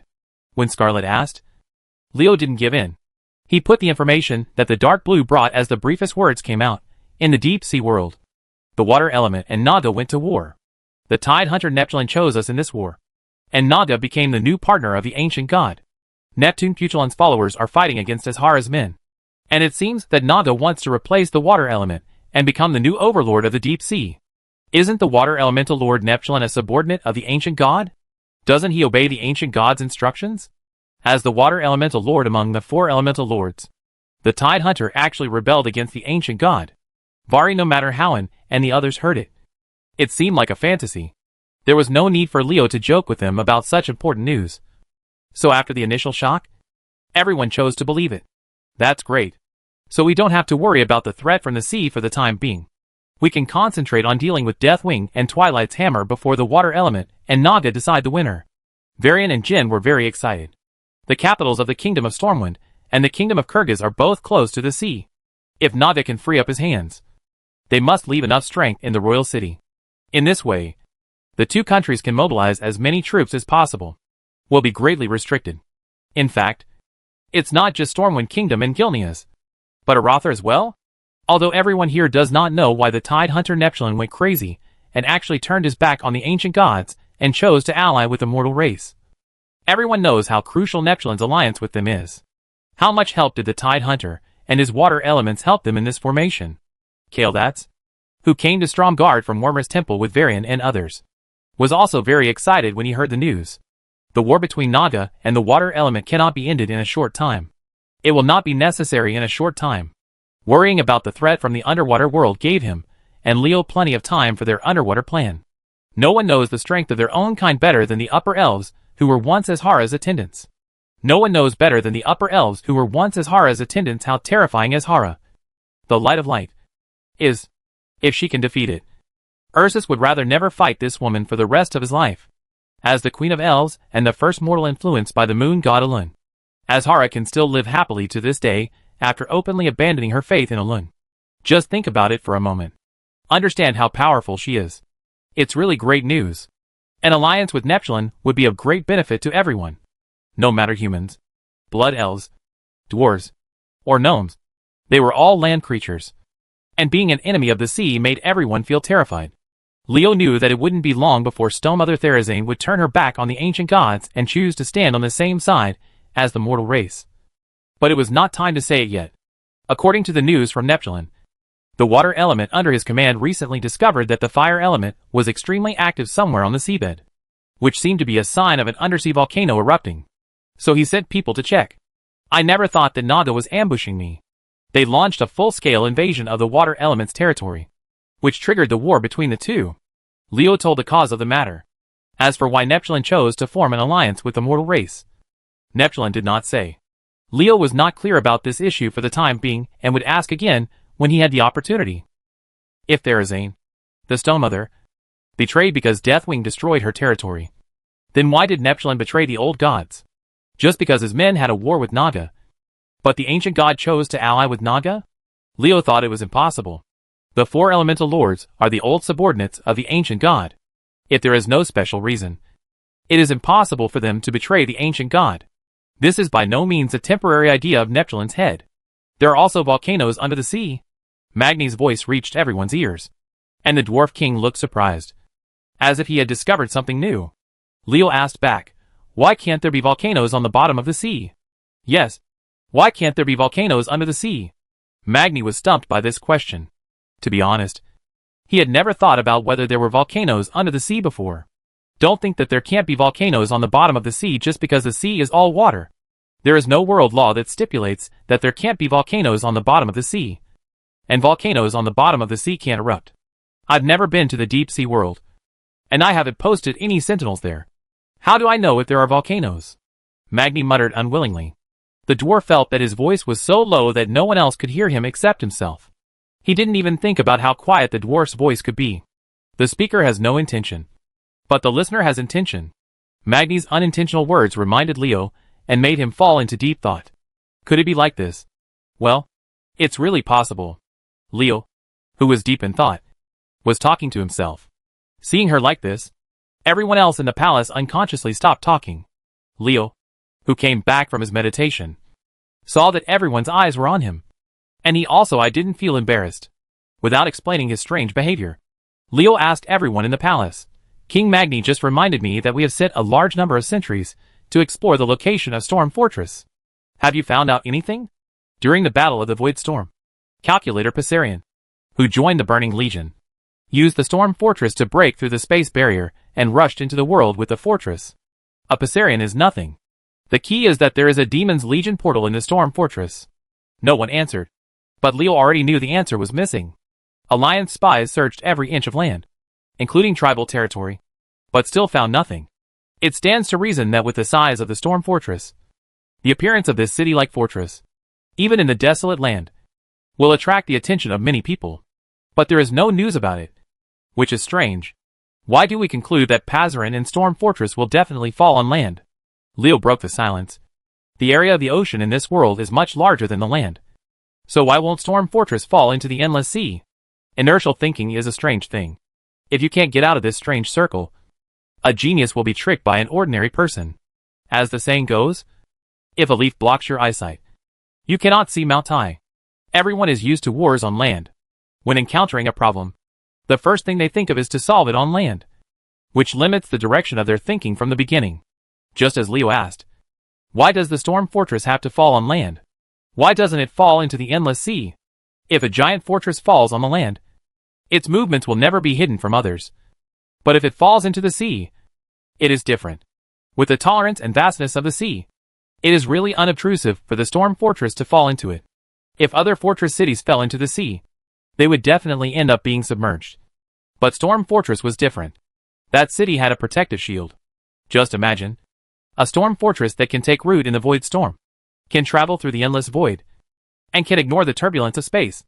Can't such a Storm Fortress block the mere sea water? What a joke. It would be hard to find the storm fortress if it fell into the endless sea. Everyone was quite helpless. And they agreed with Leo's guess. They had searched every inch of the land, but still could not find any trace of the storm fortress. This giant fortress must have fallen into the endless sea, although everyone is determined to destroy Pizarian and destroy the Demon's Legion portal. The deep sea is not their territory, so they can only look at the ocean and sigh, saying nothing. It's just that it's hard to find, but it's easier to do. I'm afraid that's not the case. Leo was secretly worried, hoping that the situation was not the worst. Chapter 1183 A Storm. The Golden Rose is a famous inn in Stormwind City.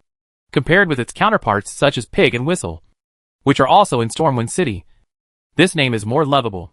There are thousands of mercenaries, and people of all kinds who come in and out of the golden-crusted rose every day. If someone wants to hide it, it can't be more secretive. In the noisy and chaotic hotel, groups of mercenary adventurers, 3 to 5 or 10 people gather together, shouting, laughing, chewing food, and other noises, making waves. It's impossible to hear what's inside. A mercenary carrying a large iron sword with both hands hurried in from outside. There were so many mercenaries like him that no one paid attention to him. The mercenary walked to a corner and sat down. There was a group of 20 mercenaries gathered here. It seemed that the mercenary carrying a big iron sword was one of them. After sitting down, the big man didn't even have time to wipe off his sweat. He lowered his voice and said to a thin companion in the mercenary group, "Captain, I quietly sent someone to verify that the surname Presto has indeed appeared before. For once, the information those guys gave was correct." The thin mercenary raised his head when he heard this.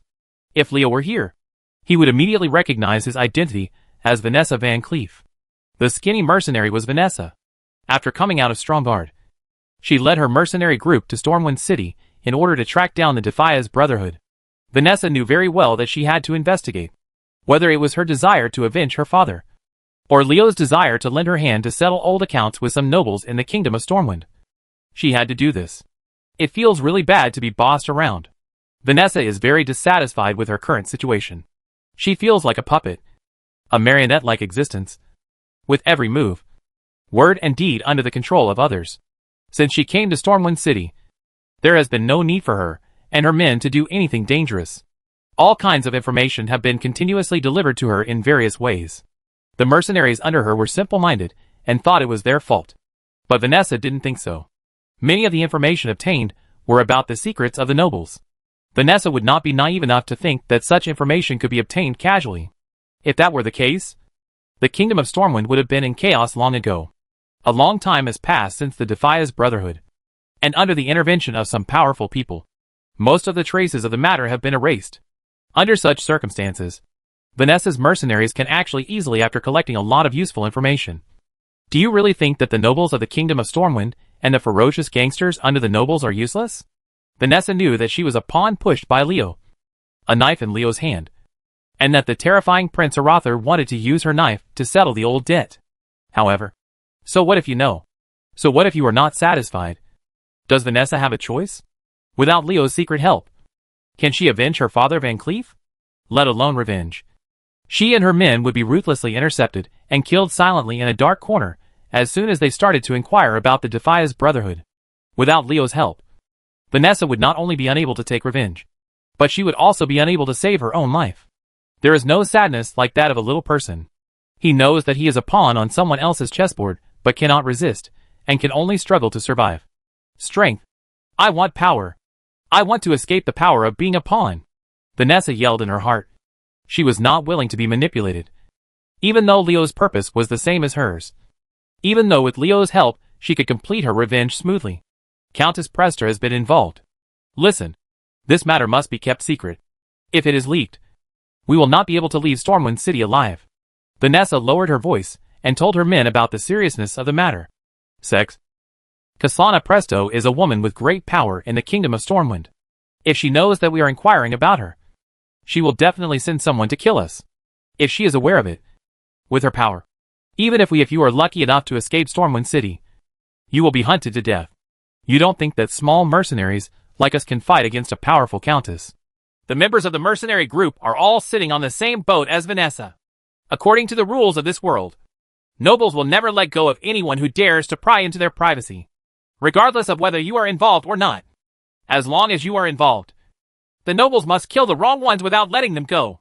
Not to mention that the nobles are vicious and love to get involved. In the eyes of the nobles of this world, mercenaries are no different from wild dogs in the field. What should they worry about when killing a dog? You know, this is not a world that talks about human rights. The mercenaries of the mercenary group all looked solemn. They knew that after following Vanessa to Stormwind City, they had no other way out and could only follow the leader all the way to the dark side. Most of the mercenaries are life seekers who hold their heads high. They are not as afraid of death as ordinary people. Instead, they feel that they have a chance to deal with a powerful countess. The kind of challenge to authority. The kind of excitement of bringing down a noble.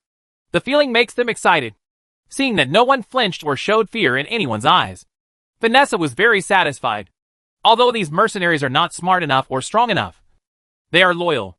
Go back and rest after eating. Don't hang around. Drink. And don't get drunk. Our current situation is very dangerous. After that, Vanessa didn't speak anymore, lowered her head, and ate the food in a hurry.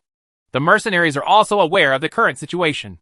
Although they are not afraid of death, they will not seek death themselves. They know what the current situation is. If even half of what they are doing is leaked, they will immediately be killed. Vanessa didn't tell the truth to the mercenaries. Although their situation seemed dangerous, it was not. As long as the mercenaries didn't take the initiative to cause trouble, they wouldn't lose even a hair on their backs. And Arathar's people would protect them in the dark. She had already found out clearly that Scarlet, who had grown up in the Cathedral of the Holy Light, had made mistakes in this matter since she became a teacher.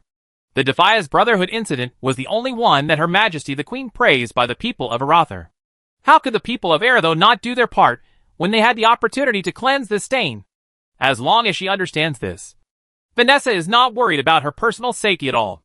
Unless Countess Presto deliberately wants to make things worse and bring the private contest that cannot be made public into the light, she will never. Something will happen. We have already investigated Countess Presto. I wonder what news Arathar's people will let my mercenaries unintentionally find out tomorrow. Vanessa was silent, but she didn't know that a political storm was sweeping through the entire Stormwind Kingdom at an alarming speed, centered on her and her group of mercenaries. Chapter 1184 Clouds of War. Political storms are beyond the reach of ordinary people, let alone known to them. But there is another storm that they can sense. In the wetlands thousands of miles away from Stormwind City, a war storm is brewing. The Alliance's armies were gathering towards the wetlands, either by land or by sea, while the Horde's fleet also set off from Kalimdor. The rain is coming, and the wind is blowing all over the building. Even the air in the wetland shrouded in the shadow of war is a bit heavy. The rebuilt port of Menethil has become busy. This seaport city is the Alliance's maritime hub in the wetlands, and Alliance armies marching from the sea have landed here. Soldiers who came from afar, workers who were too busy to touch the ground, businessmen who came looking for business opportunities, and vendors who sold various items revitalized the city, and also revitalized the port that survived the recent tsunami. Smiles returned to residents' faces. As long as there is popularity, a city can always develop. Right? The Alliance and the Horde sent troops to the wetlands at the same time. Not for any other place, but the Twilight Fortress, the home of the Twilight Hammer. The two major camps in the world joined forces, and their troops are directed at the headquarters of the Twilight Cult. The Twilight Fortress, located in the Twilight Highlands, is the Twilight Hammer's most heavily defended and heavily armed stronghold. The narrow terrain and the mountain tops stretching out to the sky like fingers around the fortress gave the Twilight Fortress the most powerful protection, making the fortress a natural fortress. If you want to capture the Twilight Fortress, it is difficult to rely solely on ground attacks. You must have powerful air forces. It is for this reason that Leo asked the Dragon Legion to send a large number of dragons to participate in this war. After all, when it comes to air troops, the aerial dominance dragons are definitely the Griffin Legion of the human race, the Dragon Eagle Knights of the Blood Elves, etc. A presence that air forces look up to. Black clouds are closing in on the city, and the Alliance and Horde armies are rushing towards the wetland. No matter how stupid the Twilight Hammer is, they know that the situation is not good. Their magic barrier will definitely be seen through. Otherwise, how would the two camps do anything? Make such an action? Although they knew that the Alliance and Horde were targeting themselves, the Twilight Hammer did not choose to evacuate. Instead, they continued to use the panic caused by Deathwing's appearance to lure civilians into joining their cult. and at the same time gathered strength to try to use the Twilight Bastions. The geographical location is favorable to compete with the coalition forces of the two camps.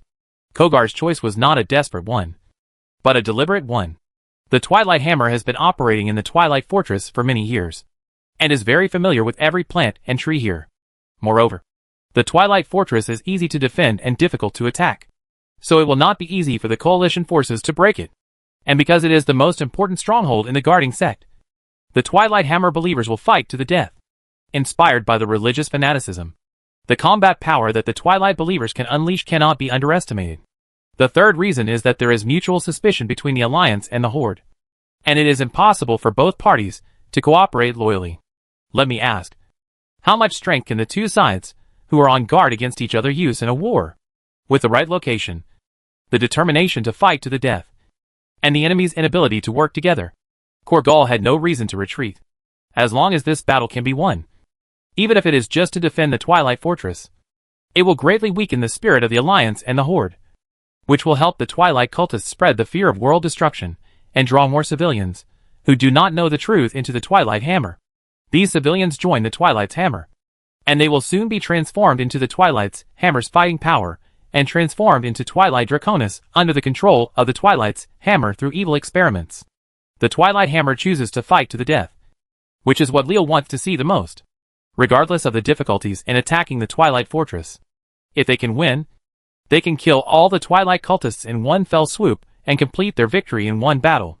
If Korgal chose to escape, he would have to hunt them all over the world if he wanted to annihilate the Twilight Hammer, which would take a lot more effort than the former. Leo hated trouble more than anything, and Cho'Gall did just what he wanted. Scarlet's expression was solemn, and she felt that the terrain of the Twilight Fortress was difficult. The casualties in this battle were definitely not small, but they had to fight this battle, which was really helpless. Since ancient times, offensive battles have not been liked by any commander, because the casualties in offensive battles are too great. The damage to their own soldiers will make every commander feel heartbroken. What the Kingdom of Aratha lacks the most right now is manpower. I don't know how many soldiers will be lost in this battle. Why isn't Scarlet worried? In this regard, Leo can only try his best to comfort Scarlet. If he wants to create an era that belongs to mortals, it is absolutely impossible without paying the price. There is never a war without the dead, and all Leo can do is to minimize the losses. The Twilight cultists scattered across the continent gathered towards the Twilight Highlands in order to protect the Twilight Fortress, their holy land. Leo and the others sent patrol teams to intercept and kill these people, in order to reduce the resistance when attacking the Twilight Fortress. Small-scale battles were staged every moment. The wetland was plunged into a bloody battle between these patrol teams and the Twilight cultists. The air in the entire area became heavier, and the smell of war quickly spread throughout the wetland. There's going to be a war. Civilians who were afraid of war fled the wetland as if fleeing, while some mercenaries and adventurers swooped over like flies that smelled the fishy smell. Leo welcomed the gathering of mercenaries and adventurers. The arrival of these war hyenas saved him a lot of trouble. Leo immediately issued a reward, using money to lure mercenaries and adventurers to help the army intercept Moo. Like cultists, as long as you have the strength, you can get a lot of bonuses. The temptation of money makes the enthusiasm of mercenaries and adventurers unprecedentedly high. With the participation of these people, the interception efficiency has been greatly improved, and the number of Twilight cultists killed every day has increased sharply. The interception and killing of mercenaries and adventurers made the Twilight cultists hate them to the core, which also caused the Twilight Hammer to take many countermeasures against the mercenaries and adventurers. The fierce fighting between the two sides gradually escalated, and the conflicts became acute. Stand up. Leo's money offensive got results that satisfied him. Although he spent a lot of money, in Leo's eyes, money is just money once spent and earned again. But the lives of soldiers are priceless. Leo thought it was worth using valuable money in exchange for priceless human lives.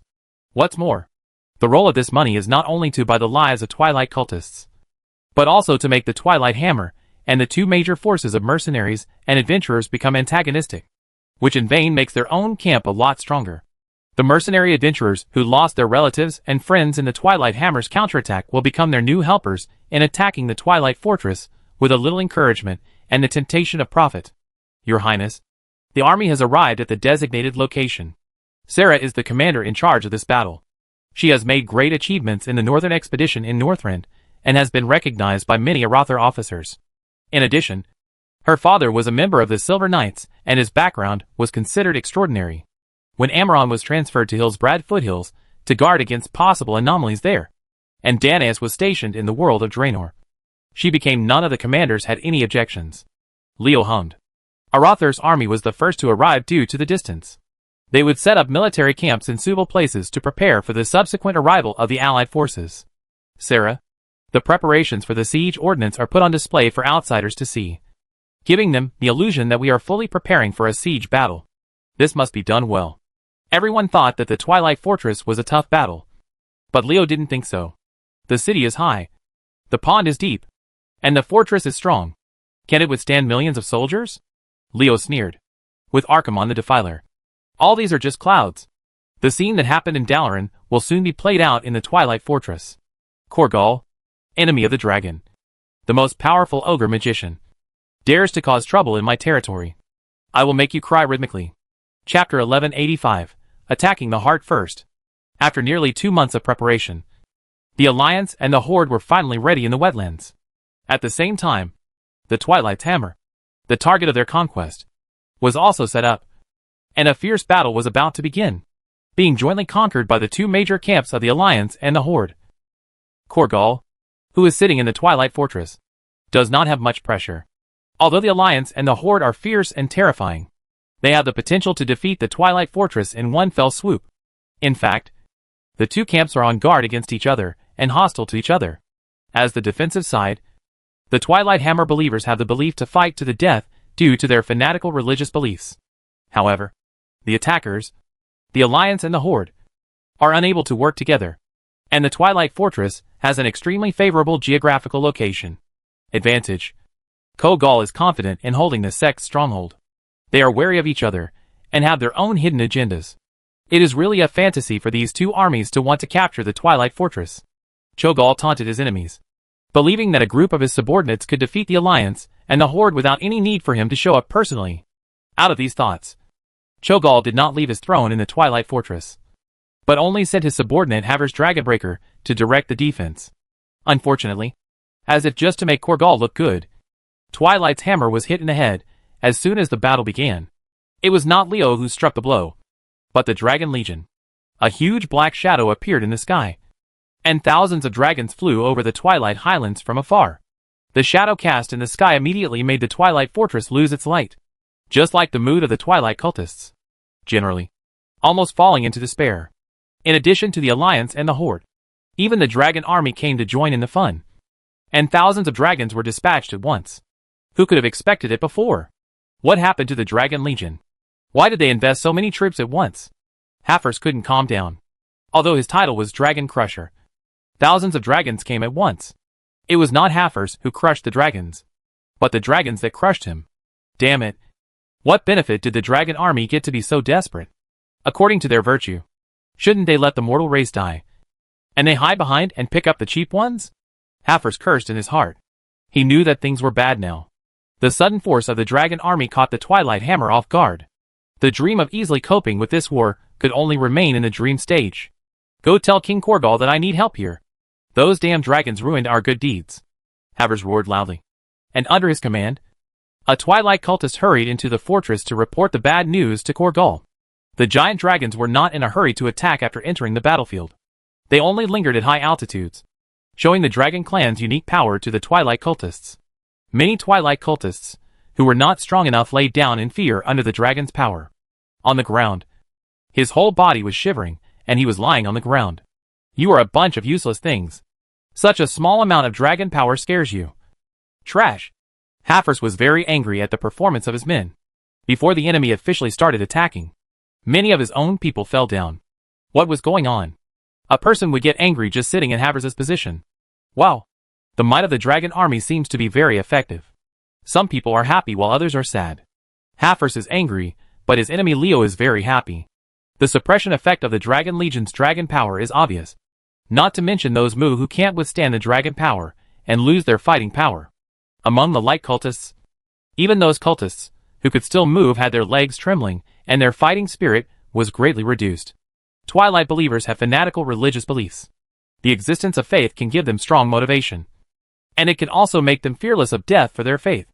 It can also make them do crazy things for the Twilight Hammer. Strictly speaking, in Leo's view, religious fanatics are all lunatics, fighting against a group of lunatics who believe in death. Even if they can win, it will only be a miserable victory. Leo was unwilling to sacrifice too much for a Twilight Hammer, so he had to think carefully about how to deal with the Twilight Hammer. Faith is a double-edged sword. Since it is a double-edged sword, it not only brings benefits to the Twilight Hammer, but also brings crisis to this cult that wants to destroy the world. What does the Twilight's hammer rely on to attract people to the religion? Deception is coupled with great power. Hope, that naturally takes advantage of people's fear of annihilation and fabricates a utopia that can save them, so that a large number of ignorant people can be dragged onto the pirate ship. In the process of deception, they should demonstrate their power appropriately and quickly kill someone when they see through their evil nature and try to resist, so that everyone can see how powerful they are. How would Twilight cultists react if they could understand that the utopia described for them by the Twilight Hammer does not exist, and that the power of the Twilight Hammer is completely inadequate? I'm afraid that most believers will collapse in faith. The Dragon Legion casts dragon power in order to cause panic among the Twilight's Hammer believers, and let them understand how powerful the enemy they are facing is. This is infinitely more effective than starting a fight as soon as the Dragon Legion comes up. When it comes to fighting, of course, the focus is on the heart. The Twilight cultists are strong-willed. So I will shake your will, and see how many of you can always hold on to the belief that you will die. Leo looked at the Twilight Fortress, and sneered repeatedly. It is true that the defenders have geographical advantages, but in the final analysis, the coalition forces, as the attackers, have the initiative. The coalition forces can freely choose how and when to attack, while the Twilight Hammer, as the defenders, can only passively endure, dispose of tricks at a glance. After hearing the news from Haffers, Kogar did not take the coalition's attack seriously. However, relying on the strong fortress, he did not change his mind that his side would win. He only sent more believers in the fortress to advance. Go on defense. The reinforcements dispatched from within the Twilight Fortress are obviously a level higher than the ones defending from the outside. It is not surprising when you think about it. In wars, weak cannon fodder is always the first to take the lead. The Twilight's hammer has strengthened its defense. Krasus's voice rang in Leo's ears.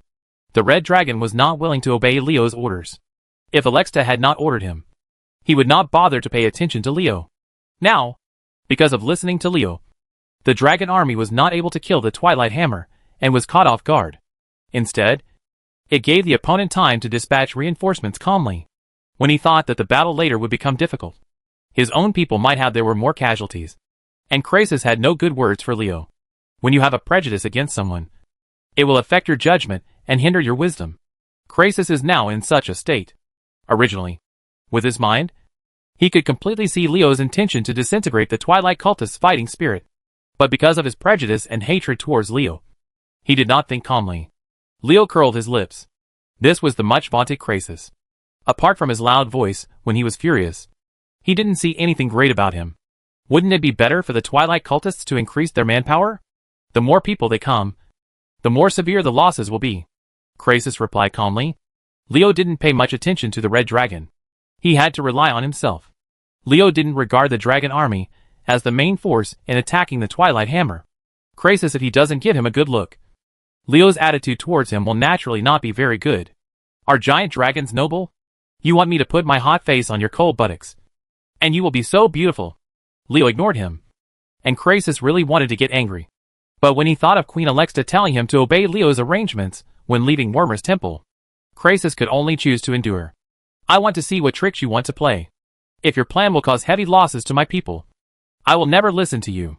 Krasus secretly decided that if Leo's plan was unreasonable, he would take the opportunity to attack. You must know that the Red Dragon Legion is not the only one coming to the Twilight Fortress this time. Not to mention the Blue Dragon. Even the weak Green Dragon and the mysterious Bronze Dragon have sent many people here. The 4 major dragons gathered together, and Krasus couldn't believe that Leo still dared to be as arrogant as before. Damn human being. As long as you dare to give me a chance, I will force you to bow your head. The Red Dragon was furious. It was rare that the dragons of the 4 series gathered together today. Wouldn't it be a waste not to teach Leo a lesson and let him suffer because he knew how powerful the dragon was? Krasus had a good idea, but it was a pity that Leo would not give him any chance, seeing that there were no more reinforcements stationed on the city wall in the Twilight Fortress. Leo felt it was time to take action. With a slight thought in his mind. Somewhere not far from the Twilight Fortress, a purple demon hiding in the dark was carved on the ground. A magic circle was set up. Archimon the Defiler, Leo's killer weapon prepared to deal with the Twilight Fortress, quietly appeared. Just as Leo thought. As the attacker, he had the initiative and could use various methods to his heart's content. In contrast, Twilight's hammer is too passive as a defender.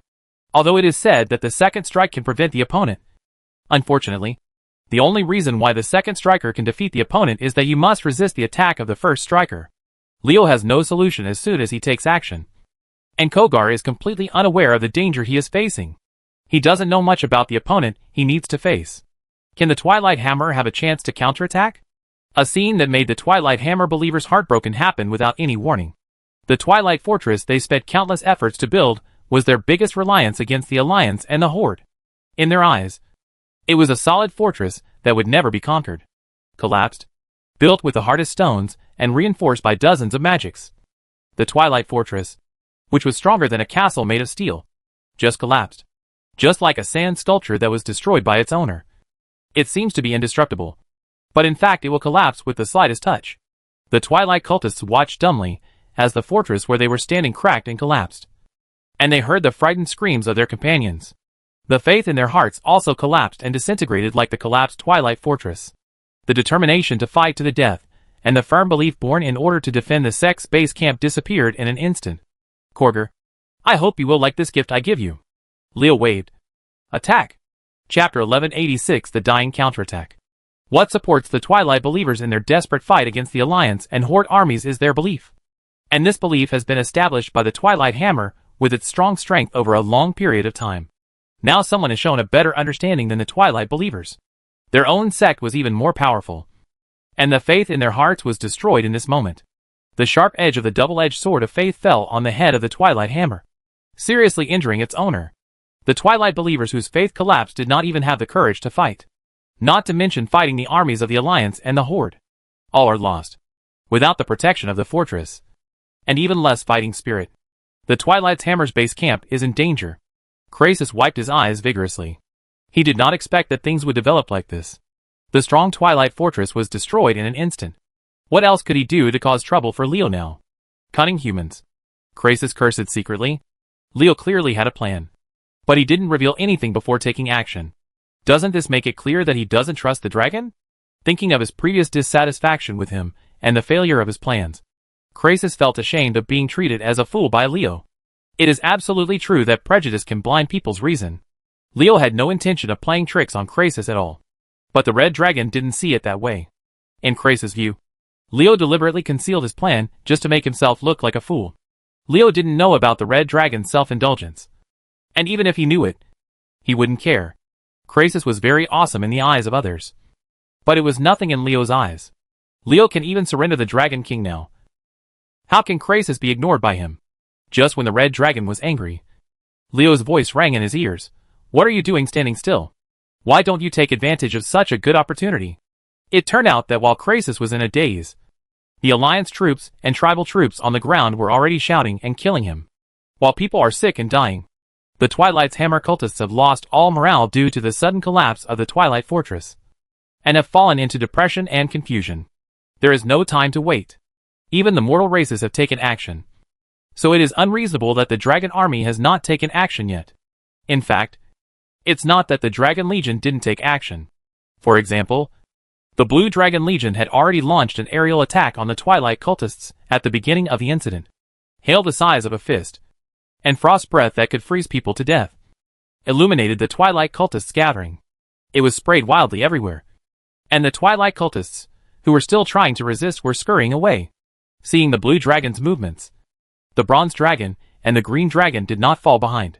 Each giant dragon transformed into a killing machine, spraying firepower wantonly, killing groups of Twilight cultists exposed under their noses. Among the 4 series of giant dragons, only the Red Dragon Legion remained silent, because their leader Krasus did not issue an attack order. The Red Dragon still lingering in the sky looked very eye-catching. It is no wonder that Leo would urge Krasus. The other 3 dragons all seized the opportunity to attack, but the Red Dragon did not. Doesn't this embarrass him, as the leader of the Red Dragon? Crassus felt like he had made a fool of himself again. Naturally, Crassus resented Leo. And the Red Dragon's sense of Leo became even worse. The Twilight cultists, whose faith had collapsed, had little fighting spirit to begin with. But when they encountered the fierce attack of the Dragon Legion, they immediately collapsed. Cries, screams, all kinds of tragic sounds mixed into a tragic song called Doomsday, spreading despair throughout the Twilight Fortress. Although he was extremely reluctant to be ordered by Leo, Crassus had to do as he said. The Red Dragon roared and regarded the Twilight cultists as the target of venting its anger. With him taking the lead, the Red Dragon Legion immediately took action. The Air Force composed of the 4 series of giant dragons killed the Twilight cultists, who had lost the protection of the fortress until they cried for their parents and were defeated. However, the nightmares of the Twilight cultists don't end there. The armies of the Alliance and the Horde entered the battlefield at this time. And the Twilight cultists, who luckily escaped with their lives from the dragon's rampage, were ruthlessly attacked by the 2 camps. At this moment, the Twilight cultists have no fighting spirit, and they are no match for the regular army. No Twilight cultist who is discovered by the coalition forces can survive. A one-sided massacre unfolded in Twilight Highlands. The Twilight cultists suffered heavy casualties, and 8 of the 10 pavilions were lost. However, in just a quarter of an hour, the Twilight Hammer's long-established base camp was on the verge of collapse. Before the war, Korgal was confident that he would defeat the Alliance and Horde in the Fortress of Twilight. Who could have expected that the situation would develop like this? The Twilight's hammer was defeated so quickly, seemingly vulnerable, and indeed beyond everyone's expectations. But this is the Twilight's hammer's headquarters after all. How could a place where Korgal has been operating for many years not have 1 or 2 die-hard troops? Just when the coalition forces killed the corpses of Twilight cultists everywhere, a force composed of Twilight Dragon men came out from the ruins of Twilight Fortress. The Twilight Dragonoid, transformed by the Twilight Hammer's evil experiment, is 5 meters tall and weighs tons. It has muscles that are almost bulging to the point of breaking through its body. Its ferocious dragon claws and horns, and scales as hard as steel, make people feel. One look and you can tell that these guys are not easy to mess with. Relying on their strong bodies, the Twilight Dragons survived the collapse of the Twilight Fortress. The first thing they did when they were controlled by the Twilight cultists and emerged from the ruins was to launch a counterattack against the coalition forces attacking the Twilight Fortress. Fortunately, the people commanding the troops in the coalition were not battlefield newcomers, but non-commissioned officers with rich battlefield experience. The troops they commanded still maintained the best combat formation in the previous killings. The moment the Twilight Dragon appeared, they quickly acted ready for battle. Isn't it too naive to rely on the Twilight Dragons to fight back? Leo snapped his fingers. Knackos, I leave it to you. A huge purple dragon flew over the Twilight Fortress, and his shadow enveloped all the Twilight Dragons. As the first Twilight Dragon, Dragonakos' dragon power was an unparalleled intimidation to the Twilight Dragon people. The Twilight Dragon people who were fascinated by Dragonakos' dragon power immediately knelt down and worshipped. He didn't dare to resist at all. Using the Twilight Dragon man in front of me. Isn't this the same as using a big axe in front of Luban's door? Or using a big knife in front of Guangong to seek abuse? Roar! Roar! The dragon's roar came from the ruined Twilight Fortress. And then, 2 giant dragons covered in purple scales lifted off the bricks and stones on their bodies, and flew into the sky amid the flying rocks. 2 Twilight Dragons that are about to reach adulthood. Leo rubbed his chin. From Halion in the Ruby Temple to the 2 Twilight Dragons in the Twilight Fortress, it can be inferred that even without the Twilight Hammer of Zinasarea, they successfully completed the attack on the Twilight Dragon. The cultivation and creation of Twilight Dragons is no longer the exclusive preserve of the Black Dragon Queen. 2 little guys dared to challenge me? Dragonakos grinned, the sharp dragon teeth reflecting the cold light. Let me teach you. Never try to challenge the majesty of the superior. 2 Twilight Dragons flew out from the ruins of the Twilight Fortress. Their target was Dragonakos. The pressure of the Twilight Dragon Prince made the 2 Twilight Dragons very dissatisfied because they were facing Dragonakos. At that time, fear actually arose. The giant dragons are both proud creatures. The 2 Twilight Dragons have never heard of Dragonakos' name, and they don't even know that their opponent is the first Twilight Dragon known as the Devourer of all things. It is said that the ignorant are fearless. They bravely challenged Dragonakos. Of course, the 2 Twilight Dragons are not brainless, and they have some real ability if they dare to challenge Dragonakos. As they flew towards Dragonakos, the Twilight Realm emerged over them. It turned out that they had mastered the field. No wonder they were so confident. But it was a pity that they chose the wrong opponent. These two Twilight Dragons were still far away from Dragonakos. Leo knew who would win without even watching the battle against the three Twilight Dragons. The two Twilight Dragons belonging to the Twilight Hammer were no match for Dragonakos. Can they survive under Dragonakos? There's a big question mark about whether I can last more than 5 minutes. The appearance of Dragonakos attracted a lot of attention. And Krasis was one of them. The Red Dragon looked at Dragonakos with an extremely unfriendly look. The Twilight Dragon is a war machine created by the Black Dragon Queen Sindragosa with the Dragon King as her imaginary enemy. Their existence is to deal with the Aspect Dragon. How can Krasis give Dragonakos a good look? Perhaps the Twilight Dragon incident can be used to make the other three dragons hate Leo. An idea flashed in Red Dragon's mind. And he began to secretly think about specific action steps. Leo glanced at Krasis with awareness, snorted disdainfully, and then looked away. If Krasis dared to cause trouble, Leo would make him walk around without food. The backstabbing pig teammates disgusted Leo the most. If Krasis was dishonest, Leo would make him understand the serious consequences of angering a demigod warlock. Damn reptiles.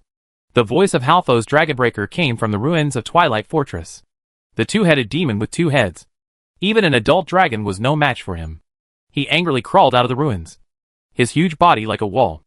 It blocked the coalition forces like a city wall. What a big monster. Many soldiers took a breath of cold air. It was rare for a land creature to have such a monster that was comparable in size to a giant dragon. Havers was definitely a terrifying existence that could slaughter a city by himself.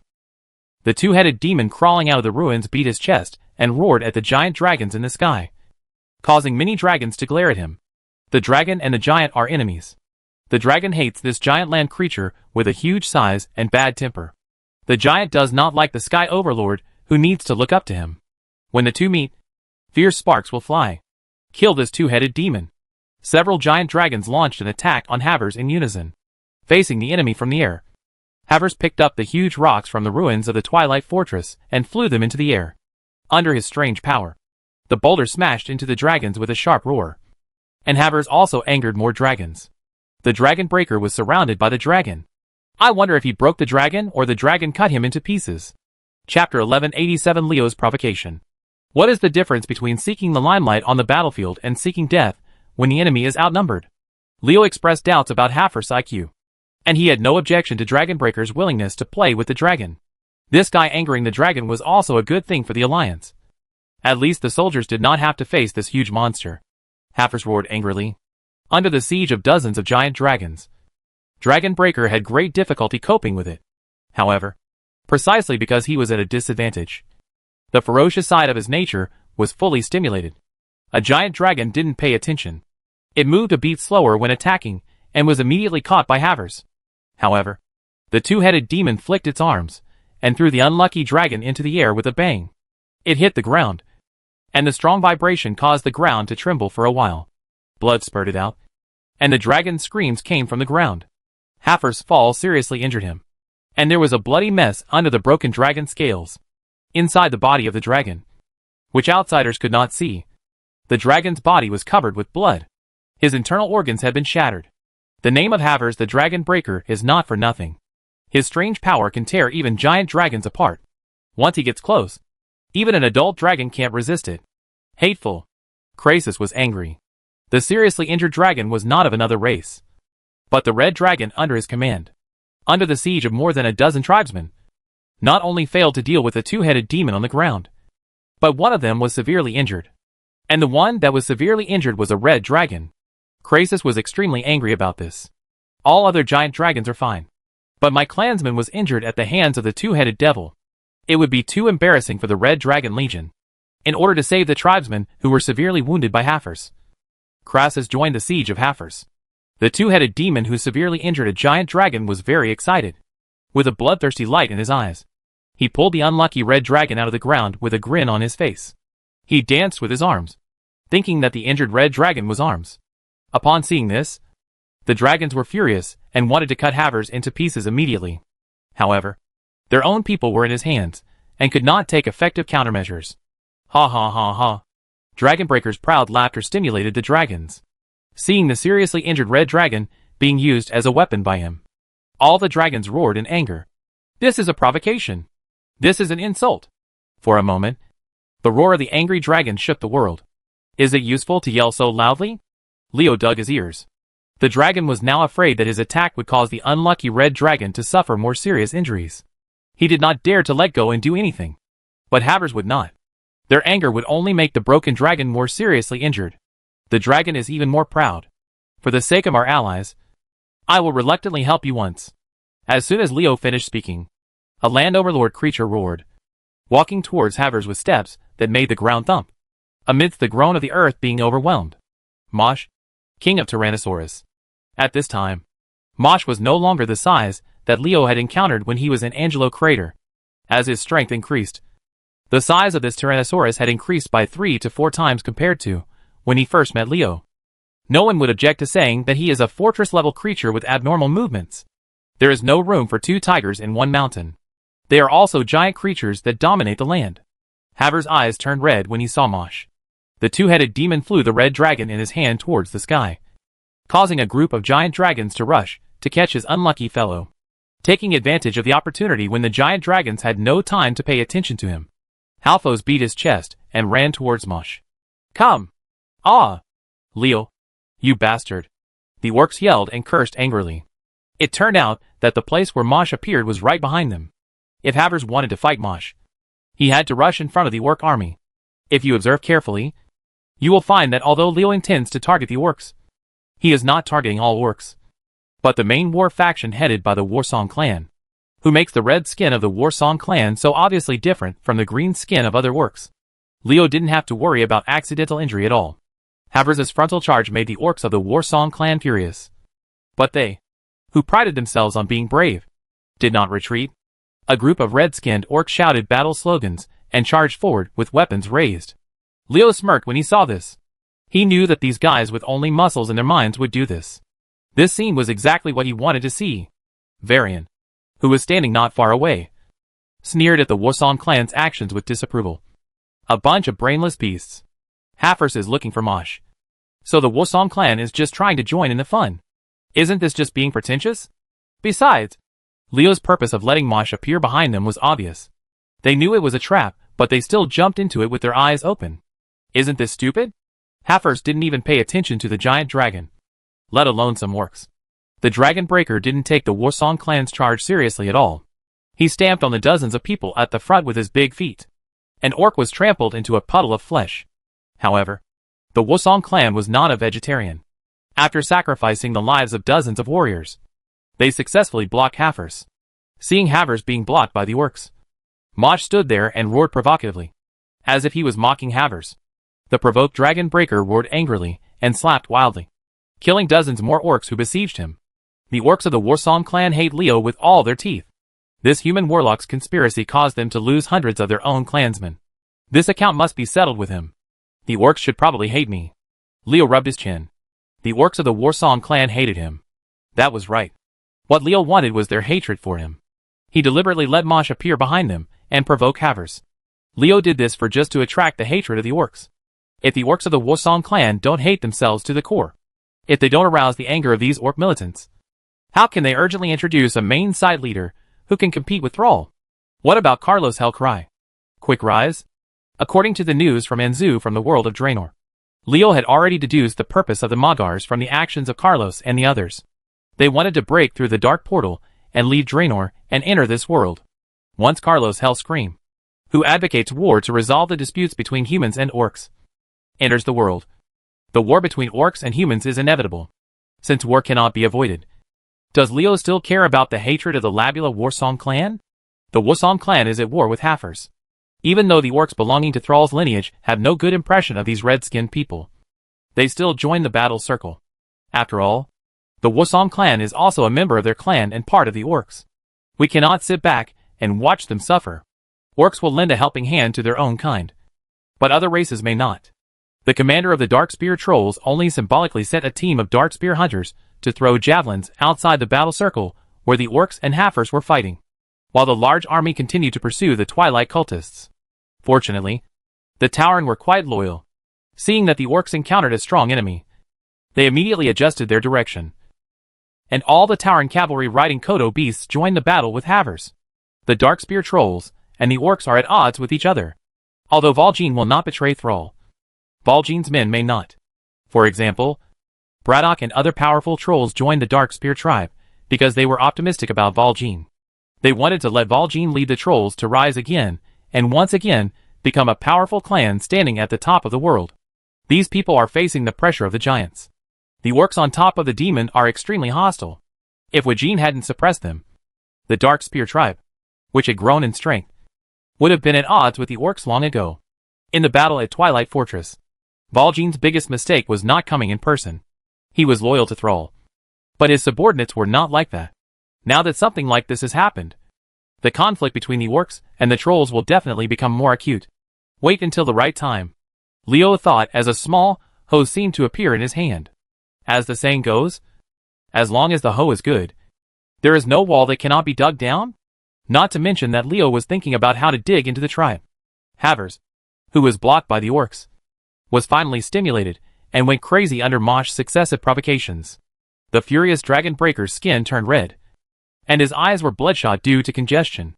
He threw away his arms and swept across, and the orc soldiers who besieged him were thrown away with clouds of blood mist as if they were breaking sacks.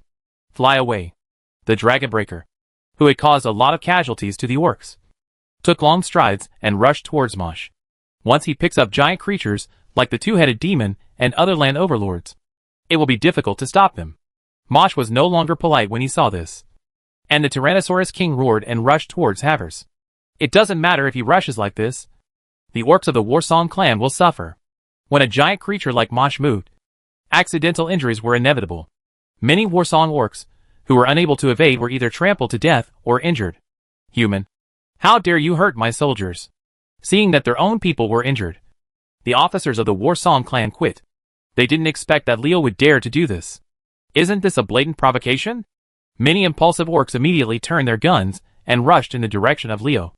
Under the excitement of the Warsong orcs, Leo spread his hands with regret and said with a sigh, "Impulse is the devil." Before he finished speaking, there was a loud bang. A dragon head emerged from the ground, and an ancestral dragon struggled to crawl out from the ruins, just in time to meet the impulsive Warsong orcs. The Archosaur that was supposed to live in Northrend appeared in the Twilight Fortress. Needless to say, it must have been captured by the Twilight Hammer believers in Northrend, and most of this Archosaur has been captured by Twilight Hammer controlled and became a tool of this evil sect. The scene that happened next proved that Leo's guess was correct. The Archosaur climbed out of the ruins and sprayed its breath at the orcs.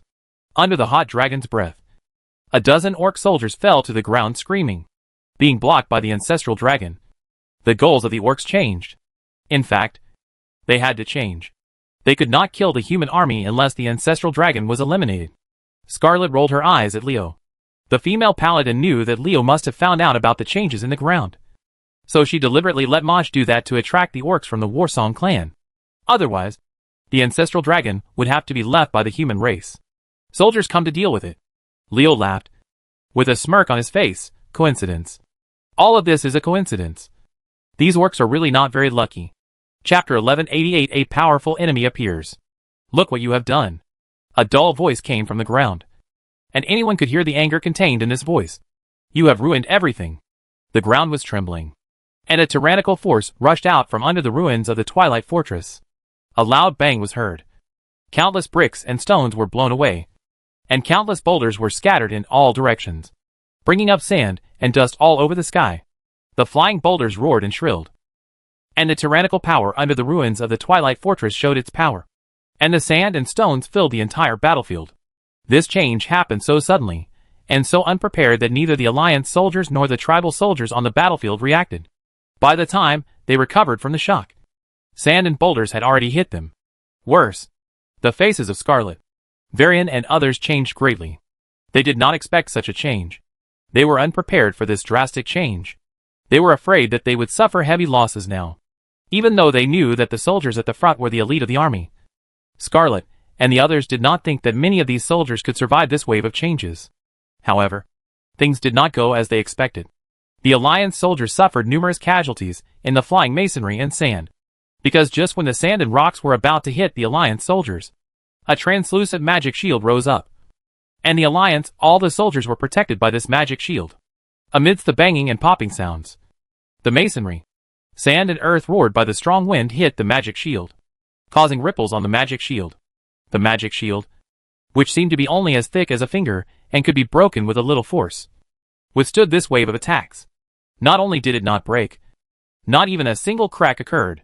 The Blood Elf Magister Legion made a great contribution this time. It was they who reacted in time when the accident happened, and then cast a magic shield to cover the Alliance soldiers and the Blood Elf troops. Leo tilted his head.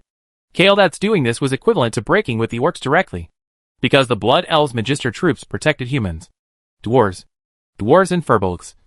But there was no protection. Inhabited by orcs and trolls. Even the Alliance soldiers protected them, leaving only the Horde army behind. Didn't the Blood Elves deliberately cause dissatisfaction among the orcs by doing such an obvious thing? Did Kael'dat's deliberately provoke the orcs to anger the orcs and create friction between the Blood Elves and the orcs, so as to find an excuse to leave the tribe? Leo pondered. He is meditating here, but the situation on the battlefield will not remain still because of his meditation. It took a while for the flying rocks and sand to stop. Everyone looked around and saw a two-headed ogre sitting there in the middle of the ruins of the Twilight Fortress, glaring at the people who attacked the Twilight Fortress. No need to ask. The movement just now must be the work of this two-headed ogre. Kogar. Leo's eyes narrowed slightly. The two-headed ogre magician was by no means mediocre. Leo felt the aura of a strong man in him. At this time, Leo could also feel that he was a strong man. And he was also the two-headed ogre in the Twilight Fortress. In addition to the strongest ogre magician Kogar, who is known as the enemy of all dragons, there could be a second one. This time the real owner came out. Leo couldn't help but look at Kogar, and he rubbed his chin. He didn't do anything, because he found that Kogar's resentful eyes were not focused on the battlefield on the ground, but on the dragon hovering in the air. It seems that Korgal has a deep hostility towards dragons. No wonder this big fat guy is called the enemy of dragons. Weak and stupid reptiles. Your ugliness makes me sick. Leo was not mistaken. Korgal was indeed hostile to the dragon. The two-headed ogre unleashed a mass taunt on the dragon army as soon as he opened his mouth. Weak. Madness. Reptile. Ugly. 4 words. 8 words. Each one is stimulating the dragon's nerves. As a being that stands at the top of the food chain in the entire world, the dragon never thinks of itself as weak, never thinks of itself as stupid, and never thinks of itself as ugly. The reptiles soar in the sky, and the dragon that dominates the sky has great influence on other creatures. Disdainful name. Now, there is an ogre saying in front of thousands of giant dragons that the dragon is weak, simple-minded, and ugly. He even gives back to the dragon the contemptuous names that the dragon has given to other creatures. This does not mean that the dragon is weak, simple-minded, and ugly. Did the dragon slap him hard on the face? This is provocation. An unabashed provocation. A lowly ogre dared to provoke the dragon. How could he vent the anger in the dragon's heart without cutting him into pieces? The dragon, enraged by Cho'Gall's ridicule, roared angrily, flapped its wings and charged toward Cho'Gall menacingly. Among these dragons are the powerful blue dragon Azorigus, the powerful green dragon Dreamwalker Valkyria, and many other powerful dragons. Korgal dared to make fun of them in front of thousands of dragons. Wasn't he looking for death? Leo knew that there was something good to watch, and he was 100% sure that Kogar must have an ambush. Otherwise, he would not have made such a high-profile appearance and sprayed the dragon's saliva. Whoosh whoosh whoosh. Just when the dragon swooped down to a certain distance, several figures emerged from the ruins of the Twilight Fortress. Each of these figures had considerable strength, and Leo felt from them Twilight's ability to restrain the 5 series dragon. The breath of the light dragon. 5 powerful Twilight dragons. Presumably these are the leaders of the Twilight dragons in the Twilight Fortress. Remember what they were called? Seems to be the Council of the Ascended. 5 powerful Twilight dragon men plus Korgal. Now the dragon army has a headache. As the saying goes, nothing is too big a deal for those who watch the excitement. Leo looked on with great joy. He was not worried that the dragon army would be defeated, although Korgal is powerful, and the Ascended Council is indeed able to restrain the dragons. After all, they only have 6 people, and the waves they can make in front of thousands of dragons are extremely limited. The dragons that were suddenly attacked did not panic. With the help of their companions, they quickly stabilized their position. The Ascended Council's sneak attack only injured a few dragons, and failed to reduce the number of dragons. The sneak attack was ineffective, but instead aroused the anger of the dragon army. The Ascended Council immediately fell into the siege of the dragons, and faced the anger of the dragon army. Leo looked at Kogar strangely. The calmness shown by the ogre magician known as the enemy of dragons could not be faked. With that kind of contempt for the dragon, that kind of knowing look, Leo dared to conclude with 100% certainty that Kogar still had a trump card that he had not yet played. And the power of this card was enough to overturn the entire battlefield situation. What exactly is it? Leo was puzzled. He was waiting for the answer. And at the same time, he was secretly on guard. Leo was not made to wait for too long. Just when the dragon army's attention was focused on the Ascended Council and Korgal, a dragon's claw with its body covered in flames clawed out from the ground. And the green dragon strongman stepped on it. Dreamer Valkyria couldn't avoid it, and was caught by the dragon's claws. The flames on the dragon's claws were so hot that even the green dragon couldn't bear it. Valkyria's scales exploded as she screamed in pain. It's Deathwing.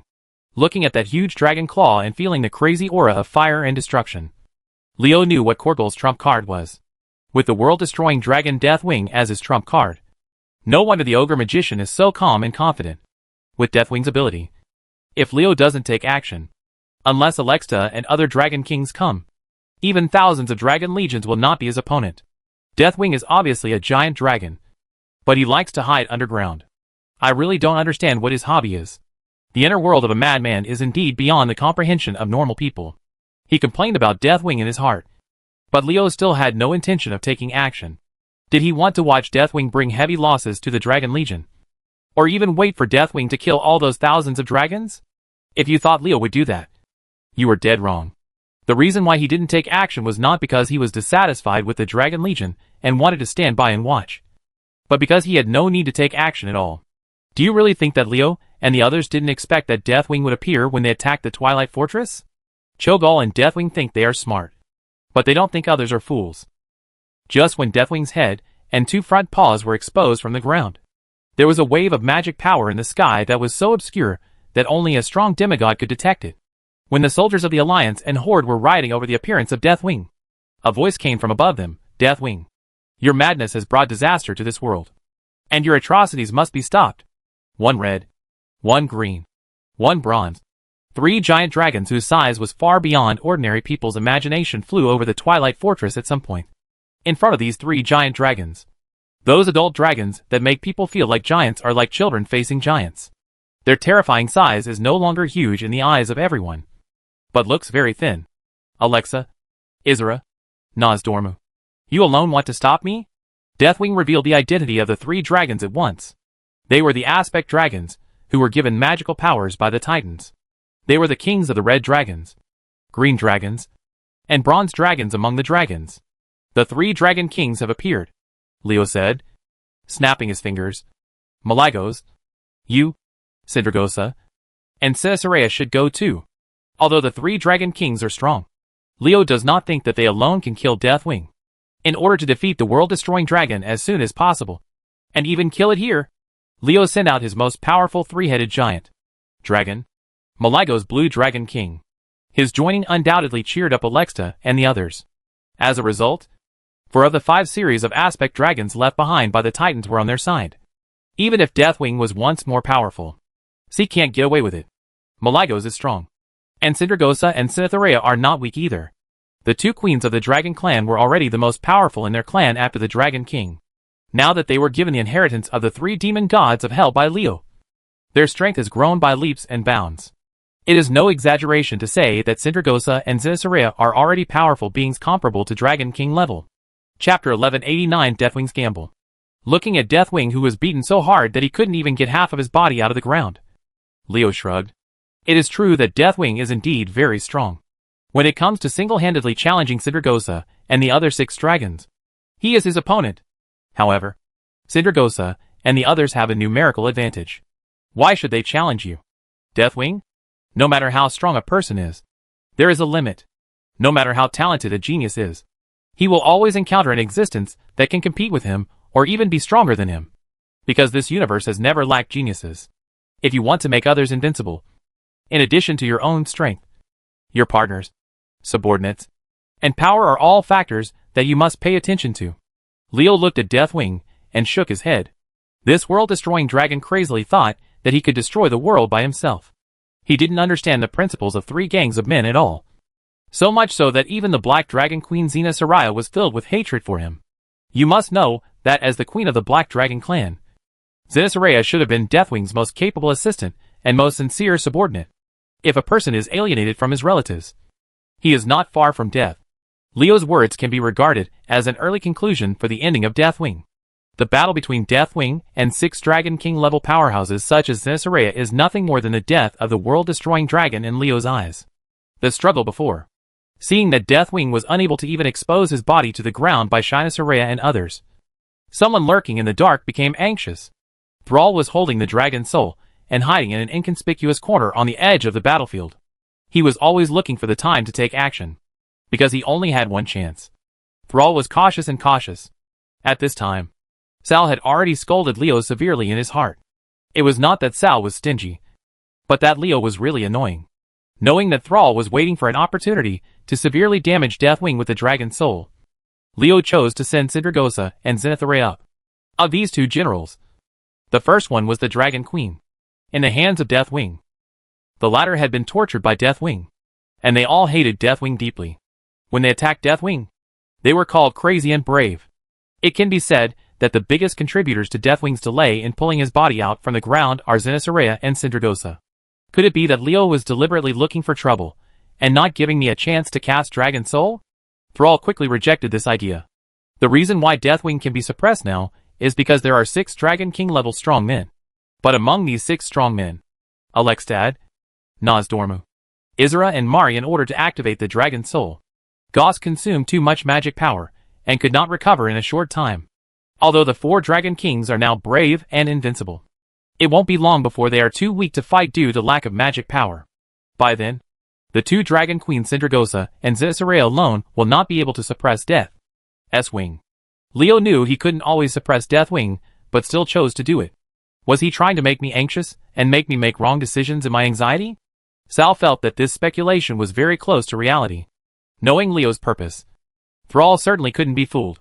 He kept telling himself to be patient, and never to act recklessly until he found the right opportunity. As long as I don't mess up, your plan can't succeed. Sal made up his mind. He would not let go of the rabbit until he saw it, and he would never take action if he was not sure. His decision was undoubtedly the right one, because Leo had long known his location through spiritual perception, and had been secretly observing Sal. As Thrall expected, the purpose of Leo sending Sindragosa and Xena Soraya to join in the attack on Deathwing was to make Thrall feel anxious and influence his judgment. Leo is smart, and Thrall is not stupid either. The Orc War Chief quickly saw through Leo's purpose, and did not fall for Leo's evil deception. Seeing that Sal did not fall into the trap, Leo was not upset. He did not have high expectations for his plan. When dealing with a smart man like Sal, he must not be impatient. Well, since Sal, you won't be fooled, I won't be a villain. With Leo's thoughts, Sindragosa and Xena Soraya, who were madly attacking Deathwing, weakened their attack. As soon as their attack slowed down, Deathwing found an opportunity. The world-destroying dragon, spraying flames all over its body, seized the moment when the opponent's attack slowed down. With a strong force of its claws, Deathwing's entire body jumped out of the ground as the earth was overwhelmed by the shattering. It's now! Thrall found an opportunity. Although Deathwing's move made him jump out of the ground, it also exposed the vital points in his chest to Thrall's sight. Now or never. Without any hesitation, Thrall raised his hands. The light of the dragon soul shined, and an energy body composed entirely of divine power blasted towards Deathwing at the speed of light. Can Deathwing be faster than light? Almost as soon as the light came on, the energy beam shot by the dragon soul hit Deathwing. Done! Thrall breathed a sigh of relief.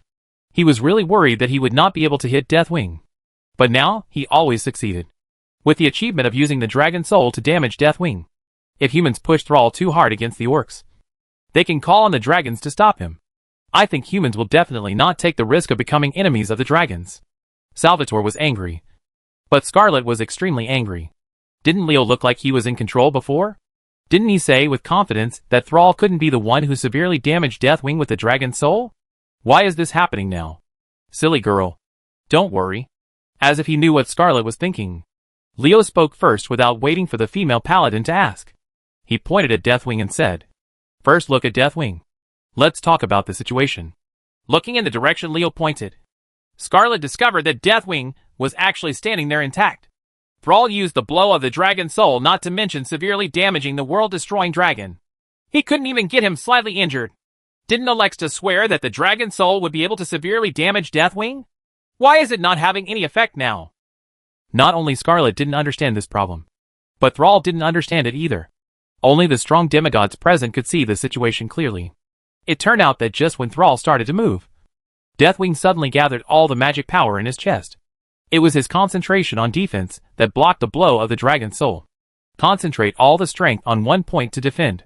With the strength of Deathwing, it can indeed resist the next blow.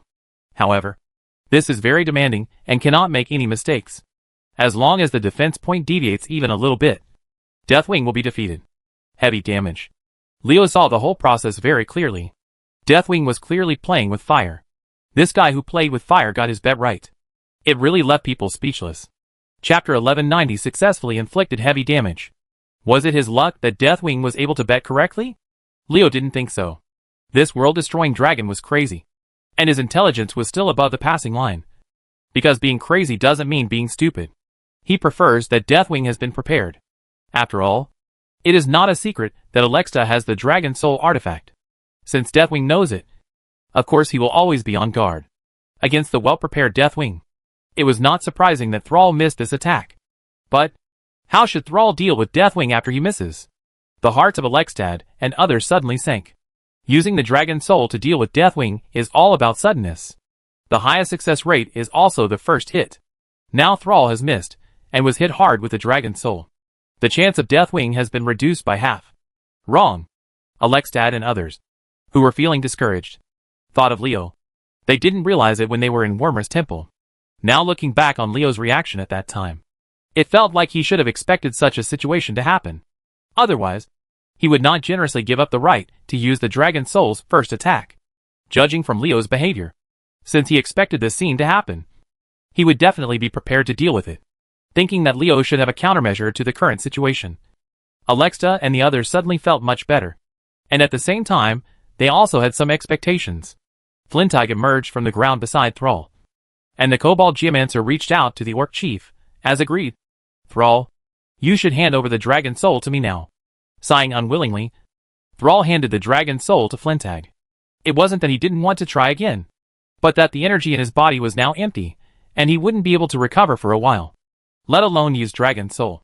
By this time, Thrall had also thought about the matter clearly. His guess was roughly the same as Alexta's. Leodin had already expected such a situation, so he was so generous in the Wormer's temple. However, what's the point of figuring it out at this time? Thrall's right to use the Dragon Soul has been used up. Now it is not his stage, but Leo's stage. The moment Flintag took over the Dragon Soul from Thrall, Leo knew that he had the initiative in the entire battle. Thrall's plan to protect the orcs by relying on his achievements in severely damaging Deathwing fell into the trap. Empty space. I'm sorry, but I won this time, Chief Thrall. After sending a message to Sal with mental fluctuations, Leo looked solemn. Before, he could not be serious because he was not the protagonist. He was just a soy sauce party on the battlefield. Now that he holds the key to the entire battlefield, Leo can't help but not be serious. Deathwing, I will teach you a lesson today, and let you know that some people are not to be messed with casually. Leo shouted loudly to Deathwing. As he spoke, a big gray-black hand pressed down in the air, and the aura of death that was so rich that it could not be dissolved covered Deathwing, making the world-destroying dragon reveal all his emotions. There was a flash of panic. How much have you learned about Archimonde's death hand? He felt very ashamed that he showed his fear of death in front of a mortal. So he chose to cover up his gaffe by roaring. It was just okay that he didn't roar randomly, but this roar caused trouble. Are you calling me? A purple Eridar demon appeared from the other side of the battlefield. Seeing his appearance, Deathwing screamed in his heart that it was bad. He wanted to avoid it, but it was too late. Archimonde is indeed the most powerful man who once turned the world upside down. He raised his hand and unleashed a finger of death that even Deathwing could not stop. There was Leo's hand of death in front of him and Archimonde's finger of death in the back. Deathwing, who was attacked from the front and back by the two powerful men, was completely in tears. However, this was not over yet. Cinesarea and Syndragosa, who hated Deathwing deeply, saw the opportunity to kill Deathwing and immediately pounced down. Two Dragon King level warriors joined the battle circle, making Deathwing's situation worse. Leo thought that such an offensive was not enough. It was okay for him and three powerful subordinates to join forces to give Deathwing some glory. But when it came to killing it, it was far from enough. There must be more pressure. Leo was already prepared for this. Vines like giant pythons quietly stretched out from the ground, covering half of his body without Deathwing noticing. By the time Deathwing noticed, these vines had already killed his body, deadly fixed in place. It would be too naive to think of using plant spells to form a team. Deathwing didn't pay too much attention to these vines. What are plants afraid of most? Of course it's fire. Deathwing now has high-temperature flames in his body that can vaporize gold and iron. Of course, he will not take mere vines seriously. Reality is ruthless. You cannot underestimate any opponent in a battle, nor can you ignore any of the opponent's movements, even the smallest to the extreme. The next scene that happened to Deathwing once again confirmed the correctness of this statement. Just when Deathwing wanted to use the flames in his body to burn the vines, he was horrified to find that he could not use even a small flame. Oops. Not to mention that Leo Guy killed the fire demon Ragnaros. Even the current fire element Lord Savras also listened to him. With Savras' suppression, the fire element will not listen to me at all. Order. There is clearly a huge flame in his body that can burn a city and destroy a country. But he can't control even a single flame. You can imagine Deathwing's anger. Had the human warlock named Leo already calculated this step when he attacked Ragnaros? Deathwing had this thought in his mind. If things went as he expected, Leo must have been thinking about how to deal with him. Damn humans. They are deliberately trying to deal with me. Leo didn't leave Deathwing much time. While suppressing the power of fire in Deathwing's body through Savras, he conveyed the attack instructions to Flintag. The light of the dragon soul shines again. This time its user is replaced by Flintag from Thrall. Deathwing is facing a critical situation at this time. If he concentrates all his strength on one point to defend against the bombardment of the dragon soul, like he did in response to Thrall's attack last time, then he will not be able to stop Leo's Death Hand and Ackman, the Death Finger of Virtue. After diverting the energy from other parts of the body, even Syndragosa and Sinisarea could dismember him. But Deathwing certainly did not dare to do this. As a result, the only way left for him was to give up resistance to the dragon soul and instead defend against other attacks that were more deadly and dangerous. After thinking about this, Deathwing ignored the energy beam, and the dragon soul's energy bombardment successfully exploded Deathwing's chest. If Deathwing hadn't been made of flesh and blood, this single blow would have been enough to kill him. Well, Thrall let out a long sigh. Leo fulfilled what he said in Wormer's temple, and his subordinate Flintag successfully used the dragon soul to severely damage Deathwing. Chapter 1191 Goldfinger's Gift. After successfully damaging Deathwing with one blow, everyone thought that Flintag's attack was over. Unexpectedly, less than 5 seconds later, the light of the dragon soul shone again. It turned out that just after Flintag launched the dragon soul attack, a blue hand stretched out from the ground at his feet. The owner of this hand was none other than Flintag, Audrian the Unscarred, another strong man who can call upon the divine power of the earth element. Thrall, who was next to Flintag, was shocked. He didn't expect that besides Flintag, Leo actually had a servant who was proficient in the power of the earth element. This boy was hidden too deeply. While Thrall was surprised, he also understood that this time Deathwing would definitely live or die. If the first blow of the dragon soul can severely damage Deathwing, then the second blow can kill Deathwing. Unexpectedly, Leo had a backup Deathwing that could not avoid Osirian's blow. When the light of the dragon soul shone again, he had not yet reacted. Of course, the result of not reacting in time could only be it was hit. The energy blasted by the dragon soul hit Deathwing. This time not in the chest, but in the head. A terrible place. A fatal blow. Deathwing's pupil shrank for a while, and he said the last words with difficulty. This world will be destroyed. Your beliefs are all rubbish, and your struggle is meaningless. It's not for you to judge our beliefs. Leo curled his lips. He had objections to Deathwing's words. In the eyes of this world-destroying dragon, the Titan is the biggest in the world. To violate the Titan's wishes is to seek death. This is also the reason why he betrayed the other 4 guardian dragons. In the eyes of Deathwing, Titan is the sky. Unfortunately, this world-destroying dragon did not understand until his death that it is possible for humans to defeat the sky. You should control your own destiny. You should hold your own destiny tightly in your hands instead of asking for charity from others. You will not understand Deathwing until your death. How can you understand your fate when you only want to be loyal to the Titan? I can't help it. Leo completely disagreed with Deathwing's approach. In order to show his loyalty to the Titan, Deathwing gave up his flesh and blood. This was his own business, and Leo had no objection. However, in order to show his loyalty to the Titan, this guy actually betrayed his companions. This was what made Leo look down on him. Leo despised a man who betrayed his brother in order to please his master. Boom! Deathwing's heavy body hit the ground, causing a small-scale earthquake. The body of this world-destroying dragon was too big and heavy. Even if it fell unconsciously, it could create a big pit in the ground and bring countless consequences. Spider webs of cracks come. The host kills Deathwing. The extraction of items is successful. The host obtains world-destroying demonic eye and world-destroying blade. Do you want to extract it? The long-lost golden finger notification sound. The long-lost extra reward. Leo muttered silently, extract. If there are extra rewards, only fools will choose no. Don't want it for free, and still want it after you have it. World-destroying demonic eye, a demonic eye that condenses the power of Deathwing. With it, you can understand the cultivation experience of Deathwing. A pretty good item. This thing is equivalent to a cheat book, the content of which is the power of Deathwing. It is said that Leo killed Deathwing, but this does not mean that Leo is not interested in the power of Deathwing. With the Eye of Death in hand, Leo believes that it will not be long before he can reach a higher level. In fact, Leo still underestimated the additional rewards given by Goldfinger. When Leo probed his mental power into the world-destroying demonic eye, a huge stream of information suddenly poured into his mind.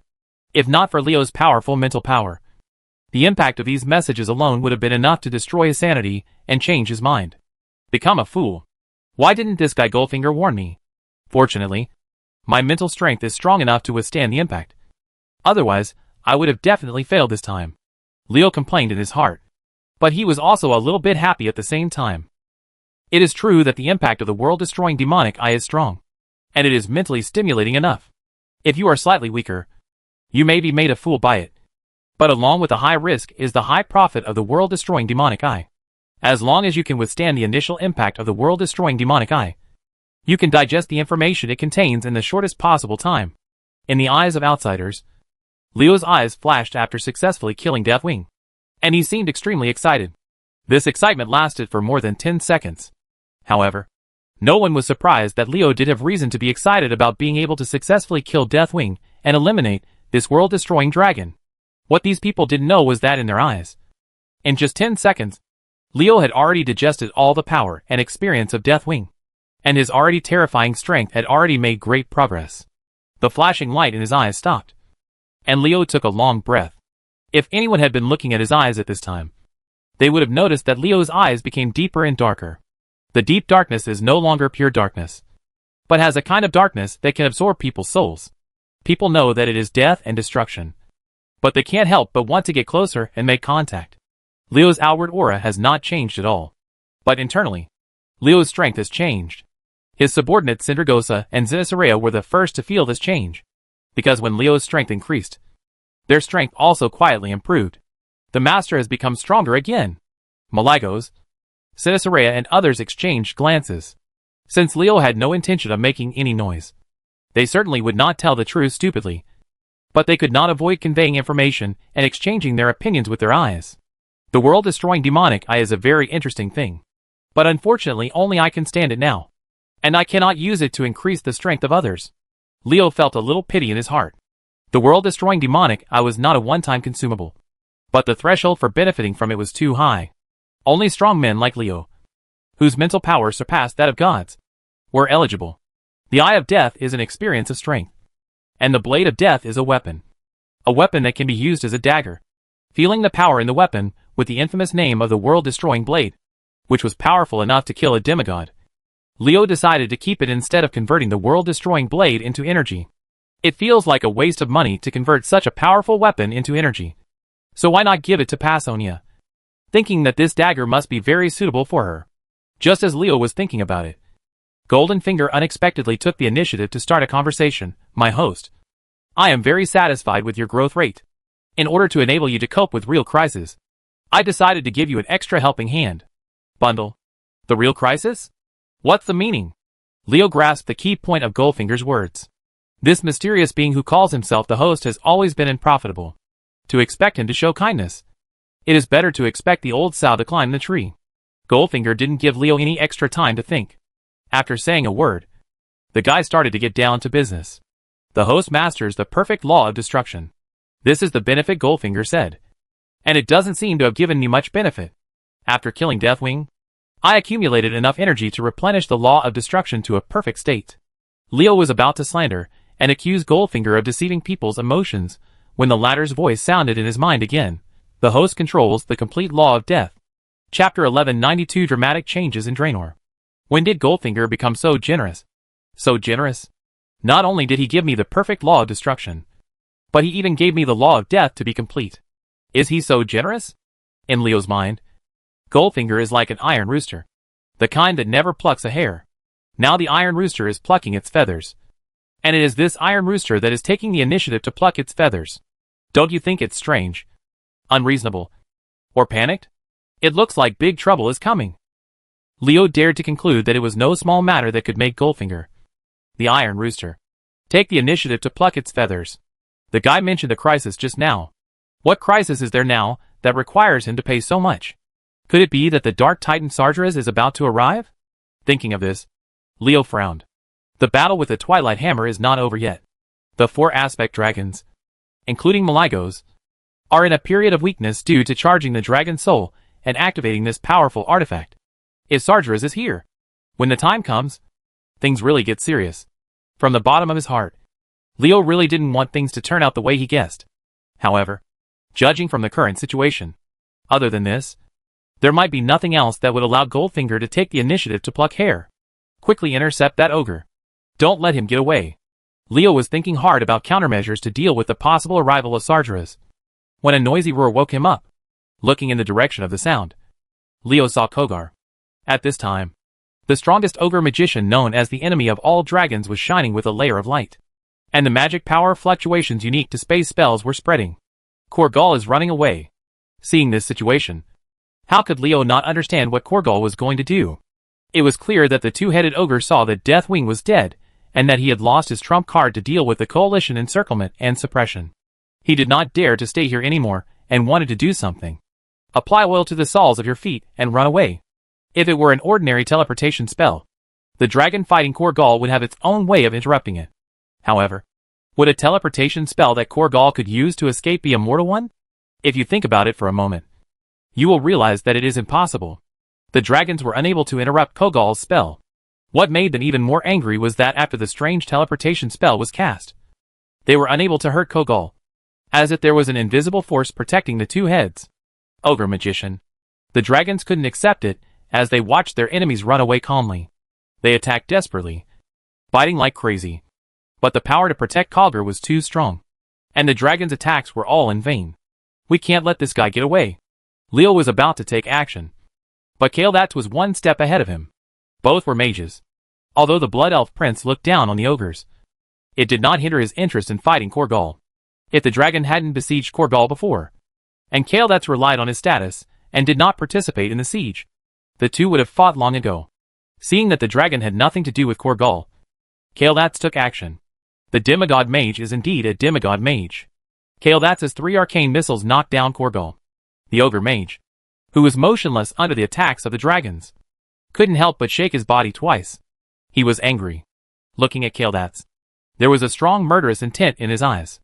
This 2-headed ogre hated Kael'thas. The Blood Elf Prince didn't care what Cho'Gall thought. Seeing that the arcane missiles could not inflict damage to Cho'Gall, and failed to interrupt Cho'Gall's teleportation, he raised his hands, and was about to cast other spells when a space suddenly appeared in the void door, and then a figure staggered out of the space door. Who? Kael'thas was extremely vigilant. When the space gate appeared, he gave up attacking Korgal, and instead cast a protective spell on himself. Seeing the person rushing out of the space door, Leo's expression changed. His figure messaged on the spot, and rushed to support the person who rushed out of the space door before she fell. What happened? Pasonia? Leo has never seen Pasonia in such a state of embarrassment. He really doesn't understand. With Pasonia able to track Deathwing, and not letting the world-destroying dragon discover her hiding skills, how could anyone be able to do it? She is so embarrassed. Fortunately for Leo, although Pasonia looked a little embarrassed, she was not injured. Pasonia's appearance attracted the attention of many people. All the leaders present knew the actual person in charge of MI7 in the Kingdom of Stormwind. Seeing her looking embarrassed, everyone became curious. Who can see through Pasonia's stealth? As the king of the Kingdom of Stormwind, Varian was very puzzled when he saw his head of military intelligence looking like this. He just heard him ask, "Pasonia, what happened to you?" Varian clearly remembered that after completing the tracking of Deathwing and sending back to Stormwind City the specific news of Deathwing's cause of trouble in Orgrimmar, Pasonia went to the world of Draenor. Because in the Ring of Earth that helped the orcs, not only the Tauren appeared, but also a race called the Broken Ones. And the Broken Ones came from the world of Draenor. How did the Broken Ones and the Minotaurs hook up? When exactly did these Broken Ones, who have shaman abilities and can call upon the power of elements, come to the human world? What is their purpose? Pasonia thinks she must find out. Clear. So she went to the world of Draenor. What Varian didn't expect was that his capable subordinate would appear at this time. Seeing Pasonia's embarrassed appearance, he wanted to know the answer. Varian was not the only one who wanted to figure out the situation. Leo also looked at Pasonia eagerly, waiting for her answer. After taking a few breaths and regaining her composure, Pasonia returned to her usual calmness. But the news she brought made people uneasy. The world of Draenor has undergone tremendous changes. Kilgal the Deceiver is in Shah. Successfully arrived in the world of Draenor under the summons of Wrath. Kil'jaeden the Deceiver successfully arrived in the world of Draenor? This news was like a bolt from the blue, dumbfounding everyone including Leo. The world of Draenor is only separated from the world of humans by a dark portal. Kil'jaeden came to the world of Draenor. So is he still far away from entering the home world of humans? Isn't Sharath a subordinate of Illidan Stormrage? Could it be that Illidan has defected to the Burning Legion again? Leo was a little anxious. He remembered that this little girl Sheetiz was staying with Illidan. If Illidan Stormrage defected to the Burning Legion and summoned Kil'jaeden, then the little girl's safety would be at stake. It's worrying. Although the moon god protects Thetis, and Illidan's power is indeed powerful, don't ignore a big problem. That is, the world of Draenor is not the territory of the moon god Illidan, and the moon god's glory has not yet spread to Germany. Reno. How much protection can be obtained from Illidan in Draenor Zydus is a big problem. Damn it. How could something like this happen? Is this the crisis Goldfinger was talking about? After Archimonde the Defiler and Manaroth the Destroyer were killed one after another, Kil'jaeden the Deceiver, who was no longer suppressed by the demon god Sardras, became the de facto controller of the Burning Legion. This red-skinned Eridar demon descended Delano. The little brother he brought is definitely a scary number. Why didn't Ansu, this idiot, report this situation to me? Thinking of the situation in the world of Draenor, Leo's heart suddenly tightened. His spy in the world of Draenor, the crow god Ansu, didn't get any news at all? What's going on? Did Ansu have an accident? Leo could find out through telepathy that Ansu was alive and well, and nothing had happened. So Anzu rebelled? This is even more impossible. Anzu is Leo's summoned pet, and his existence is entirely dependent on Leo. His loyalty is unquestionable. Fortunately, Pasonia helped Leo answer this question after Kil'jaeden arrived. He massacred people in the world of Draenor. When the demons of the Burning Legion came, Kil'jaeden sealed the world of Draenor with secret methods. The news there could not be spread at all. If I didn't have the special space secret scroll, I wouldn't be able to come back. I see. After hearing Pasonia's explanation, Leo understood the problem. Although Anzu is a god, he is an animal god who is not worthy of attention in front of Kil'jaeden. If he wants to break through Kil'jaeden's magic blockade to deliver the message, Anzu cannot do it with his ability. In addition, Leo did not take the initiative to contact Anzu during these days, so of course he found nothing unusual. However, calculating the time when he last contacted Anzu, Leo deduced that Kil'jaeden the Deceiver came to the world of Draenor within these few days. It's really a wave of ups and downs. I thought that the situation of Twilight's hammer being able to take off its hands to touch Naga in the underwater world was solved. Who would have thought that Kil'jaeden would go to Draenor again to stir up trouble? It really doesn't make people feel at ease for a moment. Leo curled his lips in depression. Suddenly, he thought of something, which made the expression on his face freeze. Now that Kil'jaeden the Deceiver has arrived in the world of Draenor, isn't Leo's previous inference about the situation in the underwater world wrong? Could it be that the main culprits that caused the undersea volcano to become active and caused the war between Azhara's Naga and the water elementals under Tidehunter Neptune were not Passarian and Stormkeep? This should be impossible. After all, the Alliance's scouts have searched every inch of land, and not just once. A certain scout may make mistakes when searching for a certain area, but scouts of every race cannot make mistakes. While thinking, Leo thought of a possibility that made him tremble. Why would he conclude that Passerion and the demons sent through the portal in Storm Fortress would summon Kil'jaeden the Deceiver? Why would he conclude that they would summon Kil'jaeden the Deceiver? Could it be Sargeras, the true master of the Burning Legion? Chapter 1193, the place closest to God. There is no free lunch in the world, and pies will not fall from the sky casually. Goldfinger, who has always been as stingy as an iron rooster, will not take the initiative to pluck his hair out of nothing. Leo knew that Goldfinger's initiative to benefit him would be up to no good, and the facts proved that he was right. Crisis. Big crisis.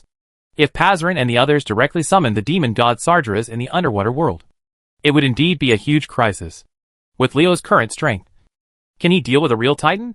No matter how confident he was in himself, Leo still had no confidence. The Twilight's hammer hasn't been solved yet, and the Burning Legion has come out to join in the fun. Will this give people a way to survive? Leo is depressed. This world is too dangerous. More dangerous than the Earth. Unfortunately, coming here from the Earth is a one-way ticket. It would be great if there was a round-trip ticket. The world of Draenor has Kil'jaeden, an unknown number of demonic armies, and the Dark Titan Sargeras, who is unknown when he will be summoned under the sea. We cannot waste any more time, and must solve the Twilight problem as soon as possible. Get rid of this little trouble. Compared with Kil'jaeden the Deceiver and Sargeras the Demon God, the two-headed ogre magician Kogal is just a small fish. Leo originally wanted to play with Kogal, and use this most powerful ogre magician to change his life. Unexpectedly, Passonia brought back the news of Kil'jaeden's arrival in the world of Draenor. Under time constraints, he had no choice but to abandon his original plan. Kogal, I originally wanted you to live for a while, but now I can only let you die early and be reborn. If you want to blame Kil'jaeden and Sargeras. As a servant of the ancient god Thun, you were buried in this place that is said to be closest to the ancient god. Huh? Leo was about to take action. With his current strength, even if Kogar successfully used the teleportation spell to leave when everyone's attention was on Passonia, who suddenly appeared. As long as Leo was willing, he could still follow the space spell. The waves pinpoint Cho'Gall's location, allowing powerful spells such as the Finger of Death to be cast to slay him. It was precisely out of confidence in his own strength and belief that Kogar could not escape in front of him no matter what, that Leo would stand idly by while the two-headed ogre magician used teleportation to escape. Now that he wanted to kill Kogar, his mental power naturally followed the traces of space spells. This investigation didn't matter. What mattered was that Leo discovered that Kogar did not escape far away as everyone expected, but chose to teleport to the underground of Twilight Fortress. If it were in other places, Kogar would have teleported to the bottom of the ground. It only shows that this two-headed ogre magician deserves to have two heads. But he is smarter than his kind and understands what it means to be dark under the lamp. It was different in the Twilight Fortress. Leo had heard that the Twilight Hammer cultists claimed that the Twilight Fortress was the place closest to God.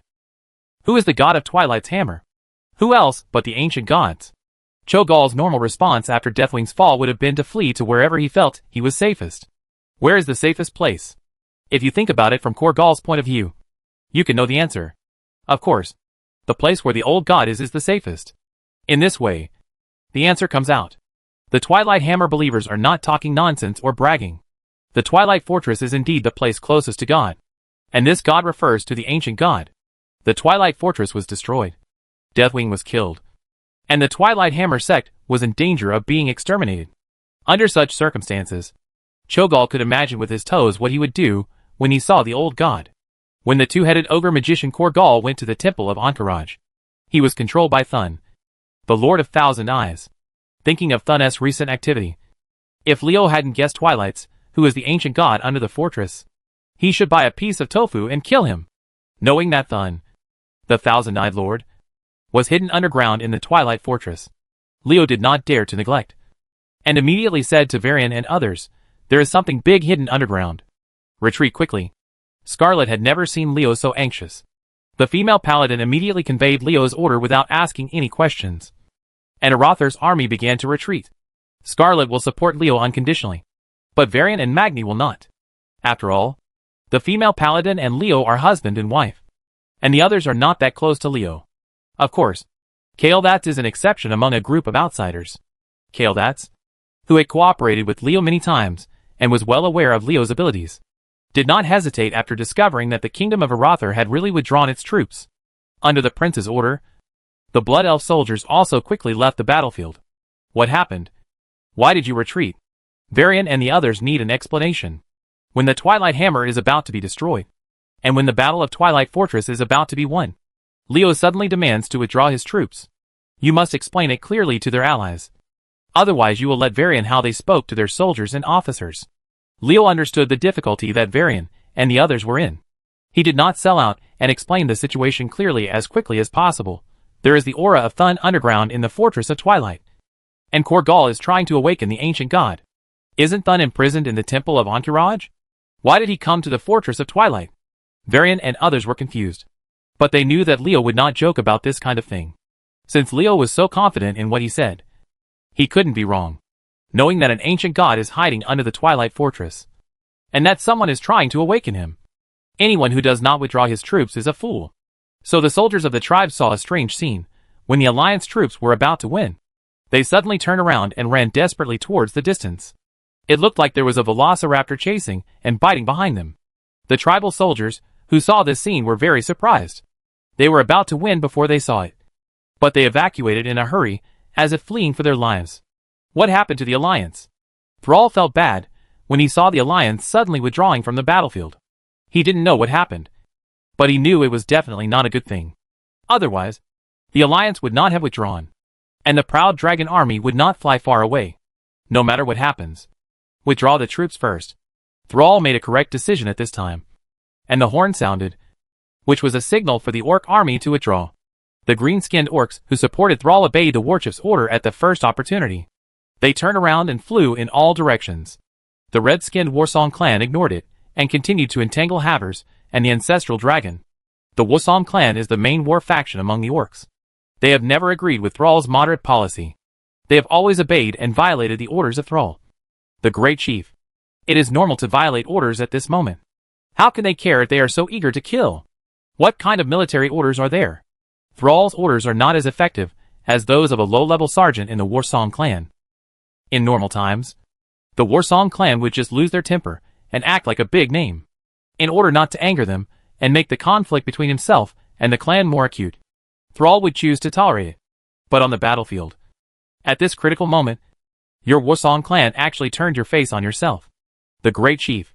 What's going on? Tell them to retreat quickly. Thrall's order caused the messenger to blow the horn more urgently. Unfortunately, he encountered the Warsong clan. These red-skinned orcs seemed not to hear it. No one paid attention to Thrall's order to withdraw and continued to besiege Haffa, Sea, and the ancestral dragon. These guys. It's okay to disobey orders in normal times. When you do this on the battlefield, do you think that I, the chief, am too old to command you?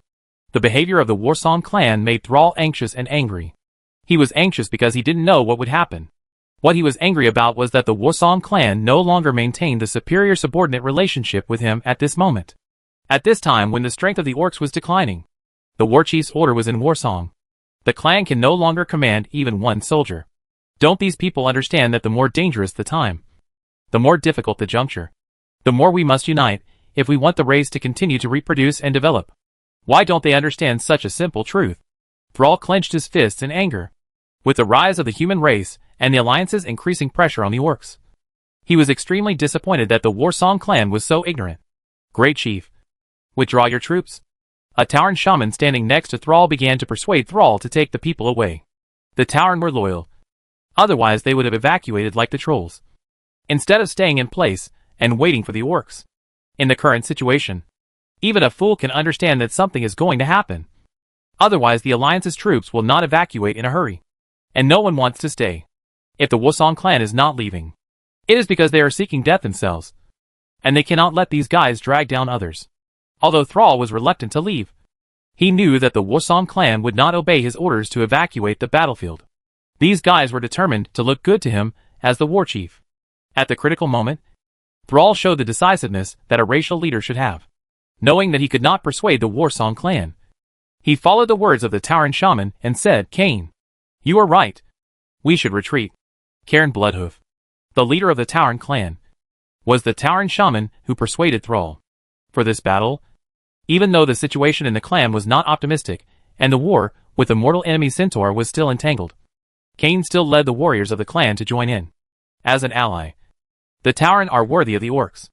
After looking at the Warsong clan soldiers, who did not obey his orders with complicated eyes, Thrall became determined and turned around to leave. As soon as the warchief moved, the Tauren and the green-skinned orcs, who supported Thrall, who had been waiting, immediately set off and moved away from the Twilight Fortress as quickly as possible. Hearing the wailing bugle stop, several officers from the Warsong clan showed a bit of sarcasm on their faces. Thrall is no better than before. With the strength of the alliance, the number of people supporting the war among the orcs has increased rapidly. As the backbone of the main war faction, Thrall the Warsong clan already has the capital to confront the Great Chief. Chapter 1194 Method. If you don't listen to good people, you will suffer the consequences. The Warsong clan refused to obey Thrall's orders. It was foolish for the commanders of these red-skinned orcs to demonstrate to Thrall in this way and challenge Thrall's authority as war chief. The battlefield is a place of life and death, where lives can disappear anytime and anywhere. If you show off your temper on the battlefield or disobey orders, you will not only suffer the consequences of others, but you will also be trapped in death. Fortunately, Thrall made a decision in time and chose to lead the orc warriors, who were willing to follow him, and listen to the orders of his great chief to withdraw from the battlefield. This way they were not dragged down by the Warsong clan and left some vitality for the orcs. Leo stood in the distance, looking at the red-skinned orc, who was still entangled with Haver's Dragonbreaker and the ancestral dragon on the ruins of the Twilight Fortress, with a sarcastic arc at the corner of his mouth. Those guys from the Warsong clan think they are very powerful, and that their martial prowess is unmatched by outsiders? Stupid. A group of simple-minded fools with well-developed limbs, who cannot understand the situation. How can they be heroic? You are seeking death yourself, and I can't stop you. After muttering in a low voice, Leo summoned Nefarian and other Dracolics. For a moment, the sky above the Alliance army was covered by Dracolics, and the Dracolics reflecting the cold metallic light gave the earth a cold and dark shadow fell. The appearance of the Dracolic army did not cause a commotion, because at this time, the soldiers were running for their lives under the command of the Legion, in order to prevent the Twilight Hammer cultists from having a chance to sneak attack. The Alliance's camp was a few meters away from the Twilight Fortress, a very long distance. Before the war begins, this distance allows the Alliance to not worry about being attacked, because once the Twilight cultists make any move, the scouts placed in the dark will have enough time to pass on the message so that the army can respond. At this moment when I was trying to escape, this long distance became the object of everyone's curse. You said that the people who chose the camp before chose that place for nothing. Don't you know that it would be very inconvenient for people to escape?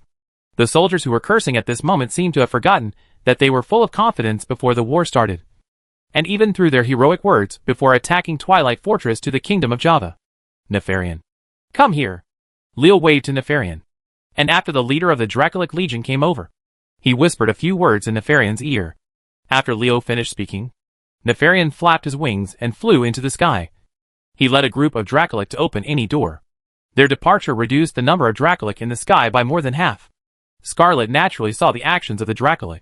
She didn't know Leo's specific plan, but she knew that Leo must have some countermeasures. Out of her confidence in Leo, the female paladin is not worried about the current situation, even though they are escaping, and even though they are about to face the ancient gods who have escaped from the Titan's prison. Scarlet still firmly believes that victory will be final. It's theirs. Just because Scarlet didn't ask doesn't mean that others didn't ask either. Varian didn't suppress the doubts in his heart and asked, "What can you do to deal with Thun?" "Leo? How?" Leo shook his head simply. "I don't have any." "You have not? Only the undead will believe you. If you can't help it, where will those giant dragons that looked like mechanical puppets just go?" Varian was not fooled by Leo. He didn't believe that Leo didn't have a way to deal with it. If he didn't have a way to deal with Thun, how could the expression on Leo's face be so relaxed? "I really have no choice. After all, Thun is the ancient god. What can I, a little demigod warlock, do to him?" Leo spread his hands and saw that many racial leaders, including Kaeldats, were despising his poor acting skills. Leo had no choice but to retreat. He honestly confessed, "Just because we can't deal with Thun doesn't mean that others can't do anything either. The majestic ancient god was born. If we don't do well for this Lord of Thousand Eyes, it's too much to celebrate." After saying that, Leo seemed to click unintentionally, if my guess is correct. Visitors from other worlds coming from the dark portal will warmly thank Thun. Hearing Leo's words, everyone's faces showed a look of understanding. Who could be the visitor from the world of Draenor? Who else could it be besides the demons of the Burning Legion? Pasonia just brought back news that Kil'jaeden the Deceiver led countless demon brothers to Draenor and sealed the broken world with secret methods. Kil'jaeden sealed the world of Draenor in order to prevent the news of his arrival from spreading, so that humans, elves, and other races could prepare. Without Pasonia, Leo and the others would really be caught off guard by Kil'jaeden. Unfortunately, there is no if in reality. So Pasonia, who possesses the secret space scroll, broke Kil'jaeden's blockade and spread the news. Brought back into the world. The secret method was broken, and someone escaped from the world of Draenor. As a spellcaster, Kil'jaeden must have known that if this fraudster was not a fool, he would understand the importance of military speed. Since the news cannot be blocked, then don't give the human world time to prepare. Send your army into the human world as quickly as possible, and use powerful troops and the advantage of surprise to defeat all the resistance forces in this world. Leo believed that Kil'jaeden would definitely do that, because too many accidents had happened in this world, and even Manoros the Destroyer and Archimonde the Defiler hated them. Kil'jaeden could not worry about it. Can he give the races living in this world time to prepare for war and mobilize troops and materials to resist him? Absolutely impossible. Kil'jaeden, you must work hard. The ancient god Thun is not easy to mess with. If you don't work hard, I will have to work harder to clean up this mess. Leo, who decided to sit on the mountain and watch the fight between the tigers, smiled mischievously. His smile seemed so treacherous to others. Warlocks who study the power of darkness are indeed cunning, especially a certain warlock demigod who is extremely cunning. A group of allies commented on someone like this. But thanks to Leo being treacherous enough, otherwise they would have to deal with both Kil'jaeden and Thun, and the chance of defending the world amid internal and external troubles would be extremely slim. Everyone was in a very uneasy mood. If Leo's plan succeeds, it will undoubtedly be of great benefit to the entire world. However, if it fails, Kil'jaeden the Deceiver will discover that there are great hidden dangers in this world. If Kil'jaeden avoiding the ancient god Thun, or even joining forces with Thun, the situation would be extremely bad. So, we need help now. Leo spread his hands. The Night Elves who claim to protect the entire world should not refuse to help us. I have to have a talk with Tyrant. Just do it when you think of it. This is Leo's advantage. While speaking, Leo had already contacted Tyrant using the magic communication stone. In fact, if Leo did not contact the High Priest of the Moon Temple, Tyrant would also take the initiative to contact her. Tyrant also received the news that drastic changes had taken place in the world of Draenor, who allowed Illidan's Stormrage and Thetis to escape from that world. Illidan's strength is indeed no match for Kil'jaeden. But if you had Thetis, who is protected by the moon god Illidan, the situation will be completely different. Leo underestimated how much Illidan valued Thetis. The little elf girl, who could let the moon god give her her former pet, was the object of her attention at all times. Even though the world of Draenor was not Illidan's territory, she still can use his own power to protect Zydus and Illidan from leaving. Moon goddess Illidan is a true god no matter what. She has lived for countless thousands of years, and it is not a problem for her to save one or two people from the hands of fraudsters. As soon as Leo was contacted, Tyrant spoke first. Sharas betrayed Illidan. She and her supporters summoned Kil'jaeden, and the world of Draenor has been controlled by the Burning Legion. If it hadn't been for Hiddisi and Illidan escaped under the protection of the moon god. And I don't know what's going on there yet. It turns out that it was Sharada's betrayal that led to Kil'jaeden's arrival. Not Illidan's Stormrage's return to the Burning Legion. Leo was relieved. The moon god Illidan was indeed powerful enough. High Priest Tyrant, we just got this news from Pasonia. Now I need your Night Elves' help. Leo was not polite to Tyrant. He came to the Night Elves for help, who made the Night Elves' spells the most natural and peaceful, and the least likely to reveal flaws. Please tell me, when it comes to the life and death of the entire world, Tyrant will naturally not delay. She also knows that the demons of the Burning Legion will soon enter the world under the leadership of Kil'jaeden. Any waste of time at this time is shameful. Maybe your hesitation for a second or two can determine the survival of the entire world. My Dracolic High Priests know this. I have sent them to the Dark Portal. I hope that the Night Elves can transfer the strong men in the group to the Cursed Land to help them build a deceptive magic circle. Of course, not only the Night Elves, but also powerful magicians will be sent to Violet Castle. Leo stated his request in one breath. Didn't the Night Elves resurrect several powerful demigods recently? It just happened that these resurrected demigods and a group of druids went to the dark portal. Did the night elves obtain spells? Human magic has strong fluctuations, and their natural magic is even more peaceful. If you do it mentally or not, as long as you conceal it well, you have a high chance of successfully hiding it from Kildar. Tyron knew Leo's Dracolic and the abilities of these Dracolic. She pondered for a moment and agreed after feeling that Leo's plan was very feasible. I promise you, the strong ones will go, and I will also lead the priests from the Moon Temple. Chapter 1195, Kogar, who refuses to rest in peace. Speaking of the strong men in the clan, Tyron sighed with regret. I didn't expect that Fandral would be deceived by the ancient gods. If not for Thetis, the favorite person of the moon god, who saw through it with the help of Illidan. I can't believe what happened to Harvey's. Has Fandral been discovered? I'm afraid it's not that simple. Leo rubbed his chin. He was afraid that Tyron had already suspected Fandral. The reason why he didn't take action until now was to give Illidan an acceptable reason for his return. Even if someone wanted to drive Illidan away after seeing through Fandral, with the support of Tyron and Thetis, the two most beloved night elves of the moon god, they couldn't be driven away immediately. As long as Illidan can make a contribution in this crisis, and he makes no mistakes. Even if he cannot stay with the night elves, he will not be expelled from this world again. Tyron worked really hard for her little lover, and she didn't know what Malfurion's expression would be like when he woke up from his slumber. After muttering secretly, Leo put away the magic communication. As the saying goes, success depends on people, and planning depends on heaven. With the help of several powerful demigods from the Night Elves, and Tyron, the high priest of the Moon Temple, who can borrow the power of the Moon God, Leo believed that as long as nothing unexpected happened, Kil'jaeden would not be able to find the problem. Even if Kil'jaeden found out, Leo was not afraid. He had so many cards in his hand that he was so anxious that he exploded.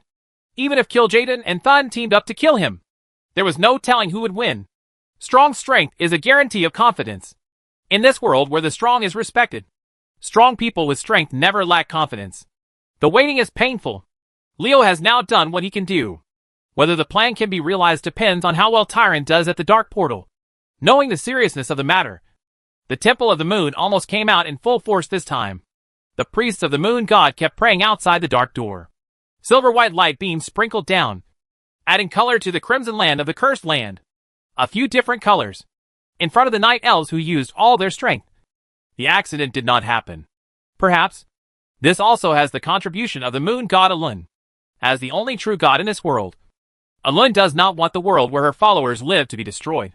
However, the demons of the Legion did not notice the accident.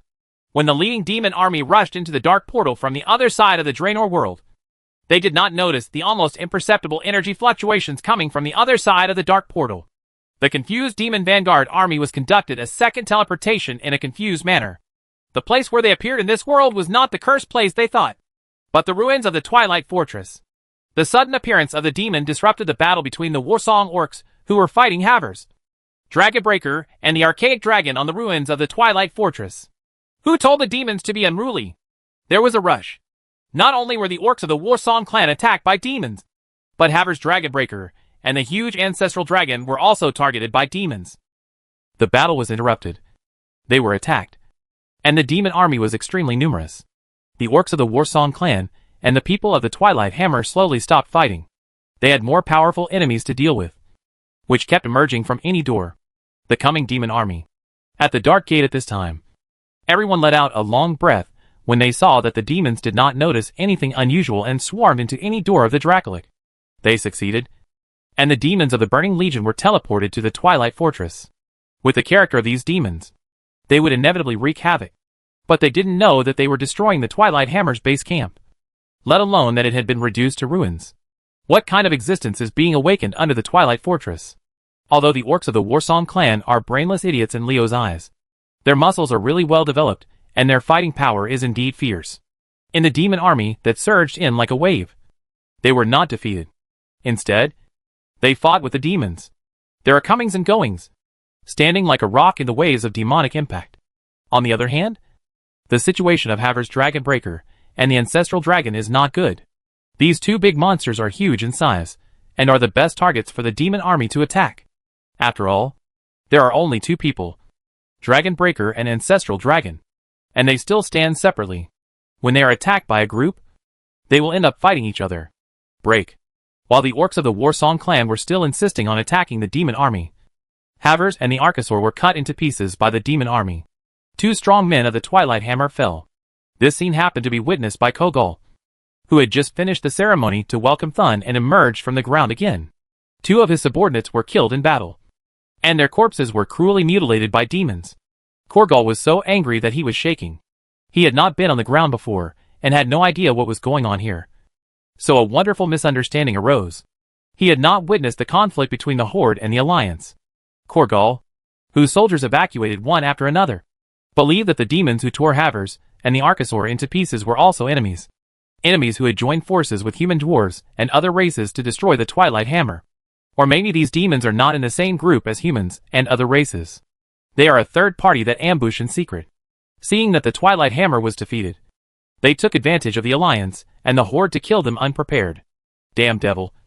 The sudden collapse of the strong fortress of Twilight. Could it be your work?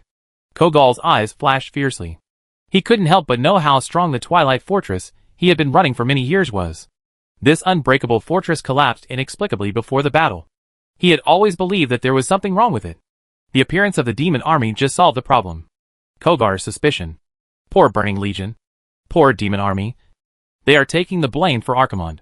Facing the army of demons coming towards him, Kogal was unfazed. He only heard him shout, "You stupid demons dare to disobey the great Thun, and you must all be put to death." The demons are not interested in Kogal yelling like a madman. They only desire to kill. To destroy. To kill all living things in sight. To destroy everything and watch them burn in flames. Turned into ashes under the flames. Leo smiled as he observed the ruins of Twilight Fortress from a distance. Kogal reappeared to show that the 2-headed ogre magician had successfully awakened the ancient god Thun. The demon army clashed with Kogal. It was a good show. It will be staged soon. Now we just have to sit back and watch the tigers fight. Leo took out his usual golden recliner, leaned back, and reclined on this recliner that was full of the atmosphere of the nouveau riche. This guy has really bad taste. Kael'thas expressed his disdain for Leo's recliner with his eyes. In the eyes of the elves who love art and strive to make everything into works of art, Leo's recliner was extremely shoddy. Leo yawned, not caring about Kael'thas's contempt. He was used to sitting in this chair, and was too lazy to change it. If others think he has vulgar taste, then it's fine. Leo doesn't bother to care about it so much. As long as he is comfortable and accustomed to using it, and doesn't interfere with others, there is no need to care too much. One-on-one. Kogal completely defeated the demon minions in front of him, who were only qualified to serve as soldiers and cannon fodder in the Burning Legion. However, the demons had no consciousness of one-on-one. As soon as they came up, they took advantage of their numerical advantage and began to use the human C tactic. The beating made Kogar unable to care about the front and not the back, and he was left in dire straits. Not to mention the anger in Kogar's heart at being thrown into such a mess by a group of soldiers. If it hadn't been for spending too much magic power to awaken Thun, these miscellaneous demon minions, Kogar, could be cleared away with just a few group attack spells. How depressing would it be for a strong man of the generation to be beaten to death by a group of soldiers who took advantage of his weakness? As if he didn't want to see Kogar die like this. The distant underground began to shake, as if some terrifying monster was rolling underground, causing the earth dragon to turn over. Feeling the vibration coming from the ground, Kogal's face lit up with joy.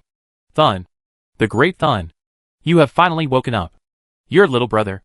I have been bullied so badly. You, the old man, must make the decision for me and help me take revenge. Knowing that Thun had awakened, Kogal quickly sent a message asking for help. At this time, an unexpected scene appeared. A beam of light shot out from the ground, and its position was exactly at the feet of Korger.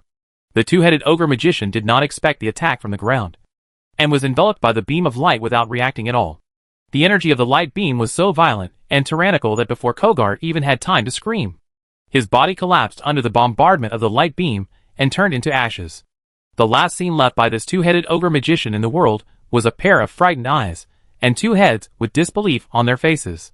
Thun killed his henchman Korgal. Why is he so crazy?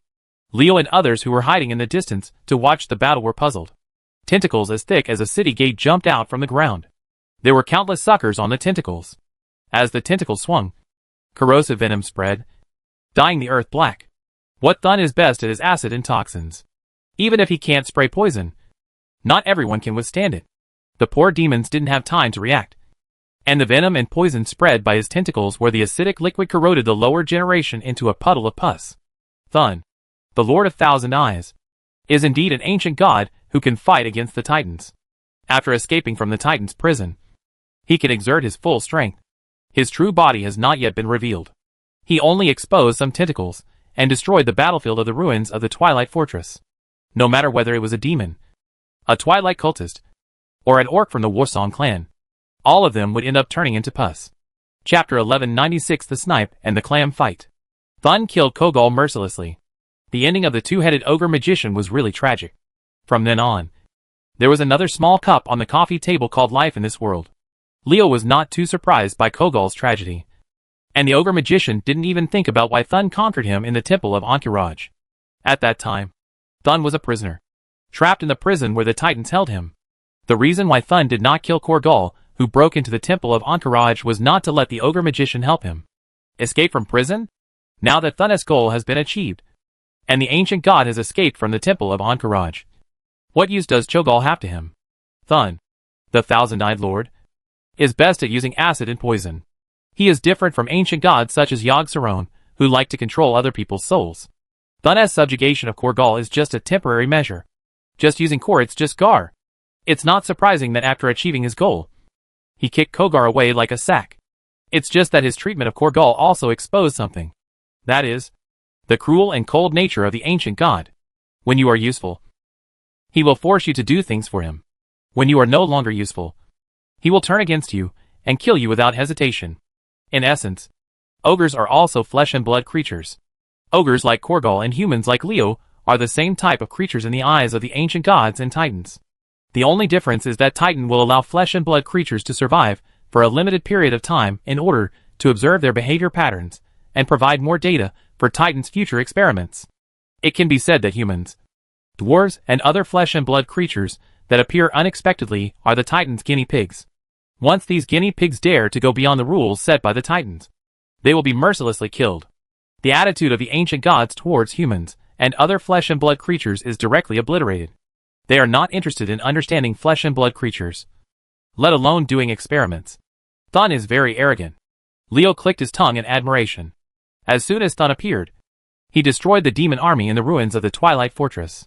Such a high-profile appearance, such ruthless methods, such a blatant provocation. If the devil can endure it with his fiery temper, it is better to live in the hope that the sun will come out in the west. The demon who followed his companions and poured out of any door found that someone was slaughtering his companions in front of him. And he became furious. How dare you attack the Burning Legion and rebel against him? Without saying a word, the hot-tempered demons took up the weapons in their hands and attacked Thun's tentacles. How could minion-level demons break through the defense of Thun, the ancient god? Their attacks had no effect at all. No, it cannot be said that it was ineffective. At least they successfully aroused Thun's hostility and caused the confrontation between the Lord of Thousand Eyes and the Burning Legion. Weak creatures dare to challenge the great ancient god, and you must be destroyed. Well, the demons of the Burning Legion were despised by Thun. But what Thun said was not a lie. The minions that appeared now were indeed weaker than ants in front of him. This is true for weak demons. But what about powerful demons? Thun's slaughter of the demon army quickly attracted the attention of a stronger group of demons. They did not feel pity for the death demons of their companions. What they were angry about was that some people dared to resist the Burning Legion, and some people dared to attack the Burning Legion. The army took action. This group of demons is stronger than minions-level cannon fodder. But the enemy they have to face is the ancient god Thun. After rushing out of any door, their ending is no different from the previous demons. The poisonous acid in Thun's tentacles had turned into a pool of smelly pus. As the casualties of the demon army continued to increase, Thun, who went on a killing spree, finally attracted the attention of a truly powerful demon. A powerful aura emanated from the other side of the arbitrary door, and a spiritual power that Leo had encountered locked onto Thun. As soon as this aura appeared, it immediately caught Leo's attention. He suddenly stood up from the golden recliner, and at the same time made a concealment gesture towards Scarlet and others. With Leo's huge reaction, others could guess who the demon that was about to appear would be, even if they had not interacted with Kil'jaeden. Thun was extremely unhappy about being locked away mentally. He is the majestic ancient god, the Lord of Thousand Eyes.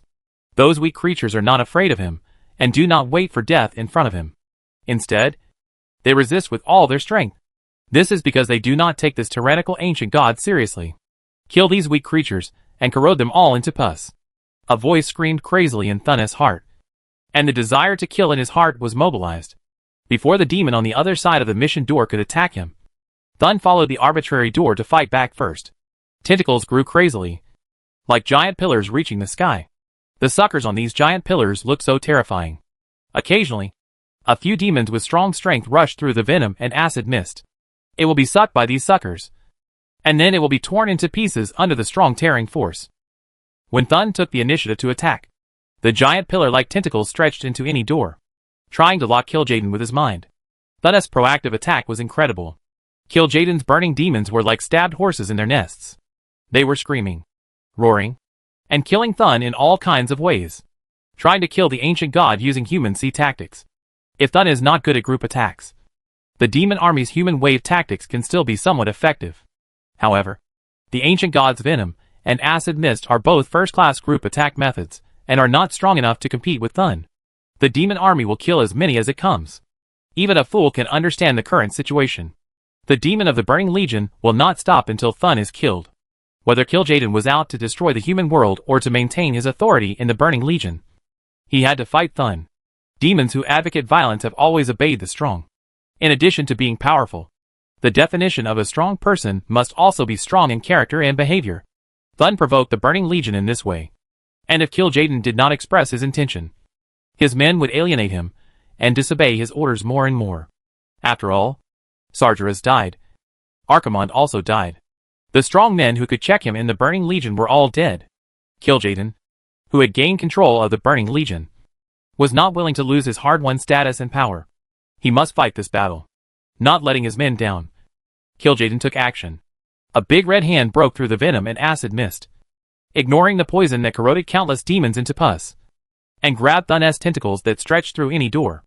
The owner of this big red hand is so powerful that the suction cups on Thun's tentacles, which have torn apart hundreds of powerful demons, have no effect on him. The tearing force of the suction cups cannot even pull the skin of this big red hand. Thun swung his tentacles angrily, knowing that he had encountered a tough opponent.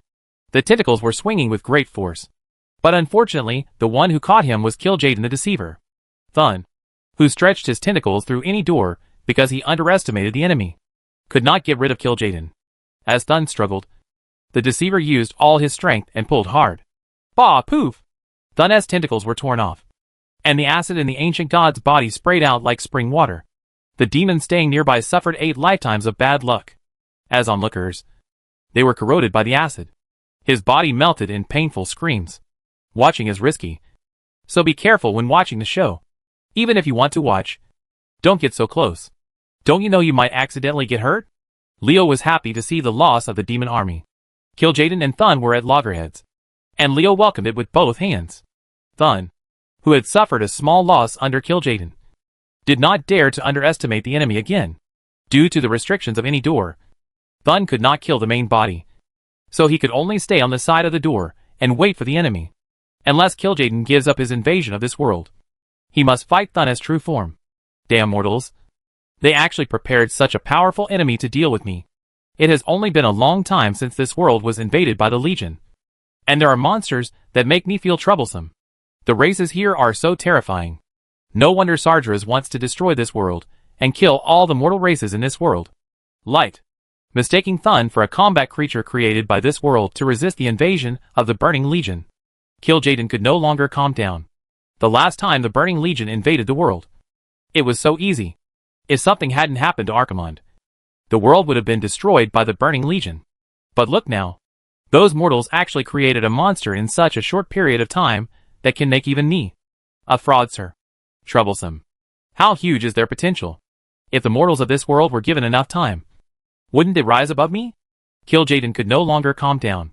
We cannot give these terrifying mortal races time to develop. We must kill them all before they truly become a threat. Determined to destroy the world, Kil'jaeden no longer hesitated. He stepped into the dark portal in his eyes, and was then teleported to the Twilight Fortress. Sensing the appearance of an enemy who had torn off one of his tentacles, Thun did not give him a chance to adapt to this world. Dozens of light beams broke through the ground and went straight to kill Jaden, vowing to kill this powerful demon in one fell swoop. If you want to kill me, are you an ugly monster worthy of it? Since Kil'jaeden dared to come here, how could he be unprepared? He called the fraudster naturally cunning and cunning. He had always been the only one who was sinister, and no one could plot against him. The beam of light emitted from the ground passed through Kil'jaeden's body and shattered it into pieces. Thun was angry because what he hit was not the body, but an afterimage. Got fooled. Thun, who had been tricked by Kil'jaeden, waved his hands angrily, but was unable to stop a red Eridar demon from walking out of any door during the gap between his attacks. Kil'jaeden the Deceiver has arrived. Chapter 1197 The Despised Kil'jaeden. If Kil'jaeden is at the other end of any door, Thun can only extend one tentacle due to restrictions, and is certainly no match for the Deceiver. Now that Kil'jaeden has come from the other side of the Any Gate, and has come to the world where Thun is, the old gods can use their full strength to deal with this powerful Eridar demon. The tentacles like giant pillars were all drawn towards Kil'jaeden. If you look down at the ground from a high altitude, these tentacles would make you feel like a group of demons dancing around. The venom and acid mist sprayed by the tentacles blocked all Kil'jaeden's dodge space. The combined attack of hundreds of tentacles was so airtight that not even a fly could fly out. Even a tentacle monster dared to look majestic in front of me. Kil'jaeden gave a strange laugh, and saw the fingers of his hands moving continuously. The space around him was like shattered glass. With a cracking sound, the space was shattered into pieces, like a disrupted puzzle. Thun's tentacles swept forward, just in time to meet the broken space debris, which made the teeth sore, the scalp numb, and the head was swollen. The friction sound was heard from the place where Thun's tentacles came into contact with the space debris. The ancient god's body is indeed extremely powerful, and the cutting and tearing power after the space is shattered is extremely terrifying. Even the gods will not confront the power of space unless necessary. But he turns a blind eye and relies on his body to be powerful and forceful. Burst in. It can be seen how much Thun, who had one of Kil'jaeden's tentacles ripped off, hated the fraudster. After all, Kil'jaeden is still the actual controller of the Burning Legion. In the Burning Legion with so many strong men, if he doesn't have tyrannical strength and two brushes, how can he achieve that position?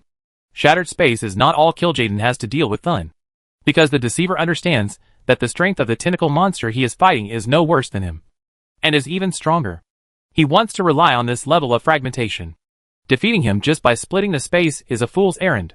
Thun's tentacles waved, breaking the space debris created by Kil'jaeden into smaller pieces, as if to demonstrate to the fraudsters, and as if to laugh at the fraudsters. This is the world where Thun's body is located. This is Thun's territory. Don't think it's great that you could tear off one of my tentacles before. As long as you dare to enter this world, I can kill you. The old god's provocation made Kil'jaeden extremely unhappy. No one had dared to face him with such an attitude for many years. Kil'jaeden's deep drink made the space that had been shattered by him emit a loud noise. With the explosion, the invisible and massless space exploded with a bang. This time it was no longer space debris, but the entire space was blown away. The space where Thun's white-striped tentacles were located suddenly exploded, and the tearing force from the endless void suddenly increased by more than 100 times. The violent force of space acted on Thun's tentacles, and there was only a popping sound. A dozen of Thun's tentacles were torn off in an instant. Fortunately, the ancient god reacted in time and retracted the tentacles before losing more tentacles. Otherwise his losses would have been even more disastrous. In another confrontation, Kil'jaeden still had the upper hand, and Thun suffered again. Leo, who was watching the battle from a distance, had a dull expression on his face. Kil'jaeden was indeed powerful enough to defeat Thun one after another. However, Thun's strength was not really damaged. What is Thun's title? Lord of Thousand Eyes. From this title, we can conclude that the most powerful part of Thun is his eyes.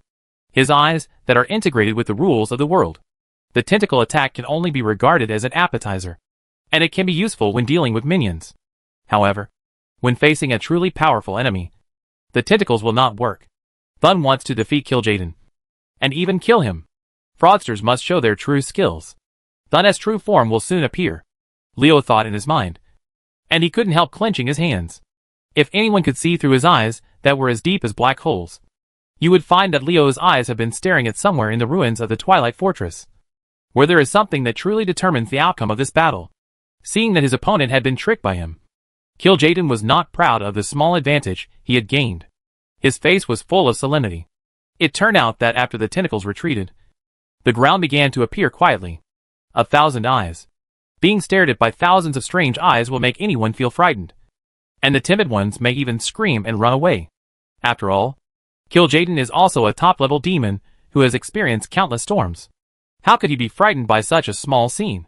It is not the thousands of strange eyes that make his face solemn, but the heart-stopping energy contained in the strange eyes.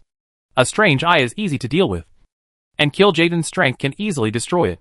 However, now there is not one strange eye, nor 10 strange eyes, but thousands of strange eyes, even if they are as strong as the deceiver in front of him. When facing the Lord of Thousand Eyes who showed all his strength, he still felt terrified. The ancient gods who can unleash their full strength are enough to fight against the Titans. When they were in the Temple of Ahn'Qiraj, Leo and the others had to rely on Thun, who was trapped in the Titan's prison and could only fight with one eye. Scarlet's Ashkandi's sword is now facing Thun's 1,000 eyes and Kil'jaeden. The Fortress of Twilight. What chance does the deceiver have of winning? Where did those mortals come up with such a monster? It's so strong that even I'm not sure I can defeat it. The mortals in this world are too scary. Right? What if we give them enough time to develop? Thun's power strengthened Kil'jaeden's determination to destroy the world. How long has it been since the last invasion of the Burning Legion? In such a short period of time, powerful monsters like Thun have appeared in this world. If it had been longer, what other tyrannical things would have appeared? No. I cannot give these mortals time and a chance to grow. Otherwise these mortals will endanger my status. Kil'jaeden did not choose to retreat after making up his mind. But he also did not leave the exit of any door. Once the situation changed, this cunning fraudster would withdraw immediately. You're a timid guy. Leo, who was secretly observing the battlefield situation from a far corner, was a little disappointed with Kil'jaeden. Since you are determined to fight the enemy, then you must have the courage to risk everything. Come on. You want to fight desperately and stick to the escape route when there is a way out. Can you really be determined to fight for it? If I were you, I would either retreat immediately or leave any door and fight directly towards Thun's homeland. Hearing Leo's words, Archimonde, who had shrunk to normal human height, came over. The Defiler was tricked by the deceiver when he was in Mount Hyjal, and he was full of resentment towards the red-skinned fellow. Archimonde refused to miss the opportunity to attack Kil'jaeden.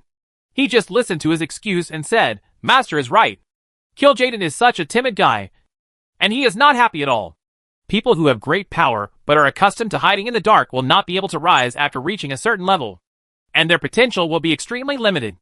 Leo's eyes glanced at Archimonde. Of course, he knew the purpose of the Defiler. Wasn't he just worried that Leo would accept Kil'jaeden? A guy who disgusted Archimonde? In fact, if you think about it, you can't blame Archimonde, who asked Kil'jaeden to plot against him. No one would want to work with a guy who plotted against his own people. Archimonde has strength, and he also has a mind. But this guy has more strength and doesn't like things like conspiracy very much. The reason for his personality is mostly due to Sargeras. The invincible power of this tyrannical dark titan left a deep impression on Archimonde. In the face of the absolute power of Sargeras, isn't it a joke to talk about wisdom and conspiracy? Contrary to Archimonde, after seeing the absolute power of Sargeras, Kil'jaeden, who was even more ambitious, knew that he was unable to compete with the Dark Titan in terms of strength, and longed to no longer be enslaved and manipulated by others. Ergodan chose another path and took the wise route. If you can't compete with Sargeras in terms of strength, you will find another way and start from other aspects. This creates the difference between the Defilers and Deceivers of the Burning Legion. Two Eridar demons with the same powerful strength have embarked on different paths under the influence of the same person. Isn't this the best illustration of individual differences? Even if it is the same thing. Because everyone has different ideas. They have different perceptions. Leo's thoughts were spinning in his mind. He didn't express any reaction to Archimonde's words. It's just that an ambitious guy like Kil'jaeden didn't please Leo. He was a subordinate, who was always thinking about usurping the throne and overthrowing his superiors. He is indeed not a good subordinate. Anyone who is such a subordinate should be careful. Seeing that Leo didn't say anything, Archimonde shut his mouth angrily. He was more or less aware of the new master's temper, and knew that he was a very independent person. Once he decided on something, others would be very upset. Little can sway him. The Defiler couldn't help but feel a little discouraged. He would be really depressed if Leo decided to conquer Kil'jaeden. That annoying guy. At this time, The battle between Kil'jaeden and Thun has undergone a qualitative change. After being defeated one after another, the Lord of Thousand Eyes finally showed his true ability. Under the careful guard of the Deceiver, Thun has thousands of eyes, thousands of light pillars containing the power of laws stretched out from it. At this moment, Kil'jaeden had to face a blow equivalent to the full force of thousands of strong men who had understood the power of the law. If you don't take action, you will use it. Once you take action, you will use all your strength. Thun has already included Kil'jaeden on the must-kill list. Kil'jaeden's expression changed drastically. Thun's thousand eyes made him feel the danger, which was enough to kill him. Damn monster. You want my life as soon as you take action. You are so cruel. Chapter 1198 Genius or Madman. Thun was strong enough. But Kil'jaeden was not weak either. In order to deal with this blow that could kill him, Kil'jaeden used all his strength. The Deceiver waved his hands as if taunting him, and the boulders with burning flame smashed down against the incoming light beams. From these falling boulders, Leo felt a slight fluctuation in the law. The Deceiver may not be as strong as Thun, but it is not so bad that he can't even fight back. Kil'jaeden was facing Thun. Suin's true body is still capable of fighting. Kil'jaeden can fight Thun for a while, which is convenient for my plan. Leo is very satisfied with the current situation. As long as the fraudster drags Thun down for a long time, his plan can be fully implemented. Of course, this requires the cooperation of some powerful beings. A trace of extremely obscure flame fluctuations came, and a pea-sized flame appeared in front of Leo. The constantly beating flame was twisting irregularly, as if conveying some kind of message. Seeing the appearance of this flame, Leo felt very happy after receiving a satisfactory reply from it. He stretched out his hand to extinguish the flame. That would be perfect, Leo murmured in a low voice. And then he waved to Scarlet, Varian and others, motioning for everyone to come closer, and winked at Kil'jaeden, asking the Blood Elf Prince to hold up the sound barrier. Whispered his plan in the strange eyes of everyone. Due to the existence of the soundproof barrier, outsiders could not know what Leo actually said. But from the shocked expressions of Varian, Kil'jaeden and others, they could still guess that this was a bold plan that exceeded everyone's expectations. Is this really okay? Even Scarlet, who believed in Leo the most, couldn't help but ask questions after hearing his plan, let alone others. It's not that Scarlet doesn't believe Leo, but that Leo's plan is too whimsical. Before he told everyone, no one expected that anyone would dare to do it. Why not? Leo spread his hands, looking as if you don't need to be so surprised. Didn't I tell you when I contacted Tyron before that the mages of the Violet Castle will help us? As for the mage, there is one person who must not be forgotten. She is the Dharma god Egwene. As far as I know, after the Dharma god Egwene appeared publicly, the Guardian line became active again. Don't ignore it. I met a person, and he was the Astral Mage Medivh. The Astral Mage Medivh, needless to say his strength, is the most powerful mage in the entire human race besides Egwene. Compared to Egwene, Medivh's level of expertise in a certain aspect cannot even be matched by her mother, the god of magic, Egwene. As for which aspect, the answer comes out when you think about Medivh's title, Star Mage. This is a huge plan. Almost all the power that can be used has been used, and almost all the strong people that can be found have been found, Leo said, wiping the non-existent sweat on his forehead with a look of joy on his face. Everyone, we all want to survive, and with a common goal. Cooperation is not impossible. As he said this, Leo showed a joking expression on his face. There is never anything that is unexpected but nothing that is truly impossible. Regarding Leo's plan, Kil'jaeden expressed everyone's concerns. It's too risky. Such a big change and such a long time are enough for Kil'jaeden and Thun to notice. They won't notice. Leo raised his index finger and shook it, and said confidently, with so many strong people working together, and a powerful being giving us support, Kil'jaeden and Thun won't notice. Arrive. Speaking of the tyrannical existence, Leo's raised index finger stopped shaking, and raised it slightly. Kil'jaeden had a look of surprise on his face. If that person could help, the success rate would be greatly increased. Okay. You convinced me. Kil'jaeden no longer had any doubts. I'll wait and see. The Blood Elf Prince looked forward to it. Leo was playing too big this time. So much that it made Kil'jaeden feel crazy. This guy is really crazy. Leo refreshed his image in Kil'jaeden's mind, changing from a human genius to a madman. There is a saying that Kil'jaeden has never heard before. The only difference between a genius and a madman is that one is outside the window, and the other is shut in the window. The distance between the two is only a barred window. During the battle, Kil'jaeden and Thun did not know that many powerful men had joined forces to plot against them. Nor did they know that they had fallen into someone else's trap. The two men, who were fighting fiercely, only had eyes for each other, and all they thought about was how to win. The boulders wrapped in flame smashed down one by one, and were shattered one by the beams of light blasted by Thun. However, it was the obstruction of these boulders that blocked the beams of light from Thun's eyes. Whether it is a pillar of light or a burning boulder, they all carry the power of law.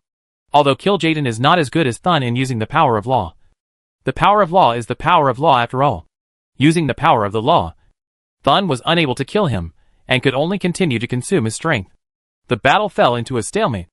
Although Thun had an advantage in strength, he could not quickly defeat Kil'jaeden. Before Kil'jaeden's strength was consumed to a certain extent, even as an ancient god, Thun also holds the Deceiver helpless. Although Kil'jaeden was at a disadvantage, the Deceiver did not give up. He was running around with various thoughts in his mind, constantly thinking of ways to find a way to defeat Thun. Even if he cannot defeat the Lord of Thousand Eyes for the time being, Kil'jaeden has a way out, and does not have to worry. As long as the battle continues, and he knows more about Thun, he will have time to take his time after returning to the world of Draenor. Thinking, but can Kil'jaeden really have a chance to return to the world of Draenor? Leo didn't think so. He had gone through so much trouble to hide from the fraudster's perception and let Kil'jaeden, who liked to hide behind the scenes, fall into the trap. How could Leo let him run away? Kil'jaeden, who was fighting fiercely with the ancient god Thun, did not know that in the world of Draenor at this time, a giant aerial fortress broke through the space barrier and used Kil'jaeden's full strength to deal with Thun's attack. Having no time to consider the opportunity to seal off the world of Draenor, he revealed his true form in the main formation of the demonic army of the Burning Legion. The demons were first surprised by the appearance of this aerial fortress, and then they rushed over with shouts to demolish this fortress city that dared to come out and scare people into ruins. This city doesn't appear anywhere, but it appears among the demon army. Isn't this asking for death? The purpose of the Burning Legion is to destroy. To destroy everything. When the demons see a city appearing in their field of vision, their first reaction is nothing but attack. However, if you dare to tease the tiger's beard of the Burning Legion, this giant city in the sky has other support. The demons who rushed forward fiercely and wanted to tear this aerial fortress into pieces soon softened and fell to their knees, as if they had been hit by an arrow in their knees. The demons knew that they had hit an iron plate, because an aura that was familiar to them and frightening to them emitted from the fortress. It was the aura of Manolos the Destroyer. Manolos the Destroyer is actually in this fortress. Is the most powerful Abyss Lord in the world of Anelin the master of that city? We actually wanted to dismantle the Vandals' things, and now we were in big trouble. Feeling the angry aura of Manolos, the demons knelt down one after another, expressing their submission and submission. In the world of demons, those who are powerful will win the respect of everyone. There is no race that believes in violence more than these demons. When the breath of the top demon Manolos comes out, it is like the legendary pig's feet and tiger's body that shocked the bastard. As soon as the energy was released, people fell to their knees regardless of any defense. Wherever there is oppression, there is resistance. Among the demons who kneel down and surrender, there are always one or two guys who try to challenge the authority and step on the strong to gain power. Manolos, an Abyss Lord, shouted at the air fortress where Manolos was located. From his provocative attitude and unruly expression, it could be seen that he was not convinced by Manolos and wanted to challenge the destroyer. It's Magtheridon. The eyes of the demons, who knew this Abyss Lord, showed signs of seeing a good show. Magtheridon was also a powerful Abyss demon in the world of Anelin, and the gap between him and Manolos the Destroyer was not very big. I heard that Manaroth had been seriously injured and disappeared for a long time. This time Magtheridon challenged him, and it would be a fierce battle between the two Abyss Lords. The demons who fell to their knees were not interested at all in challenging Manaroth. They were not willing to take their own lives for granted. But seeing others challenge Manolos, the demons were very interested. Anyway, no matter how many times he kills, he will not be the one who dies. And the demons who are watching the party won't mind making a cameo. You dare to challenge me? Provoked by Magtheridon, Manaroth's angry roars echoed from the aerial fortress, and Magtheridon angered him. A bloody double-headed war spear shot out from the fortress at the speed of light, leaving a bloody straight line in the air. The speed of the bloody war spear was so fast that Magtheridon had no time to react. The demons only heard the sound of a sharp blade penetrating flesh. And Magtheridon's voice stopped abruptly. Boom! Boom! Boom! The sound of heavy footsteps came from the air fortress. The footsteps came from far and near. Manolo slowly walked out of the fortress. With every step he took, the hearts of countless demons beat. And many demons even put their foreheads on it. All stuck to the ground. The long-lost destroyer appears again. He is still so powerful. No. More powerful. Magtheridon, another Abyss Lord, who had been able to get into a few fights with Manaroth before, could not even stop him from facing him. Such a destroyer made the demons feel fear from the bottom of their hearts. Chapter 1199. Play big. Either don't play, or play big if you want to. The appearance of Kil'jaeden and Thun gave Leo the basis for a bold and almost crazy action. Just like a guy who updates once a day suddenly breaks out. That's called a madman. That's called passion. Well, Leo was actually nervous. This game was a bit big, so he couldn't calm down. Master, the matter has been settled. Manaroth successfully controlled the demon army in the world of Draenor. Barak and I also followed your instructions and killed Sharath. The demon also wanted to attack Kil'jaeden. Tell the news. The news from Anubricon put a big stone in Leo's heart.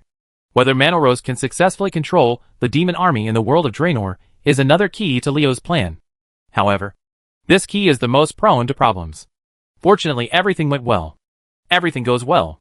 These 4 words are easy to say, but extremely difficult to implement. The hanging heart finally fell to the ground. Leo ordered to Anubrakan, ask Manolos to act according to the plan.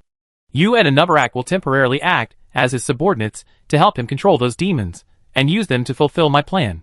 Since Anubrak and Anubrak both have demonic auras, although their demonic auras are different from those of the Burning Legion, with the support of Manoros, the demons will not question their identities. Even if those demons only obeyed Anubrak's orders for a short time, it was enough for Leo, instructing Anubrak and the others to act according to their plan. Leo waved his hand and used magic power to condense a map, which included Northrend, the Eastern Continent, and the continent of Kalimdor. World map. Leo's finger clicked on several places on this world map, including the Angelo Crater, the endless desert of Tanaris, the Charizard Basin in Northrend, and so on. If anyone knew what Leo was thinking, he would be shocked to find that the places Leo clicked have one thing in common. That is, there are Titan ruins in these areas. This is a day that scares all creatures in the world, because the sky suddenly turns red, as if someone has set the sky on fire, and countless demons swarm into the world from Tanaris, Angelo Crater, and other places. They laughed ferociously, and destroyed everything crazily. The Burning Legion has invaded. The Burning Legion, which once brought devastating destruction to this world, and almost made all creatures in this world despair, has invaded again. This time the number of demons was so large that it was despairing. Of course, what is even more despairing is that neither the Night Elves nor the dragons responded in time to the invasion of these demons. When they learned that the demons of the Burning Legion had invaded the world again, many people reacted by waiting for the counterattack of the elves and dragons. However, after they waited for a while, and still had no news, they thought that today was not the time to attack the Twilight Fortress and destroy the Twilight Fortress. Like cult days? All the forces guarding the world have gone to deal with the Twilight Cult. At this moment, they are fighting against the Twilight Cult, who claims to destroy the world. Where can they find their hands free? Thinking of this, these people who did not expect to come to the World Guardian were full of hatred for the Twilight's Hammer. Many people even speculated whether the Twilight's Hammer colluded with the Burning Legion. Otherwise, how could it be so coincidental at this time? A major invasion by the Burning Legion? The Twilight's Hammer wants to destroy the world, and the Burning Legion also aims to destroy the world. On the premise of having a common goal, it is not impossible for the Twilight's Hammer, as an internal thief, to collude with the external bandit, the Burning Legion. Just when people were worried about the invasion of the Burning Legion, a scene that surprised them appeared. Those demons who were madly destroying everything kicked the iron plate, and the guardians who had been hiding in the Titan ruins for an unknown period of time woke up from their slumber. They had a big battle with the demons who were destroying the Titan ruins. At first glance, the world is raging with war, and demons have invaded the world from many places. However, those who know the internal recruitment know that all this is just an appearance. It is true that demons have invaded this world, and they have landed in many places. But not long after they entered this world, they all provoked the guardians of the ruins left by the Titans. The whole world seemed to be bustling with fighting. And there was a real battle. The only ones left were the demons of the Burning Legion and the puppet guards that the Titans did not take with them when they left this world. I think you must be crazy. Kael'thas had unstoppable wonder in his eyes. Leo was playing a big game this time. He provoked almost all the guards in the Titan ruins. If the Titans knew about it, the consequences could be imagined. What confused Kael'thas was that even he, the Blood Elf Prince, didn't know about the Titan ruins in many places. Leo actually knew it clearly. Did he have a plan in advance? Or was there someone else behind the plan? Thinking of this, Kael'thas looked around. But what he saw was a quiet sky that was no different from normal conditions. The sky in other places has been dyed red by the demons of the Burning Legion. Why is there nothing strange in the Twilight Highlands? Who has so much magic power to isolate the entire Twilight Highlands? And who can seal off the fire element that became active due to the invasion of the Burning Legion? I'm not crazy. I'm more awake now than ever. Leo tapped his forehead with his index finger. Although the Titans have left this world, the observers they left behind have not left. These puppets made by the Titans, they are monitoring the situation in this world all the time. And if there is any abnormality, they will report it and remind the Titans that this world should be destroyed. Don't you think these things should be destroyed? Leo said and shrugged. I don't want to be monitored by a group of puppets. Let alone be worried about the Titans that may come to destroy the world at any time. The puppets created by the Titans are very powerful, and it is not that easy to destroy them. Even if Leo does it personally, it will be very troublesome, because it will have to travel all over the world. And if these puppets are destroyed, who knows if they will upload data like Alkavon's treasure house. Therefore, to destroy the monitors left by these Titans, doing it yourself is not the best way. It is most appropriate to use the knife of the Burning Legion to destroy those puppets.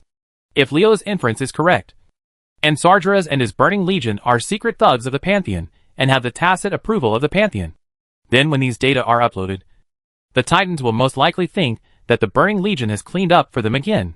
A world beyond what they allow. Titans are scurrying around the universe. There are many worlds they have to pay attention to. And there are countless worlds destroyed by the Burning Legion. When the data is transmitted to the Titans, they will be overwhelmed by the information as vast as the sea. In this way, this world will be destroyed for a long time. Are safe for a period of time. Leo estimated that this period of time lasted tens of thousands of years. Or even longer. Such a long time, for Titan, is just a matter of doing a few experiments, taking a nap, or traveling. But for Leo, it is extremely valuable. Leo, who has obtained the complete law of death, is confident that he will understand the law of death perfectly during this period of time. And with this law of death, he will become a being strong enough to fight against the Titans. It was precisely because they knew about Leo's plan that Kael'thas Varian and others were so shocked when they learned about it. And that's why they came up with the idea that Leo had gone crazy. Leo is not just making a fuss, but wants to completely destroy the Titans' control of the world. If he succeeds, that's it. If he fails, the consequences are unimaginable. If you are a cautious person, you will definitely not dare to do this. But Leo understands that there is nothing in the world without taking risks. If you want to get high profits and high returns, you have to take high risks. If you are afraid of failure and look forward and backward, what great things can you accomplish? Besides, as flesh and blood creatures, everyone will have to face the Titans' purge sooner or later. Rather than letting the other party control everything about them, it is better to take the risk and knock out the Titans' ears and eyes, so that they can concentrate on development. Use the help of the Burning Legion to remove the Titans' eyes and ears in this world. It's easy to talk about other places. What about Ulduar? In this prison where the ancient god Yogg-Saron is imprisoned, the guards left by the Titans are the strongest, and the prison does not seem to be that strong. It is very likely that the prisoner Yogg-Saron has escaped. Ability.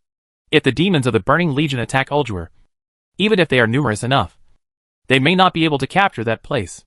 If there was an accident, the situation would be bad. So, this plan cannot be completed by me alone. It requires everyone's cooperation. When asked by others, Leo responded like this. His indifferent expression made Varian really want to rush up and strike him in the face with a sword. This kid clearly had an idea in his mind, but didn't make it clear. He deliberately titillated people. It was really disgusting. Details are all details. Don't pay too much attention to those details. Leo ignored Varian's gritted expression and smiled narrowly. Look! Kil'jaeden of the Burning Legion has arrived in our world. Shouldn't we, The hosts. Be welcoming? How about I light a big firecracker to let him know how warmly we, as hosts, treat our visitors? After Leo finished speaking, he did not wait for Varian's reply.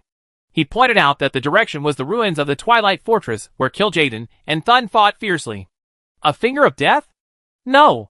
Although the finger of death is very lethal, it is completely different from the big firecracker that Leo mentioned. Deathwing, do you mind if I borrow your body? If you don't object, I'll take it as your acquiescence. What Leo pointed out with this finger was the explosion of the Necromancer's body. Chapter 1200. The sound is loud, but the elephant is invisible. As soon as Leo pointed out, Deathwing's body immediately exploded. The effectiveness of this corpse explosion and the ferocious destructive power made the whole world tremble. The earth was already suffering when Deathwing appeared, and now it is experiencing a second impact. This time the impact is even greater, stronger, fiercer. If the location of the Twilight Highlands had not changed, if the Twilight Highlands were still in the wetlands, and if the Twilight Highlands were connected to the entire eastern continental shelf, Leo would never dare to use the corpse explosion technique on Deathwing's corpse so easily. If he does that, the entire Earth will usher in a second large-scale disaster. A fission that will be even larger than when Deathwing appeared, and will affect a wider area, etc. What did you just say? Twilight Highlands location change. Yes, the location of Twilight Highlands has changed. Being able to move the Twilight Highlands under the noses of Thun and Kil'jaeden. Being able to quietly move a large area like the Twilight Highlands from the continental shelf of the eastern continent in front of the Lord of Thousand Eyes and the Deceiver. Separation would be too incredible. There is nothing unimaginable. Leo's view on this is that there is no need to make a fuss. If there is Zane, the Stone Mother, Neptulin, the Tide Hunter, Medivh the Star Mage, Egwin, the God of Magic, and those standing behind the scenes, it should be really strange that the Moon God can't hide his actions from Kil'jaeden and Thun. Deathwing's body is on the ruins of Twilight Fortress, where Kil'jaeden and Thun fought. When Leo used corpse explosion on Deathwing's body, the fierce battle was in full swing. The Trickster and the Lord of Thousand Eyes are just within the strongest attack range of the corpse explosion. Coupled with Leo's guidance of the energy of the corpse explosion when casting the corpse explosion technique, the energy Kil'jaeden and Thun had to face was 90% of the entire corpse explosion. The energy when Deathwing's body exploded was so strong that it directly set off an energy storm that completely destroyed the space barrier. The Twilight Highlands, which was the point where the remaining 10% of the energy could be sustained, was directly blown to ashes. Black holes. Black holes that can swallow all things. This thing that scares the gods and trembles in the universe appeared to replace the Twilight Highlands and appeared in the world where humans live. Thun was tragic. This ancient god stayed beside Deathwing when Deathwing's corpse exploded. It can be said that he was the first victim of Deathwing's corpse explosion. Faced with such a terrifying corpse explosion, even though Thun was an ancient god, he still ended up seriously injured. Leo clearly saw that Thun's thousand eyes were shattered into pieces under the energy storm set off by the corpse explosion. There were 400 to 500 fragments, and the tentacles that were like giant pillars reaching the sky were completely destroyed. Leo let Deathwing's body explode like this, causing Thun to lose half of his body. Even the ancient gods lost most of their lives due to the corpse explosion technique. The lethality of this skill is truly terrifying. Of course, the reason why it can have such a good effect is not only that the corpse of Deathwing, the world-destroying dragon, is hit by the corpse explosion technique, but also because the caster is Leo. Don't forget, Leo has now completed the Law of Death, and is just one step away from being able to use the Law of Death to become a god in one fell swoop. Thun was only seriously injured, but Kil'jaeden only had one breath left. The Deceiver is already struggling to deal with Thun's attacks, let alone another corpse explosion using Deathwing as its material. When the energy tide rolled up by the corpse explosion stopped, Kil'jaeden's body hung there like a torn sack. The Deceiver used his remaining strength to fight against the huge energy that caused the space barrier to collapse. Black hole. Judging from the way Kil'jaeden was still being sucked into the black hole despite struggling with all his strength, you could tell that the Deceiver couldn't last long. Kil'jaeden, look at how miserable you are. How pitiful you are. Archimonde stood next to Leo and taunted the fraudster who had plotted against him. After Leo performed the corpse explosion, they no longer had the need to hide. Seeing Archimonde appear, Kil'jaeden looked excited. He, a Deceiver who had been plotting against him all his life, never thought that he would be plotted against by someone else. I have long said that strength is the guarantee of everything and strength is the foundation of everything. Without strength and wisdom, there is no future. Archimonde looked at Leo, and saw that the latter did not stop him. He slowly raised his hand. Just let me take you on your last journey. Kil'jaeden looked excited and seemed to want to say something. But Archimonde's finger of death came so quickly that the deceiver had no time to say what he said. Kill Kil'jaeden. Extract a lot of energy. Goldfinger's words were very different from usual. And Leo heard something from the change in his words. I said, you are not nervous because of my actions. Are you? Leo's answer was Goldfinger's silence. However, Goldfinger's silence did not mean that Leo would also be silent. Seeing that Goldfinger ignored him, Leo said to himself, you have been in my body for a long time. I think you must know the concept of the ecological circle. A complete ecosystem is made up of many organisms. The food chain composed of these organisms is interlocked with each other. Even if occasionally there is a problem with one organism, the missing link will cause other problems. Biological supplements. It is precisely because of the diversity of the ecosphere that a complete ecosphere has extremely good resistance to change, and will not suddenly perish due to the loss of some link. Goldfinger was no longer silent. He seemed to know what Leo was going to say. But he still asked, what do you mean by this? It's not interesting. I just meant the ecosystem. Leo spread his hands.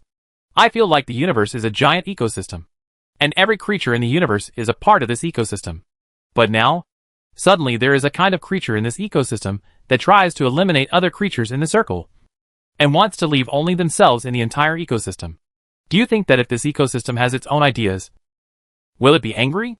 Will it think? Want to resist? Goldfinger was silent for a while.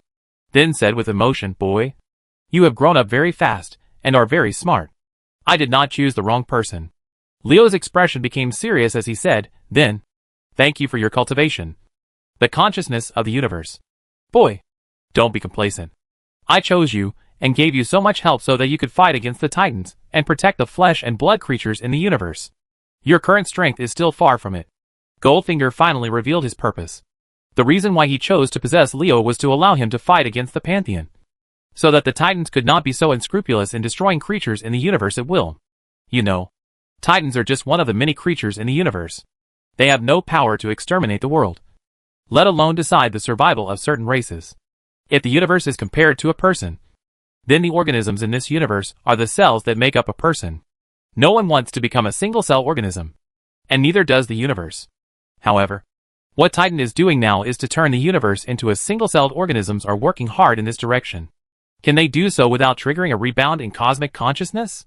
A glimmer of confidence flashed in Leo's eyes. But his words contained the courage to risk everything. As long as I can win this time, everything will be fine. If I fail, Scarlet and I will all die. In the hands of Titan. You can continue to choose the next candidate. So you can lose in this game, but I cannot lose. I can only win and keep moving forward. Just as Leo was talking to Goldfinger, hundreds of rays of light shot towards him. Thun had already discovered Leo, and the injuries on his body made the Lord of Thousand Eyes go crazy. Even when he was fighting the Titans, Thun had never suffered such a big loss. Thun's anger needed to be vented. The target of this catharsis is naturally Leo, who he hates so much and is so impressed by. Why are you struggling to the death? Thun? Leo shook his head, facing the beam of light blasted by Thun with all his strength. He did not even do the slightest defense. You have time to deal with me. Why not take care of yourself? Thun's situation is not good. What's hard to say is not only that he is seriously injured, but also his current position. Leo asked Stone Mother Therazane to cooperate with Tidehunter Neptulin and other powerful men to quietly move the Twilight Highlands to its current location. He was definitely not without intention, because this is the big whirlpool in the Endless Sea. Speaking of the Maelstrom, everyone knows its origins. It was once the location of the Well of Eternity. It was because of the battle at the Well of Eternity that the whole continent of this world was broken into the Eastern Continent and the Kalandor Continent. Leo moved Thun and Kil'jaeden to the blown-up Well of Eternity. Why? The answer to this question must be found at the Well of Eternity. Leo once visited the Sunwell of the Blood Elves, and saw with his own eyes the Sunwell that formed the energy vortex. The Sunwell was made from a bottle of water from the Well of Eternity. Just a bottle of well water created the Well of the Sun. How strong was the original Well of Eternity? Others didn't know it, but Leo knew it. The Well of Eternity can directly connect to the dark side of the universe, and directly absorb the dark energy of the universe. If it undergoes a devastating explosion, can the world really withstand it? Leo couldn't help but doubt this. Having personally experienced how huge the energy of the Well of Eternity was, Leo had doubts about some of the rumors that had been circulating. Is the Well of Eternity really destroyed? What is driving the large vortex in the endless sea that stirs up almost the entire seawater? Why is it so similar to the energy vortex of the Sunwell? Chapter 1201 There is a price to pay for teasing others. There is a saying that once a lie is repeated 1,000 times, people tend to regard it as the truth. If the complete destruction of the Well of Eternity is false news spread by people with malicious intentions, when this false news is repeated over and over again, it will be regarded as the truth, as common sense, as the undoubted truth. Leo made a bold assumption. If the Well of Eternity had not been completely destroyed, then the energy supplier behind the maelstrom stirring the endless sea was the Well of Eternity. Why did Naga turn into an undersea creature after the battle at the Well of Eternity? Why did Azhara, known as the Light of Light, willingly turn into an ugly Naga? Is it really because there is no place for her on land? Yet? Not necessarily. Leo felt that if Azhara wanted to stay on land, it would not be easy for the night elves and dragons to drive her into the water. The elf queen was the first believer of the moon god Elun. In an era when the elves were just born and had to fight against the powerful troll empire, there was no need to doubt Azhara's strength if she could become the king of all elves. If things in ancient times are too long ago, then look at the present. After turning her back on the moon god, she can still live happily, and can make a group of Nagas become undersea overlords enough to challenge the rule of Tidehunter Neptulin. How powerful can Azhara be? Therefore, Azhara chose to become a Naga and lead the tribesmen who were willing to follow her down to the bottom of the dark sea. It was by no means as simple as the legend. According to Leo's speculation, if Azhara was trying to protect the Well of Eternity, which was not completely destroyed by the Big Bang, then the behavior of the Light of Light would not be so strange. The Well of Eternity used to be just a lake, and the area was a bit small. It was really hard for Sardras to squeeze in through such a small door. If the area of the Well of Eternity were expanded to cover the entire vortex, it would be completely different. After tens of thousands of years of preparation. Is your portal ready, Her Majesty Queen Azhara? When Thunus' attack arrived, Leo suddenly said these words to the maelstrom. As soon as he finished speaking, a loud roaring sound came from the sea under his feet, and countless water pillars rose up, defeating the beam of light blasted by Thun. The maelstrom at this moment is no longer the churning seawater. After being exposed by others, Azhara simply no longer hides it, and openly reveals the true face of the maelstrom. It is the expanded Well of Eternity. Human, you are very smart. A strange voice came from the bottom of the sea. Hearing this voice, Leo had no reaction. But Kael'thas's expression changed drastically. The Snow Elf Prince never expected that Leo's plan was more than what he told everyone. This guy actually provoked Azhara.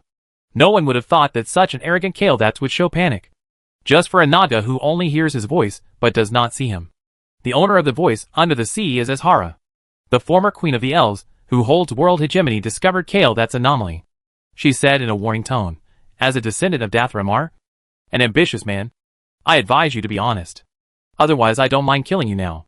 Feeling a vague mental force locking on him, Kael'thas did not dare to act rashly. He glared at Leo with hatred, and the gnashing of teeth showed that he was now extremely dissatisfied with Leo. It seems that you have something to tell me. After warning Kael'thas, Azhara, who saw that the Blood Elf Prince had become calm, said to Leo, I am somewhat interested in you, and want to hear what you want to say. Say anything to impress me. But before that I have to solve a little problem. The little trouble Azhara was talking about was none other than Thun, the Lord of Thousand Eyes. The majestic ancient god was actually called a little trouble, and Azhara was too arrogant. Arrogant? No, Azhara doesn't think so. Thun, who was blocked by Azhara from attacking Leo, launched a second attack in retaliation.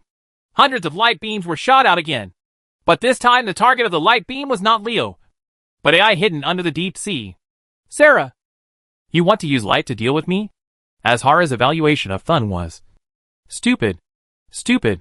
When Azhara said that stupid word, the hundreds of beams of light blasted by Thun suddenly made a 180-degree turn and struck back. Click, click, click. Thun's eyeballs were shattered on the ground, after being hit by his own attack. Although Thun did not lose any of his eyes, all of his eyes were cracked. I, Azhara, am the Light of Light, the noblest being in light. You fool. You dare to use light against me. I now sentence you to death. Punishment. Countless rays of light that were so bright that it hurt the eyes suddenly appeared around Thun. These rays of light were like cutting lines. When they passed through Thun's body, the ancient god Thun, who even the Titans could not kill, appeared suddenly. It was cut into countless particles smaller than particles. Thun died? No. Azhara is so powerful. Leo blinked. He now understood why Kael'thas did not dare to act rashly. Azhara was more powerful than he imagined. Human. I hope you can say something that satisfies me. Otherwise Thun will be your fate. Azhara was threatening Leo. But Leo had to take her threats seriously because this woman was too terrifying. Leo once had a brief confrontation with the moon god Elun in the eternal torrent of time. Leo, who had personally experienced Elun's strength, felt that even the moon god Elun's attack would be nothing more than that. In this way, Azhara has the strength to fight against Elun. No wonder she can be so nourished. Great light of lights. Your strength shocks me. But I have to venture to ask. Have you not given up on your desire to succeed Ansha as the sun god? Leo's words were shocking. The energy vortex in the well of eternity was fluctuating, which proved that Azhara's mood was fluctuating violently. This woman with terrifying strength had reached the point where her mood swings alone could set off an energy tide. Situation. Kael'thas looked at Leo and asked word by word, Leo. How do you know? Leo sighed, teleported to Kael'thas, patted the blood elf prince on the shoulder, and said with sincerity, I had doubts as early as in the temple of Ankaraj. At that time, Ao's strange behavior was very. You can't hide it from anyone. And if you put Ao in my kingdom, I can't feel the changes in it? Of course, I have to rely on Queen Azhara's confirmation to truly confirm that my speculation is true. When Azhara warned Kael'thas before, she said that Kael'thas was the descendant of Dathramar, an ambitious person. Why did Azhara consider Dathramar to be an ambitious person? Kael'thas, your last name actually says it all. Sun Chaser. This is the person who chases the sun. Why chase the sun? Because Dathramar got a remnant soul after its fall. Or rather, this remnant soul was originally obtained by Queen Azhara, but later fell into the hands of Dathramar. It is the only one in the world. Why did Queen Azhara betray the moon god Elun? She was the moon god's first believer. When it comes to the moon god's favor to her, no one can compare to her. In the legend, Azhara, the reason why the queen agreed to open the portal in the Well of Eternity was because Javier told her that the Sardras recruited in the portal would bring her eternal youth. Leo laughed loudly as he spoke. Don't you think this explanation is ridiculous and lame? With the elf's lifespan, the moon god Elun's love for her, and her own strength, what does Azhara need to consider permanently? Youth? No, she doesn't need it. Azhara, who has already stood at the pinnacle of the mortal world, controls world hegemony, and is inferior to one person and above tens of millions of people, only needs one thing. Leo emphasized his tone. That is the qualification to have a fair conversation with the moon god Elun. And to obtain this qualification, Azhara can only become a god and a powerful god.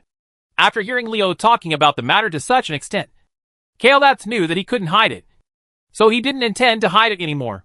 He took a deep breath and regained his composure. You are right. Leo.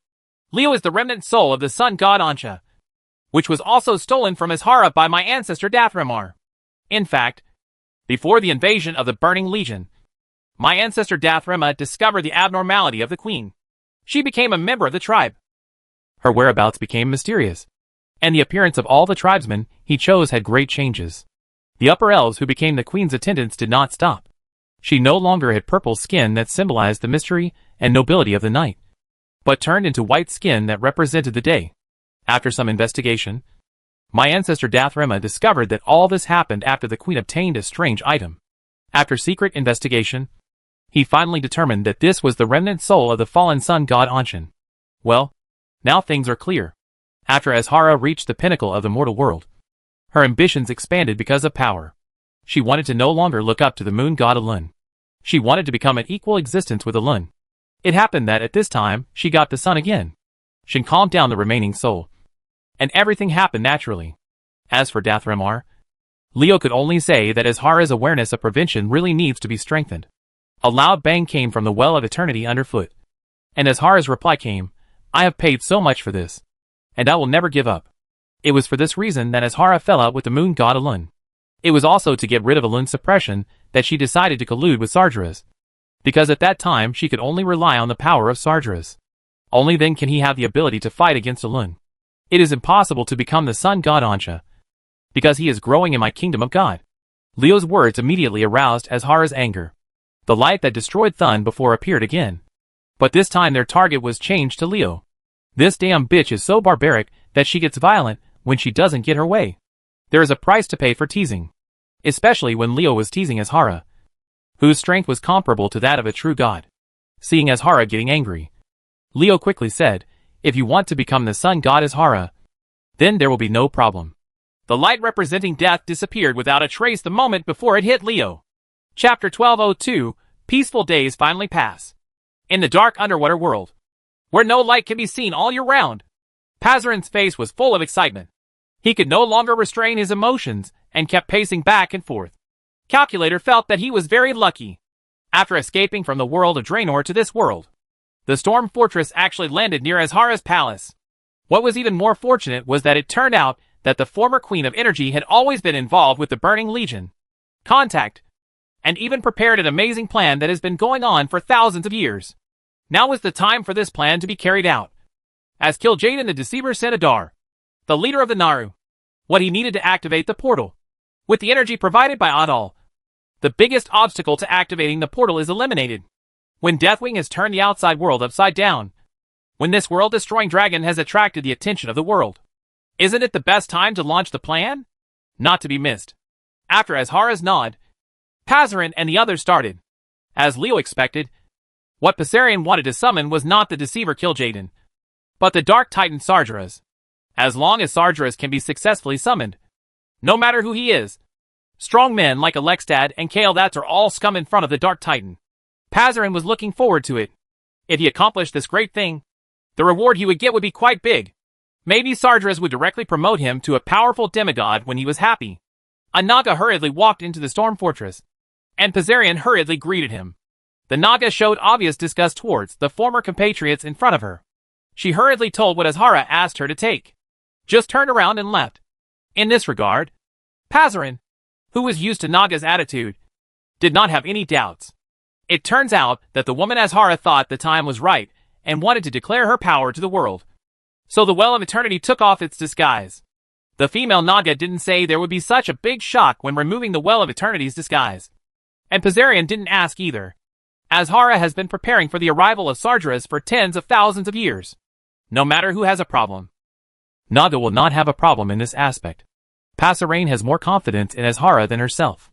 However, the calculator forgot that there is a word called accident. Just when Pasarion was thinking about the benefits he would gain after successfully summoning Sargeras, another battle took place in distant Northrend. Ulduar, the Titan's ruined city, has long been bloody.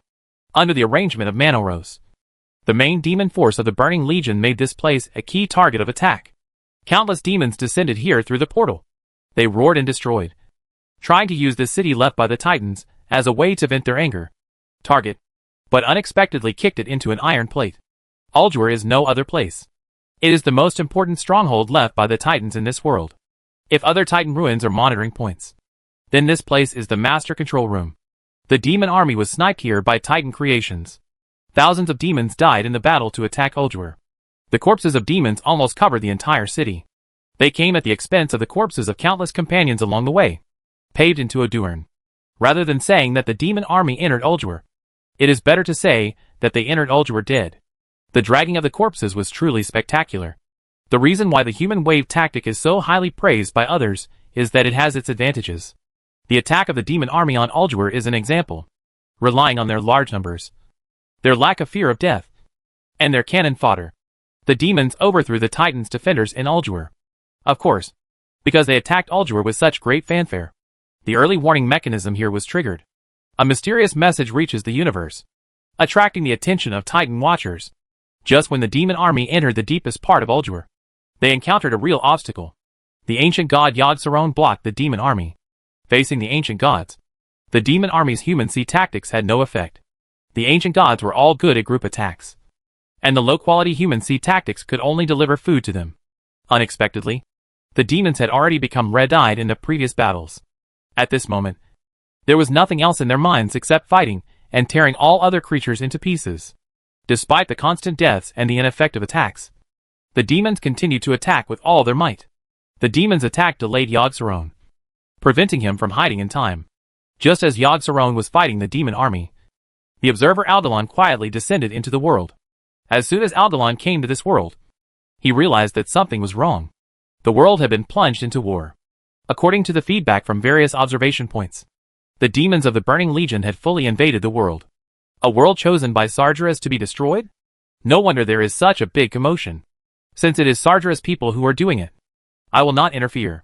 No matter whether the creatures in this world are within the range acceptable to the Titans, their ending is only one death. The outcome is doomed, and it would be a waste of time to observe. Aldelan the Watcher came, and now he is gone. Leo, who was at the Well of Eternity, exhaled a long breath after hearing the voice that sounded directly in his head, and finally managed to deal with it. Fooling Aldelan, an observer who regularly reported to Titan, bought the world at least tens of thousands of years of development time. Of course, this is on the premise that Sargeras can be dealt with. Open it, and pay tribute to the great demon Sargeras. This world will surely burn. Pazarin yelled crazily. He and the demons had sacrificed the controlled Adal in the Storm Fortress. With the energy provided by the Nara leader, the portal opened. There is a word in the world that extreme joy leads to sorrow. Calculator, who was imagining that he could be appreciated by Sargeras, discovered that a group of murderous Nagas had occupied Storm Fortress at some point. Looking at Naga with a murderous look on his face, Pazarin couldn't help but smile. Why? Why would you betray Sargeras? Hasn't Azhara prepared for tens of thousands of years to summon Sargeras? We are about to succeed. Why would you betray?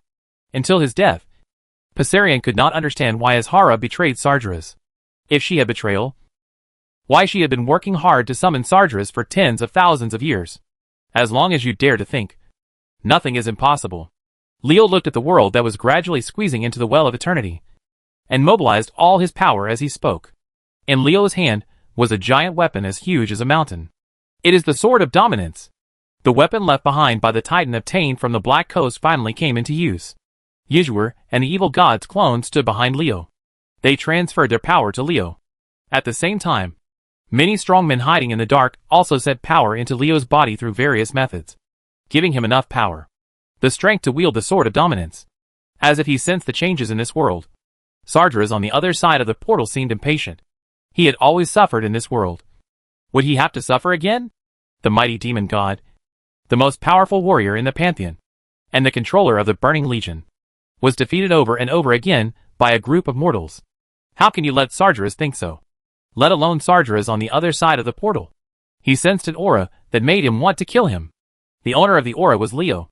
This mortal again. I must kill him.